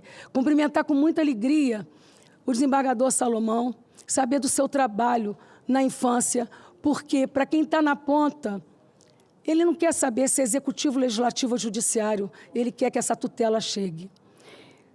Senador Cantarato, quando eu fui primeira secretária da Câmara, eu tive essa oportunidade de ser, a primeira coisa que eu fiz nos contratos foi garantir 5% na vaga dos estagiários para as crianças que não tinham sido adotadas. Porque essas crianças não estão no sinal. Elas não perturbam vendendo uma balinha, mas acontece que esse estágio é mais do que necessário, porque de 14 a 18 anos, quando ele sai dali, para onde ele vai? E é uma grande oportunidade de acolher. Eu quero falar dos agraciados, das pessoas que fazem, praticam o senador Magno Malta, que se faz presente, um grande homenageado, querido amigo, que nós, pais e mães, e eu pergunto a você, Leusa, eu duvido que você e qualquer mãe pense diferente. Quando a gente gera um filho, a gente não pergunta para Deus, Bárbara, qual vai ser o destino dele, o que ele vai enfrentar. Pai e mãe geram um filho apostando no amor, acreditando na fé, no seu papel na vida. Aquele filho que foi concedido, ele não pergunta se ele vai sofrer um acidente, se ele vai ter uma doença rara, mas o pai e a mãe, ele tem uma força interior para conduzir essa criança como missão de vida. E eu tinha uma vizinha que ela tinha adotado uma criança. E ela tinha a mesma idade da minha filha caçula. Quero deixar também esse testemunho. E um dia minha filha de 3 anos chega em casa chorando. Mãe, a mãe da Bianca ama mais ela do que eu. Eu falei, como assim, Priscila? Ela chorava, inconformada. Porque ela disse que você me recebeu, mas ela que adotou, ela que escolheu. E a minha filha tinha ciúme, achando que o amor de um pai ou de uma mãe adotiva era muito maior do que aquela que não tinha escolhido, que Deus mandou. Vejam o pensamento das crianças, vejam o sentimento de transformação de uma criança adotada e bem adotada. A autoestima dela era tanta que ela desafiava as crianças da rua, dizendo, a minha mãe me escolheu. Falar da adoção tardia, meu Deus, tudo já foi dito aqui, mas é o mesmo critério. Não adianta só estarmos esperando numa faixa etária menor. O destino de cada um está traçado. E a gente tem que ser arrimo, tem que ter a crença nisso. Não separar as famílias, parabéns, Alexandre, não se separa a família, porque já estão doído. Adotar tardiamente, conscientizar do papel transformador, porque o amor-doação, podem crer, ela só vem através do amor materno e paterno. O resto a gente escolhe marido, a gente escolhe amigo, a gente escolhe, mas o filho que vem para você, ou que você adota, esse te transforma, é aquele que faz você deixar de comer uma coisa que ele pode querer comer. Esse é o verdadeiro amor-doação. E é com esse sentimento que eu quero cumprimentar todos os agraciados. Todos os agraciados. Cada um de vocês tem uma história e, como disse o senador Cantarato, essa história vai inspirar e iluminar tantas outras pessoas que muitas vezes têm medo de adotar tardiamente. Mas o medo faz parte da vida. Porque corajoso não é aquele que tem medo. Corajoso é aquele que enfrenta o medo e coloca suas crenças naquilo que ele se propõe. Vocês estão sendo agraciados na Câmara Alta do Congresso, o Senado Federal. Esse prêmio já traz uma marca. Eu vou me permitir falar um pouquinho da minha agraciada, Contarato, porque esse é o momento de fala e não vou poder falar depois. Eu queria falar da Bárbara Toledo, que o senador Portinho só não está aqui, Bárbara, porque ele vai se casar e foi um motivo de causa maior e nenhuma mulher quer que a mulher do outro fique zangada. Então, a gente tem que ter parceria. E, por isso, ele me permitiu estar aqui, no seu local de fala, falando do teu trabalho. A Bárbara, senador Contarato, ela tem um trabalho de instituto há 25 anos. O trabalho dela não é simplesmente de adotar, não. O trabalho dela é de fazer aproximação, linkar famílias, fazer a busca ativa. Ela foi a primeira mulher que eu vi no estado do Rio de Janeiro já falar em busca ativa para juntar as famílias. Ela, que é cofundadora do Quintal de Ana, também se preparou. Ela foi fazer... Eu vou falar um pouquinho do currículo da Bárbara para vocês verem assim, o quanto ela se preparou para estar ocupando esse espaço. Porque não é um espaço qualquer. É como se eu quisesse ser voluntária de um hospital e não estivesse preparada. Eu preciso me preparar para ser voluntária do hospital. E a Bárbara, ela tem mestrado em Direito da Criança, Família e Sucessões, lá na Universidade do Minho, em Portugal. Mestrado em Direito Privado. A Bárbara, ela tem atuação social e institucional. O currículo dela é vastíssimo, atuou na Secretaria de Assistência Social. Todo o percurso dela foi sendo testado a partir do seu trabalho ao longo dos 25 anos. Escreveu livros, falando dessas experiências, fazendo palestras, indo inspirar com exemplos vivos tudo o que aconteceu na vida daquelas pessoas que tiveram coragem de adotar. O desafio, com os exemplos, inspirando. Hoje, o CNJ...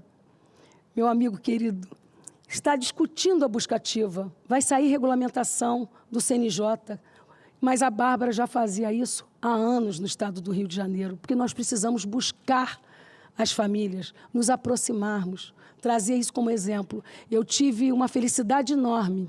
Eu já não te via há anos. Eu não via a Bárbara há anos, porque Brasília faz isso com a gente fica para lá e para cá.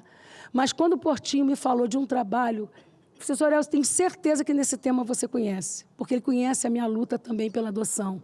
Eu falei, com certeza eu tenho. E eu não tive dúvida nenhuma, Bárbara, de indicar o seu nome e testemunhar o seu trabalho. É um orgulho para todo o estado do Rio de Janeiro, em especial para Niterói, que tenha uma mulher com seu perfil, que já uniu tantas famílias, que já foi responsável por tantas adoções, que trabalhou com as instituições, com os operadores de direito, tirando obstáculo, facilitando. Porque quando o operador de direito se coloca de verdade na causa, a gente tem que fazer essa transformação, porque nós temos que trabalhar em parceria. Os órgãos são independentes entre si, mas é a interdependência que gera resultado saudável.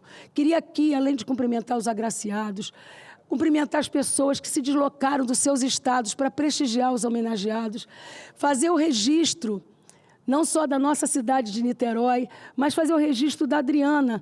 A Adriana Hope é aquela mocinha lourinha que está ali, senador Ângelo Coronel. Essa mulher, ela representa a dor das mães de aia. Aquelas mulheres que sofrem violência doméstica, que quando chegam aqui no Brasil, são arrancados os seus filhos e vão para fora, onde a pátria-mãe deveria acolher. Eu tive a oportunidade de ajuizar e a gente foi fazer sustentação oral no Supremo, arguindo não a inconstitucionalidade da lei, mas arguindo a inconstitucionalidade da aplicação da lei, porque a pátria tem que acolher aquela mãe que aqui pisa.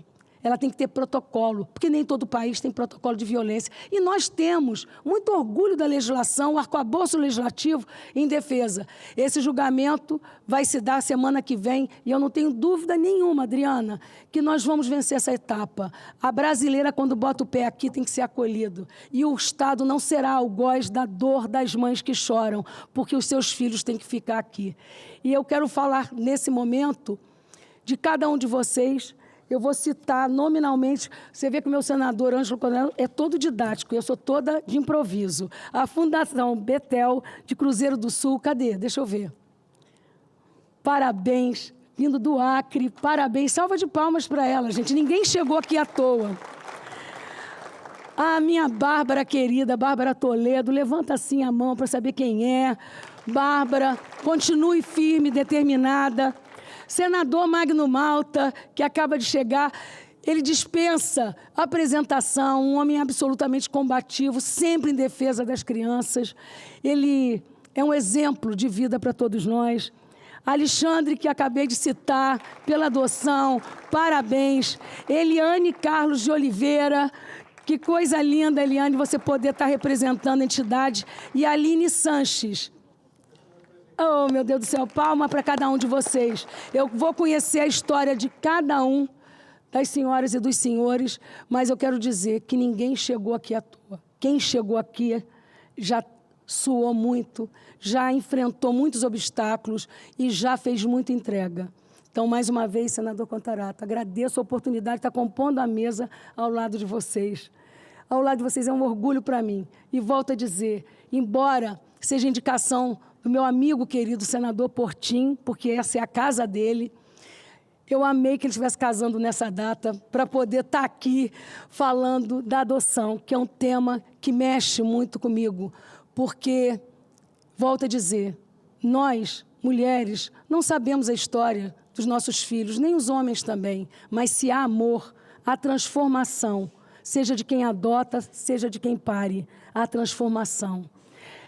A história de amor começa a partir da criança. Nós temos, sim, que olhar as crianças que não foram adotadas.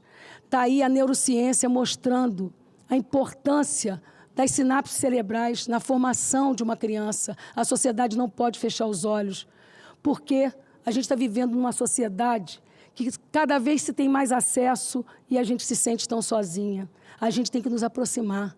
A neurociência mostra a importância desse vínculo emocional das crianças. E essa faixa que compõe a idade de 0 a 3 e depois reabre de 11 a 12, ela não pode ser perdida.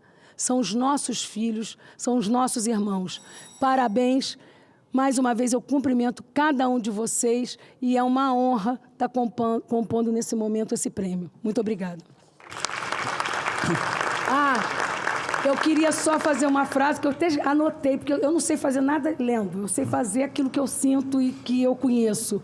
Mas eu queria deixar registrado, senador Contarato, que esse reconhecimento para cada um de vocês, nesse momento, não representa só o trabalho de uma instituição. Esse prêmio é uma homenagem à esperança, à justiça social e ao direito de cada criança viver cercada de carinho e afeto. O Instituto Quintal de Ana, portanto, nesse momento, nos representa lá no estado do Rio de Janeiro, nossa Niterói, e cada um de vocês representa aqui esse farol de esperança, de carinho, de transformação. Agora sim, muito obrigada. Muito obrigado, deputada. Passaremos agora à entrega do diploma aos agraciados e aos representantes das instituições laureadas. Neste momento, anuncio a Fundação Betel, de Cruzeiro do Sul, Acre, será laureada com o Prêmio Adoção Tardia. Criada em 2004 por Milka Oliveira dos Santos, a Fundação Betel é uma entidade sem fins lucrativos que oferece acolhimento gratuito e contínuo a crianças e adolescentes em situação de risco no Vale do Juruá. Com o serviço de acolhimento Betel, já atendeu mais de 3.500 jovens e viabilizou 51 adoções, sendo 20 tardias.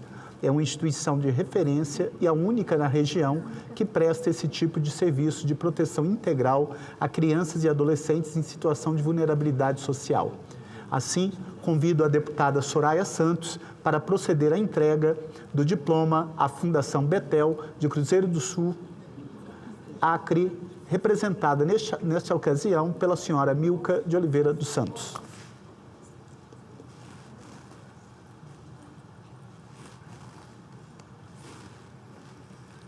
Vai ter entrega.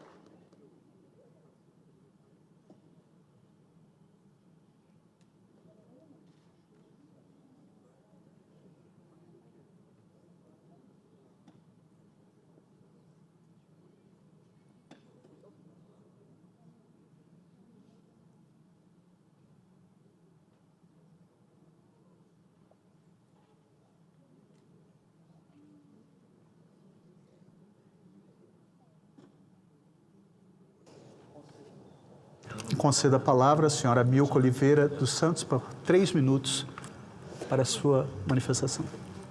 Cumprimentamos neste momento o excelentíssimo senador Fabiano Catarato, presidente desta sessão, autoridades presentes, senador Alan Rick, proponente desta homenagem, não está presente por motivo de força maior, mas o qual nós cumprimentamos, membros do Senado Federal, senhoras e senhores, representantes da sociedade civil, parceiros, amigos, colaboradores, que estão, neste momento, também assistindo essa sessão na TV Senado.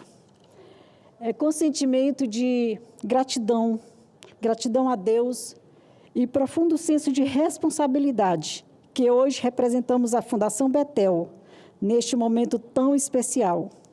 Receber esta homenagem no Senado Federal, por indicação do senador Alan Rick, na 4ª edição da adoção tardia, um gesto redobrado de cidadania é, sem dúvida, uma honra que nos emociona e que nos fortalece. Essa homenagem não é apenas para a Fundação Bethel. Ela é dedicada a cada criança e adolescente que carrega em si o sonho de pertencer, de ter um lar, de ser chamado de filho e de filha. Ela representa cada uma das 48 famílias que adotaram 51 crianças acolhidas na Fundação Bethel no decorrer de 20 anos, sendo que 20 dessas crianças foi a adoção tardia, que acreditaram que nunca é tarde para amar, para acolher, para construir uma nova história. A adoção tardia é muito mais do que um ato jurídico. Ela é um gesto de amor, de coragem, de fé em Deus, o Criador da vida. É olhar para uma criança, para um adolescente e dizer: eu escolho você. Você pertence à minha vida. Você é meu filho, você é minha filha. Nossos agradecimentos especial ao nosso senador Alan Rick, do Acre, que tem sido um verdadeiro aliado nesta causa, que há 10 anos tem apoiado a Fundação Bethel, com sua estruturação, com sua manutenção, através das emendas parlamentares e sua presença na instituição quando está no Acre. Essa indicação de reconhecimento nacional nos proporciona fortalecimento, consolidação e ânimo para continuarmos neste desafio de cuidar de vidas, de oferecer um novo futuro para as nossas crianças que encontram-se com todos os seus direitos violados. Que seu gesto inspire mais pessoas, mais corações e mais lares a se abrirem para essa linda possibilidade de transformação. Dedicamos essa homenagem a Deus, à minha família, a Tânia Ramalho, coordenadora hoje do nosso abrigo institucional, que há 20 anos tem dedicado a sua vida, juntamente com mais 20 colaboradores que têm dado a sua vida 24 horas ali em favor das nossas 60 crianças hoje acolhidas na instituição Fundação Bethel. Dedicamos também a Deus e a todos os amigos e colaboradores, ao Poder Executivo Municipal de Cruzeiro do Sul, através do nosso prefeito Zequinha Lima, apoiador desta causa, ao Sistema de Garantia de Direitos e à Rede de Proteção das que viabilizam, que mobilizam e que seguem todos os trâmites para salvar nossas crianças, para livrar nossas crianças da pedofilia, dos maus tratos, do abandono e de tantos outros direitos violados. Nós agradecemos ao Juizado da Infância pela celeridade também nos processos de adoção das nossas crianças, ao Ministério Público, grande parceiro, Conselho Tutelar, CREAS, CMDCA, Delegacia Especializada da Infância e Adolescência. São esses agentes que têm trabalhado em rede, juntamente com a Fundação Bethel, para garantir o direito das nossas crianças em uma cidade de 100 mil habitantes, mas que tem tantas violações de direitos de criança e adolescente.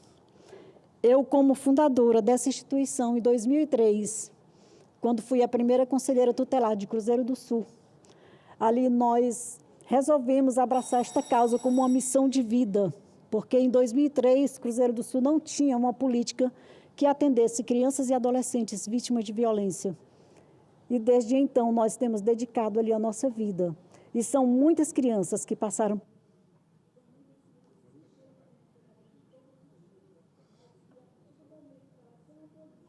Elas têm uma nova vida. Muitas saem para adoção, outras com um trabalho intenso com as suas famílias. Elas voltam ao convívio familiar e comunitário e social. Então, que essa conquista seja uma semente de esperança, mostrando que, sim, o amor pode mudar o mundo. Uma criança, uma família, uma história de cada vez. Nunca é tarde para amar. Nunca é tarde para ser uma família.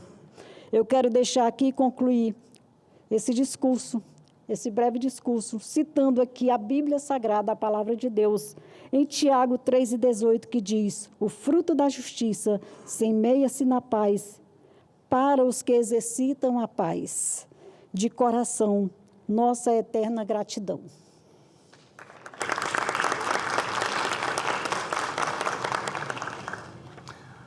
Com imensa satisfação, comunico a premiação da senhora Maria Bárbara Toledo Andrade Silva. Maria Bárbara é fundadora do Instituto Quintal de Ana, uma associação civil sem fins lucrativos de caráter beneficente, educacional, cultural e de assistência social, que atua há 25 anos com a missão de garantir o direito de cada criança e adolescente de viver em família.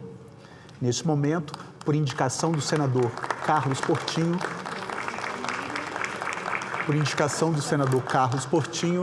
obrigado. Convido a deputada Soraya Santos para proceder à entrega do diploma à senhora Maria Bárbara Toledo Andrade Silva.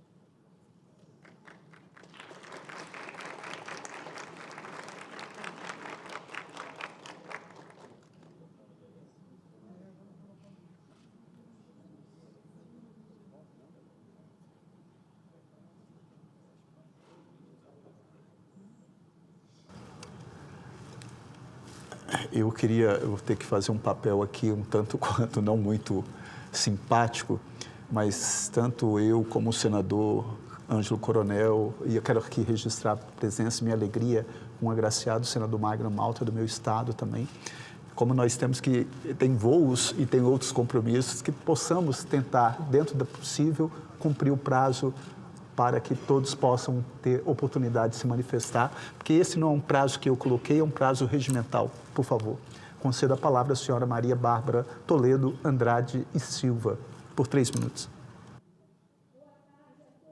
Pessoas aqui presentes nessa sessão solene, especialmente à mesa, através do senador Fabiano Contarato, a quem eu saúdo toda a mesa.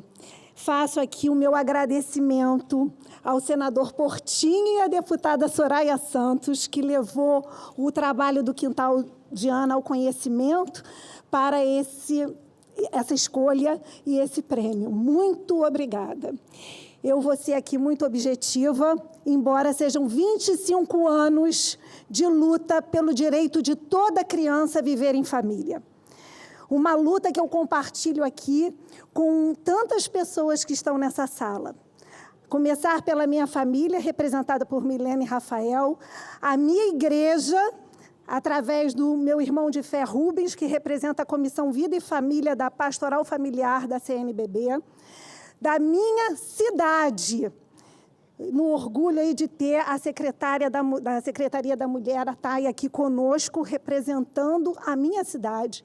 A minha carreira, o Colégio Notarial do Brasil, representado pela Ediane, sua presidente da seção Rio de Janeiro, e os grupos de apoio à adoção, aqui representados pelo Hugo, né, a nossa Associação Nacional dos Grupos de Apoio à Adoção, e nós temos uma outra agraciada, que é a Lilica, nossa querida Lilica Eliane, que também é de grupo de apoio à adoção. São 25 anos de luta, portanto, mais de 2 décadas, lutando pelo direito de toda criança viver em família e especialmente através das adoções necessárias. Quais são as adoções necessárias? As adoções de crianças negras, as adoções de crianças mais velhas, de grupos de irmãos e de crianças com deficiência. Nós, grupos de apoio à adoção, vamos em cima desses pretendentes justamente para levar essa boa nova, a boa nova de que toda criança merece uma família e que essas crianças são passíveis de serem amadas, cuidadas e transformadas.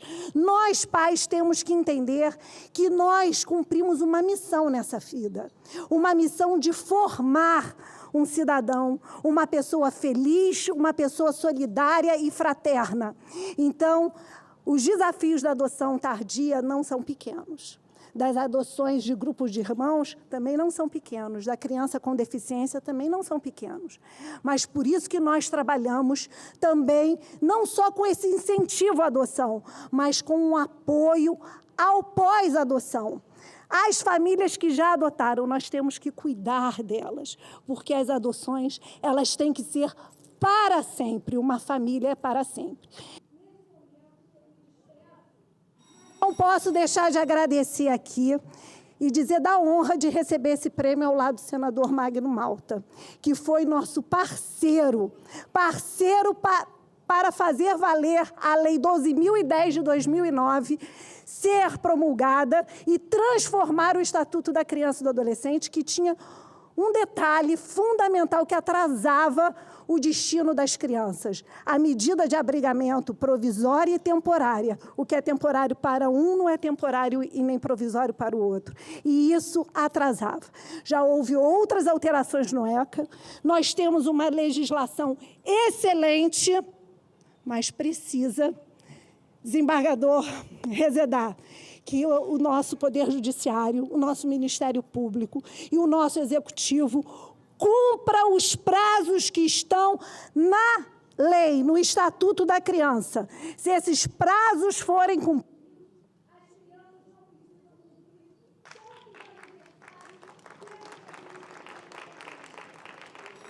podemos ter mais pretendentes desejosos de adotar essas crianças. Obrigada.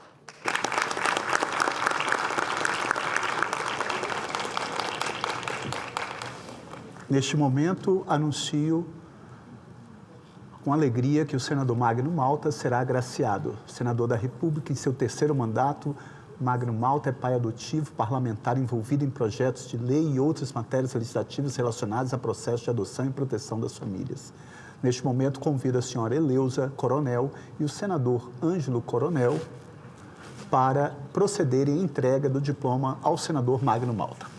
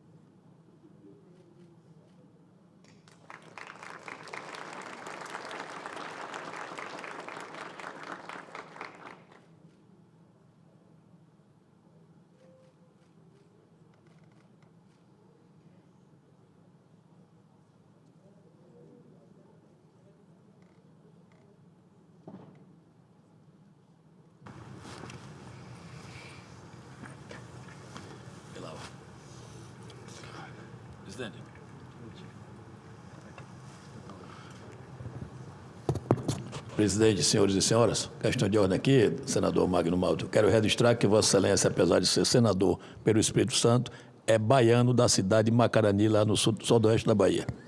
Essa Bahia.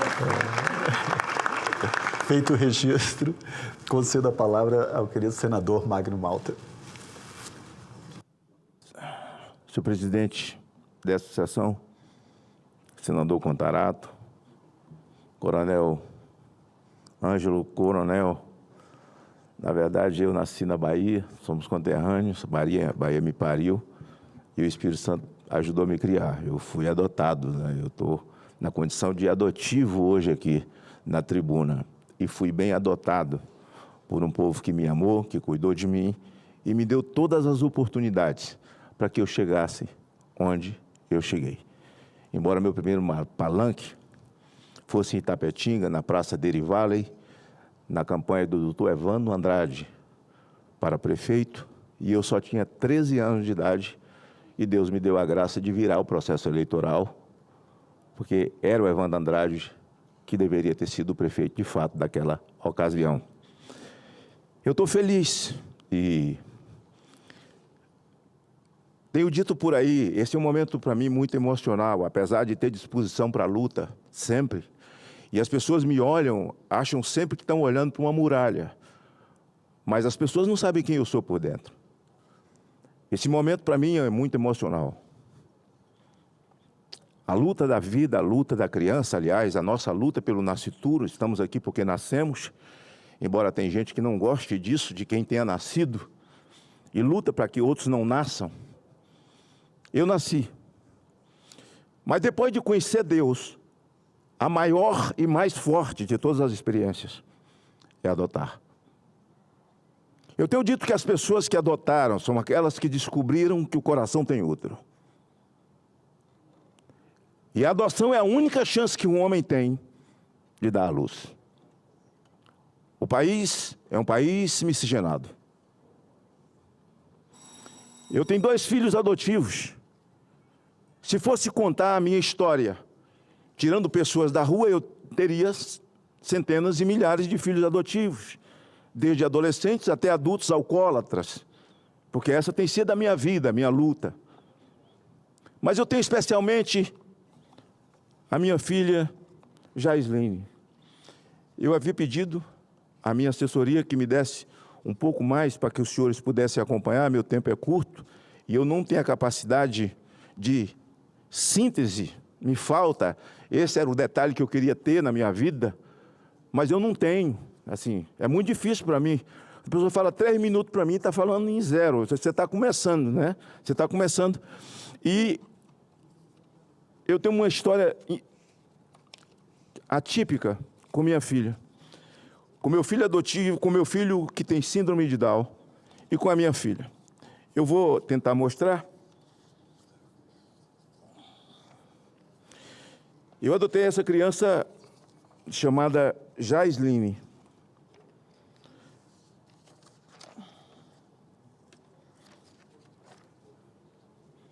Se a câmera puder mostrar aqui, eu vou mostrar aos senhores.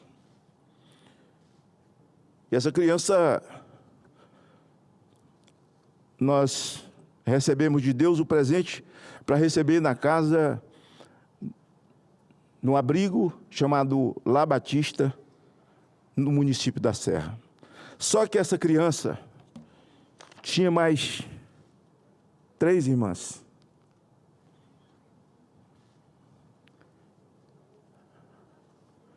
É um país miscigenado e vocês percebem que elas são negras.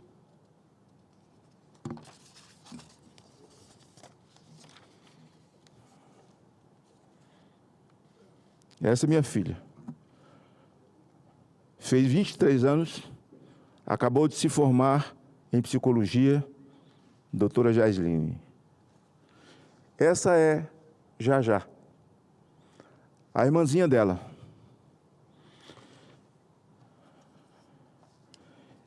E essas aqui são todas elas em volta de mim.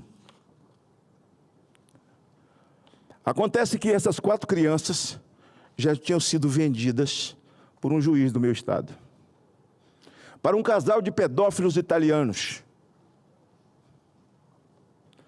Mas quando Deus colocou essa criança no nosso coração, ela já estava vendida.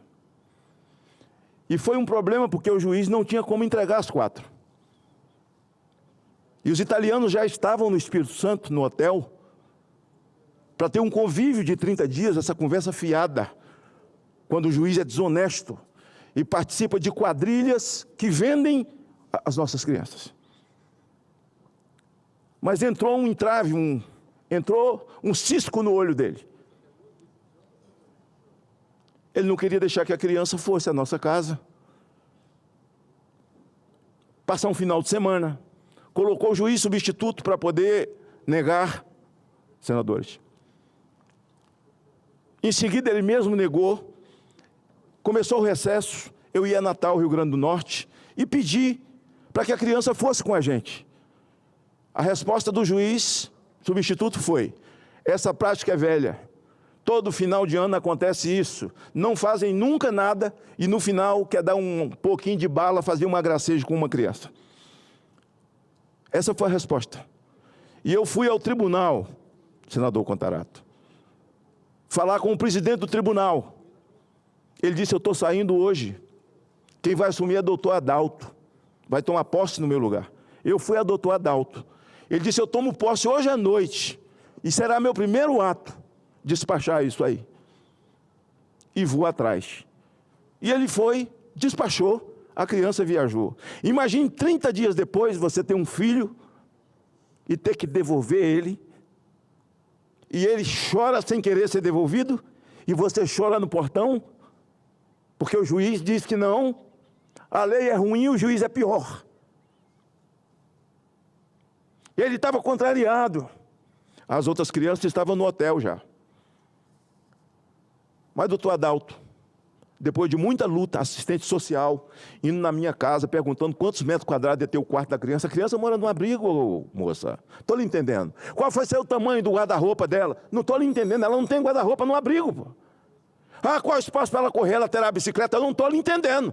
Ela mora num abrigo.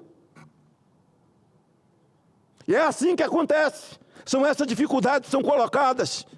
Um país que ainda tem fila, privilegiando o adulto, e a criança é só um objeto. Acontece que essas 3 foram. E a minha ficou. Há 2 anos atrás, um menino que não está aqui, chamado Jason, encontrou Jaisline pelo direct. Mas eles não falam português, eles falam italiano. Essa aqui, já, saltou de um 4º andar, depois de ser abusada de forma vil, pela mulher, pela mãe, pelo pai, esses desgraçados que nunca foram mãe e pai.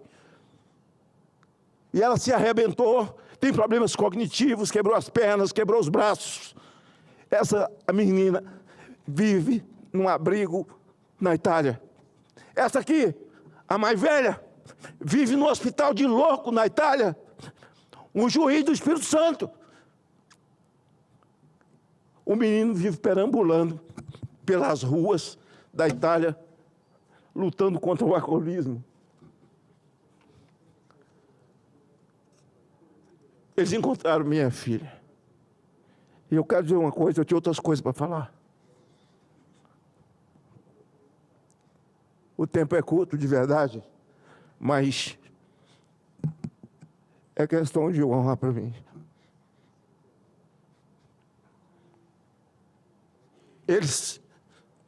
Essas meninas, elas são filhas desse chão. Elas são filhas dessa pátria. Elas são filhas dessa terra. Nós, as autoridades, essas foram levadas por abuso, o casal foi preso, cumpriu 4 anos. Já estão na rua novamente, certamente indo a outros lugares, pegando outras crianças para abusar.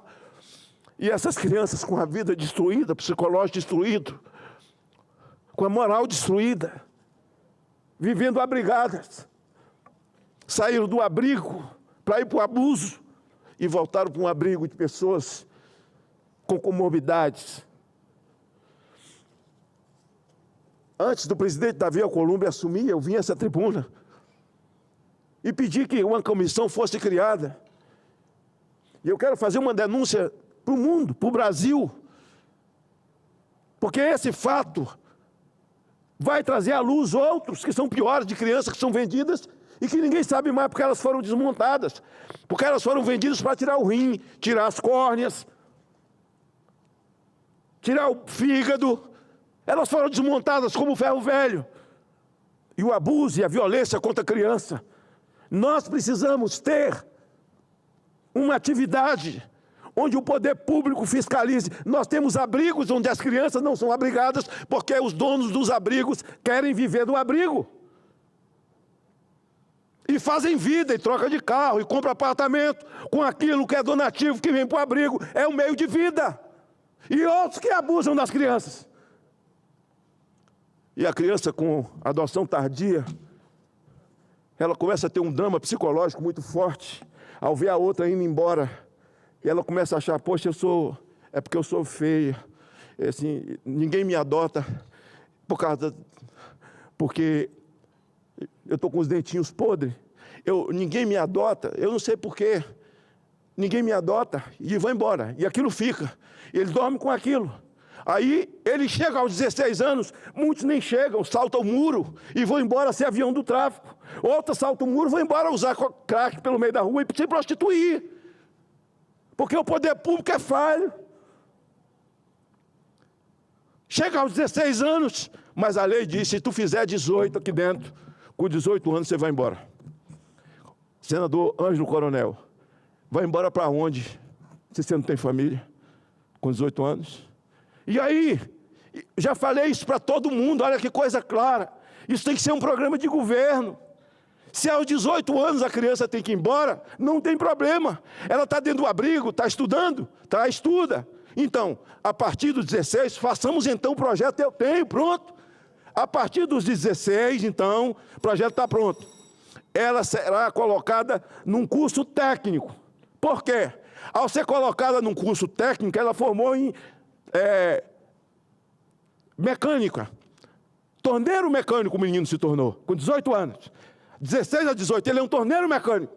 O poder público financia o torno dele, financia o local dele, faz a empresa dele, ele sai de lá para gerar emprego. E a Caixa Econômica Federal, por via de consequência, entrega para ele uma kitnet. Ele sai de lá com casa, sai de lá com trabalho, dando trabalho e com um juro e uma... como é que diz? Você abre mão de tributo, com a renúncia, sim, que ele tenha 20 anos, 15 anos, para começar a pagar 0, não sei o quê. Você forma ele ali dentro, aquele de 13, 14 anos, o pessoal já pode dizer a ele, ó, você vai fazer curso técnico, você vai sair daqui com o seu emprego. É uma menina, ela vai fazer um curso de doceira. É o poder público que vai financiar e vai entregar ela. E vai entregar ela uma kitnet. E se tem família, e são famílias que têm dificuldade, que seja, e a família vai viver junto. É muita coisa que nós temos que fazer. E isso é projeto de governo. Mas eu sinto muito, muito mesmo. Veja que eu sou miscigenado, eu sou negro. Eu sou filho de uma negra. Sou neto de uma índia. Minha filha é negra. Essas crianças são miscigenadas. Vejam aí, são todas filhas da mesma mãe. E eu agradeço a minha filha Carla, que descobriu essa pérola. E eu agradeço a Deus por ter feito com que essa criança cruzasse o nosso caminho. Já ouvi tanta frase. Quem adota faz um bem para uma criança. Você está completamente errado. Quando você adota, a criança te faz o bem. Quem recebe o bem é você. O benefício é seu. Quando essa criança entra na sua vida, você entra na vida dela. É preciso até que você tenha cuidado, se tem outros filhos, de fazer uma transferência muito forte de sentimento de amor para essa criança. Adotar é um privilégio. É um bem. E o meu projeto, que é de governo, eu espero que alguém um dia tenha coragem de fazer, porque esse país é rico. Está destruído, mas é rico. Tem dinheiro, sim, e tem dinheiro para muita coisa. Mas parece que hoje só tem para cultura. Mas para cuidar de criança, não. Eu encerro dizendo aos senhores o que os senhores não sabem. Eu até gostaria, tinha pedido, mas não deu tempo, eu queria que cada um de vocês levasse essas fotos, e vocês não conhecem essa história. Eu vou atrás desses adultos brasileiros, criados na Itália, sofrendo, sendo humilhados, fora do seu chão natal. Se vocês não sabem, eu já sofri 4 processos de racismo. 4. 4 processos de racismo eu já respondi. Sabe quantos eu tomei providência? Nenhum. Porque Deus sabe quem eu sou. Eu sei quem eu sou. E eu encerro com a Bíblia. Toda arma forjada contra ti, tu a condenarás em juízo. Aos senhores, às entidades que eu sei como sofrem. Aos senhores, às senhoras homenageados. Eu sei como uma entidade. Eu tenho 43 anos que tiro drogado da rua, projeto Vem Viver. Meu primeiro filho, criança, eu peguei na rua em Cachoeiro com 9 anos de idade e faleceu aos 12. Marcinho. Lá no projeto Vem Viver. E eu sei as dificuldades. Enquanto a senhora citava o nome de Alan Rick, e outros senadores e deputados fazem as mesmas coisas, com essas emendas que não nos pertencem. Alguns acham que pertence a eles e fazem o que eles querem, mas pertence ao povo de onde veio o imposto, no município, do estado. Tem é que voltar. Não tem deputado nem senador dando nada para ninguém, porque se tiver dando, vendeu a casa dele e está entregando dinheiro. Mas se não, é dinheiro de vocês. E precisa voltar principalmente para aqueles que cuidam de criança, para que a gente encerre de ver essa conversa fiada, de que criança é o futuro do Brasil. Criança nunca foi nem será. Criança é o presente. Ou você cuida do presente, ou não teremos futuro. Obrigado.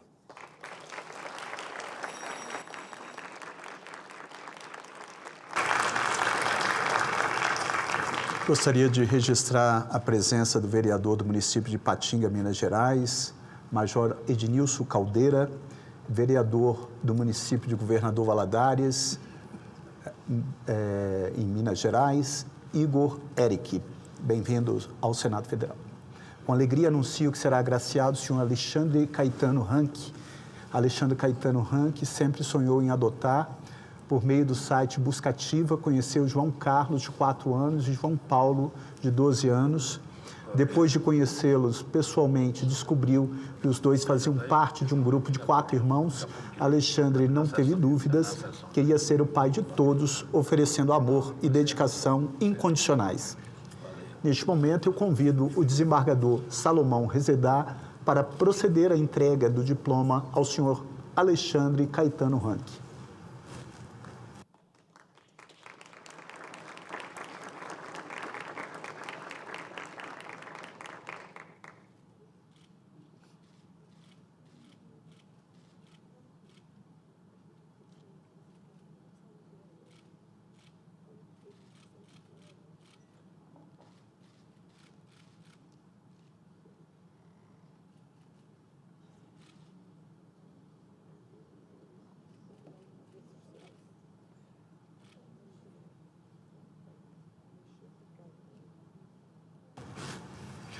Concedo a palavra ao senhor Alexandre Caetano Ranque por 3 minutos. Boa tarde a todos. Eu queria agradecer a mesa, agradecer ao senador Fabiano, doutor Salomão. Eu não sou muito bom de fala, mas eu estou aqui emocionado de ouvir tantas coisas, porque eu sou um pai solteiro, sozinho, que tinha uma vida muito vazia. Quem me conhece sabe disso, e sempre tive o maior sonho de ser pai por adoção, porque eu acho que ser pai não é sangue, não é pele. Ser pai é amar incondicionalmente um ser além de você mesmo. E quando eu vi o nome de meu filho no site, eu tive a certeza absoluta que ele era meu filho. E chegando lá, ele olhou para mim com um olho de tanto amor, de tanto carinho, de tanto pedido de socorro, de me ame. que quando eu conheci os irmãos, que eles estão agora assistindo, eles sabem disso, eu não tive dúvida nenhuma de que ali estava a minha família, e eu não vou romantizar dizendo para vocês que é fácil, não é. Um pai solo que precisa cuidar de seus filhos, que precisa trabalhar, que precisa educar e principalmente dar moral e educar com caráter os seus filhos no mundo que nós vivemos hoje, não é fácil. Dar comida é muito fácil, qualquer um consegue sustentar. O mais difícil para mim é dar moral, princípio e mostrar para esses meninos que a gente tem que ser amado e que a gente precisa somente de amor. Às vezes as pessoas dizem que é um ato de coragem. Ah, você é tão corajoso. Não, não sou corajoso, não. Coragem eu tenho que ter para pular de bungee jump. Eu sou um homem que tem um amor enorme no meu coração e eu sei que tudo que eu posso, dentro do possível, eu estou fazendo por eles. E lá onde eles estão em casa agora assistindo, eu mando um beijo até para eles e posso dizer a vocês com toda a certeza de vivência que um filho grande é um filho que é o amor imensurável, porque eu tinha muito medo de adotar meu filho, que tem hoje 14 anos, que é João Paulo. Ele tinha 12, ele era um menino muito retraído, ele era um menino que não aceitava toque, que não aceitava carinho, que não aceitava nenhum tipo de gesto de amor que eu queria dar, mas eu tinha muito medo. Eu falava, será que ele não me aceitou como pai? Mas não, ele tinha medo de ser rejeitado mais uma vez, de ser abandonado mais uma vez. E hoje eu posso dizer a vocês que é o meu melhor amigo, é o meu parceiro, meu companheiro, e eu quero dizer para vocês, muito obrigado por estar aqui. Desculpa a minha emoção, mas é porque minha família é o maior bem que eu tenho hoje em toda a minha vida. Muito obrigado, esse prêmio é muito importante.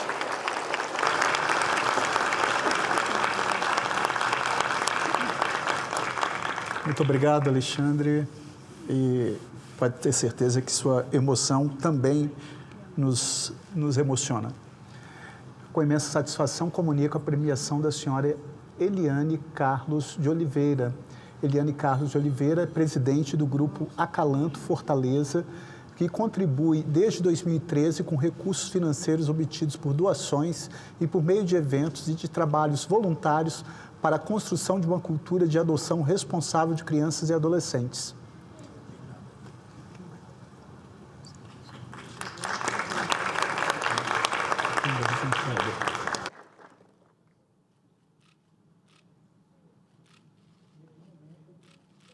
Neste momento, convido a senhora Tanísia Cunha para realizar a entrega do diploma da senhora Eliane Carlos de Oliveira.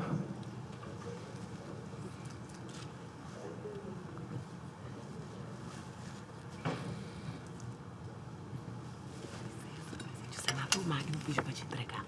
Não sei se você vai entender a letra dele. Eu não entendo. Vou ter que me retirar, pois tem um compromisso. Obrigada. Me sinto muito honrada de estar aqui nessa premiação tão importante para a causa da adoção de crianças e adolescentes. E, sendo o prêmio de adoção tardia, eu gostaria de trazer uma outra perspectiva sobre as crianças que aguardam nas instituições de acolhimento e a justificativa de que o pretendente tem uma predileção por uma faixa etária. Desculpa, senhora Eliane, perdão pelo interromper, por gentileza, mas é que o senador Magno Malta pediu que registrasse que ele, devido a um compromisso em uma audiência na Câmara, ele vai ter que se ausentar. Senador, obrigado e parabéns pela sua atuação, parabéns pela sua forma como se expôs aqui. Muito obrigado. Muito obrigada. Com a palavra, a senhora Eliane Carlos de Oliveira. E eu gostaria, então, de trazer uma outra perspectiva para esse ponto tão falado, né, que o pretendente tem esse peso de ter tanta criança na instituição de acolhimento, que eu adotei uma criança de 4 anos, que ela não andava, não falava, não sentava, E eu acho muito difícil, se não houver uma política pública que aproxime a gente pretendente das instituições de acolhimento, a gente coloque lá no SNA, preencha a ficha, olha, eu quero uma criança com 4 anos que não ande, não fale, não sente, né? Isso é humanamente impossível. Agora, quando há encontro de almas, quando a gente consegue se aproximar dessas crianças, eu acho que essa teoria cai por terra. Então, nós, o Grupo de Apoio à Adoção do Brasil todo, nós somos a favor de que a sociedade se aproxime das crianças que estão institucionalizadas, que elas possam ser vistas, para que elas possam ser amadas, porque estar lá, a gente não consegue, enquanto sociedade civil organizada dos grupos de apoio à adoção, saber o que está acontecendo com elas, né? Como bem diz o esposo da Bárbara, o doutor Sávio, elas não queimam colchão, elas não fazem piquete, então elas estão lá e precisam ser vistas para que elas possam ser avaliadas no seu tratamento e para que elas possam ser escolhidas. Então, essa culpa, eu acho que o pretendente não deve assumir. Nós queremos adotar, nós queremos ser pais e mães porque a gente tem amor para dar. Naturalmente, biologicamente, a gente cresceu cuidando de boneca bebê, que não são as reborns, a gente vai pensar na adoção de um bebê. Mas ao conhecer, ao ter contato, há no meu estado agora uma busca de se fazer visitas guiadas às instituições de acolhimento, isso é muito importante. Então, esse prêmio de adoção tardia é um espaço excelente para que a gente traga à luz, à voga, esse tema. Os pretendentes não são culpados, a gente precisa mudar a política de condução das adoções. Muito obrigada a todos. Muito obrigado. Neste momento, com grande satisfação, anuncio que será agraciada a senhora Aline Sanches Carlos. Neste ato está representada por seu irmão André Sanches de Souza. Aline Sanches Carlos é mãe de 4 filhos incríveis. Destaca que sua história de adoção é um pouco diferente, porém muito especial. Seu filho biológico é autista, o filho adotivo tem TDAH severo, a filha adotiva é cadeirante e possui uma deficiência intelectual e o filho social é haitiano. Atualmente, Aline mora nos Estados Unidos com seus 4 filhos e escolheu a adoção por amor e por convicção, seguindo o exemplo de seus pais que também acolheram filhos além dos laços de sangue. A adoção transformou sua vida e a da sua família e representa, segundo ela, uma das formas mais puras de amor. Por estar fora do Brasil, a Aline será representada por seu irmão, André Sanches de Souza, a quem entregarei o diploma.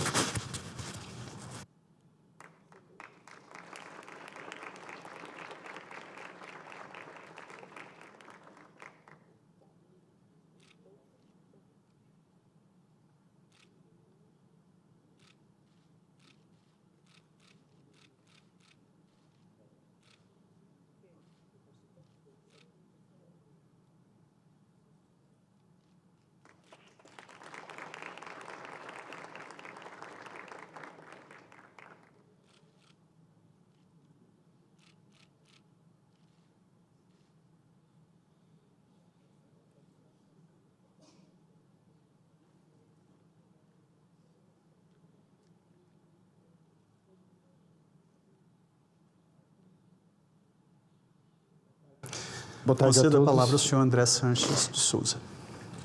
Boa tarde a todos. Desculpe o nervoso, é que representar minha irmã é uma coisa muito linda. Agradeço a indicação do senador Fabiano Contarato. Eu sou André Sanches e tenho grande honra de estar aqui hoje como representante da minha irmã, Aline Sanches Carlos, para compartilhar sua inspiradora trajetória com a adoção especial.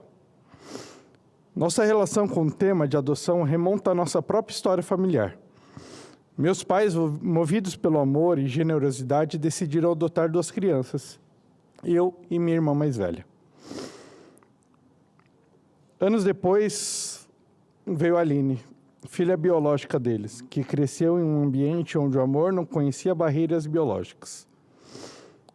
Falar da minha irmã Aline é falar de empatia, de doação, de alguém que enxerga o mundo com o coração.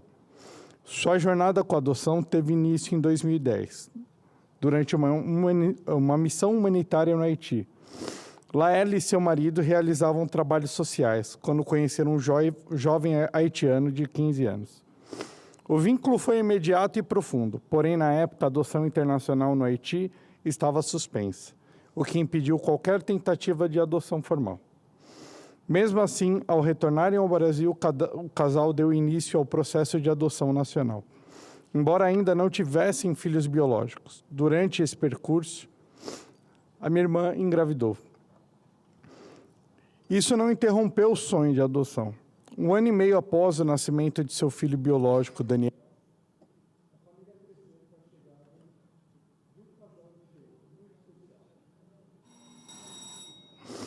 um menino com TDAH severo, o Felipe, e uma menina cadeirante com má formação congênita e hidrocefalia, a Rebeca. Como se os desafios já não fossem imensos, seu filho biológico também foi diagnosticado com autismo. Ainda assim, o amor falou mais alto. 1 ano após a chegada dos gêmeos, Aline e seu marido finalmente conseguiram trazer para o Brasil aquele jovem haitiano, o Ângelo, que haviam conhecido anos antes, já maior de idade, acolhendo-o como filho em sua família. Essa história que começou há décadas com nossos pais continua viva na trajetória da Aline. E agora também se estende a nossa outra irmã, a Renata, que está em processo de adoção da prima haitiana do Ângelo, filho social da Aline. Essa é a prova viva de que quando uma família escolhe abrir o coração para adoção, especialmente a adoção especial e tardia, ela não apenas transforma vidas, ela transforma gerações.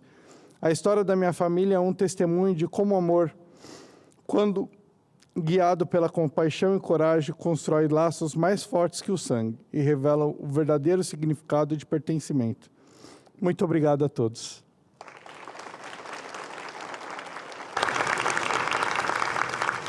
Gostaria de registrar a presença do presidente da Câmara Municipal de Linhares, do meu estado do Espírito Santo, vereador Roninho Passos. Bem-vindo, meu querido Roninho.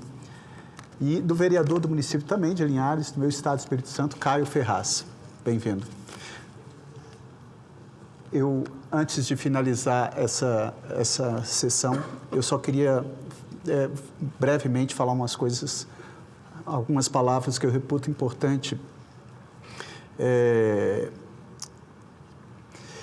Aquilo que às vezes as pessoas falam que eu fico muito triste quando alguém chega para mim e fala assim, nossa, seus filhos foram sortudos. Nossa, isso é uma ofensa para mim. Porque o amor, quem ganha, é quem adota. E eu fico mais triste ainda quando as pessoas usam a nomenclatura pejorativa. Há um tempo atrás, uma pessoa, por questão política, fotografou eu e meu filho de 7 anos na praia e ele usou a expressão que eu estava trazendo meu filho adotivo. Aquilo me doeu, porque eu falei assim, meu Deus, filho é filho. É filho. Eu costumo falar que eu descobri o que é felicidade depois que eu me tornei pai. Eu era solteiro, meu apartamento arrumadinho, impecável, estava na fila da adoção, e eis que chega Gabriel, cagado, eu nunca tinha trocado uma fralda, ele chegou com 2 anos e 8 meses, e Gabriel é a inspiração, a razão de nossas vidas. Nós temos 2 desafios, porque nós vivemos num país que é muito preconceituoso. Às vezes eu vejo aqui nessa casa as pessoas falando muito em Deus, mas é um Deus que exclui, não é um Deus que acolhe, é um Deus que julga, é um Deus que fala que filho tem que ter pai e mãe. E eu tenho orgulho de falar que meus filhos têm 2 pais, num país que é homofóbico.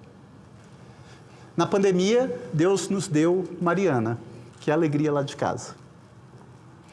E eu lembro que quando o Gabriel estava, acho que com 5 anos, ele falou, mamãe. Aquilo, eu tomei um susto, voei até ele. Falei, como assim, Gabriel? E é porque os desenhos, e na escola, normalmente, vai a mãe, ou ele via o desenho de pai e de mãe. E o Rodrigo, meu esposo, com muito orgulho, ele teve uma sensibilidade maravilhosa. Ele correu para o computador, imprimiu um desenho e escreveu a história do nosso filho Gabriel. Era uma vez a mamãe do Gabriel que estava grávida e botou um desenho bem colorido de uma mulher negra. Biel tá aí, papai? Tá. Aí o Biel nasceu e ele, na outra página do livrinho colorido, uma criança negra de bumbum para cima, igualzinho Gabriel dormia. Mas a mamãe do Gabriel não podia cuidar dele. E o Gabriel ficou junto com os amiguinhos. Então, a outra página, Gabriel com vários coleguinhas. E ele ficou ali esperando os dois papais chegarem. E no final, tinha lá 2 fotos de 2 homens esperando. Mas o mais interessante nessa história é que ele botou uma outra página. Ele colocou: você vai ter amiguinhos que vai ter um papai e uma mamãe. Você vai ter amiguinhos que vai ter só uma mãe. Você vai ter amiguinhos que só vai ter um pai. Você vai ter amiguinhos que vão ter 2 pais. Mas todas são formas de família. Essa foi a forma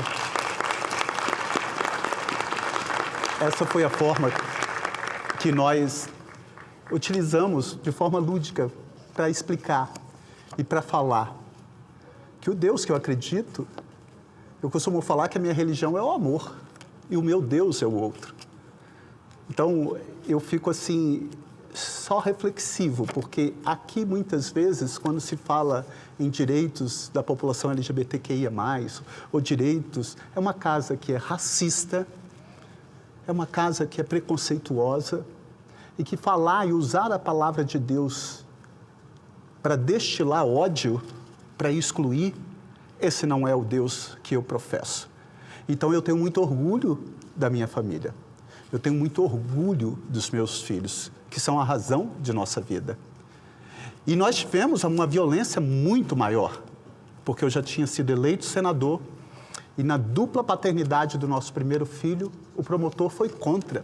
Veja, um promotor de justiça que tem que olhar o bem-estar da criança e do adolescente, ele colocou na promoção que era contra, porque filho tinha que ter pai e mãe. Jamais 2 pais, palavras dele. Pior ainda, filhos de 2 mães. Eu, quando vinha para cá, o Estado me deu uma certidão de casamento com meu esposo.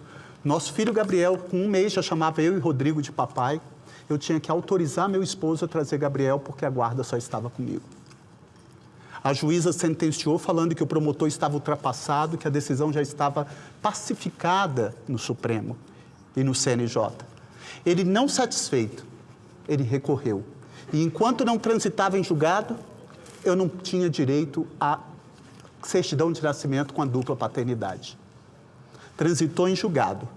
Eu tive que expor a minha vida, os meus filhos, e eu representei o promotor de justiça no Conselho Nacional do Ministério Público, e ele foi condenado, suspenso por 5 dias. Mas eu não parei aí. Eu entrei com uma ação indenizatória por dano moral contra o Estado do Espírito Santo, por um ato homofóbico de um promotor de justiça.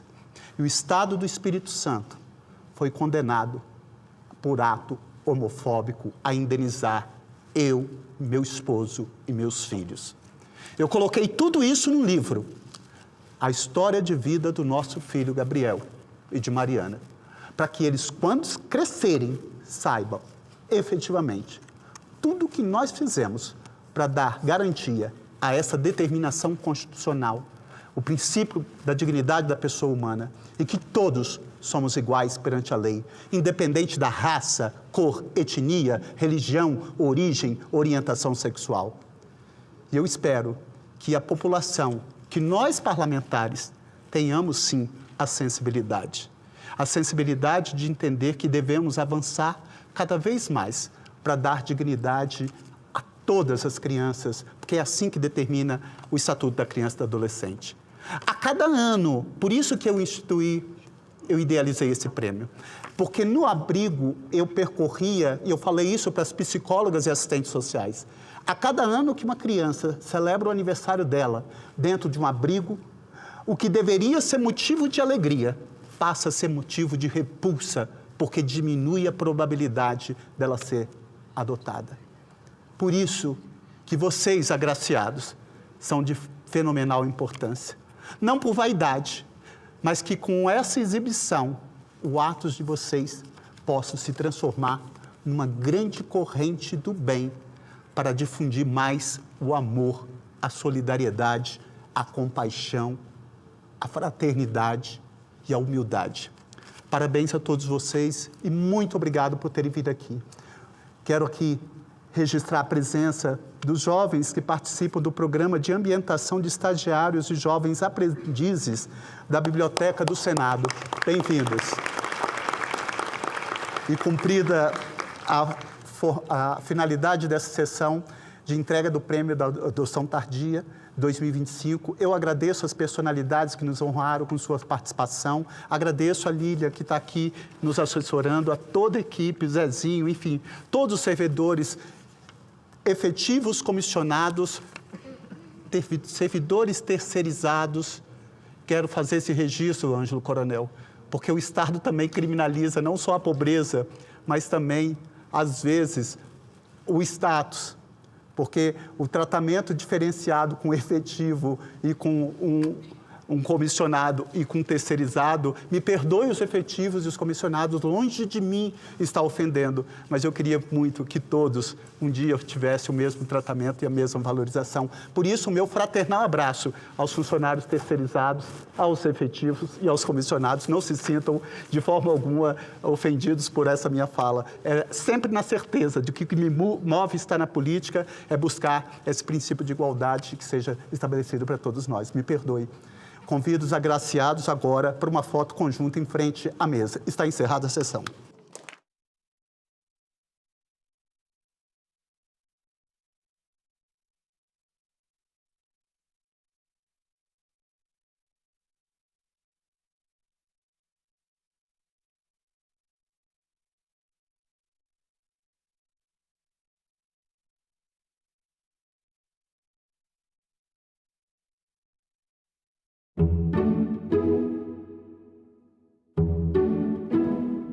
A maioria das pessoas que frequentam o ambiente de academia, eles fazem uso da suplementação. Muitos pacientes, eles acabam comprando aquilo que eles nem sabem mesmo. Também pode te levar a passar mal, a ficar internado. Emagrecimento, todos nós queremos, né, emagrecer. As pessoas compram devido aos seus benefícios. Esse algo a mais, ele deve ser acompanhado com acompanhamento ali médico. Em discussão, hoje, 20h, aqui na TV Senado.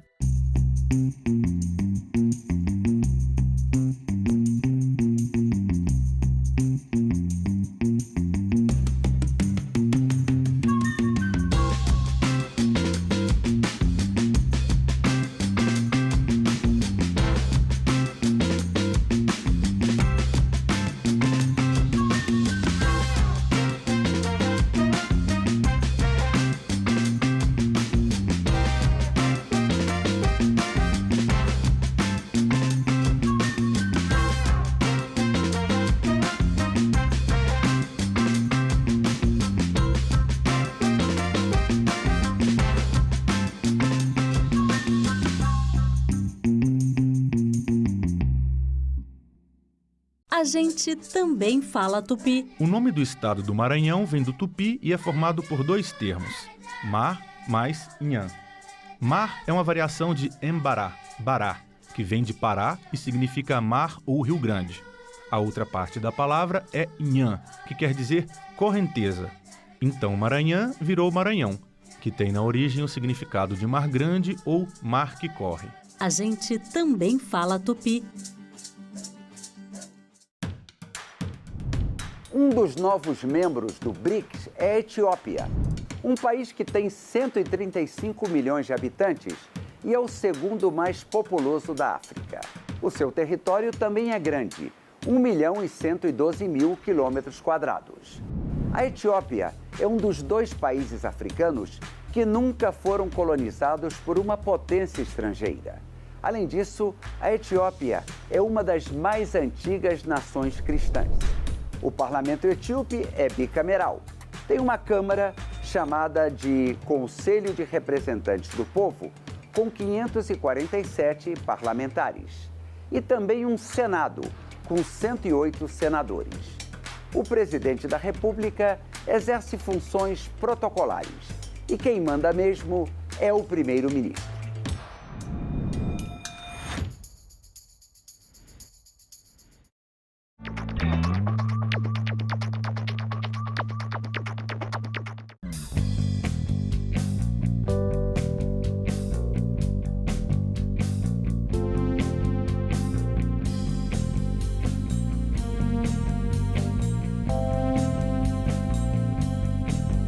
A gente também fala tupi. O nome do estado do Piauí vem do tupi e significa Rio dos Piaus ou Rio das Piabas. A palavra é formada a partir de piau, que designa várias espécies de piaus e piabas, peixes de água doce. O termo quer dizer pele manchada, isso porque esses peixes têm listras e marcas escuras nas laterais do corpo. Piau mais I, que significa rio, Piauí. A gente também fala tupi.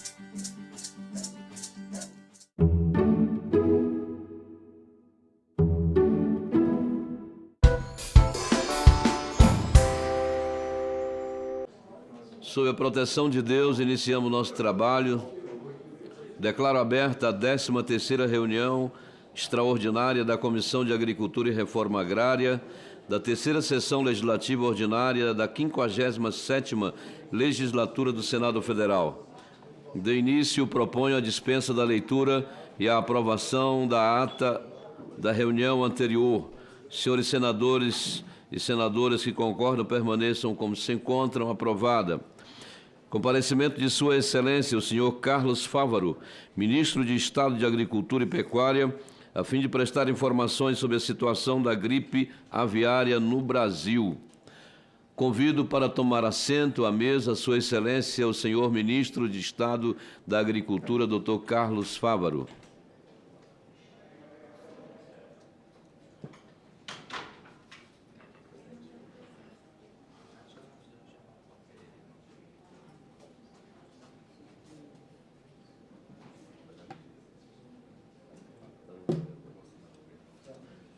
Tudo bem? Boa tarde, pessoal. Tudo bem? Boa tarde. Tá bom. Presidente Mourão, tudo bem? Tudo bem, senhor? Boa tarde, tudo bem? Boa tarde, pessoal. Luiz, tudo bem?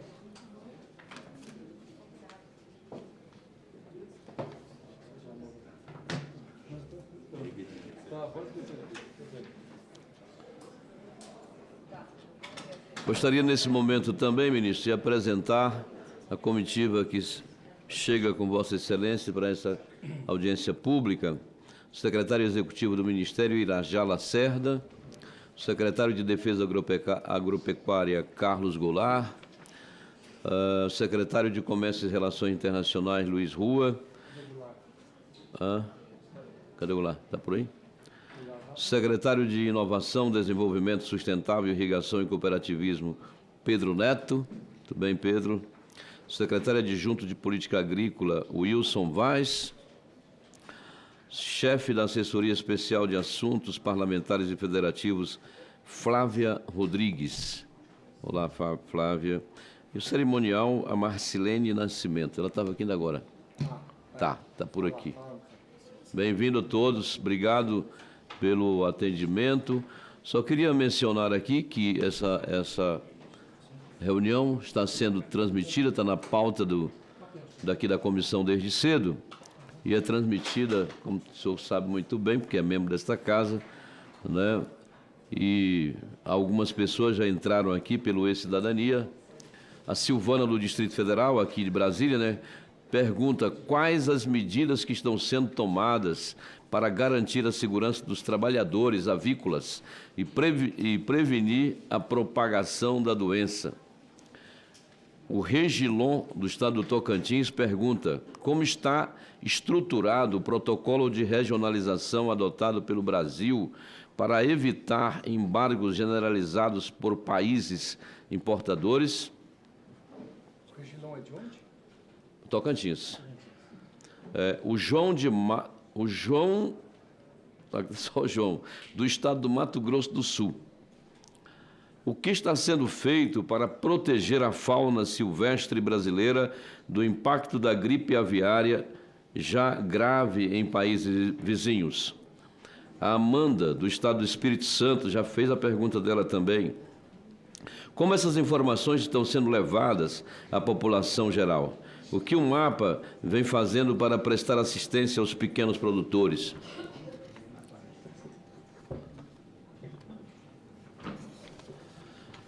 Só mais duas, ministro. A Érica, lá do estado de São Paulo, pergunta: sou médica veterinária e digo que, enquanto não houver sustentabilidade ambiental e bem-estar animal no país, as zoonoses não cessarão. Na verdade, não é uma pergunta, é um comentário.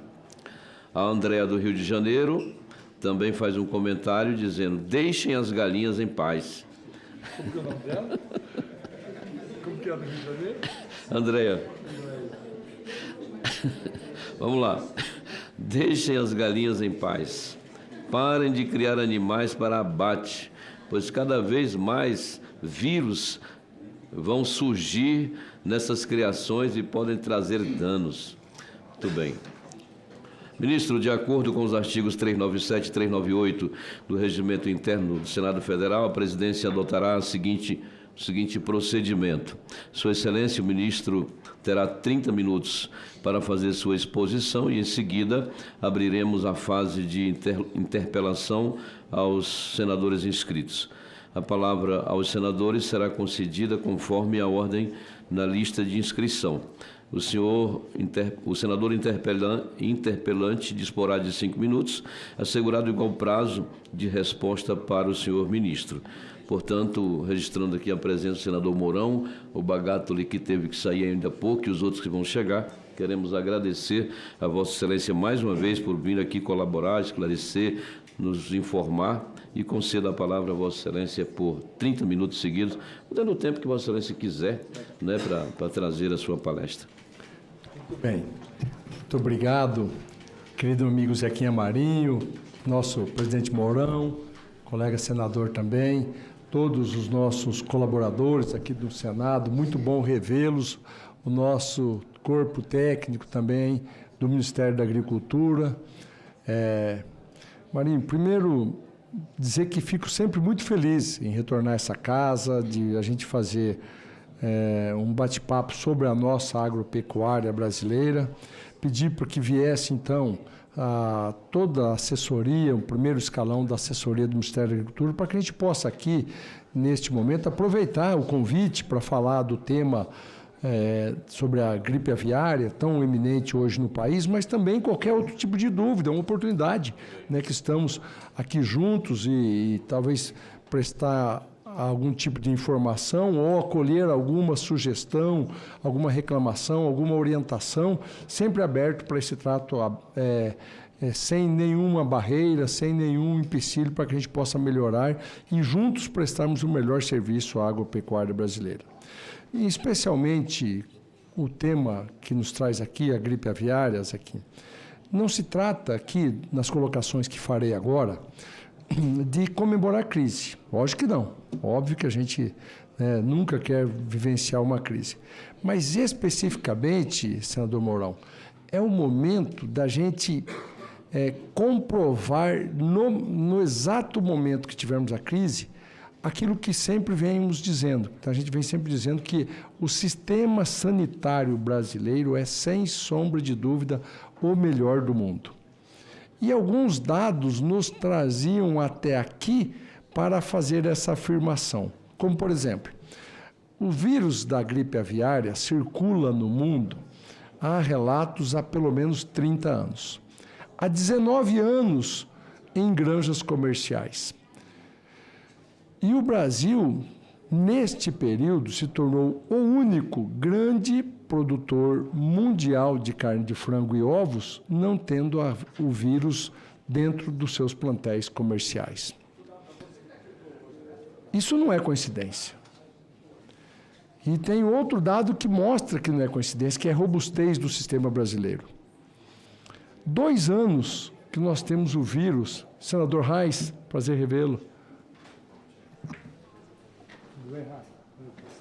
2 anos que nós temos o vírus, a presença do vírus em território brasileiro, fruto de aves migratórias. E só para contextualizar, nenhum lugar do mundo, depois que chegou o vírus através de aves migratórias, não demorou tanto tempo, já estava dentro das granjas comerciais. Os Estados Unidos não demorou 30 dias do aparecimento em ave silvestre, entrou em aves comerciais. Mas o fato é que um dia, por um motivo ou por outro, ia acabar acontecendo de entrar em granjas comerciais. E aconteceu. Mas ainda assim, então, agora a gente pode, mais uma vez, mostrar a robustez e eficiência do sistema sanitário brasileiro. Só para ressaltar um comparativo, 2 ou 3 dias antes de termos o foco no Rio Grande do Sul, teve um foco lá nos Estados Unidos, mais um foco nos Estados Unidos. Esse foco dos Estados Unidos gerou o abate de 700 mil aves. No domingo, na sequência, não ontem, antes de ontem, no outro domingo passado, teve um outro foco dos Estados Unidos, com um abate de 1.950.000 aves. No Brasil, certamente, Zequinha, os Estados Unidos já foram abatidos 170 milhões de animais. 170 milhões de animais. No Brasil, com este caso, foram abatidos 17 mil animais. Como disse, não é para se comemorar, mas mostra a eficiência do sistema brasileiro. Importante dizer que esta crise sanitária ela deve ser enfrentada com total transparência. E eu faço aqui uma analogia, e eu não sei se estou muito certo, mas na minha concepção simplista, eu faço uma analogia, porque tem correlação, é crise sanitária, ao modelo implementado quando da chegada da Covid-19 ao Brasil, o grau de comprometimento com a transparência que tinha o ministro Mandetta. Porque é assim, um dos desdobramentos de uma crise sanitária é a perda da confiança, da credibilidade, e aí as consequências são muito maiores. Então, por este princípio, e confiando no sistema brasileiro e a forma que temos que dar de total transparência, quando da confirmação do caso, na quinta-feira, às 19 horas, é isso, né? Foi quinta. Sexta-feira, às 6 da manhã, eu já estava pessoalmente no Bom Dia Brasil, relatando ao Brasil, contando ao Brasil, com total transparência, que tinha entrado gripe aviária nos plantéis comerciais brasileiros.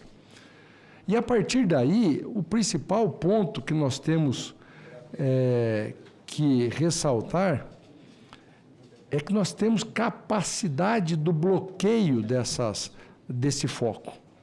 Imediatamente se instalou lá no entorno da Granja, no Rio Grande do Sul e Montenegro, 7 barreiras sanitárias, as medidas de proteção aos trabalhadores, e aí a pergunta da Silvana, aqui do Distrito Federal, todos os trabalhadores que manusearam, quer sejam tratadores ou depois aqueles que, já respeitando as regras estabelecidas, fizeram o recolhimento das carcaças, das 17 mil carcaças, todos cumpriram o protocolo e também o isolamento, fizeram testes e, graças a Deus e a eficiência do sistema, nenhum cidadão brasileiro deu positivo com o vírus da gripe aviária.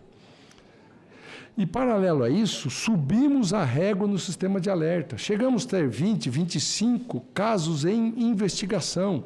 E isso não é motivo de preocupação. É assim que deve ser. Quando o sistema é transparente, toda pessoa que tem lá uma criação doméstica, que é ao fundo de quintal, galinha caipira, ou vê um animal silvestre doente, ou o menor sintoma, o dever dele é reportar ao sistema, quer seja municipal, estadual ou federal, para que vá lá coletar esse animal, fazer os testes e dar transparência. Só para você ter noção, ontem nós estávamos com 21 casos em investigação, hoje estamos com 11. 10 casos foram dados negativos. Nós tivemos 2 granjas comerciais com suspeita e os 2 casos foram negativos. Hoje temos uma granja, acho que em Antagorda, no Rio Grande do Sul, que está com suspeita, com toda tranquilidade, nós estamos mostrando no mercado. Mas eu posso assegurar com muita tranquilidade aqui que este foco está contido. Apesar que nós estamos no 5º dia útil, depois da desinfecção total da granja, 15 dias do aparecimento do foco, eu posso assegurar com muita tranquilidade, o foco de Montenegro está contido. Por quê? Pela rapidez na propagação e pela agressividade, pela letalidade do vírus. Certamente, se tivesse escapado deste foco para outras regiões do país, com 4 ou 5 dias nós teremos novos casos de mortalidade. Ao não ter, já passados 15 dias, é a mostra e a comprovação de que o sistema brasileiro funcionou. As barreiras criadas funcionaram. Nós tivemos agora, acho que teve além do zoológico lá no Rio Grande do Sul, tivemos a confirmação hoje de um caso em ave silvestre em Minas Gerais. Natural. Nós já tivemos, nesses 2 anos, 169 casos em animais silvestres. O Brasil faz parte da rota migratória do hemisfério sul para o hemisfério norte. E à medida que os animais que fazem essa rota têm a contaminação, vai aparecer dentro do território nacional casos de animais silvestres. Mas, com muita tranquilidade, eu posso assegurar que, passados 28 dias deste período que é incubatório, que é o período de incubatório do vírus, nós vamos, de novo, proclamar, anunciar o Brasil livre de gripe aviária, e a tendência muito forte é de que isso vai acontecer nos próximos... hoje faltam quantos dias? Faltam 23 dias? 22 dias que faltam para isso acontecer. É importante dizer por que gera essa confiança. O sistema brasileiro estabelece que a produção brasileira rastreada, e foi isso que aconteceu naquela sexta-feira, os 28 dias para trás da granja, já que o período de incubação do vírus é 28 dias, rastreou-se a produção 28 dias para trás e foram eliminados toda a produção de ovos daqueles 28 dias. Por exemplo, se tinha a possibilidade de sair um animal contaminado, foi eliminado ali atrás, 28 dias. Então, na realidade, a nossa amplitude sanitária se dá de 56 dias. 28 dias para trás e 28 dias para frente. E com total transparência, indo investigar todo e qualquer caso, a gente tem a convicção, e já não tendo nenhum caso comprovado, porque seria um grande risco, nos primeiros 3, 4, 5 dias, fosse aparecer outros casos, porque tinha vazado do foco lá de Montenegro. Passados 15 dias, a percepção, e está aqui a parte técnica do Ministério da Agricultura, o secretário Goulart, o Alan também, eu já vi o Alan está ali também, eles podem detalhar vocês, há uma impressão muito segura de que esse foco, então, está controlado. As medidas de embargos, que está aqui uma pergunta também do Regilon, do Tocantins, são frutos de protocolos estabelecidos na abertura de mercado. E a gente deve, com total transparência, cumprir esse protocolo e, gradativamente, com a confiança estabelecida, vir revisando esses protocolos. Então, hoje, nós temos 24 países do mundo que fechou a compra total do Brasil. 13 países que fecharam o Rio Grande do Sul e alguns que fecharam só um raio de 10 quilômetros, como, por exemplo, o Japão. Disso, é de um total de 160 países que o Brasil tem em relação comercial. De 160, 24 países fecharam o Brasil, mas é previamente restabelecido isso em protocolos sanitários anteriormente estabelecidos. Uma das missões nossa à frente do Ministério da Agricultura é repactuar esses protocolos. Veja que desde o aparecimento do primeiro caso, a gente, em animais silvestres, a gente vem procurando revisar o protocolo não só para a gripe aviária, mas para todas as doenças sanitárias animais. E, B, mal da vaca louca e todos os outros, né? Tivemos sucesso já em alguns. Veja, há pouco mais de 30 dias atrás, nós conseguimos finalizar o processo de revisão com o Japão.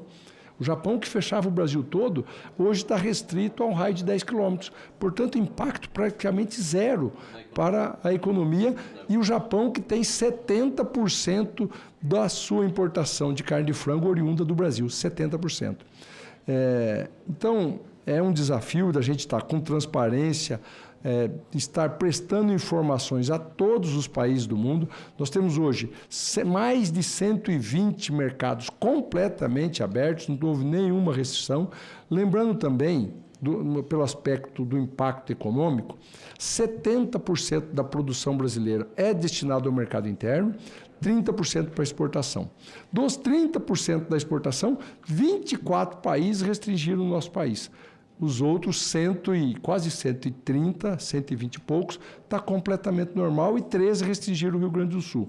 Então, pelo aspecto comercial, claro que tem impacto, há um redirecionamento para a indústria, mas não é nada alarmante, não é nada que possa gerar grande impacto. Até porque a nossa expectativa, senadora Lisiane Gama, tudo bem?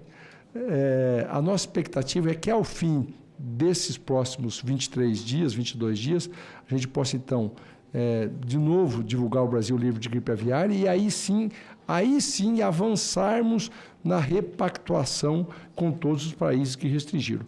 Até lá, não é recomendável a boa prática a gente de pedir que em algum país, olha, vamos regionalizar. E fala, mas peraí, amigo, você sabe o pacto eu posso fechar o Brasil todo. O que nós estamos fazendo, e já aconteceu, por exemplo, a Rússia, que podia fechar o Brasil todo, fechou e já voltou a restringir somente o Rio Grande do Sul. Há encaminhamentos com a Coreia do Sul para que ela venha a restringir só o Rio Grande do Sul, mas é uma livre iniciativa. A gente, prestando informações com transparência, os países vão se dando por satisfeitos e restringindo menos a restrição comercial com o Brasil. Tem a pergunta aqui do João, do Mato Grosso do Sul, que fala das medidas com relação às aves silvestres. Existe um GT criado entre o Ministério da Agricultura, o Ministério do Meio Ambiente e o Ministério da Saúde, que trata dos impactos das crises sanitárias. Esse GT está ativo e tomando providências, como, por exemplo, o imediato isolamento dos trabalhadores da granja afetada foi feito pelo Ministério da Saúde. A gente dá toda a cobertura junto. Há mesmo tratamento com a questão das aves silvestres, é dada pelo IBAMA, pelo Ministério do Meio Ambiente, mas a gente tem que entender que os casos são em aves migratórias. A gente pode fazer um rápido recolhimento de carcaças, fazer ações complementares, e assim foi feito desde os primeiros casos, que diminui a exposição do vírus a outras aves que não estejam contaminadas, o que diminui, então, a proliferação mesmo em aves silvestres. A informação que a Amanda do Espírito Santo perguntou, qual a informação à população, é a total transparência. É importante sempre ressaltar isso, foi amplamente divulgado.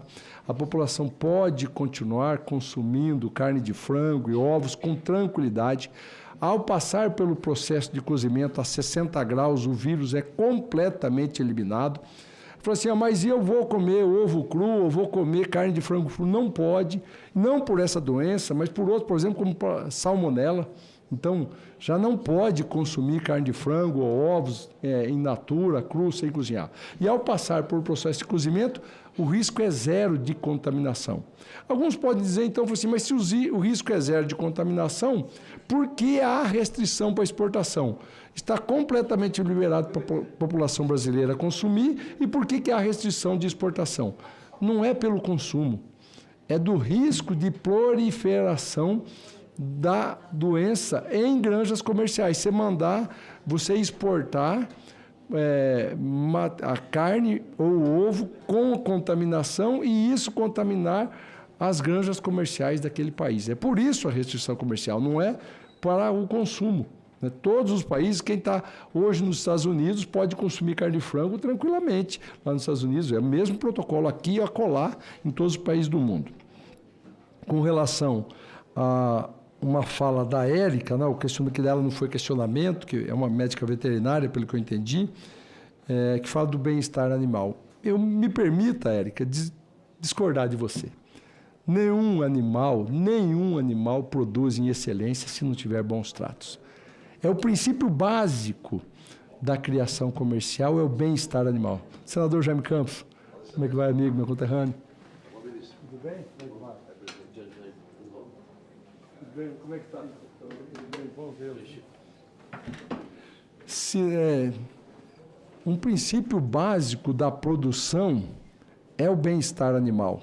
Tenho relatos até do pessoal da Mantiqueira, que também tem, entre algumas das suas granjas, está implementando o sistema integrado, embalar, que ela pode sair de dentro do aviário, pastejar para fora e voltar. E eles relatam o seguinte, ela sai para comer um verdinho lá fora, com 10, 15 minutos ela volta para dentro do galpão, porque o ambiente aqui, climatizado, equilibrado, é muito melhor para o bem-estar dela. Então, nesse aspecto também, o Brasil tem uma excelência de bem-estar animal, porque é do interesse primeiro do criador que o animal dele seja saudável, feliz, e por isso ele produz mais. Animal estressado produz muito pouco. Quem é criador, como Jaime Campos, pecuarista, fica levando o animal todo dia para o curral para ver se ele vai engordar, ganhar peso, né? Você tem que deixar ele sossegado, produzindo, e é assim que é o sistema brasileiro.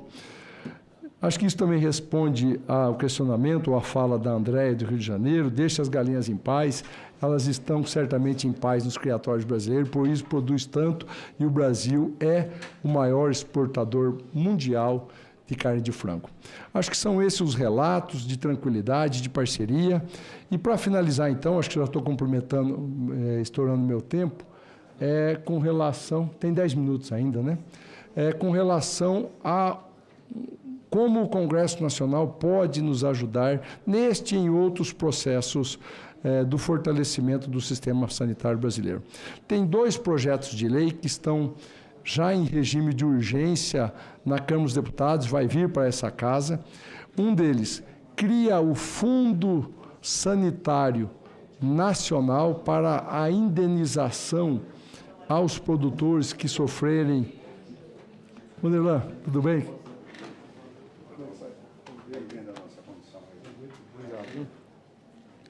O Fundo Sanitário Nacional, que prevê a indenização aos produtores brasileiros em caso de necessidade por questões sanitárias.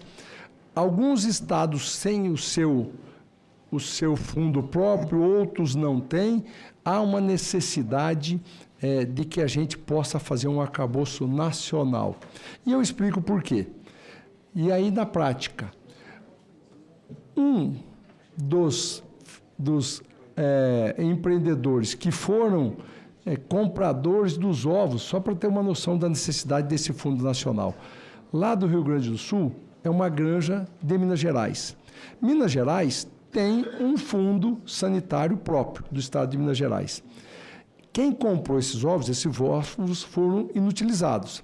Ele procurou o fundo estadual para ser indenizado. Eu comprei, chegou aqui, precisei inutilizar porque para garantir a sanidade do plantel mineiro. O fundo estadual disse, não, você comprou do Rio Grande do Sul, não foi criado aqui, o nosso fundo é para proteger o plantel mineiro. e ele então não recebeu a indenização. Ele tem que ir lá procurar quem vendeu para ele. Então, veja, nós temos a relação interestadual. Então, essa é a importância de nós termos um guarda-chuva para todos. E isso também não implica, na minha avaliação, a necessidade de orçamento geral da União. Esse deve ser um fundo privado, onde há uma contribuição, e por isso precisa de lei, com uma contribuição privada, mas obrigatória, por parte da agroindústria e dos criadores, que preservam, então, e dê a estabilidade ao sistema nacional. Na minha avaliação, fundamental a aprovação desse projeto. E também, diga-se de passagem, quero já avançar um pouco sobre o posicionamento com relação a ele, o setor vegetal, até o momento, não se manifestou favorável a que esse fundo cubra a parte vegetal. Alguns já têm privado, como é o caso dos produtores de citros de São Paulo, tem seu fundo privado lá e estão satisfeitos com esse. E nenhum outro setor da área vegetal se manifestou. E com relação às proteínas animais, a única manifestação que eu ouvi é que eles querem que esse fundo seja segmentado. Por exemplo, o Brasil está recebendo, e aqui já fica o convite, acho que já veio a essa comissão e a esta casa o convite para que nós estejamos juntos no próximo dia 6 de junho, agora próximo, em Paris, recebendo da Organização Mundial de Saúde Animal o certificado de livre de febre aftosa sem vacinação. 64 anos o Brasil esperava por este momento. É uma luta de todos os produtores, pecuaristas, governos estaduais, municipais, governo federal, a Confederação Nacional de Agricultura, os programas de vacinação. Essa integração permitiu que o Brasil chegasse a esse status tão esperado. Mas veja que é possível, então, nós já estamos há 1 ano sem vacinação, e Deus nos livre deste momento, mas pode ser que volte a ter um caso de febre aftosa no Brasil. Aconteceu no Uruguai, depois de retirada da vacinação. Então, quem deve indenizar, no entendimento dos produtores, a este rebanho que possa vir ter um caso desse, são os pecuaristas, o fundo dos pecuaristas. No caso da gripe aviária, o fundo dos criadores de frango. No caso de peste suína para os suínos, um fundo da suinocultura. Então, para que um não tenha que indenizar a crise sanitária do outro, porque não tem correlação. Então, eu acho justo também, mas fica a palavra soberana aqui do Congresso Nacional, que possa deliberar pelo tema, já está com um regime de urgência na Câmara dos Deputados e certamente vai vir com a mesma celeridade para esta casa. E o outro projeto de lei, que também consideramos fundamental para aperfeiçoar esse sistema nacional, que já dito aqui foi tão robusto, é um que prevê, Zequinha, o pagamento, o depósito pela iniciativa privada a um fundo que permita o pagamento de horas extras aos servidores públicos, aos AFAs do Ministério da Agricultura. E eu explico por que defendo também a criação deste fundo, que será alimentado com recursos privados, mas gerido, de uma forma conjunta entre as entidades representativas dos servidores públicos e privados também para fazer a gestão desse fundo. Veja que um caso específico também, que eu acho que fica melhor de explicar. O ano passado, quando das enchentes do Rio Grande do Sul, um determinado frigorífico, e aqui eu posso falar com muita tranquilidade, foi público, Pamplona, teve a sua planta industrial completamente alagada. Não é isso, né, Sandro? E perceba que ele tem atrás dele dezenas ou centenas de granjas produzindo e que o animal chega no estágio de abate, mas o frigorífico está com problema, está inundado no caso específico. O que foi feito e como medida foi tomada para superar isso? Há um redirecionamento para abate em outra planta. No caso, não foi nem do mesmo grupo, foi um outro grupo que prestou o serviço, solidariamente prestou o serviço e continuou, porque imagina se não abatesse, o que ia ficar com aqueles animais que estavam lá na granja, qual o destino? E pode ser frango, pode ser o que for. A planta industrial estava lá alagada ou estava com um problema grave. Mas ao direcionar para uma outra planta frigorífica, ela não significa que ela estava ociosa. Muito provavelmente, e sempre ela nunca está ociosa. Ela, para fazer esse abate, precisou ser em turno extra. E o fiscal do Ministério da Agricultura, que tem que acompanhar o abate, ele não pode receber essa remuneração extra. E como então ele pode ser compensado? Bom, ele pode ser compensado descansando um dia de trabalho ordinário. Ora, aí o dia que ele tinha que trabalhar, a descansa, que é o mesmo problema para frente. Então, uma forma sugerida pelo setor é que o setor possa, e não só pelo aspecto de crise sanitária ou climática, ou na necessidade também do empresário de cumprir um contrato, fazer um abate extra, ele pagar o valor não direto, porque não pode, ao fiscal, mas no fundo. E este fundo, então, remunera o servidor público. Eu acho que é um assunto complementar que vai dar eficiência ao sistema brasileiro e o que o Ministério da Agricultura se posiciona favorável e vai estar aqui para deliberação do Congresso Nacional. Acho que eram essas as mensagens que considero relevantes e fico aberto, então, a todos os questionamentos. Muito obrigado. Muito obrigado, ministro. Eu quero apresentar o restante da sua equipe que lhe acompanha nessa oportunidade. Doutor Alain Alvarenga, secretário adjunto de Defesa Agropecuária, Wilson Tax, chefe de gabinete, Samuel Barros, assessor especial para assuntos estratégicos, a Carla Madeira, assessora especial de comunicação social. Muito bem-vindo a todos. Registrar aqui uma boa parte da bancada da Comissão de Agricultura, senador Chico Rodrigues, de Roraima, senador Jaime Campos, do Mato Grosso, senador Hamilton Mourão, do Rio Grande do Sul, o Tchê, que é o Reise, saiu um pouquinho, o senador Vanderlan Cardoso, do estado de Goiás, o Aisson, e a senadora Elisiane Gama, do estado do Maranhão. Os dois inscritos aqui são dois cavalheiros, o senador Reise e o senador Mourão. Queria consultar se permitem que a nossa senadora, a única mulher da bancada, possa se pronunciar nesse momento. Muito bem. Senadora Elisiane Gama.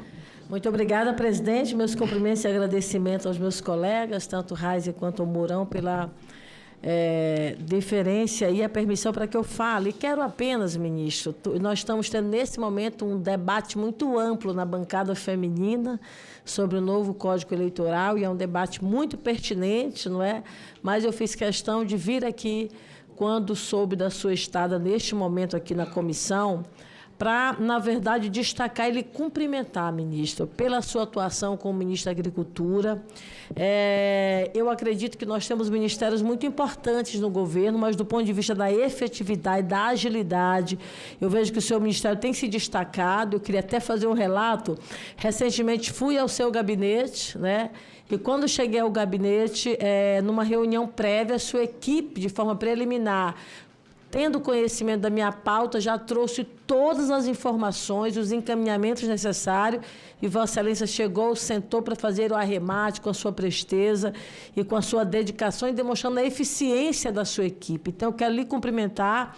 Eu sei que quem está na frente de uma pasta, ele é fruto de uma equipe bem organizada e bem liderada, bem comandada, que é o que eu percebo de forma muito clara que o senhor faz. O senhor tem, inclusive com essa sua eficiência, evitado crises que seriam grandiosas no Brasil, que é o caso aí da gripe aviária. Vossa Excelência foi prontamente, rápido, de forma eficiente, evitou, garantindo aí essas duas proteínas que são fundamentais no prato do brasileiro, né, que é o frango, que é o ovo. Então, isso demonstra realmente seu compromisso com a política e com a agricultura brasileira.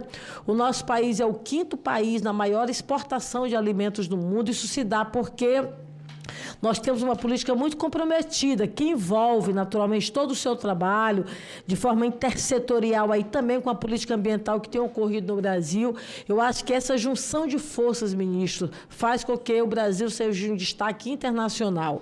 Quando a gente fala, inclusive, da política ambiental, a gente lembra que a economia brasileira, e aí não é uma situação apenas de Brasil, mas do mundo inteiro, não é? Hoje, todas as relações econômicas, as relações comerciais, elas são amparadas por uma legislação ambiental forte, consolidada e, naturalmente, aí pela afluência, não é? E pela parte que é feita na política agrícola dos países. Então, eu queria lhe parabenizar, me colocar à sua disposição, pedir perdão, porque terei que sair para essa reunião da bancada feminina, mas eu sei que os colegas estão aqui, e eu acho que Vossa Excelência, ministro, é o ministro que une a todos, não é? Estou vendo aqui o ministro, nosso ex-vice-presidente, senador Mourão, assim como todos os demais, o Reis, os demais que estão aqui, Vanderlan. Independentemente da cor partidária e ser base ou não do governo, Vossa Excelência assumiu uma pasta que não é fácil, quando a gente se trata desse debate da política partidária, mas eu acho que Vossa Excelência conseguiu ser unanimidade juntando esses dois campos. Isso demonstra que o seu perfil contra qualquer coisa de polarização, ideologia, que acaba, na verdade, emperrando a coisa pública. Vossa Excelência passa por cima, mostra resultados para o Brasil. É disso que a gente precisa, do que é o governo do presidente Lula, um governo de uma frente ampla, não é? Que reuniu pensamentos diferentes, mas com um foco único, que é o desenvolvimento e o crescimento do Brasil. Mais uma vez, parabéns a Vossa Excelência. Muito obrigada, presidente. Agradeço as palavras. Vamos lá. Vamos lá, pode ir. Agradecendo a senadora Lisiane, tão generosa, né? Muito obrigado pelas palavras, pelo carinho. Acho que o trabalho ele é fruto de um time que está todo aí na retaguarda, todos têm essa obrigação e sempre com muita transparência, sujeito às críticas, e já tivemos as críticas também, com algum momento não dando a devida atenção que um parlamentar e um cidadão brasileiro merece, para que a gente possa corrigir e trabalhar e dar os resultados. Mas eu agradeço muito a sua manifestação. Muito obrigado, senadora. Eu quero anunciar agora o senador Mourão.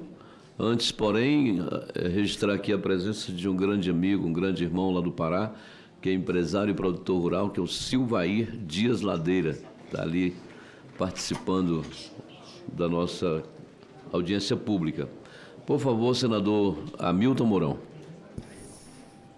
Ministro Fávaro, em relação à questão da gripe aviária, eu estou plenamente satisfeito com as explicações que Vossa Excelência apresentou, que abrange, lá a nossa cidade de Montenegro, cujo prefeito é do meu partido, republicano, é um dos quadros em ascensão do nosso partido, uma cidade de produção intensa, mas todas as medidas foram tomadas, é óbvio que houve países que pararam de comprar, mas em algum momento vão retornar, a gente sabe disso.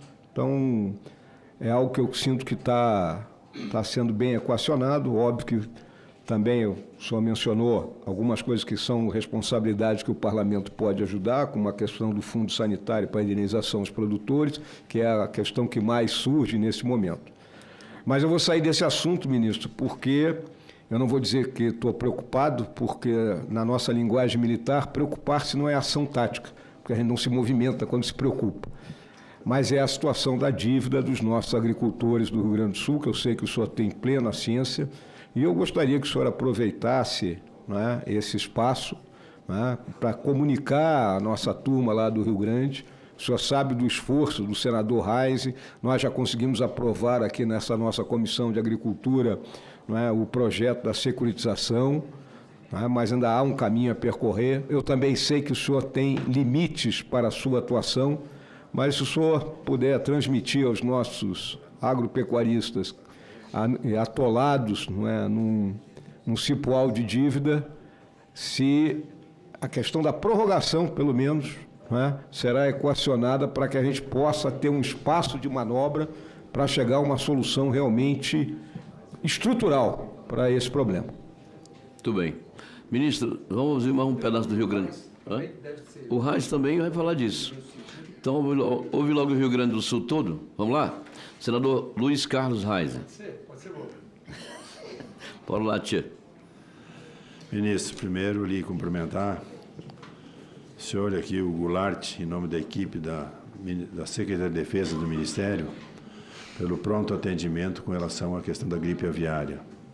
Assim também, Goulart, com o pessoal, os técnicos da Secretaria da Agricultura do Rio Grande do Sul, que tomaram ações imediatas, tanto o MAPA como a Secretaria, e debelaram o foco da crise, e isso aí tranquiliza os produtores da avicultura e também os próprios consumidores, e a prontação também com relação aos trabalhadores lá do frigorífico. E a preocupação do pessoal em cima desses 24 países que já isolaram o Brasil e mais 13 só o Rio Grande do Sul, em função do que aconteceu já com o Japão, a possibilidade de fechar só aqueles, acho que é 10, 15 do raio, né? Para poder tranquilizar o resto, porque eu acho que é o segundo ou terceiro maior produtor do Brasil. Então, o que eles pedem, a Associação Gaúcha dos Avicultores quer essa participação com relação no trabalho do Ministério com os 13 e os 24 países, que eles olham apenas os 10 quilômetros. Então, esse é o que o pessoal pede, que já nos ajuda no processo, porque, afinal, a crise é bastante grande para o setor e não podemos perder tempo e recuperar esses mercados perdidos. Então, esse é o ponto com relação ao setor da avicultura, e parabenizar, então, o Ministério pelo trabalho pronto que fez, né, para tranquilizar os produtores e também os consumidores brasileiros e o mercado mundial. Agora, fazendo coro com o ministro Mourão aqui, ministro, vice-presidente e senador, colega hoje, é com relação ao endividamento. Perguntar para o Wilson aqui, se o Wilson está trancando o assunto, mas que não é ele, né? E nem o Guilherme Campos, é com relação ao endividamento. E a nossa preocupação, a semana passada, quando Vossa Excelência esteve, a comitiva gaúcha esteve no Ministério, tratando também da gripe aviária e também desse tema, até Vossa Excelência havia falado que até quinta-feira sairia o voto do Conselho Monetário. Então, a gente também está pressionando, tanto o MAPA, o MMDA, como o próprio Ministério da Fazenda. Precisamos dessa definição. Sei que Vossa Excelência também já conversou com a própria ministra Simone. É uma questão de ajustar um orçamento, mas o pessoal não aguenta mais, né? São milhares de produtores, os protestos continuam e vão se avolumar agora a partir dessa semana. Então, é o desespero do pessoal e a pressão que os bancos estão fazendo. Falei com o Guilherme, inclusive, outro dia, se não havia um meio do Ministério soltar uma nota. Eu sei que os bancos já foram notificados, verbalmente, né, Wilson? Já houve a posição do MAPA, do MDA, da própria Fazenda, dizendo que tem a vontade política, agora tem que acertar o detalhe do recurso do orçamento. Nós precisamos resolver esse impasse. Muitas contas vencerem em abril, começaram a vencer no início de maio, mas o forte vence agora, nessa semana que vem. No final essa semana. Então, o pessoal não aguenta mais e a pressão dos bancos em cima do produtor. Então, precisamos dessa resolução o mais rápido possível para resolver esse impasse. E já também no Plano Safra, eu tenho conversado com o Tete, com o pessoal da Embrapa, o Lemansky lá, e a própria CCGL, avançando naquela ideia que o Tete tem de o que Vossa Excelência falou do emburrecimento gaúcho, do produtor gaúcho, a gente... Não, foi o Tete, está bem. Mas a gente está avançando num sistema que a gente quer preparar os técnicos, não só das cooperativas, das cerealistas, das revendas, da Emater, do IRG, enfim, os da assistência privada, para poder implementar esse programa que para nós é importante. E o que está se esperando nesse momento é a questão de uma linha de crédito que haveria. Não adianta treinar o pessoal se não tem uma linha de crédito. Para nós é importante, viu, Mourão, para que o pessoal seja preparado para poder enfrentar novas situações dessas diferentes. Para nós é importante, estamos buscando toda essa metodologia para aplicar o processo. E com relação à irrigação, um projeto que eu já lhe disse anteriormente, já estamos fazendo, e vamos começar numa região lá das Missões e Noroeste, inclusive agora já a construção de açudes. Nós marcamos lá, Mourão, em 23 municípios, 1.715 açudes. E já tem o pessoal de suínos, da Alibem e da Frigorífica Estrela, que já tem mais de 1.000 integrados, que eles querem também financiar o açude e o equipamento de irrigação. Então, a gente está avançando naquele processo com a iniciativa privada. Mas precisamos também de uma linha específica que possa ajudar o pessoal a fazer isso aí. E uma coisa mais avançada, eu estive buscando, Mourão, lá nos anos 70, 1970, a FAO financiou um levantamento na metade sul do Rio Grande do Sul e no norte e nordeste do Uruguai. 22 barragens que podiam ser construídas, né, naquela região. Só uma foi construída daquela época para cá, só uma em Arroio Grande. Então, eles são barragens de 20, 30 mil hectares. E a gente está vendo que, e naquela ocasião, Fábio, o financiamento foi de 50 anos. Ok? Hoje, 10 anos, com a taxa de 10%, 15%, é difícil de alguém fazer uma obra dessa e pagar-se nesse período. Então, como fazer também que essas obras possam ser executadas? Além do financiamento para o produtor, na linha que a gente está fazendo esses pequenos açudes, ali em 1.715 açudes que nós já marcamos com o Rogério Porto, nós podemos irrigar 104 mil hectares. Começamos aí a solução, né? que a gente possa fazer o sistema de irrigação. Então, para isso, precisamos também de uma linha acessível de crédito. Eu já estou buscando também, Fábio, a questão da energia. Nós temos um problema de energia. Eu já estou juntando as cooperativas de eletrificação, a própria RGE, que é uma empresa privada, né, junto com a ANEEL, né, e para poder ajustar como fazer obras mais importantes da infraestrutura, porque aí a gente falta também energia. Então, e o Estado, o governo do Estado vai entrar com um programa de ajudar também nesse processo. Então, são as redes de luz que tem que chegar para levar a energia à propriedade, já estou trabalhando esse assunto aqui, a construção dos açudes e os equipamentos. Então, nós temos um programa específico para poder fazer irrigação, além da questão da conservação do solo. Obrigado.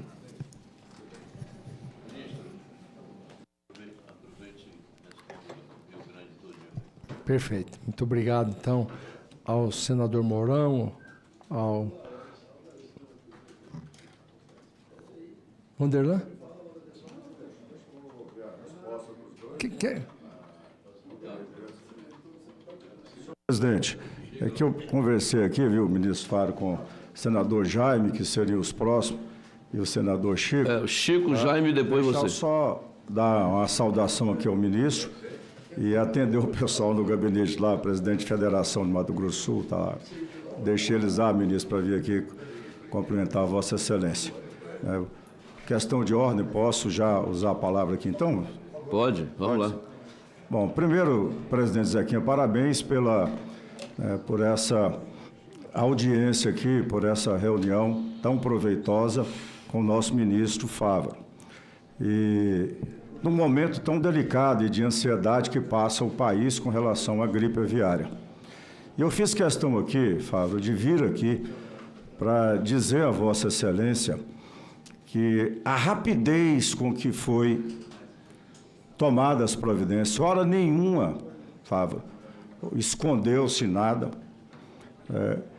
E vou passar para a Vossa Excelência a fala de um dos maiores produtores de frango do nosso país, que é de Goiás. Sou José Garrote, da São Salvador Alimentos.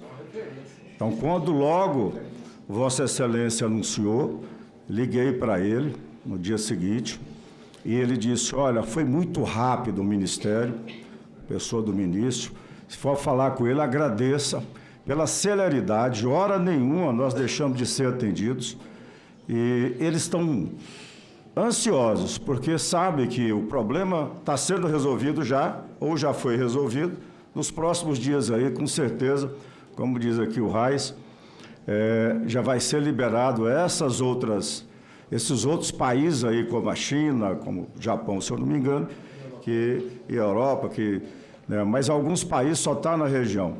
Acho que o próximo passo aí, eu acredito que a China vai abrir já para a importação aí do nosso frango aqui e de embutidos e tudo mais. Então, Fávaro, quero dizer para você, ministro, que eu estou muito orgulhoso de Vossa Excelência fazer parte do PSD e, num momento como esse agora, a resposta vir rápido e receber elogios e muita gente elogiando, presidente Zequinha, da atuação do ministro e o Ministério. Portanto, eu quero parabenizar Vossa Excelência e toda a equipe do Ministério pela rapidez nas ações e não escondeu nada a hora nenhuma, tá? Parabéns, mais uma vez. Obrigado, senador Vanderlan. Ministro, retorne com a palavra. Posso agora? Tá bom, então vou começar do fim para o começo, voltar então no tema da gripe aviária. Muito obrigado também, querido amigo Vanderlan, a todos os ministros, os senadores que já se pronunciaram, o Mourão e também o Reis, pelo apoio neste momento. E um ponto que gostaria também, talvez, complementar aquilo que eu já disse, com relação às restrições de mercado, é que talvez a gente deva olhar e propagar pelo lado positivo, pelo copo cheio. Dos 160 países que compram carne de frango do Brasil, 128 está aberto, não mexeu em nada, nem o Rio Grande do Sul está restrito. Nem o Rio Grande do Sul. 13 o Rio Grande do Sul e 24 o Brasil todo. Então, assim, a imensa maioria, ao não se manifestar contrário, senador Jaime Campos, já reconheceu a força do sistema brasileiro. 128, a gente tem que dizer isso, esse reconhecimento. Com todo respeito àqueles que restringiram, porque tem um protocolo e eles estão cumprindo, tudo certo.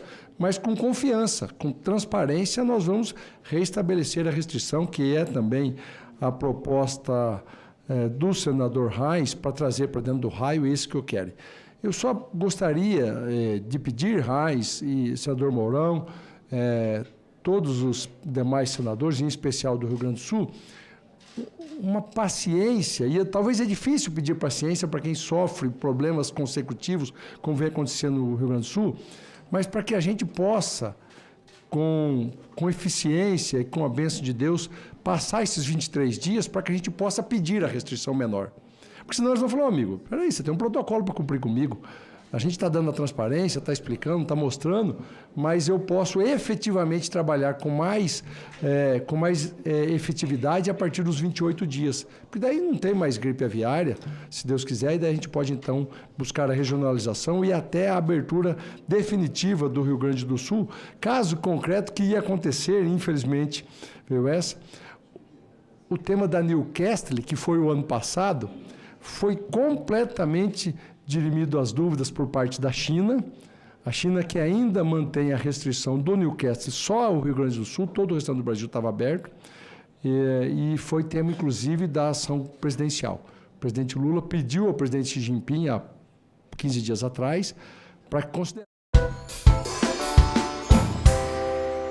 A gente fazer requerimentos de informações, visitas ao Ministério, à FUNAI, à CESAI, acompanhar. Então, agora, esse segundo momento é para a gente avaliar o primeiro relatório, a gente fazer uma comparação do que foi entregue, do que foi anunciado e não foi entregue, por que não foi entregue, quais foram os gargalos. Então, é de fato uma continuidade do que o Senado começou em fevereiro de 2023, com uma comissão. Renato Silva, Rádio Roraima. Senadora, a senhora e a missão já passaram por Pacaraima e agora pela Operação Acolhida aqui em Boa Vista nesse momento. Qual é o relato que a senhora faz em um resumo achado lá e aqui e o que pode ser proposto como uma melhoria eventual? A gente tem um dado a celebrar hoje, porque é o primeiro mês, acho que o primeiro mês que a gente teve mais interiorização, né? O mês de abril, a gente teve um número recorde de interiorização. Nós reconhecemos que a resposta que vocês precisam é a interiorização. Quanto mais interiorização, melhor para todo mundo. Então, a gente veio hoje para entender. Entendemos que diminuiu o fluxo. Eu me lembro que há 3, 4 anos atrás, quando eu cheguei aqui, eram 900 pessoas dia que entravam por Pacaraima. Hoje a gente recebeu um relatório que isso cai para 300, diminui.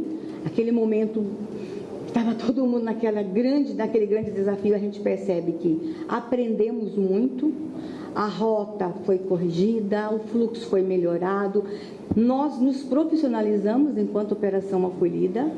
Eu estava ali vendo agora o fluxo da interiorização, é delicado, é complexo, não é só a pessoa chegar aqui e você dar uma passagem, tem todo um planejamento em torno para interiorizar uma pessoa, no mínimo 20 trabalharam para interiorizar uma pessoa. Então, que nós saímos daqui mais felizes em saber que realmente essa operação, essa força-tarefa é modelo para o mundo. Nós estamos fazendo escola e nós temos que nos orgulhar disso. Entendemos que temos algumas coisas para melhorar, por exemplo, em medidas legislativas. A gente não está aqui só para fazer um relatório. Hoje de manhã a gente estava conversando com os vereadores de Pacaraima. Nessa visita nossa, nós convidamos a Câmara de Vereadores de Pacaraima e a Prefeitura e secretários.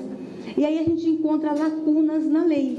Por exemplo, a Prefeitura de Pacaraima recebe o fundo municipal, ok? Para ela receber o fundo municipal, ela apresenta o censo. Então, ela recebe com base naquele número de pessoas. Só que lá a população é muito flutuante. Não está na hora da gente ter uma excepcionalidade do fundo para essas cidades de área de fronteira, especialmente as que estão recebendo um fluxo migratório tão grande. Deixa eu dar um outro exemplo. A secretária de Educação de Pacaraima conversou conosco. 50% 80% dos alunos na cidade já são venezuelanos.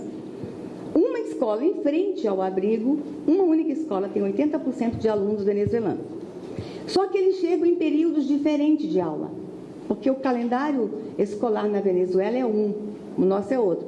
Então, no meio do ano, o município tem um valor X para a educação, porque o município disse para o MEC que tinha X aluno. Então, ele tem X número de livros, X uniforme, X para merenda escolar. Daqui a pouco esse X vira X mais Y. Ele trabalhou com o MEC um número de 80 alunos. De uma hora para outra esse número vira 200 alunos. Cadê os outros 120 livros? Não tem. Cadê 120 merendas a mais? Não tem. Então, não está na hora da gente também flexibilizar na legislação que esses municípios apresentem censo. Eu acho semestral muito grande ainda. A cada trimestre, que esses municípios possam ter um aumento no seu fundo da educação, um aumento nos repasses. Então, mas tudo isso é uma medida legislativa e essa missão vai sair com propostas legislativas também para ajudar os municípios que têm recebido um fluxo tão grande. E aí, gente, claro, Pacaraima vai ser modelo para o Brasil. O que a gente está vendo aqui, uma medida dessa vai ajudar municípios do Acre, vai ajudar municípios lá do Rio Grande do Sul, que recebe um número enorme de imigrantes. Então, é uma missão também para a gente buscar as brechas na lei que, como parlamentares, a gente pode consertar. E, para mim, tem sido assim uma experiência. Eu já estive aqui, de um lado, como executora, sendo cobrada o tempo todo. Hoje eu venho como legisladora. Eu trago a minha experiência como executora, o que eu vi que tinha que melhorar na lei, escuto eles hoje e a gente vai sair daqui com propostas de mudanças na lei, na legislação, no orçamento da União.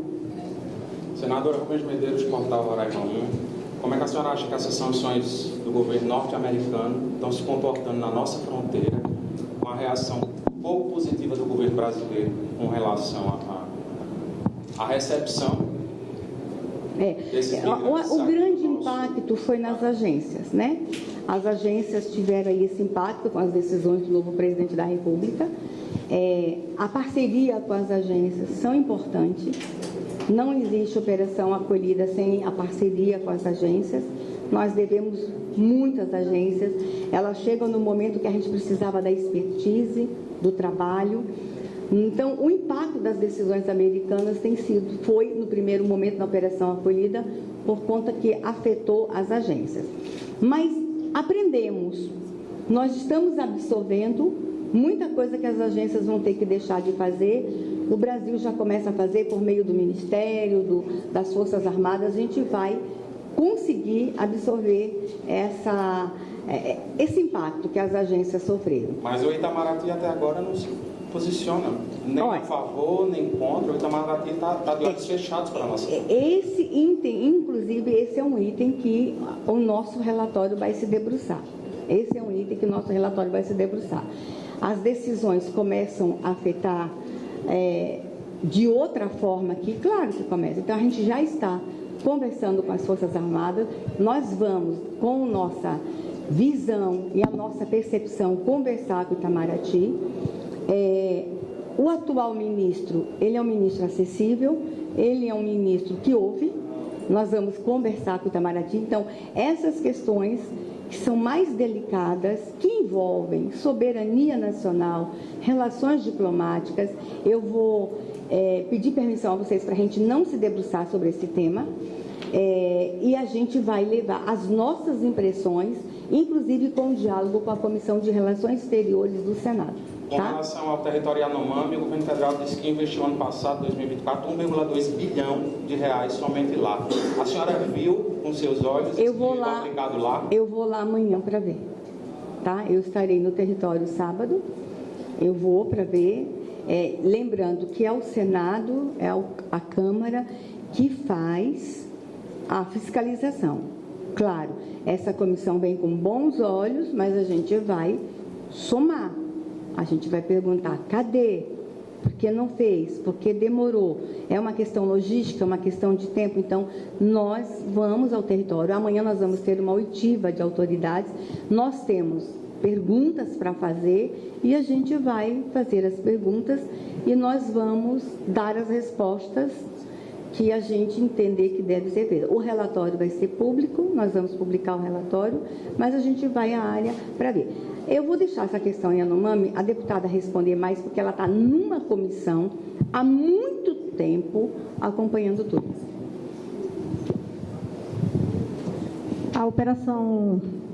A comissão externa foi instalada no ano passado na Câmara Federal. Ela surgiu em virtude de inúmeras denúncias promovidas principalmente pelos povos Yanomamis, onde o governo federal alega ter encaminhado recursos no valor quase de 2 bilhões de reais. No entanto, na prática, os povos indígenas não estão vendo esse recurso, não está chegando na ponta. Ou se está chegando na ponta, ele não está sendo claro para os povos indígenas Yanomamis. E é isso que nós viemos fazer agora. Ouvimos durante o ano passado todo representantes tanto da FUNAI, do Ministério dos Povos Indígenas, autoridades que estão envolvidas diretamente com os povos Yanomamis, representantes das aldeias Yanomamis, que estão tanto em Roraima como no Amazonas, e agora chegou o momento da gente realmente verificar se aquele valor que foi aplicado no ano passado e que está sendo previsto também um valor para ser aplicado neste ano e no ano seguinte, eles estão sendo efetivos. Se não estão, é pouco, vamos trabalhar o orçamento para que se aumente. Não, agora está sendo muito, está sendo mal aplicado, então nós temos que corrigir isso no curso para que a forma de aplicação desses recursos seja efetiva.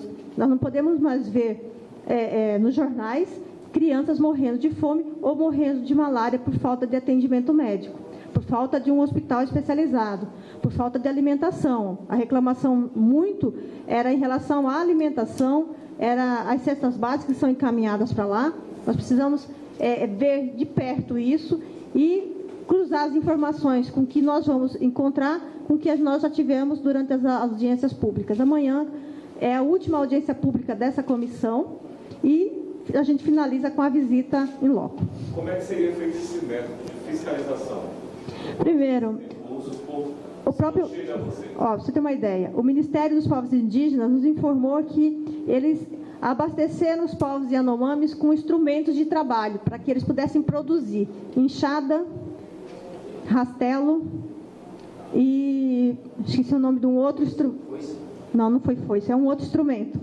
Esses 3 instrumentos. É capaz de um povo se manter usando esses 3 instrumentos? Então, nós precisamos entender, é necessário, não é necessário, o que está faltando. Em uma das audiências, foi dito que os órgãos que trabalham com agricultura familiar estaria dando auxílio aos povos indígenas para eles poderem produzir mais em menor espaço, com tecnologia. Se isso realmente está acontecendo, se não está, como que está a situação do garimpo ilegal na região, melhorou, não melhorou, a segurança que está sendo aplicada lá é efetiva, não é efetiva, o que nós precisamos fazer para acabar com essa situação do garimpo ilegal. Então, a comissão ela vai fazer essa avaliação diante de tudo que nós ouvimos, de tudo que nós vamos ver lá.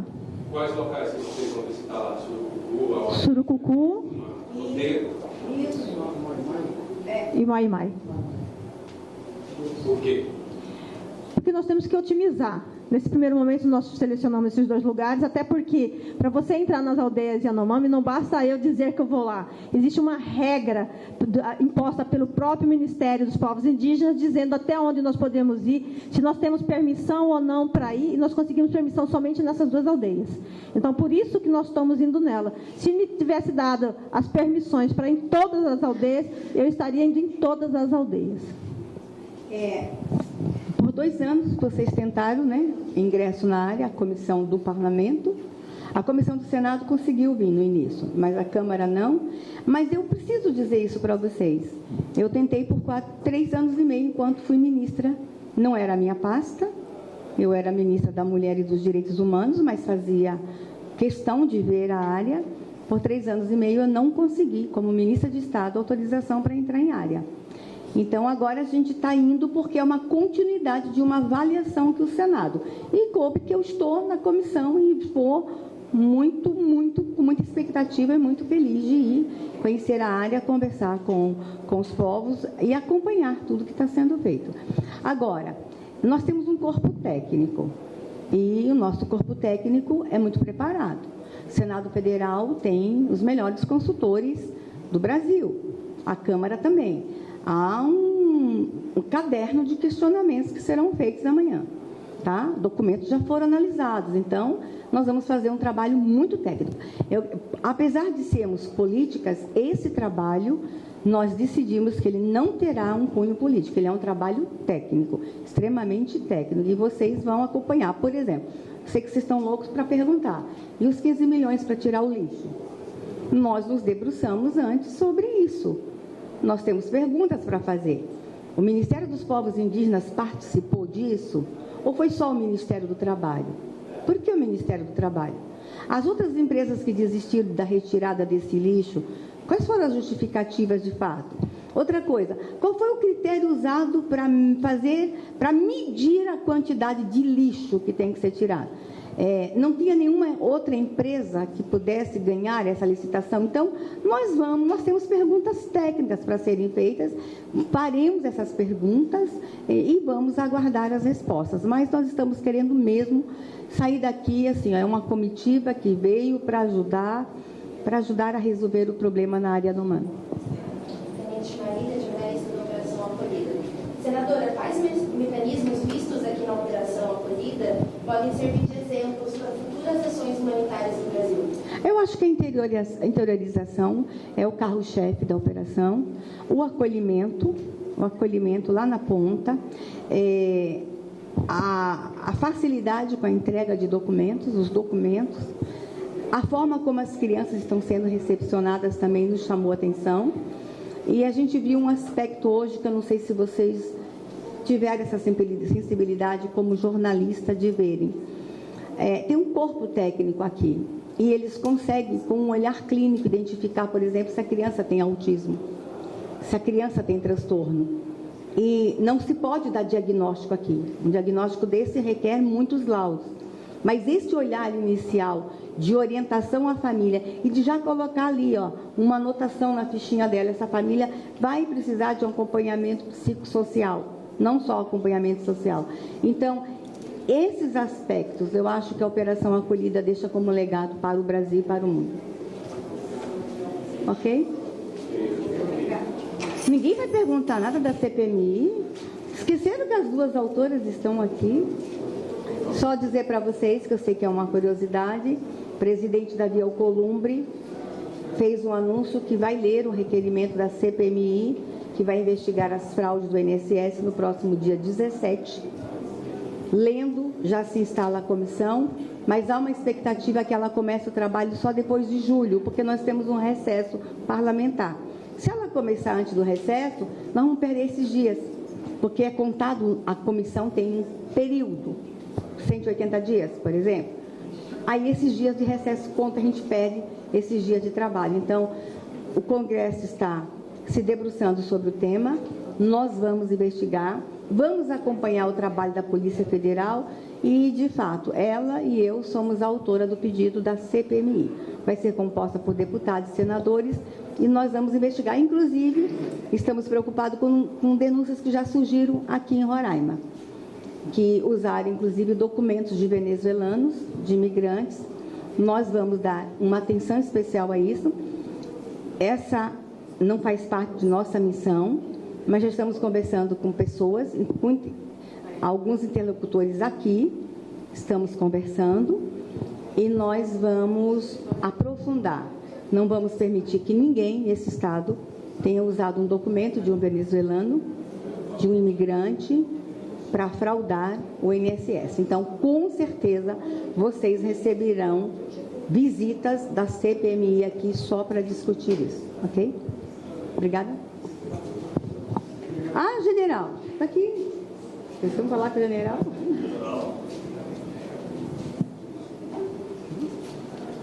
Tá, inicialmente, meu boa tarde a todos. Tivemos aí o prazer de receber a senadora Damares, deputada federal, Coronel Fernanda, e os demais membros da comitiva, no dia de hoje, na Operação Acolhida. E eu estou há 3 semanas na operação. Eu acho que eu sei do impacto que a operação tem em Pacaraima, do impacto que a operação tem em Boa Vista, mas a operação é um orgulho para o nosso país. Isso vocês têm que entender também. Tá? Estamos sempre buscando auxiliar o município de Pacaraima e Boa Vista. Entendemos as áreas que estão invadidas por venezuelanos. A comitiva está aqui também para isso, para levar soluções na parte de educação, na parte de saúde, em outras áreas. Tá? E a questão toda que eu vejo, que o Estado de Roraima vem conversando com alguns atores do Estado, que são oportunidades também. Tá? Nós trouxemos uma geração de empregos para a cidade também. Trouxemos oportunidades para o município de Pacaraima e para Boa Vista e esperamos que a normalidade ela cada vez retorne às 2 cidades. Como a senadora falou, houve um decréscimo de fluxo, 300 estão entrando por dia. A maioria dos 300, 2/3, estão se auto-interiorizando e não estão ficando mais em Boa Vista. E no mês passado saíram mais pessoas dos abrigos do que chegaram. Isso é uma vitória grande, é o que nós queremos. E nós estamos intensificando a capacitação com apoio, tá, de órgãos públicos e privados aqui da cidade de Boa Vista e também de Pacaraima, para a gente capacitar o pessoal e poder interiorizar esse pessoal mais rápido, tá ok? Agradeço a atenção de todos aí e temos uma boa tarde.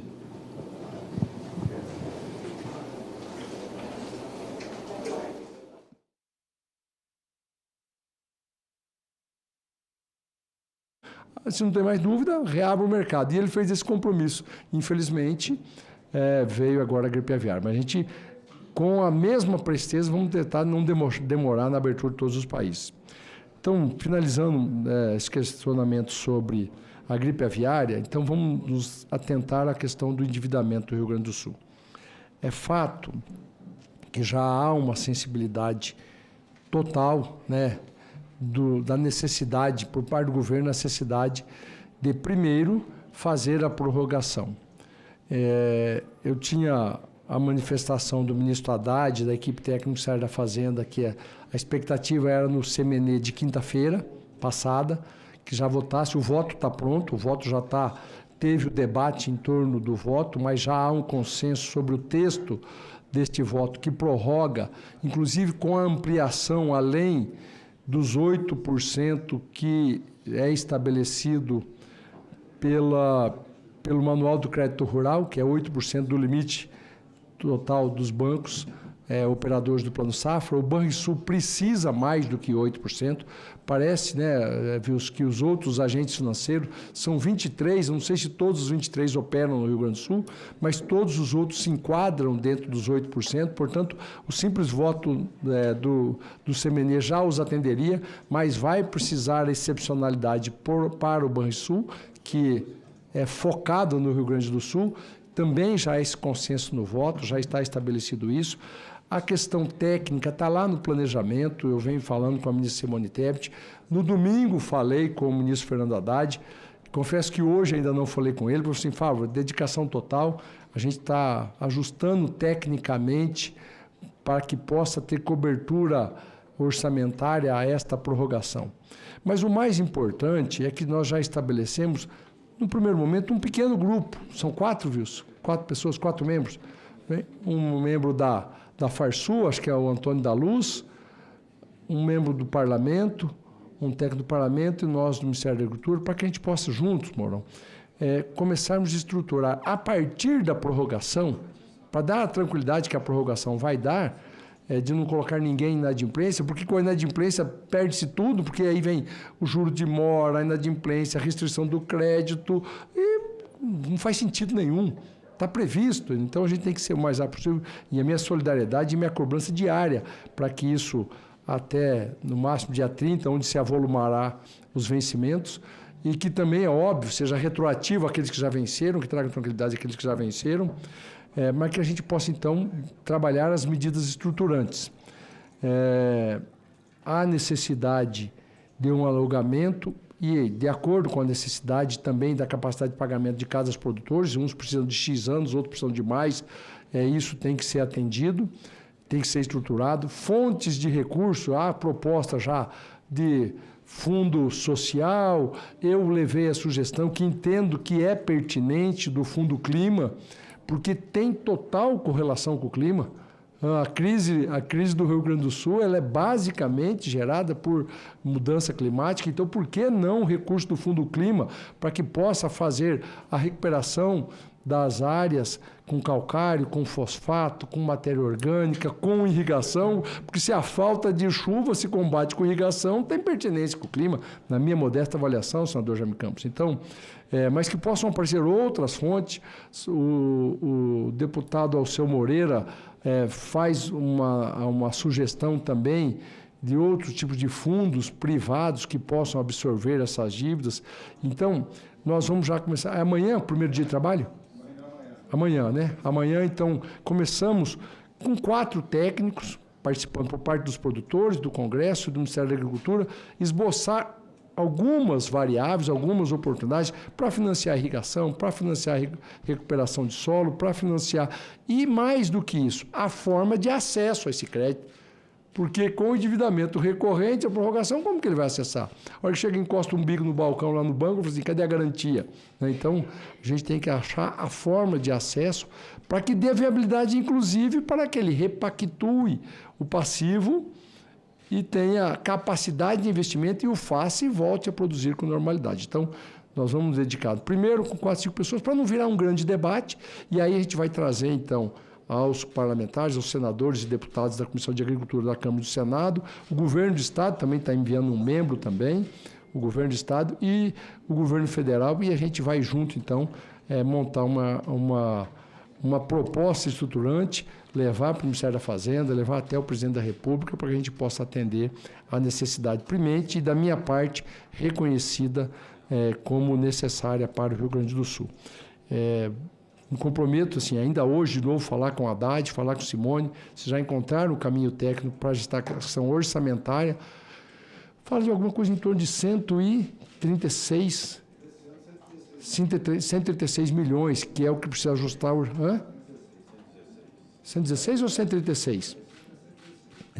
Para que possa, então, não ter nenhum descasamento orçamentário e possa, com totalidade, cumprir isso. Estão fazendo esse ajuste técnico, mas eu posso adiantar a vocês que há um empenho.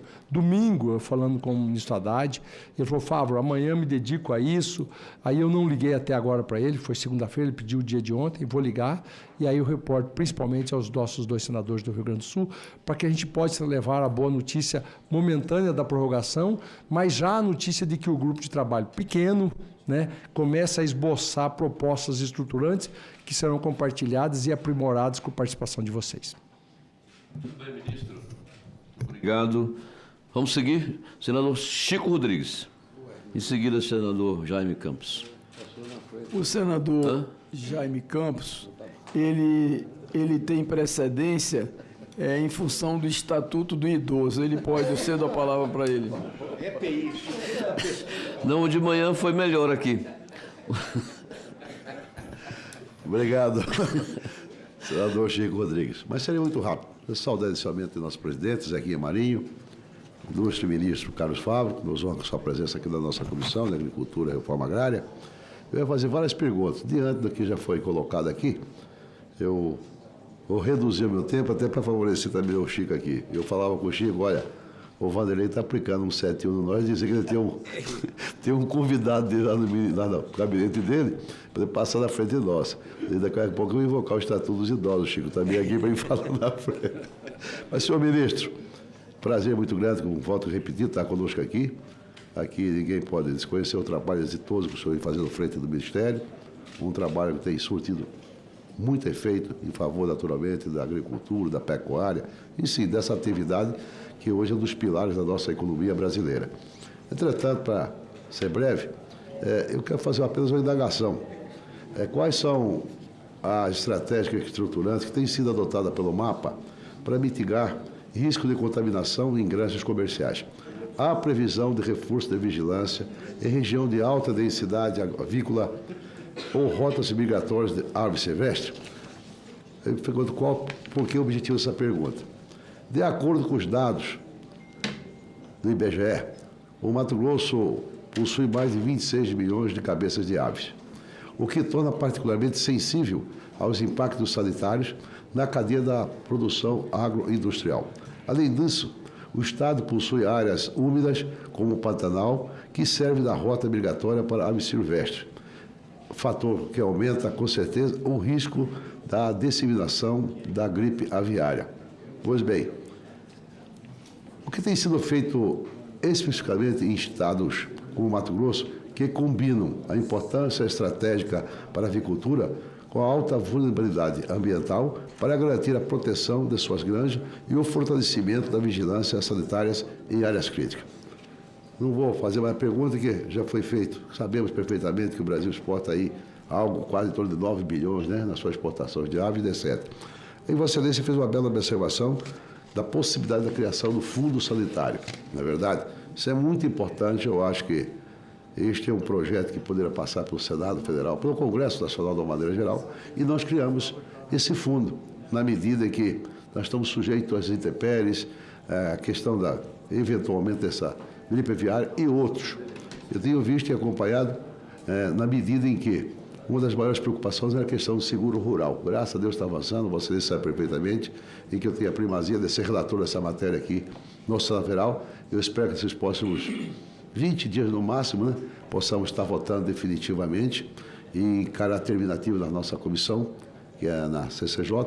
Feito isso, nós estamos melhorando, com certeza, o clima, o ambiente, em termos não só para manter o que está aí, mas, sobretudo, para receber novos investimentos. O Brasil, graças a Deus, está avançando. Acabamos de aprovar a Lei Geral de Licenciamento Ambiental, que foi uma grande conquista. Lei essa que tramitava no Congresso há mais de 20 anos, você é testemunha. Rodou lá na Câmara um tempão, veio para cá, mesmo assim, ainda ficou 4 anos, né? Discutiu por mais de 1 ano e meio, né? Através das audiências públicas e agora, através de forma consensual, aprovamos não só na CMA, mas também aqui na Comissão da Agricultura e Reforma Agrária, a posteriori no plenário da Casa. Então, são avanços que nós temos que realmente elogiar a atitude do governo, que tem, de certo modo, sido assim, aberto um ambiente para o diálogo e entendimento. Eu entendo que o Brasil vai para frente só dessa forma. Caso contrário, nós vamos andar sempre para trás, né? Temos a primazia hoje aqui, o Brasil, de produzir mais de 300 e tantos milhões de toneladas. O nosso Estado, particularmente, vai colher mais de 100 milhões de toneladas de grãos. Isso é muito bom, sobretudo, a certeza que vamos crescer sem fazer nenhum desmatamento, precisa derrubar nenhuma árvore, só recuperando as nossas áreas degradadas. Então, nós temos tudo para ser o maior produtor do mundo, com certeza, seja, né, através da carne bovina, através da avicultura, da piscicultura e etc. Mas, particularmente, no que se fala, quando fala em soja, algodão, milho, estamos avançando muito. E Vossa Excelência, aqui, com todo respeito aos ex-ministros, também está fazendo um bom trabalho, indiscutivelmente, reconhecidamente aqui, independente da questão partidária, é o caso do companheiro Vanderlan Cardoso, né? Que é do seu glorioso PSD, mas temos que fazer justiça, está avançando. Eu vejo, mesmo diante das dificuldades, quando surgem fatos novos como esse aqui no Rio Grande do Sul, precisa de mais crédito agrícola, renovar os créditos, que as pessoas que não têm capacidade de pagamento, mas é isso mesmo. É isso mesmo, nós temos que trabalhar, ser otimista, buscar o crescimento desse país de forma sustentável, que nós estamos fazendo, permitindo, com certeza, hoje, o Brasil, através da agricultura, da pecuária e de outras atividades do campo, está contribuindo sobremaneira com a nossa balança comercial. Falando nessa indagação, a minha preocupação é a questão só em relação às nossas áreas úmidas do Pantanal, a questão das de aves que voam de lá, transam para cá e poderá contaminar também a nossa produção. Parabéns, sucesso, muito obrigado. Muito obrigado, senador Jaime. Agora sim, senador Chico Rodrigues. E aí o ministro arremata.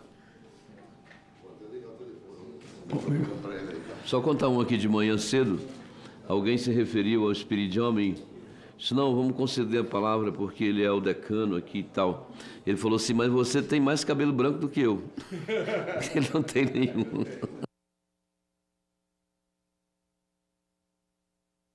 Caro presidente Zequinha Marinho, Vossa Excelência aqui em boa hora fez esse convite ao senador que hoje é ministro, mas é senador, e oxalá em 2026 seja governador do Mato Grosso, pelo trabalho brilhante que está fazendo. Essa é a torcida dos seus colegas, mas acima de tudo quem está assistindo, acompanhando. Mas Vossa Excelência está em evidência hoje, está em grande evidência no Brasil. Eu vejo aqui o Brasil que produz 5,3 milhões de toneladas de carne de aves, é o maior exportador do mundo, né?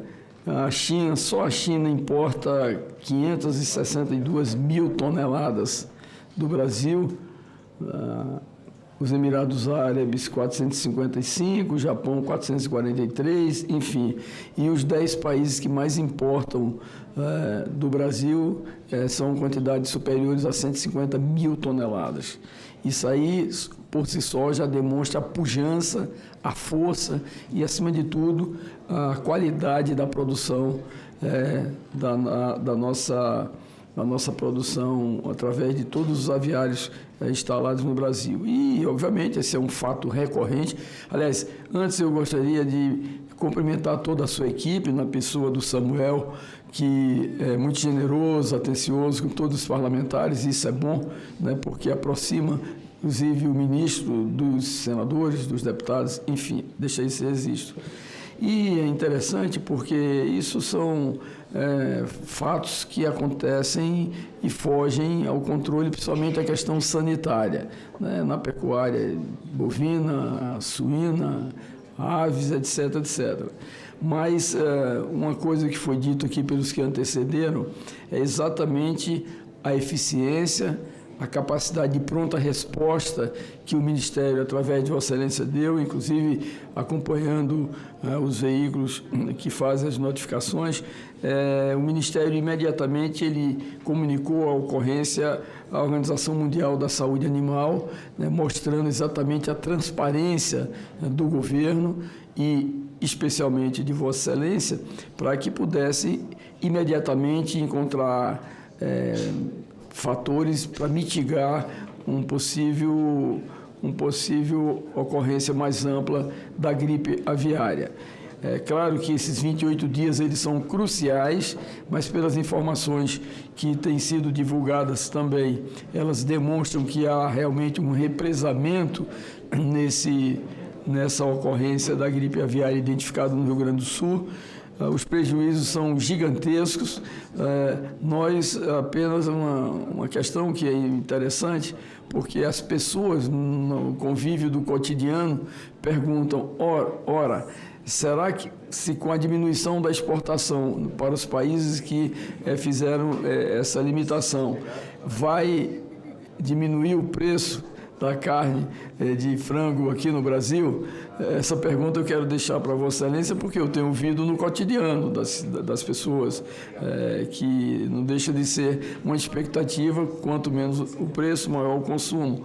E então, Vossa Excelência também poderia dizer quais são as ações complementares que estão sendo desenvolvidas pelo Ministério da Agricultura, que, diga-se de passagem, é extremamente eficiente nessa parte de fiscalização, para que a população brasileira, a economia do Brasil e, acima de tudo, os produtores, os milhares de produtores, possam realmente se tranquilizar, porque realmente cria uma expectativa enorme. Só em falar da gripe aviária já estremece o mercado e, obviamente, aqueles países que, mais de 100 países que adquirem a carne de aves do nosso país.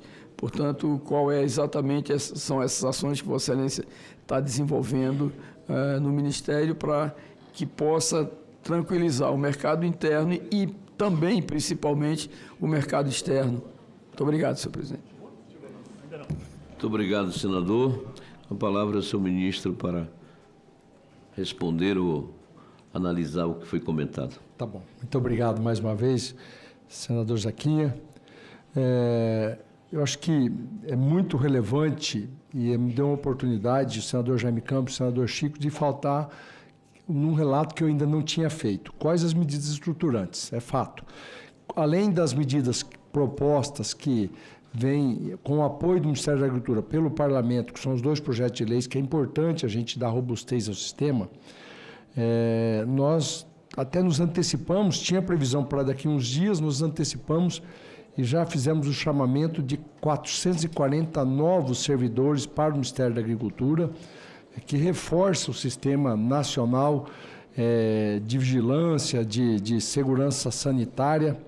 São 440 novos que já estão em processo já de treinamento, capacitação para se incorporar ao sistema.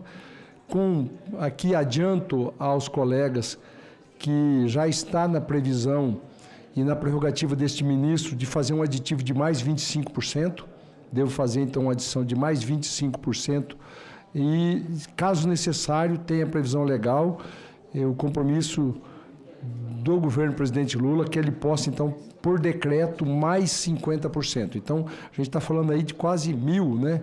Quase 1.000 novos colaboradores, servidores públicos na vigilância sanitária brasileira. Lembrando que, acho que, se eu não me engano, faziam 12 anos que não tínhamos concurso. É isso? Quantos anos? 14, né? São 11 anos.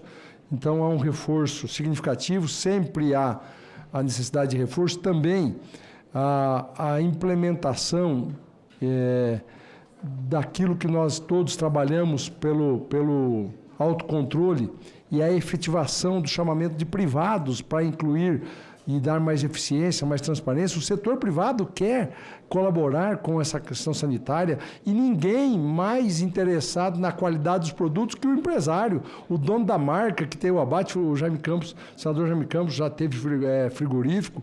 Quem quer prezar pela qualidade dos produtos que bota na gôndola do supermercado antes mesmo do governo é o empresário, que quer ter a qualidade e a garantia do seu consumidor e a sua marca ter robustez. Então, a gente vai reforçar também o sistema com a parceria com a iniciativa privada, fruto do trabalho deste parlamento que destravou depois de muitos anos, então, a lei do autocontrole, que se tem um detalhe para colocar nessa lei, e eu falei ainda quando nós votamos, eu estava aqui como senador, é só no nome.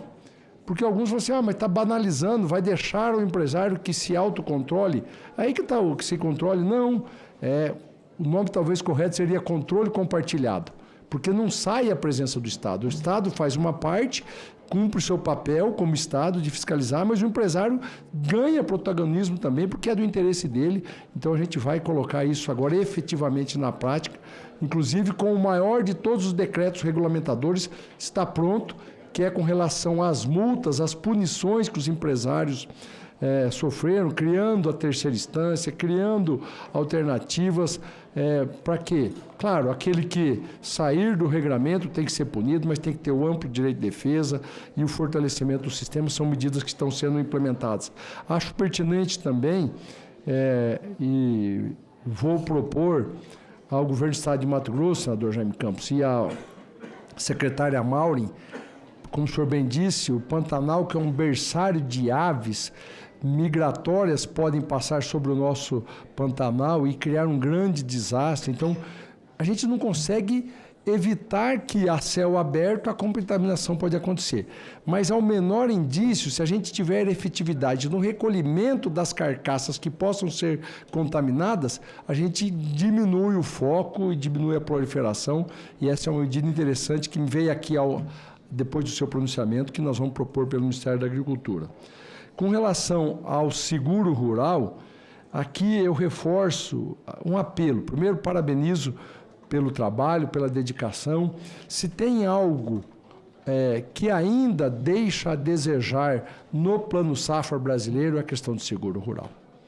Não cumpre a sua finalidade. Veja, senador Mourão, se a gente tivesse um seguro rural efetivo, nós não estaríamos discutindo a repactuação das dívidas dos produtores do Rio Grande do Sul. O seguro pagava a conta e seguia a vida, né? Entendeu? Então, assim, é fundamental. Eu faço um apelo. Nós estudamos junto, esse Congresso, esse Senado está fazendo o trabalho. Nós precisamos incorporar mais recursos. Nós sabemos das limitações orçamentárias. Eu acho que uma fonte disso é parte da migração do Proagro. O Proagro precisa de modernização. Chegamos em 2023 a utilizar 10 bilhões de reais de orçamento para cobrir o Proagro. O seguro rural, um pouquinho menos de 1 bilhão. Esse ano foi suplementado o Rio Grande do Sul, não chegou a 1,5 bilhão, talvez 1,3 bilhão, 1,4 bilhão. Mas normalmente é 1 bilhão de reais para o seguro rural, que é a imensa maioria. É claro que a pequena propriedade, o agricultor familiar, merece um carinho, uma dedicação mais atenta do governo. Mas 2023, 10 bilhões. 2024, algo em torno de 6 ou 7 bilhões de reais. E é possível, o mecanismo, inclusive os órgãos de controle questionam a forma de atuação do seguro do Proagro. E podemos e devemos propor uma migração de parte disso para o seguro rural, e aí eu defendo e peço o apoio de vocês para que a gente implemente o seguro paramétrico. A ideia é fazer um chamamento robusto para que todas as seguradoras que atuam no Brasil possam participar, resseguradoras internacionais possam participar, manter o seguro no modelo tradicional, mas também dar a opção do produtor a acessar o seguro paramétrico, porque na minha avaliação, depois de todo o estudo, tem que ser o paramétrico para ter a amplitude da adesão. Se a gente falar com um produtor mato-grossense, senador Jaime Campos, ou aqui do Goiás, ou até do Mato Piba, ele dificilmente tem interesse no seguro rural tradicional, porque dificilmente ele tem intempérie climático que não dê a ele a capacidade de pagamento por falta de chuva, ou por excesso, ou por geada que não tem. Então, o seguro paramétrico acaba sendo uma alternativa. Por exemplo, ele faz um parâmetro só, olha, eu tenho interesse de pagar seguro, mas se for só lá de 15 de setembro a 15 de outubro, para que o meu plantio, se tiver um veranicozinho, seja coberto. Aí ele vai ser atrativo. Então, contrata só aquele período. É mais barato, só 30 dias. Olha, eu tenho interesse no seguro paramétrico lá no enchimento de grãos da safrinha de milho. Só fazer adendo a você, me permite a parte, ministro. Primeiro que o seguro no Brasil é muito caro, vamos ser honestos. Isso mesmo. Porque a adesão é muito pouco, né? Exato. A adesão temos apenas 20%, isso 21%. Mesmo. Isso torna-se quase inviável. Na medida que nós aumentamos a base. Né? Por exemplo, os Estados Unidos, 80 e tantos %, isso tem cobertura. Isso facilita, né? E com isso nós podemos até trazer mais outras seguradoras. Por exemplo, uma das maiores do planeta é uma mexicana. Você já sabe, é uma grande, já tem interesse em vir para o Brasil. Agora, precisa baratear aí para que o produtor, de fato, né, tenha interesse nesse seguro, não é isso, ministro? Perfeitamente. O senhor estudou a matéria, o senhor foi relator do caso da matéria aqui nesse congresso, é esse o estudo. Porque nós só vamos fazer o seguro ser efetivo quando ampliar a base, quando ampliar o número de apólice. Porque senão, quem que vai ficar fazendo seguro? Só os produtores gaúchos. E aí, cada vez mais caro e menor cobertura. Tanto é que a prova de que não está funcionando, que é só 20% e ainda tem o endividamento. Não funcionou o sistema.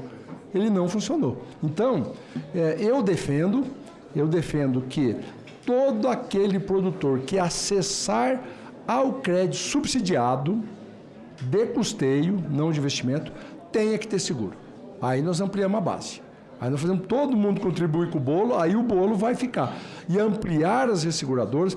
Aí, mas um produtor mato-grossense, como estava dizendo, não quero fazer seguro. Não. E se você conversar com ele, fala assim, se eu tiver um seguro barato, competitivo, lá para o meu risco, que é de enchimento de grão na segunda safra, na safra de milho, ou no plantio, porque eu quero plantar um pouquinho mais cedo para me plantar algodão, mas tem um risco no veranecozinho entre setembro e outubro, eu tenho interesse.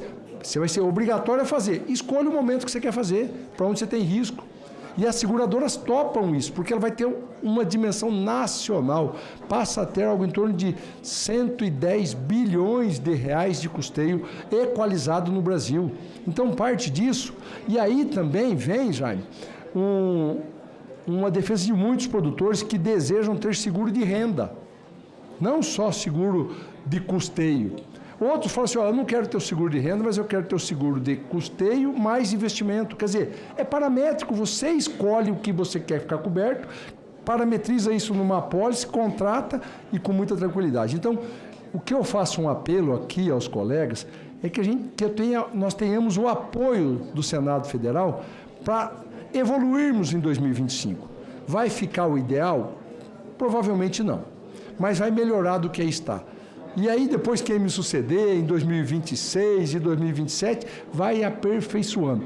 Mas o fato concreto é que o seguro rural no Brasil é ineficiente e nós precisamos tomar uma atitude. Eu conto com o apoio de vocês.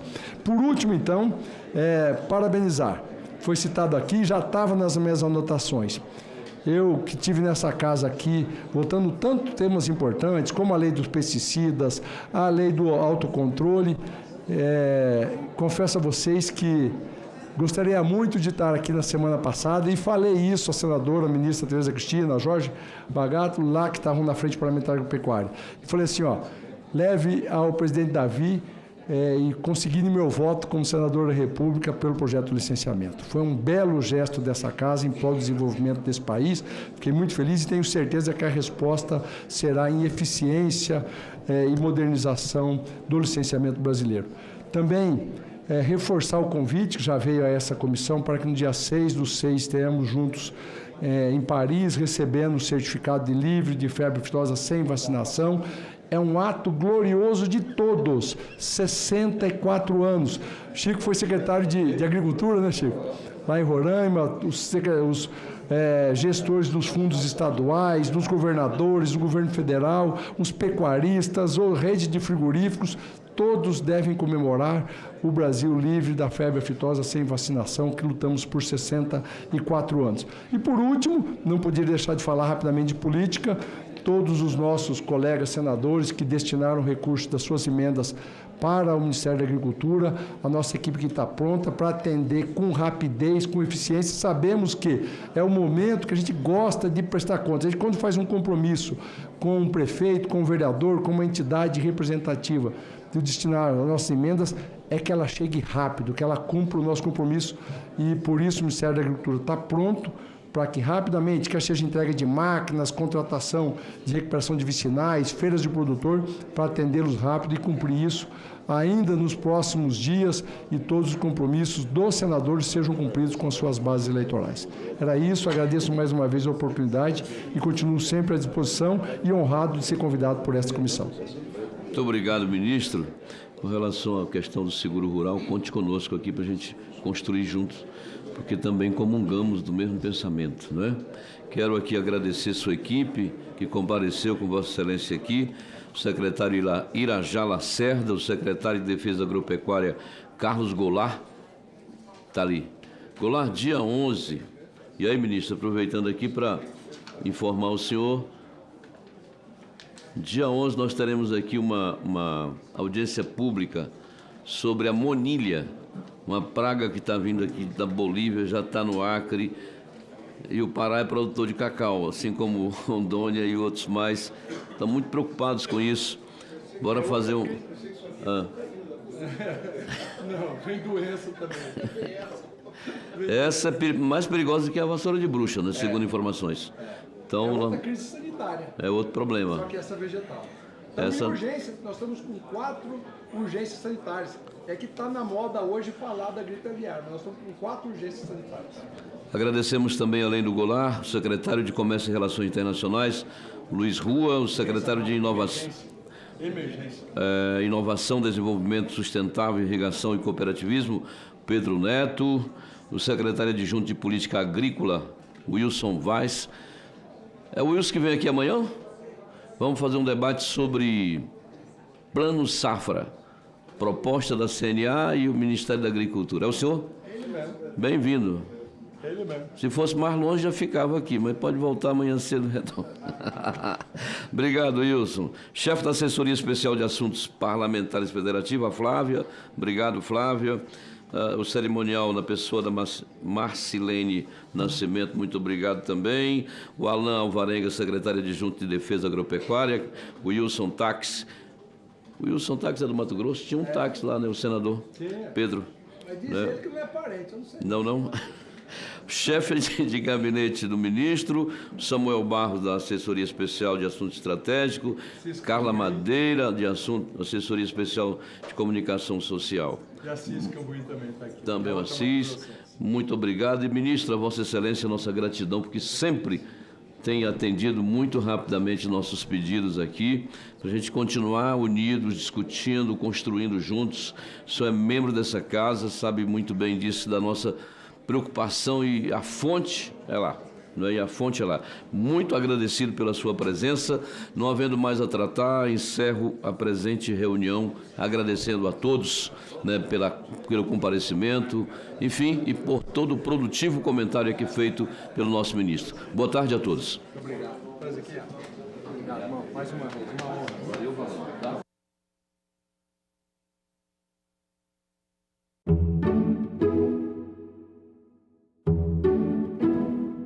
A maioria das pessoas que frequentam o ambiente de academia, eles fazem uso da suplementação. Muitos pacientes, eles acabam comprando aquilo que eles nem sabem mesmo. Também pode te levar a passar mal, a ficar internado.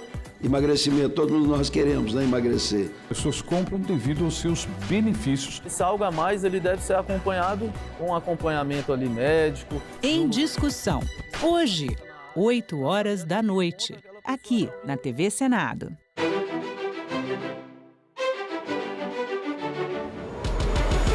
Nos dias 3, 4 e 5 de junho, o Congresso Nacional recebe o 11º Fórum Parlamentar do BRICS, um encontro de legisladores dos 11 países do bloco, organizações internacionais e países convidados para pensar os principais desafios do nosso tempo: comércio, saúde, mudanças climáticas, inteligência artificial, segurança e paz. Acompanhe tudo ao vivo na TV Senado, TV Câmara, Rádio Senado e Rádio Câmara. No dia 3, a partir das 9h30 da manhã. Dia 4, a partir das 9h. E no dia 5, a partir das 8h30. TV Senado, TV Câmara, Rádio Senado e Rádio Câmara juntas no Fórum Parlamentar do BRICS.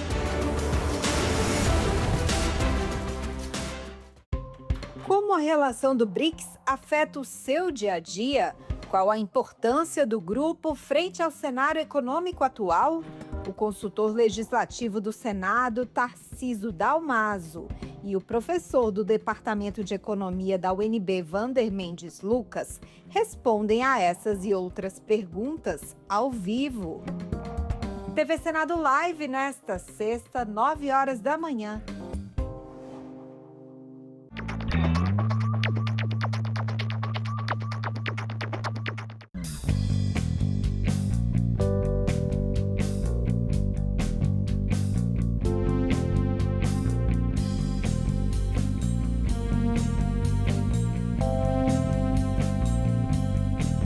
Eu sou Josimar Pereira, nasci em 1985, vim lá do interior de Minas Gerais, a cidade, né? Mas não me adaptei. Aí entrei no movimentos sociais e fiz a luta pela terra. Hoje estou trabalhando com a agricultura familiar.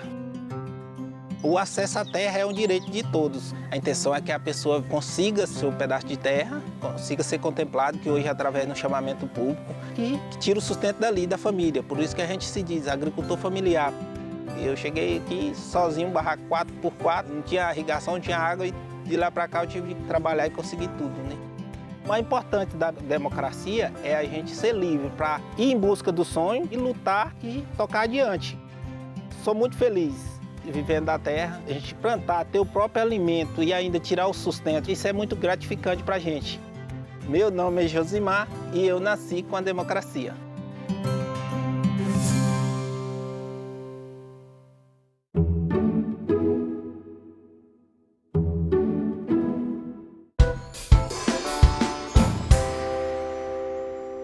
Com o objetivo de planejar e coordenar as atividades de comemoração dos 200 anos da Confederação do Equador.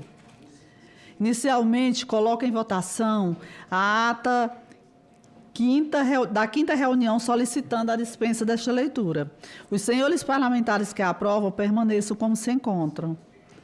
A ata está aprovada. Esta reunião destina-se à liberação de requerimentos constantes da pauta, ambos de autoria da senadora Tereza Leitão, bem como informar aos senhores senadores, senhoras senadoras, estudantes, pesquisadores e todos os cidadãos sobre as próximas etapas dos trabalhos desse colegiado, que se encerrará no próximo mês de julho. Requerimento 1 de 2025 requer a realização de audiência pública no formato seminário para debater os 200 anos da Confederação do Equador. Requerimento 2 de 2025 requer a confecção de certificado de reconhecimento às autoridades e instituições que se destacaram na difusão do conhecimento histórico e cultural sobre a Confederação do Equador. Votação de requerimentos. Nos termos do artigo 235, inciso 3º, a linha D, item 5, combinado com o artigo 89, inciso 1º do requerimento interno do Senado Federal. Proponho a votação em globo dos requerimentos pautados. Os senhores parlamentares que concordam com a proposta de votação em globo e com a aprovação dos requerimentos permaneçam como se encontram. Aprovados. Informo o calendário das próximas atividades desta comissão. No dia 1º de julho, às 14 horas, no Salão Negro do Palácio do Congresso Nacional, será realizada a abertura solene da exposição iconográfica e o lançamento da coleção de publicações editadas em comemoração aos 200 anos da Confederação do Equador. Na sequência, às 15 horas, a comissão irá promover a audiência pública, no formato seminário, com pesquisadores especialistas na temática. Os cidadãos poderão participar enviando perguntas e contribuições pelo portal E-Cidadania.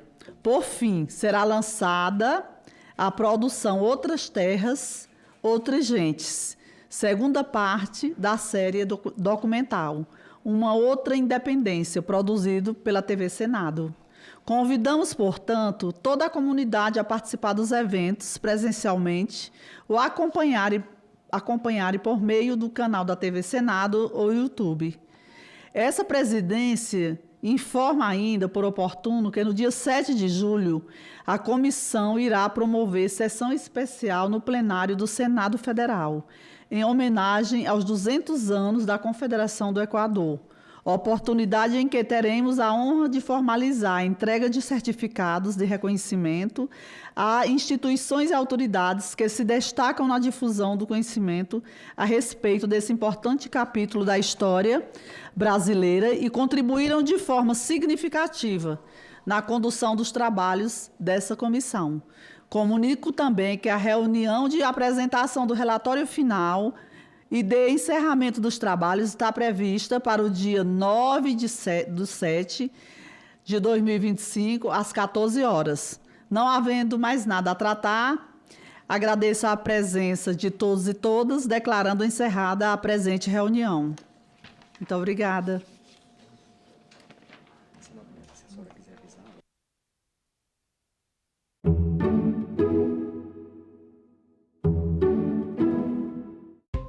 Como a relação do BRICS afeta o seu dia a dia? Qual a importância do grupo frente ao cenário econômico atual? O consultor legislativo do Senado, Tarcísio Dalmaso, e o professor do Departamento de Economia da UNB, Vander Mendes Lucas, respondem a essas e outras perguntas ao vivo.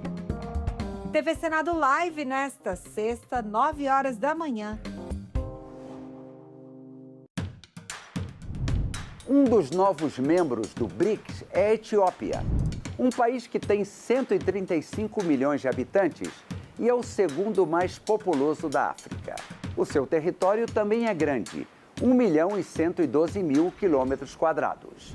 A Etiópia é um dos 2 países africanos que nunca foram colonizados por uma potência estrangeira. Além disso, a Etiópia é uma das mais antigas nações cristãs. O parlamento etíope é bicameral. Tem uma Câmara chamada de Conselho de Representantes do Povo, com 547 parlamentares. E também um Senado, com 108 senadores. O presidente da República exerce funções protocolares e quem manda mesmo é o primeiro-ministro.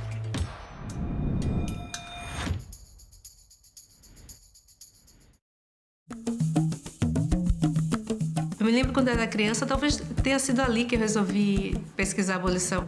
Eu olhava para aquela única imagem colorida do meu livro de história. Era aquela imagem da Princesa Isabel com aquela pena de ouro.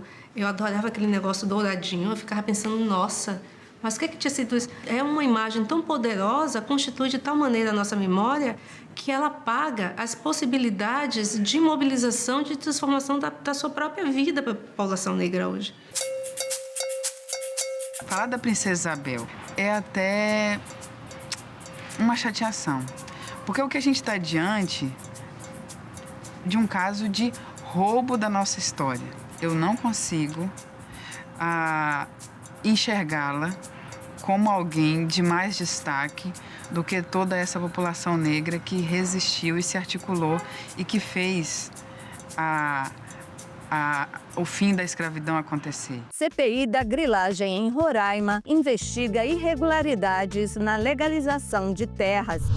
Santa Catarina aprova a incorporação da hora plantão à aposentadoria de servidores da saúde.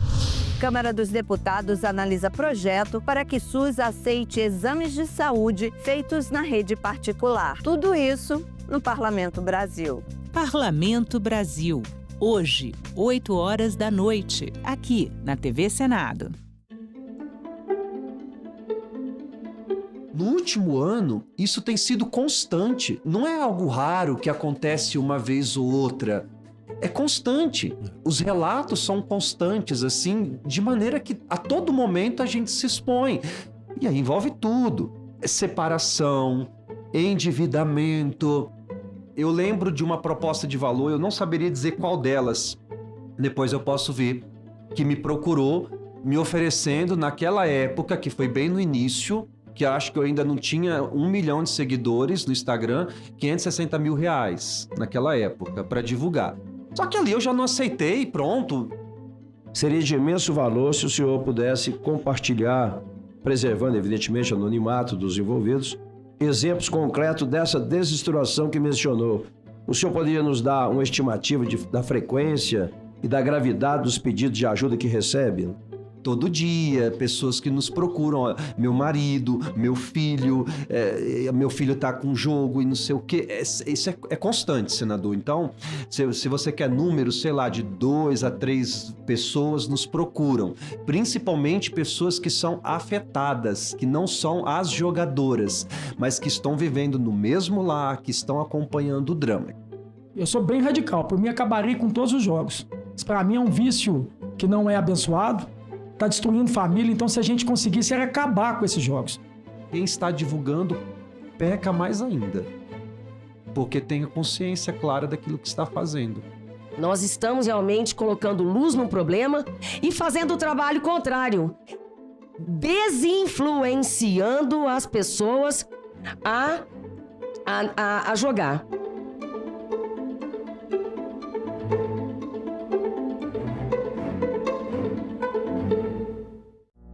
Agora é lei.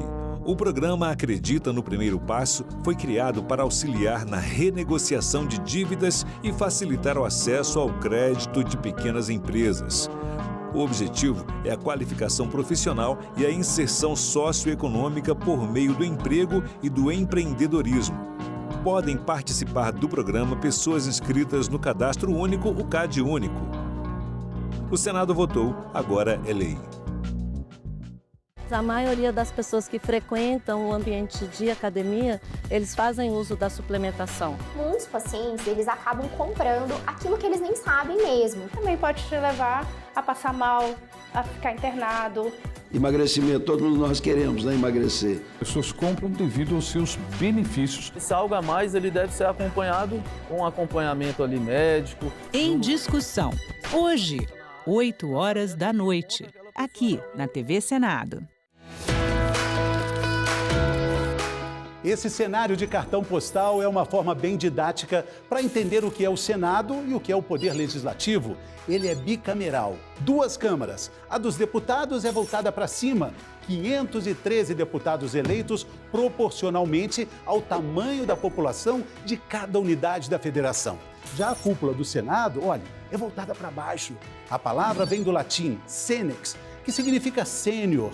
É o lugar da ponderação. Cada unidade da federação elege 3 representantes. São 81 senadores. O mandato é de 8 anos. Mas a renovação é intercalada entre as eleições. E assim são escolhidos 1 e 2 senadores alternadamente. O processo legislativo sempre vai passar pelas 2 câmaras. Primeiro se vota em uma casa e a outra é responsável pela revisão. Então, se a votação começa pela Câmara dos Deputados, o Senado revisa.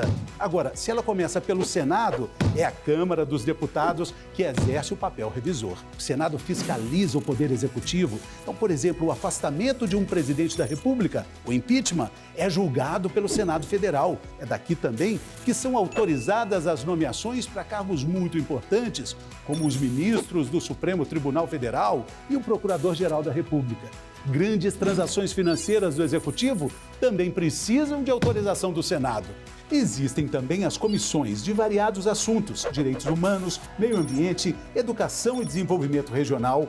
Elas analisam as matérias antes da votação em plenário. Quando o caso é de investigação e denúncia, aí são criadas as CPIs, comissões parlamentares de inquérito, que investigam as irregularidades em assuntos que são de interesse público com poder de autoridade judicial. A história dessa casa vem de longe e vai mais longe ainda.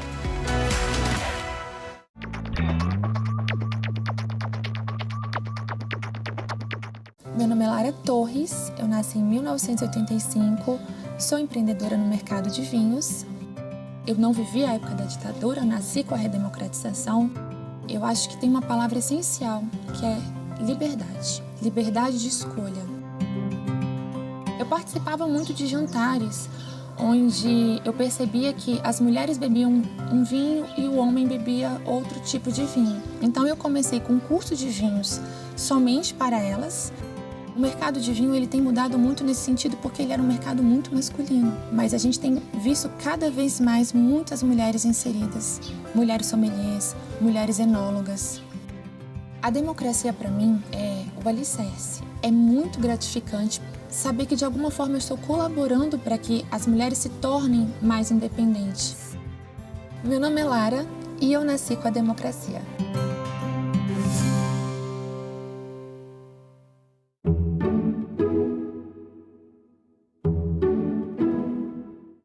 O programa a seguir é livre para todos os públicos.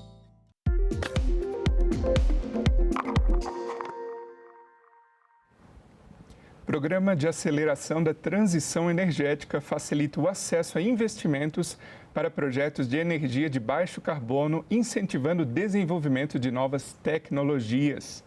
Começa agora mais um assunto de Estado e hoje a gente vai falar aqui no programa sobre esse programa, além da educação, saúde, entre outros temas de Sergipe. E para conversar comigo, o nosso convidado de hoje é o senador Laércio Oliveira, do PP de Sergipe. Bem-vindo, senador. Obrigado, Sérgio. Prazer muito grande estar aqui. Começando aqui falando do programa de aceleração da transição energética, o senhor foi relator da matéria no Senado e esse ano de 2025 se tornou lei. Vamos à tela que temos mais detalhes sobre o PATEM. Então, a gente tem aqui algumas observações sobre esse programa. É a substituição de matrizes energéticas poluentes visando fontes renováveis de energia. Prioridades são etanol, biodiesel, biometano, energia nuclear, gás natural, etc. Ele cria também o Fundo de Garantias para o Desenvolvimento Sustentável, chamado Fundo Verde, e também visa transação de dívidas de empresas usando projetos aprovados no PATEM. Esse item também é interessante, vou querer saber do senhor a sua opinião e como que funciona. Mas, de maneira geral, qual que é a importância hoje de se pensar numa aceleração para essa transição energética para o Brasil? Você já deu aí o spoiler daquilo que a gente precisa, é a transição energética, fazê-la de uma forma segura, acima de tudo. Muito foi trabalhado. Esse Senado Federal trabalhou bastante em prol desse projeto. Um projeto importante. Eu vou começar pela ideia inicial que nasceu lá na Câmara dos Deputados, quando a gente fala naquele item que você diz, a transação de dívidas de empresas. Muitas empresas, as grandes empresas, têm saldos nas suas contabilidades de valores enormes e que esses saldos não podem ser convertidos em descontos, especialmente, por exemplo, para abater imposto de renda ou para abater qualquer outra dívida. Qual foi a ideia que surgiu? Ora essa, já que não pode para uma coisa nem para outra, o Brasil vive um momento de energias renováveis, a descoberta e a busca de energias renováveis. Todo o Parque Industrial Nacional que trabalha com energia está buscando um outro meio de energia que não seja poluente. Ora essa, a gente vai precisar fazer novos investimentos ou então a gente vai precisar modernizar as plantas já existentes. Então foi construída uma linha de financiamento com o BNDES e a garantia para esses novos investimentos é exatamente esses créditos. Ou seja, o investidor tem uma oportunidade, não deixa, é um incentivo nesse sentido. Não que o governo esteja aportando recursos da sociedade como um incentivo fiscal. Não, não é isso. O desenho é um desenho totalmente diferente, novo, criativo e muito eficiente. Por quê? Isso dá a plataforma que o setor precisa para fazer a transição que a sociedade precisa. E ficou muito bem explicado aí, etanol, biodiesel, biometano, a energia do vento, a energia do sol. Então, a gente está focado nisso, dedicado a isso, o Senado cumpriu o seu papel, já virou lei, e a partir daí a gente tem exatamente, como eu falei, a plataforma para poder avançar, para que o Brasil faça a transição de uma forma segura e incentivada. E falando em exploração de combustíveis e fontes de energia, agora a gente traz uma pergunta lá da Assembleia da Alese, Assembleia do seu estado. Vamos à tela. Eu sou Karine Andrade, sou jornalista, trabalho na TV Alese e eu gostaria de perguntar ao senador Laércio Oliveira qual o impacto do projeto Sergipe Águas Profundas no desenvolvimento do nosso país. Projeto esse que, segundo o senhor, vem sendo postergado pela Petrobras. O Sergipe Águas Profundas é um sonho do povo de Sergipe. Nós temos um potencial mineral extraordinário. Pouca gente sabe disso, Sérgio. O estado de Sergipe é um estado pequeno, mas tem uma riqueza mineral extraordinária. O petróleo é um deles e o gás chega como uma nova redenção para o nosso povo, para a nossa gente, que vai contribuir grandemente para o desenvolvimento do Nordeste. Então, a gente já vem trabalhando há muito tempo isso, a parte de estudos para entender qual é a qualidade desse petróleo, qual é a qualidade desse gás. Essa parte já foi superada há muito tempo.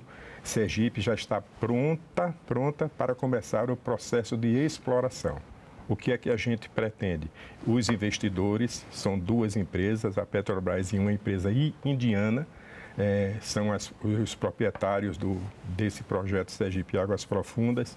Eles estão na fase de contratação das plataformas flutuantes, que no mundo do petróleo e do gás chama de FPSO. Esses navios flutuantes funcionam como plataformas, estão mais fixas, que fazem a prospecção desse petróleo e desse gás e leva e transporta para a costa. Nós temos muita expectativa de utilizar muito bem esses recursos da ordem de quase 20 milhões de metros cúbicos de gás por dia. Isso significa abastecer quase o Nordeste inteiro a partir desse projeto lá de Sergipe. Os projetos próximos de início de exploração são 2 projetos no Rio de Janeiro e um projeto lá em Sergipe para atender exatamente essa região. A expectativa é a melhor possível, a gente está na esperança de que até junho desse ano a Petrobras consiga fechar a licitação para a produção dessa plataforma e para que rapidamente ele chegue para que a gente comece a explorar. Tem uma novidade muito interessante lá. O governo quer utilizar essa riqueza não apenas para colocar no duto, e comercializar esse gás e receber os royalties. Não, não é isso.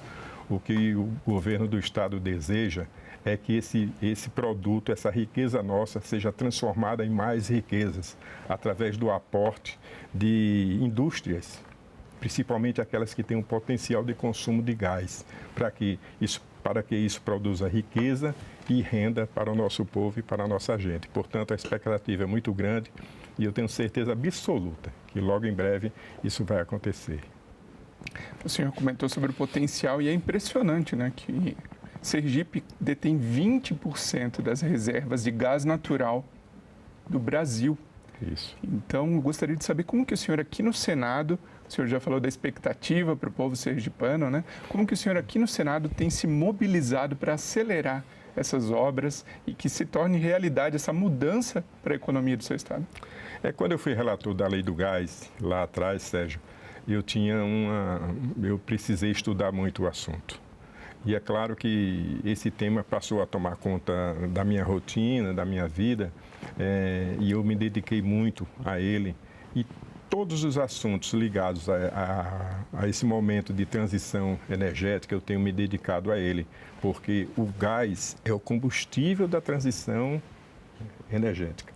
Vou repetir, o gás é o combustível da transição energética. É ele que vai fazer a transição entre esse momento que a gente vive hoje, usando muito diesel, usando carvão intensivamente, e a gente precisa transformar esses combustíveis que poluem tanto a atmosfera, transformar isso em uma energia renovável. E isso que foi apresentado no primeiro gráfico que você apresentou, essa diversidade de energias renováveis que tem. O combustível que vai fazer essa transição é exatamente o gás.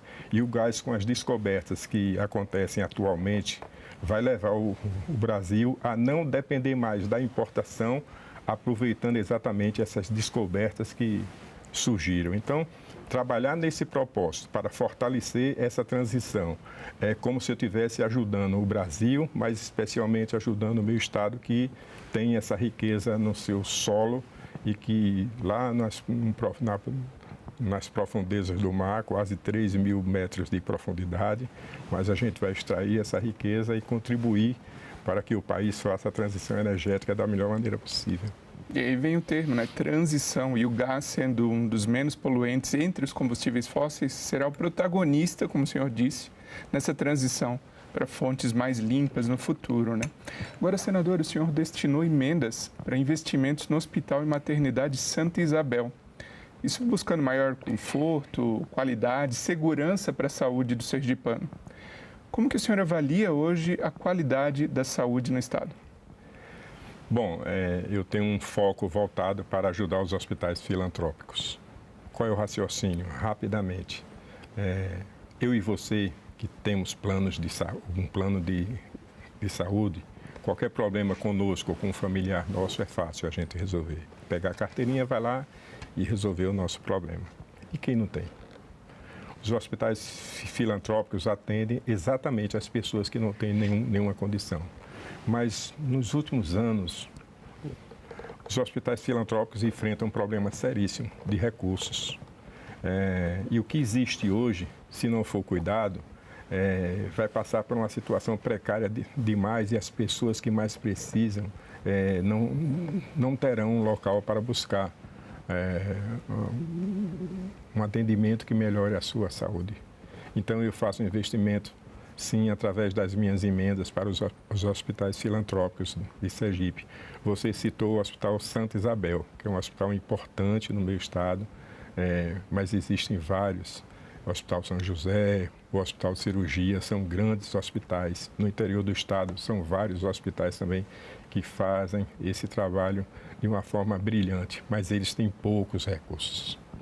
E é preciso ter um olhar terno para essa necessidade. Então, hoje é muito gratificante você entender que através de uma ação política, através de uma emenda e de uma ação parlamentar, você oferece segurança às pessoas de buscar a cura da sua doença, da sua enfermidade, bater na porta de um hospital e ter médico e ter equipamentos não equipamentos sucateados, centros cirúrgicos precários, não.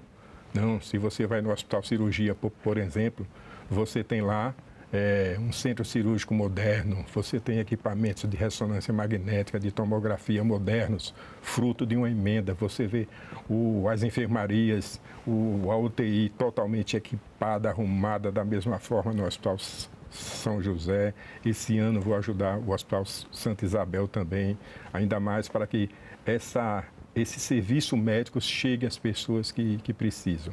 Com referência à ação do governo, o governo trabalha muito bem a saúde. Muito bem. O governador do meu estado, o governador Fábio Mitidieri, tem se dedicado muito à saúde. E eu tenho certeza absoluta que, em termos de saúde, o estado de Sergipe vai muito bem. Claro, a bancada, nós temos uma bancada de 11. Então, certamente, cada um leva a sua contribuição. Mas eu tenho a impressão que eu procuro fazer um pouco mais por reconhecer essa necessidade. Quando a gente precisa, quem pode tem onde buscar a saúde e quem não tem. Então, a gente precisa chegar perto e ajudar essas pessoas. E falando em outras ações políticas, mais especificamente sobre educação, o senhor, nas suas redes sociais, declarou que, por meio da educação, o senhor alcançou sucesso como empreendedor e, por meio da educação, o senhor chegou até a política. E que agora, na política, por meio da política, o senhor quer melhorar a qualidade da educação. Que ações o senhor vem adotando aqui no Senado para melhorar a qualidade da educação em Sergipe? Veja, a minha origem é uma origem que o que me fez chegar aqui foi uma formação profissional. Foi um olhar diferenciado para o empreendedorismo. E eu fui buscar isso nas escolas do Sistema S. Eu sou do Sistema S, defendo o Sistema S, acredito no Sistema S. Aliás, o Sistema S tem uma importância muito grande para o Brasil. O Sistema S alcança a população brasileira e no meu estado não é diferente, aonde o poder público muitas vezes não consegue chegar. Eu fui o presidente da Federação do Comércio do estado de Sergipe. Veja, que coisa interessante, Sérgio. Eu saí dos bancos, da carteira escolar, fazendo um curso de formação profissional no Senac de Sergipe e me tornei o presidente do Sistema Fé Comércio, Sesc Senac. Por que isso aconteceu? Porque eu acreditei que era possível, através da formação profissional, encontrar o caminho. E a partir daí eu comecei a aperfeiçoar essas ações e reconhecer que o empreendedorismo é um caminho seguro para as gerações que aí estão. Não é o empreendedorismo tão somente para você abrir um negócio. Empreendedorismo não é só abrir um negócio. Empreendedorismo é você ser eficiente naquilo que você quer fazer, independente daquilo que seja.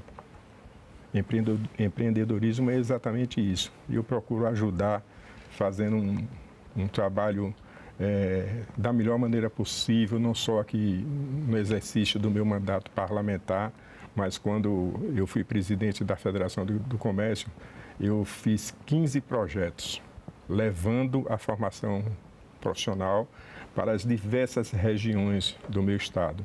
Os projetos estão lá, acontecendo e transformando a vida das pessoas. Se transformou a minha, por que não pode transformar daqueles que buscam o Senac, por exemplo, para se qualificar ou para crescer através da expertise que cada um tem. Então, na minha ação, não só como líder empresarial, mas também como político, é nesse sentido, de oferecer essas oportunidades para as gerações que aí estão. O senhor comentou sobre o Sistema S e declarou recentemente nas suas redes também sobre o setor terciário, ou seja, o ramo do comércio, de bens e serviços e do turismo, que ele careceria, ou seja, carece de uma atenção maior por parte da economia brasileira. Ele merece um maior destaque. Na visão do senhor, a que se deve isso e o que fazer para impulsionar esse setor? O setor de serviços, quando eu me elegi deputado federal em 2010, o setor de serviços era pouco discutido no parlamento brasileiro. A minha origem é atividade empresarial dentro do setor de serviços. O que me incomodava bastante, Sérgio, era entender que um trabalhador que faz serviços de limpeza era tido no Brasil como um subemprego. Esse é um assunto sério, eu estou falando de um assunto muito sério. Era o respeito à pessoa que trabalhava numa empresa de prestação de serviços. As pessoas não respeitavam. E as pessoas precisavam ter a dignidade de ter uma formação profissional dentro dessa área para se autodeclarar competente naquilo que ele fazia naquele tempo. Não importava se era uma limpeza aérea, uma limpeza de piso, uma limpeza de um centro cirúrgico, não importa. Ele tinha que ser muito bom naquilo. Ele tinha que ter a oportunidade de se qualificar naquilo. E eu trabalhei intensamente na Câmara dos Deputados. Enquanto deputado federal, eu fui relator da lei da terceirização. Eu enfrentei as centrais sindicais para transformar a vida daqueles trabalhadores do setor de serviços. Quando eu comecei a fazer os debates aqui na Câmara dos Deputados com referência a serviços aqui em Brasília, o ministério que cuidava dessa pasta era o Ministério da Indústria e Comércio. Injusto. E o serviço? Quem é que faz o PIB do Brasil acontecer? Até hoje. É o setor de serviços. E por que naquele prédio não tem o nome de serviços? E a gente foi trabalhar exatamente essa consciência dentro do governo e dentro do Congresso para que essa realidade, para que isso se tornasse realidade. E felizmente aconteceu. Fiz um embate recentemente dentro da reforma tributária, porque o setor mais penalizado até hoje é o setor de serviços. Mas a gente está trabalhando aqui dentro do Senado para reverter essa situação, porque o setor que mais emprega no Brasil é o setor de serviços. E esse setor precisa ser visto de uma forma diferente. Falando em impulsionar o setor de serviços, na minha pergunta eu mencionei também o turismo. Então, para o turismo ser ampliado, há que se ter, né, uma rede de serviços boa para receber o turista, certo? E pensando no evento turístico da sua região, vou falar agora de como o senhor contribuiu para a sustentabilidade do Pré-Caju, um evento pré-carnaval, a famosa micareta, que acontece no seu estado de Sergipe, e o senhor contribuiu para a sustentabilidade desse evento no último ano. Conta para a nossa audiência como que foi essa contribuição. Maior micareta, como você falou, do Brasil é o Pré-Caju. Acontece a 15 dias antes do Carnaval. E é um evento extraordinário. De que forma um parlamentar pode contribuir com isso? Preparando as pessoas que vão trabalhar nesse evento, aí a gente volta na mesma tecla, através da formação profissional, preparar as pessoas para receber as pessoas. Mas é muito bom você chegar em um lugar como um turista e ser bem recebido e bem acolhido. Os sergipanos têm uma característica única no Brasil. O sergipano é um povo hospitaleiro. É um povo que tem carinho com aqueles que ele não conhece. Mas se ele perguntar, você veio de onde? Eu vim de outro estado, seja de onde for. O sergipano passa a ter um olhar diferente para aquela pessoa. Porque o sergipano reconhece que aquela pessoa escolheu a sua terra, os seus ritmos, o seu folclore, a sua tradição, para conhecer, e ele precisa ser bem cuidado. Essa é a marca maior. E apoiar esses eventos que acontecem no meu estado, como você falou, o Pré-Caju, é você preparar as pessoas para que aqueles que foram lá, ao sair, tenham o desejo de voltar. Mas a marca mais forte do estado de Sergipe são os festejos juninos. Santo Antônio, São João e São Pedro. A cidade ferve de ritmos e as pessoas se encontram em todos os cantos, nos bairros, nas ruas, nas praças, o arraial que se forma para os grandes eventos, para celebrar com alegria os festejos juninos, além de toda aquela tradição das comidas típicas, que se eu for discorrer aqui sobre as comidas típicas, aí a gente vai vai falar muito sobre isso e as pessoas, a audiência que está ouvindo a gente vai ficar com desejo das comidas típicas que existem lá no nosso estado. Então, assim, preparar o nosso estado através dessas ações, eu acho que é o caminho certo para a gente fazer com que essas festas cresçam cada vez mais. E o senhor também tem apoiado a infraestrutura do estado, mais especificamente também em uma obra que é o Porto de Pirambu. Isso vai influenciar na vida de muitas famílias de pescadores dessa região. Como que foi esse investimento e em que fase da obra ele se encontra? As cooperativas lá que atuam dentro do contexto da pesca, elas vivem em ambientes precários. E o estado de Sergipe tem uma característica muito interessante, que pouca gente conhece. O estado é pequeno, tem 23 mil quilômetros quadrados, mas tem 5 bacias hidrográficas. Lá é um ambiente perfeito para se criar camarão, lá é um ambiente perfeito para a pesca esportiva, porque a pesca esportiva lá, muita gente não sabe também, mas a pesca esportiva acontece muito nos mares, se formam os paredões. E no Brasil tem alguns paredões que é atrativo para a pesca. Um deles está no nosso estado. Então, é muita gente que chega lá e são os amantes da pesca para poder viver essa experiência lá com a gente. Mas eu olho para essas pessoas da pesca que precisam ter condições para extrair ou dos rios ou do mar, extrair o sustento da sua família. Mas essas pessoas precisam de condição.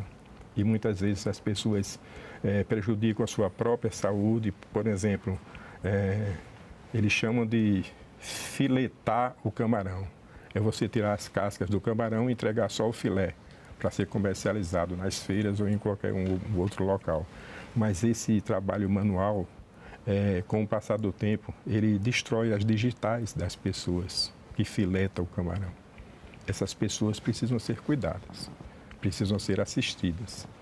Eu tenho a felicidade de ajudar lá no meu estado uma cooperativa num município chamado Pirambu, como você citou, como referência. Fiz um investimento lá através de uma emenda de 2 milhões para recuperar todo esse local que eles têm, para que os barcos ancorem de uma forma segura, para que eles consigam trazer a sua pesca e colocar guardado nas geladeiras, nos grandes freezers, para que eles possam comercializar isso da melhor maneira possível, para que ele possa ter o melhor ganho possível, para que ele tenha um combustível comprado por um preço subsidiado, para que a indústria do gelo ofereça a ele um gelo de qualidade mais barato, porque ao final, quando ele apurar o resultado dos 5 dias ou 7 dias que ele passou no mar, ele tenha um resultado que seja positivo para ele poder levar um sustento para a casa dele. É olhar a sociedade dessa maneira. E a ação parlamentar tem condição de fazer isso. E eu tenho certeza absoluta e a consciência me leva a crer que é olhando para a sociedade que você consegue fazer uma política boa. E é isso que eu procuro fazer, olhando no meu estado, de que forma eu posso ajudar. Muito obrigado, senador Laércio Oliveira, pela participação aqui no Assunto do Estado. Eu que agradeço a você. É um prazer muito grande estar aqui. Obrigado. E o meu muito obrigado a você, que nos prestigia com a sua audiência. Essa entrevista já está disponível para você rever ou compartilhar no nosso site senado.leg.br/tv ou também no nosso canal no YouTube. Aproveite e se inscreve lá. Até o próximo Assunto do Estado.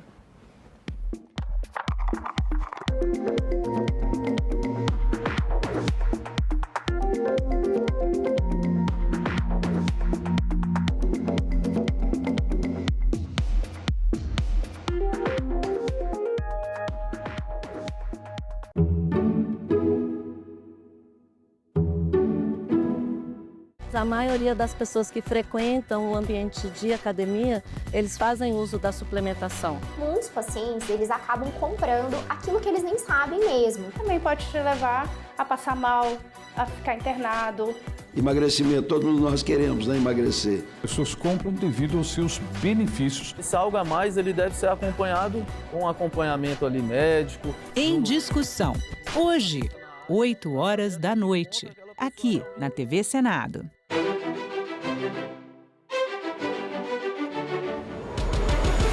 Nos dias 3, 4 e 5 de junho, o Congresso Nacional recebe o 11º Fórum Parlamentar do BRICS.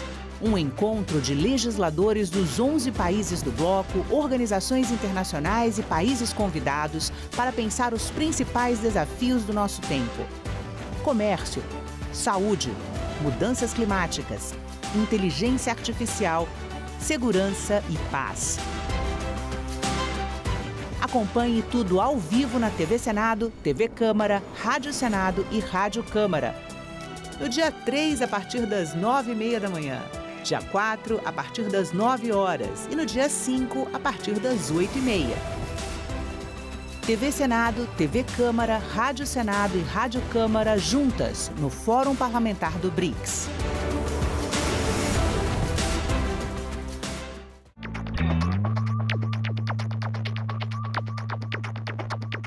Meu nome é Rogério de Souza Eustáquio, nasci em 1985, trabalho de auxiliar de serviços gerais no Senado Federal. Tenho uma banda que eu toco, que é a banda de forró. A música é algo que me move, né? Porque eu amo tocar, quando eu vejo as pessoas dançando, vejo as pessoas felizes, eu amo muito o que eu faço. Sinto muito feliz por poder exercer a minha liberdade, né? Tanto cantando, quanto o meu poder ir, o meu poder vir. Em 8 de janeiro de 2023, eu trabalhei sim na limpeza no Senado. Me deu uma tristeza no coração. Então, para mim, como se tivesse destruído algo que a gente demorou tanto para construir, né? Se eu tenho um acesso melhor à saúde, é através da democracia. Se eu tenho segurança hoje em dia, é também através da democracia. Meu nome é Rogério e eu nasci com a democracia.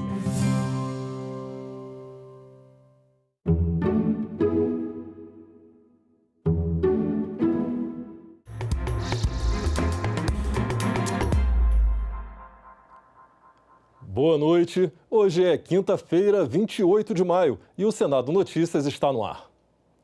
Vamos começar esta edição falando ao vivo com a repórter Raquel Gonçalves, que está em Roraima acompanhando a diligência da Comissão de Direitos Humanos do Senado, que está monitorando a situação da migração de venezuelanos. Boa noite, Raquel.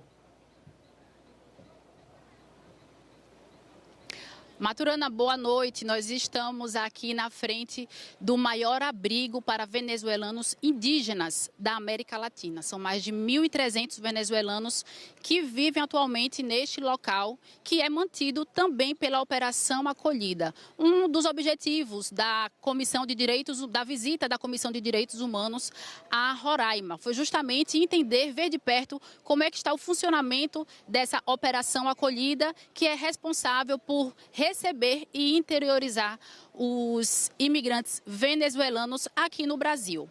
Mas, encerrando o dia de hoje, encerrando esta quinta-feira, nós teremos na sexta-feira a continuação das diligências da Comissão de Direitos Humanos. E sexta-feira e sábado serão os dias dedicados à causa do território indígena Yanomami.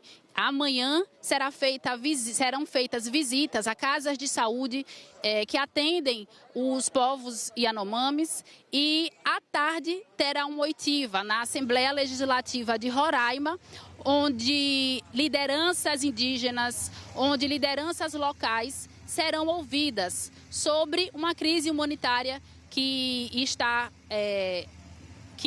hoje atingindo os povos Yanomamis. São relatos e registros de desnutrição, são casos de malária, mais de 33 mil casos de malária só em 2024 e doenças infecciosas agudas. Então, a Comissão de Direitos Humanos também veio a Roraima para se dedicar a esse tema.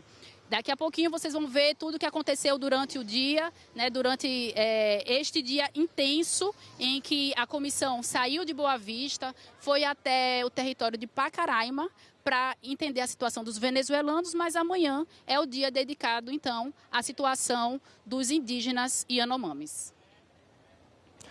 Certo, Raquel, muito obrigado pelas informações e um bom trabalho aí.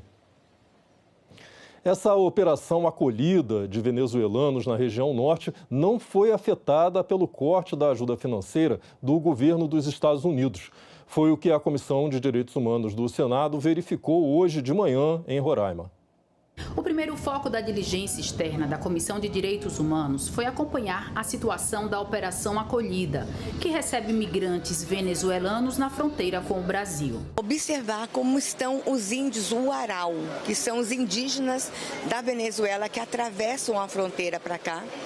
Em que condições eles estão chegando, como eles estão chegando, especialmente as crianças, porque eles caminham muito tempo na floresta para chegar ao Brasil. Então vamos a Pacaraima conhecer a realidade deles e, claro, dos imigrantes como um todo. De Boa Vista, a capital de Roraima, os senadores partiram para Pacaraima. Neste momento estamos no 3º Pelotão Especial de Fronteira e os senadores estão passando em revista a Força Tarefa Pacaraima aqui no estado de Roraima.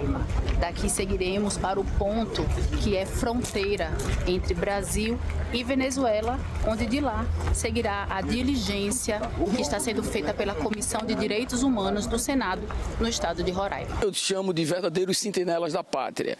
Eles, na verdade, estão aqui, como vocês veem, com um aparato tecnológico de última geração, mostrando exatamente a importância geoestratégica e geopolítica do norte do Brasil aqui no estado de Roraima. E aqui, diretamente de Pacaraima, na nossa fronteira norte, mais avançada no Brasil. Em reunião, os militares explicaram aos parlamentares sobre o trabalho realizado pela Operação Acolhida, que desde 2018 já interiorizou mais de 145 mil venezuelanos no Brasil. Representantes do governo federal, que também estavam presentes, explicaram que após a retirada recente de financiamento dos Estados Unidos na Organização Internacional para Migrações, braço da Organização das Nações Unidas que atua na recepção dos venezuelanos, o governo brasileiro assumiu a responsabilidade. Houve uma retirada de um apoio fora, mas o governo brasileiro, o Estado brasileiro, continua mantendo. A senadora Damares Alves reforçou a necessidade de se garantir a soberania nacional diante da atuação de organismos internacionais. Eles, com a crise deles, a Operação Acolhida, a Força Tarefa continua, porque isso aqui é do Estado brasileiro. Independente do governo. O governo passado fez, esse está fazendo brilhantemente. A diligência terá duração de 3 dias e também irá visitar a terra indígena Yanomami. O objetivo é verificar a situação dessa população diante da crise sanitária que atinge os povos originários, com registro de casos de malária, desnutrição e doenças infecciosas agudas. Daqui a pouco a gente volta a falar sobre essa diligência da Comissão de Direitos Humanos em Roraima. Na sessão plenária de hoje, o Senado aprovou a criação de uma frente parlamentar em favor de médicos formados no exterior. Também foi aprovado um incentivo à produção de artesanal de cosméticos. Pelo texto aprovado, cosméticos, produtos de higiene pessoal, perfumes e semelhantes, produzidos de maneira artesanal, ficam isentos de registro e terão regras mais simples, o que deve incentivar pequenos negócios. Outro projeto aprovado inclui o incentivo ao empreendedorismo e a criação de centros para a vida independente entre as medidas de apoio às pessoas com deficiência. O plenário aprovou ainda a criação de uma frente parlamentar para apoiar médicos brasileiros formados em outros países. Frente parlamentar mista em defesa dos médicos brasileiros formados no exterior e da revalidação. Tema de suma importância, sobretudo para muitos brasileiros que vivem na Amazônia, nos nossos estados do Acre, Amapá e Rondônia. Em votação. As senadoras e os senadores que o aprovam permaneçam como se encontram. Aprovada a redação final e a matéria vai à promulgação. O aumento das alíquotas do Imposto sobre Operações Financeiras, o IOF, foi debatido na noite de ontem em reunião do ministro da Fazenda, Fernando Haddad, com o presidente do Senado, Davi Alcolumbre, e o presidente da Câmara dos Deputados, Hugo Mota, além de líderes das duas casas. Hoje, o líder do governo no Congresso, Randolfo Rodrigues, falou em risco de engessamento do Estado brasileiro. Talvez o Congresso não esteja esclarecido sobre todas as razões que levaram ao decreto do IOF e foi deixado muito claro ontem pelo ministro Haddad o risco de shutdown, repito, de nós termos um engessamento, nem vou utilizar a palavra colapso, porque as obrigações do governo continuarão a ser cumpridas, mas nós temos um engessamento da capacidade de investimento do Estado brasileiro, né? Então, isso é um dado que tem que ser colocado.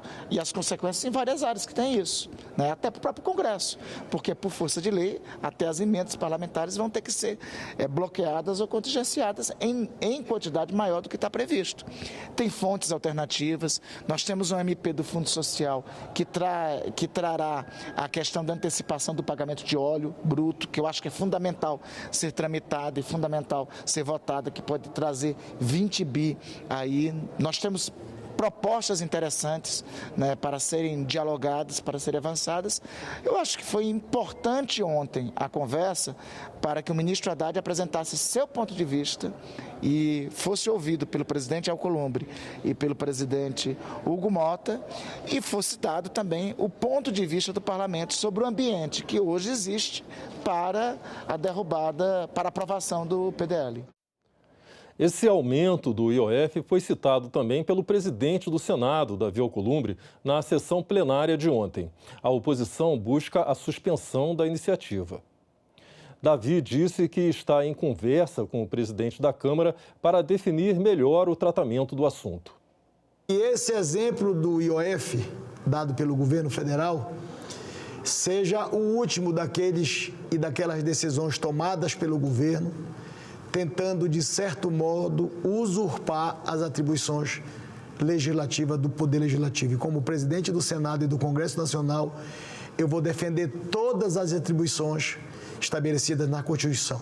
Cada poder tem as suas atribuições, tem as suas competências, mas nós não vamos aceitar que um poder possa interferir em outro poder. E esse caso concreto levantou toda essa polêmica. Poderiam ter buscado o diálogo, a conciliação, a pacificação e o entendimento. Fizeram e tomaram uma decisão unilateral, que dá o direito do parlamento tomar uma decisão unilateral de colocar em votação um projeto de decreto legislativo.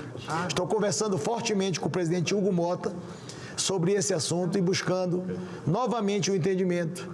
E, ao fim e ao cabo, tomaremos uma decisão que seja mais adequada e mais produtiva para o Brasil. Ainda sobre impostos, a criação do Conselho Gestor do Imposto sobre Bens e Serviços, o IBS, foi debatida hoje na terceira audiência pública sobre o assunto, feita pela Comissão de Constituição e Justiça. A reunião enfocou a contribuição sobre iluminação pública, a COSIP, e o imposto sobre transmissão de bens imóveis, o ITBI. O momento ideal para o pagamento do ITBI motivou divergências entre os convidados para a audiência pública. O Código Civil não prevê que a transmissão e registro do ato normativo? Na verdade, não. O Código Civil prevê que a transmissão do imóvel se inicia com a escritura pública e termina com o registro dessa escritura pública no cartório de imóveis. Então, a transmissão, lembremos que na Constituição, a transmissão é o fatiador do ITBI. O fatiador do ITBI não é o registro, é a transmissão, que começa com a escritura pública e termina com o registro. Isso deu uma discussão tão grande que foi levada para o STF pelo tema 1124. Esse tema está sendo julgado desde 2018 e até hoje não teve conclusão a respeito da matéria. E a gente verifica que depois de tanta discussão, o ministro Luiz Fux, ele fala que é do registro de imóveis.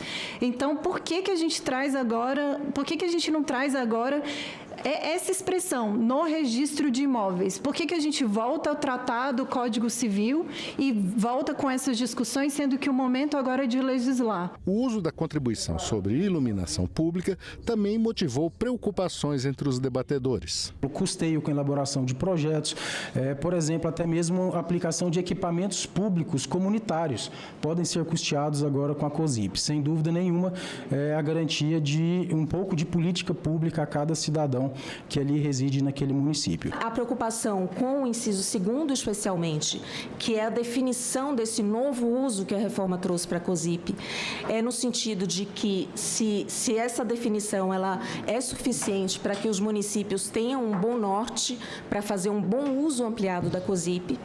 E uma outra coisa que também é uma preocupação nossa do setor e que não está na regulamentação, então é uma sugestão que nós fazemos para que isso seja pensado nessa regulamentação, é dar prioridade para o uso da COSIP para o serviço público de iluminação pública. Vamos voltar a falar sobre a diligência da Comissão de Direitos Humanos em Roraima. Como está a situação dos migrantes venezuelanos que chegam ao Brasil para buscar refúgio? Integrantes da Comissão de Direitos Humanos estiveram na fronteira entre Brasil e Venezuela para ver de perto a situação. Ainda em Pacaraima, norte de Roraima, a Comissão de Direitos Humanos visitou o caminho percorrido pelo migrante venezuelano ao entrar no Brasil.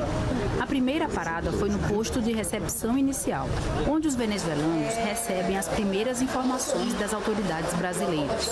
De lá, os senadores seguiram para a Casa da Vacina e para o posto de triagem. Neste posto de triagem da Operação Acolhida, os venezuelanos podem ter informações e serem orientados sobre o que fazer após entrarem no país. Por isso, vários órgãos estão juntos nesse local, como Polícia Federal, Defensoria Pública, Exército e Organização das Nações Unidas. Uma das famílias atendidas é a de Plínio e Geraldine. Eles chegaram ao Brasil com os 2 filhos há cerca de 2 semanas, a pé, depois de caminharem por mais de 30 dias em busca de uma vida melhor. Nós esperamos uma nova vida, sabe? Para eles, não só para a gente, porque nós já somos adultos. Como quem diz, um pouco velhos, mas para as crianças, o que é mais importante. Então, escola. Lá na Venezuela já não tem hospitais, não se conseguem insumos, e se consegue é muito caro. E se consegues insumos, então los consigues demasiado caro. Veja, eu sou hipertensa, tenho que tomar remédios. Não tenho. Viemos para cá, para o Brasil, para começar uma nova vida com eles. As diligências em Pacaraima terminaram com a visita a um dos alojamentos montados para acolher os venezuelanos. De lá, a agenda da comissão continuou em Boa Vista, capital de Roraima. Os parlamentares conheceram o trabalho do Centro de Coordenação de Interiorização da Operação Acolhida e participaram de coletiva de imprensa. O fluxo da interiorização é delicado, é complexo, não é só a pessoa chegar aqui e você dar uma passagem, tem todo um planejamento em torno para interiorizar uma pessoa, no mínimo 20 trabalharam para interiorizar uma pessoa. Então, o que nós saímos daqui mais felizes em saber que realmente essa operação, essa força-tarefa é modelo para o mundo. Nós estamos fazendo escola e nós temos que nos orgulhar disso. Entendemos que temos algumas coisas para melhorar, por exemplo, em medidas legislativas. A gente não está aqui só para fazer um relatório. O cenário da economia mundial mudou de forma radical após a posse do presidente americano Donald Trump. Diante de um cenário de incertezas, a Comissão de Relações Exteriores ouviu em audiência pública a análise de economistas, diplomatas e executivos com larga experiência no comércio exterior. Após um período marcado pela globalização, com abertura de mercados, produção de bens envolvendo a participação de múltiplos países, desde o fornecimento da matéria-prima, passando pela manufatura de componentes até a linha de montagem, a implantação de tarifas pelo novo governo dos Estados Unidos mudou o panorama das trocas comerciais entre as nações. Em 2024, as exportações brasileiras atingiram 337 bilhões de dólares, com destaque para soja, petróleo, minério de ferro e carne bovina. Um superávit comercial de 74,5 bilhões de dólares. Para manter e, se possível, melhorar esse desempenho num cenário de instabilidade, o Brasil precisa de uma nova estratégia. O comércio exterior brasileiro tem muitas vulnerabilidades por causa dessas transformações que estão ocorrendo no mundo, tanto na ordem econômica quanto na ordem política. Eu acho que nós vamos ter que começar a pensar a médio e longo prazo, com estratégias, porque a situação global, tanto econômica como política, está mudando rapidamente e o Brasil precisa se posicionar, se ajustar a essas novas realidades do mundo. Em audiência pública conduzida pelo presidente, senador Nelsinho Trade, a Comissão de Relações Exteriores ouviu convidados de grande experiência em comércio internacional. Eles fizeram um diagnóstico da atualidade e deram sugestões sobre como o Brasil pode enfrentar os desafios nesse cenário de mudanças inesperadas. Eu acho quase impossível hoje você quebrar as cadeias comerciais que o mundo estabeleceu. Tem produtos que passam 8 vezes na fronteira Estados Unidos e México. Você manda uma matéria-prima, pode ser minério de ferro, por exemplo, daqui a pouco volta um componente de aço, depois volta um componente de peça, essa peça compõe um motor, esse motor volta novamente, daqui a um pouco vem um carro. Então o mundo criou uma dinâmica comercial que, para mim e para nós, é uma conquista. O Brasil também estará mais exposto a medidas protecionistas arbitrárias que estarão cobertas sob diversos mantos. O manto do clima, da preservação do meio ambiente, dos direitos humanos, da segurança dos alimentos, seja a segurança do alimento para ingestão, seja em termos de qualidade nutricional. É muito importante para as empresas brasileiras que exportam para os Estados Unidos, sobretudo bens de maior valor agregado, terem acordos, terem coordenação com os compradores norte-americanos, com as empresas que compram nos Estados Unidos. Muitos desses negócios são empresa a empresa, o chamado comércio B2B, e esses compradores americanos não conseguirão, em velocidade ou em quantidade hábil, fazer uma substituição desse fluxo de exportações brasileiras. Portanto, é no interesse deles também que esse comércio continue de maneira sem grandes abalos. Essas tensões afetam o crescimento da economia global, afetam o crescimento do PIB global, do comércio internacional, afetam o PIB, afetam o comércio, geram riscos e oportunidades para o Brasil, mas de maneira geral nós estamos bem posicionados para lidar com isso. É importante que nós mantenhamos, preservemos essas credenciais e consigamos manter o pragmatismo, o foco no interesse nacional, nessas decisões que são tomadas a todo tempo em matéria de comércio exterior. A contratação de trabalhadores sem carteira assinada foi tema de um debate na Comissão de Assuntos Sociais, que fez uma audiência pública sobre a chamada pejotização. Pejotização é uma expressão que diz respeito à contratação de trabalhadores como pessoa jurídica ou PJ e não como empregado de carteira assinada. A prática é usada como forma de evitar os vínculos formais previstos na CLT, a Consolidação das Leis do Trabalho. A audiência pública sobre pejotização na Comissão de Assuntos Sociais foi realizada a pedido do senador Paulo Paim. Ele afirma que, ao contratar um profissional como se ele fosse uma empresa, as relações de trabalho são precarizadas e pode ser configurada fraude. Muito mais do que só denunciar, nós queremos achar caminhos, soluções para não permitir que o sofrido povo brasileiro perca o instrumento, para mim, mais sagrado para a sua vida. Claro, tem que ter educação, tem que ter segurança, tem que ter habitação, que é a CLT, pela sua importância na asseguração dos direitos básicos da nossa gente. Pejotização, em verdade, é uma palavra que nasceu nasceu com sentido depreciativo, com sentido crítico, com sentido pejorativo. Nasceu, como disse há pouco, Vossa Excelência, para designar uma fraude, a fraude de um empregador. Ao contratar um empregado ou empregada, um típico empregado, uma típica empregada, exigir que ele constitua uma MEI, uma microempresa, uma PJ, uma pessoa jurídica, e fazer essa exigência com um claro objetivo de reduzir as obrigações fiscais e as obrigações previdenciárias. Para esse desembargador do TRT, a prática configura retrocesso social, o que é inconstitucional. Na pejotização, não há direito trabalhista nenhum. E se for validado aqui a possibilidade de haver a faculdade de ser seletista ou pejotizado, acaba com a CLT. Quem é que vai contratar um trabalhador com todos os direitos trabalhistas se pode fazê-lo através de uma PJ sem direito algum, apenas com a remuneração? Isso é o fim da CLT, é o fim dos direitos sociais consagrados pela Constituição Federal no artigo 7º. Sob pretexto de liberdade contratual econômica ou modernidade, vamos acabar com os direitos, vamos retroceder ao século XIX. Na pejotização não tem nada mais isso, não tem mais assédio moral, sexual, principalmente contra a mulher, que inclusive nas relações do trabalho é algo realmente muito preocupante, porque a mulher é desrespeitada em todo lugar. Até aqui no Senado nós vimos uma ex-senadora, ministra de Estado, sendo desrespeitada.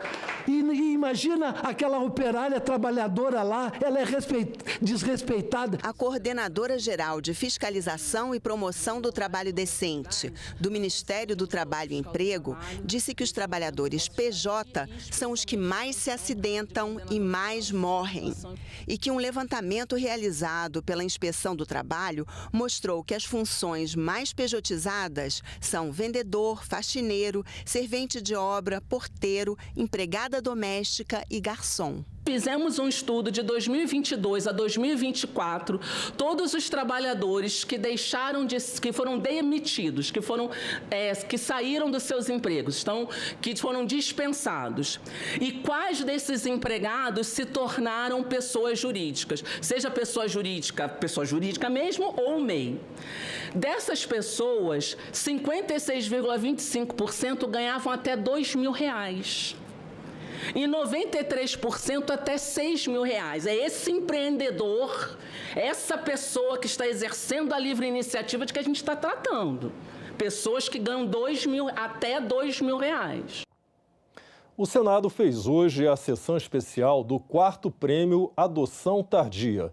Esse prêmio é um reconhecimento às pessoas e instituições que contribuem para a adoção de crianças e adolescentes que enfrentam barreiras no processo adotivo. Milhares de crianças e adolescentes vivem em abrigos à espera de uma família. Mesmo diante de diversos desafios, histórias de adoção tardia mostram que o amor pode chegar em qualquer fase da vida. Para sensibilizar a sociedade sobre a importância da adoção de crianças que permanecem em abrigos por um longo período, o Senado realizou sessão especial do 4º Prêmio Adoção Tardia, gesto redobrado de cidadania. A adoção tardia, portanto, é muito mais que uma escolha. É um ato revolucionário de amor, de justiça, de redenção. É dizer a uma criança e um adolescente: eu vejo você. O tempo não te diminui. Ele te preparou para este encontro. A premiação destaca e reconhece pessoas e instituições que promovem a adoção de crianças e adolescentes que enfrentam dificuldades ao longo do processo, como crianças com mais de 3 anos que possuem irmãos ou têm necessidades especiais de saúde. Esta edição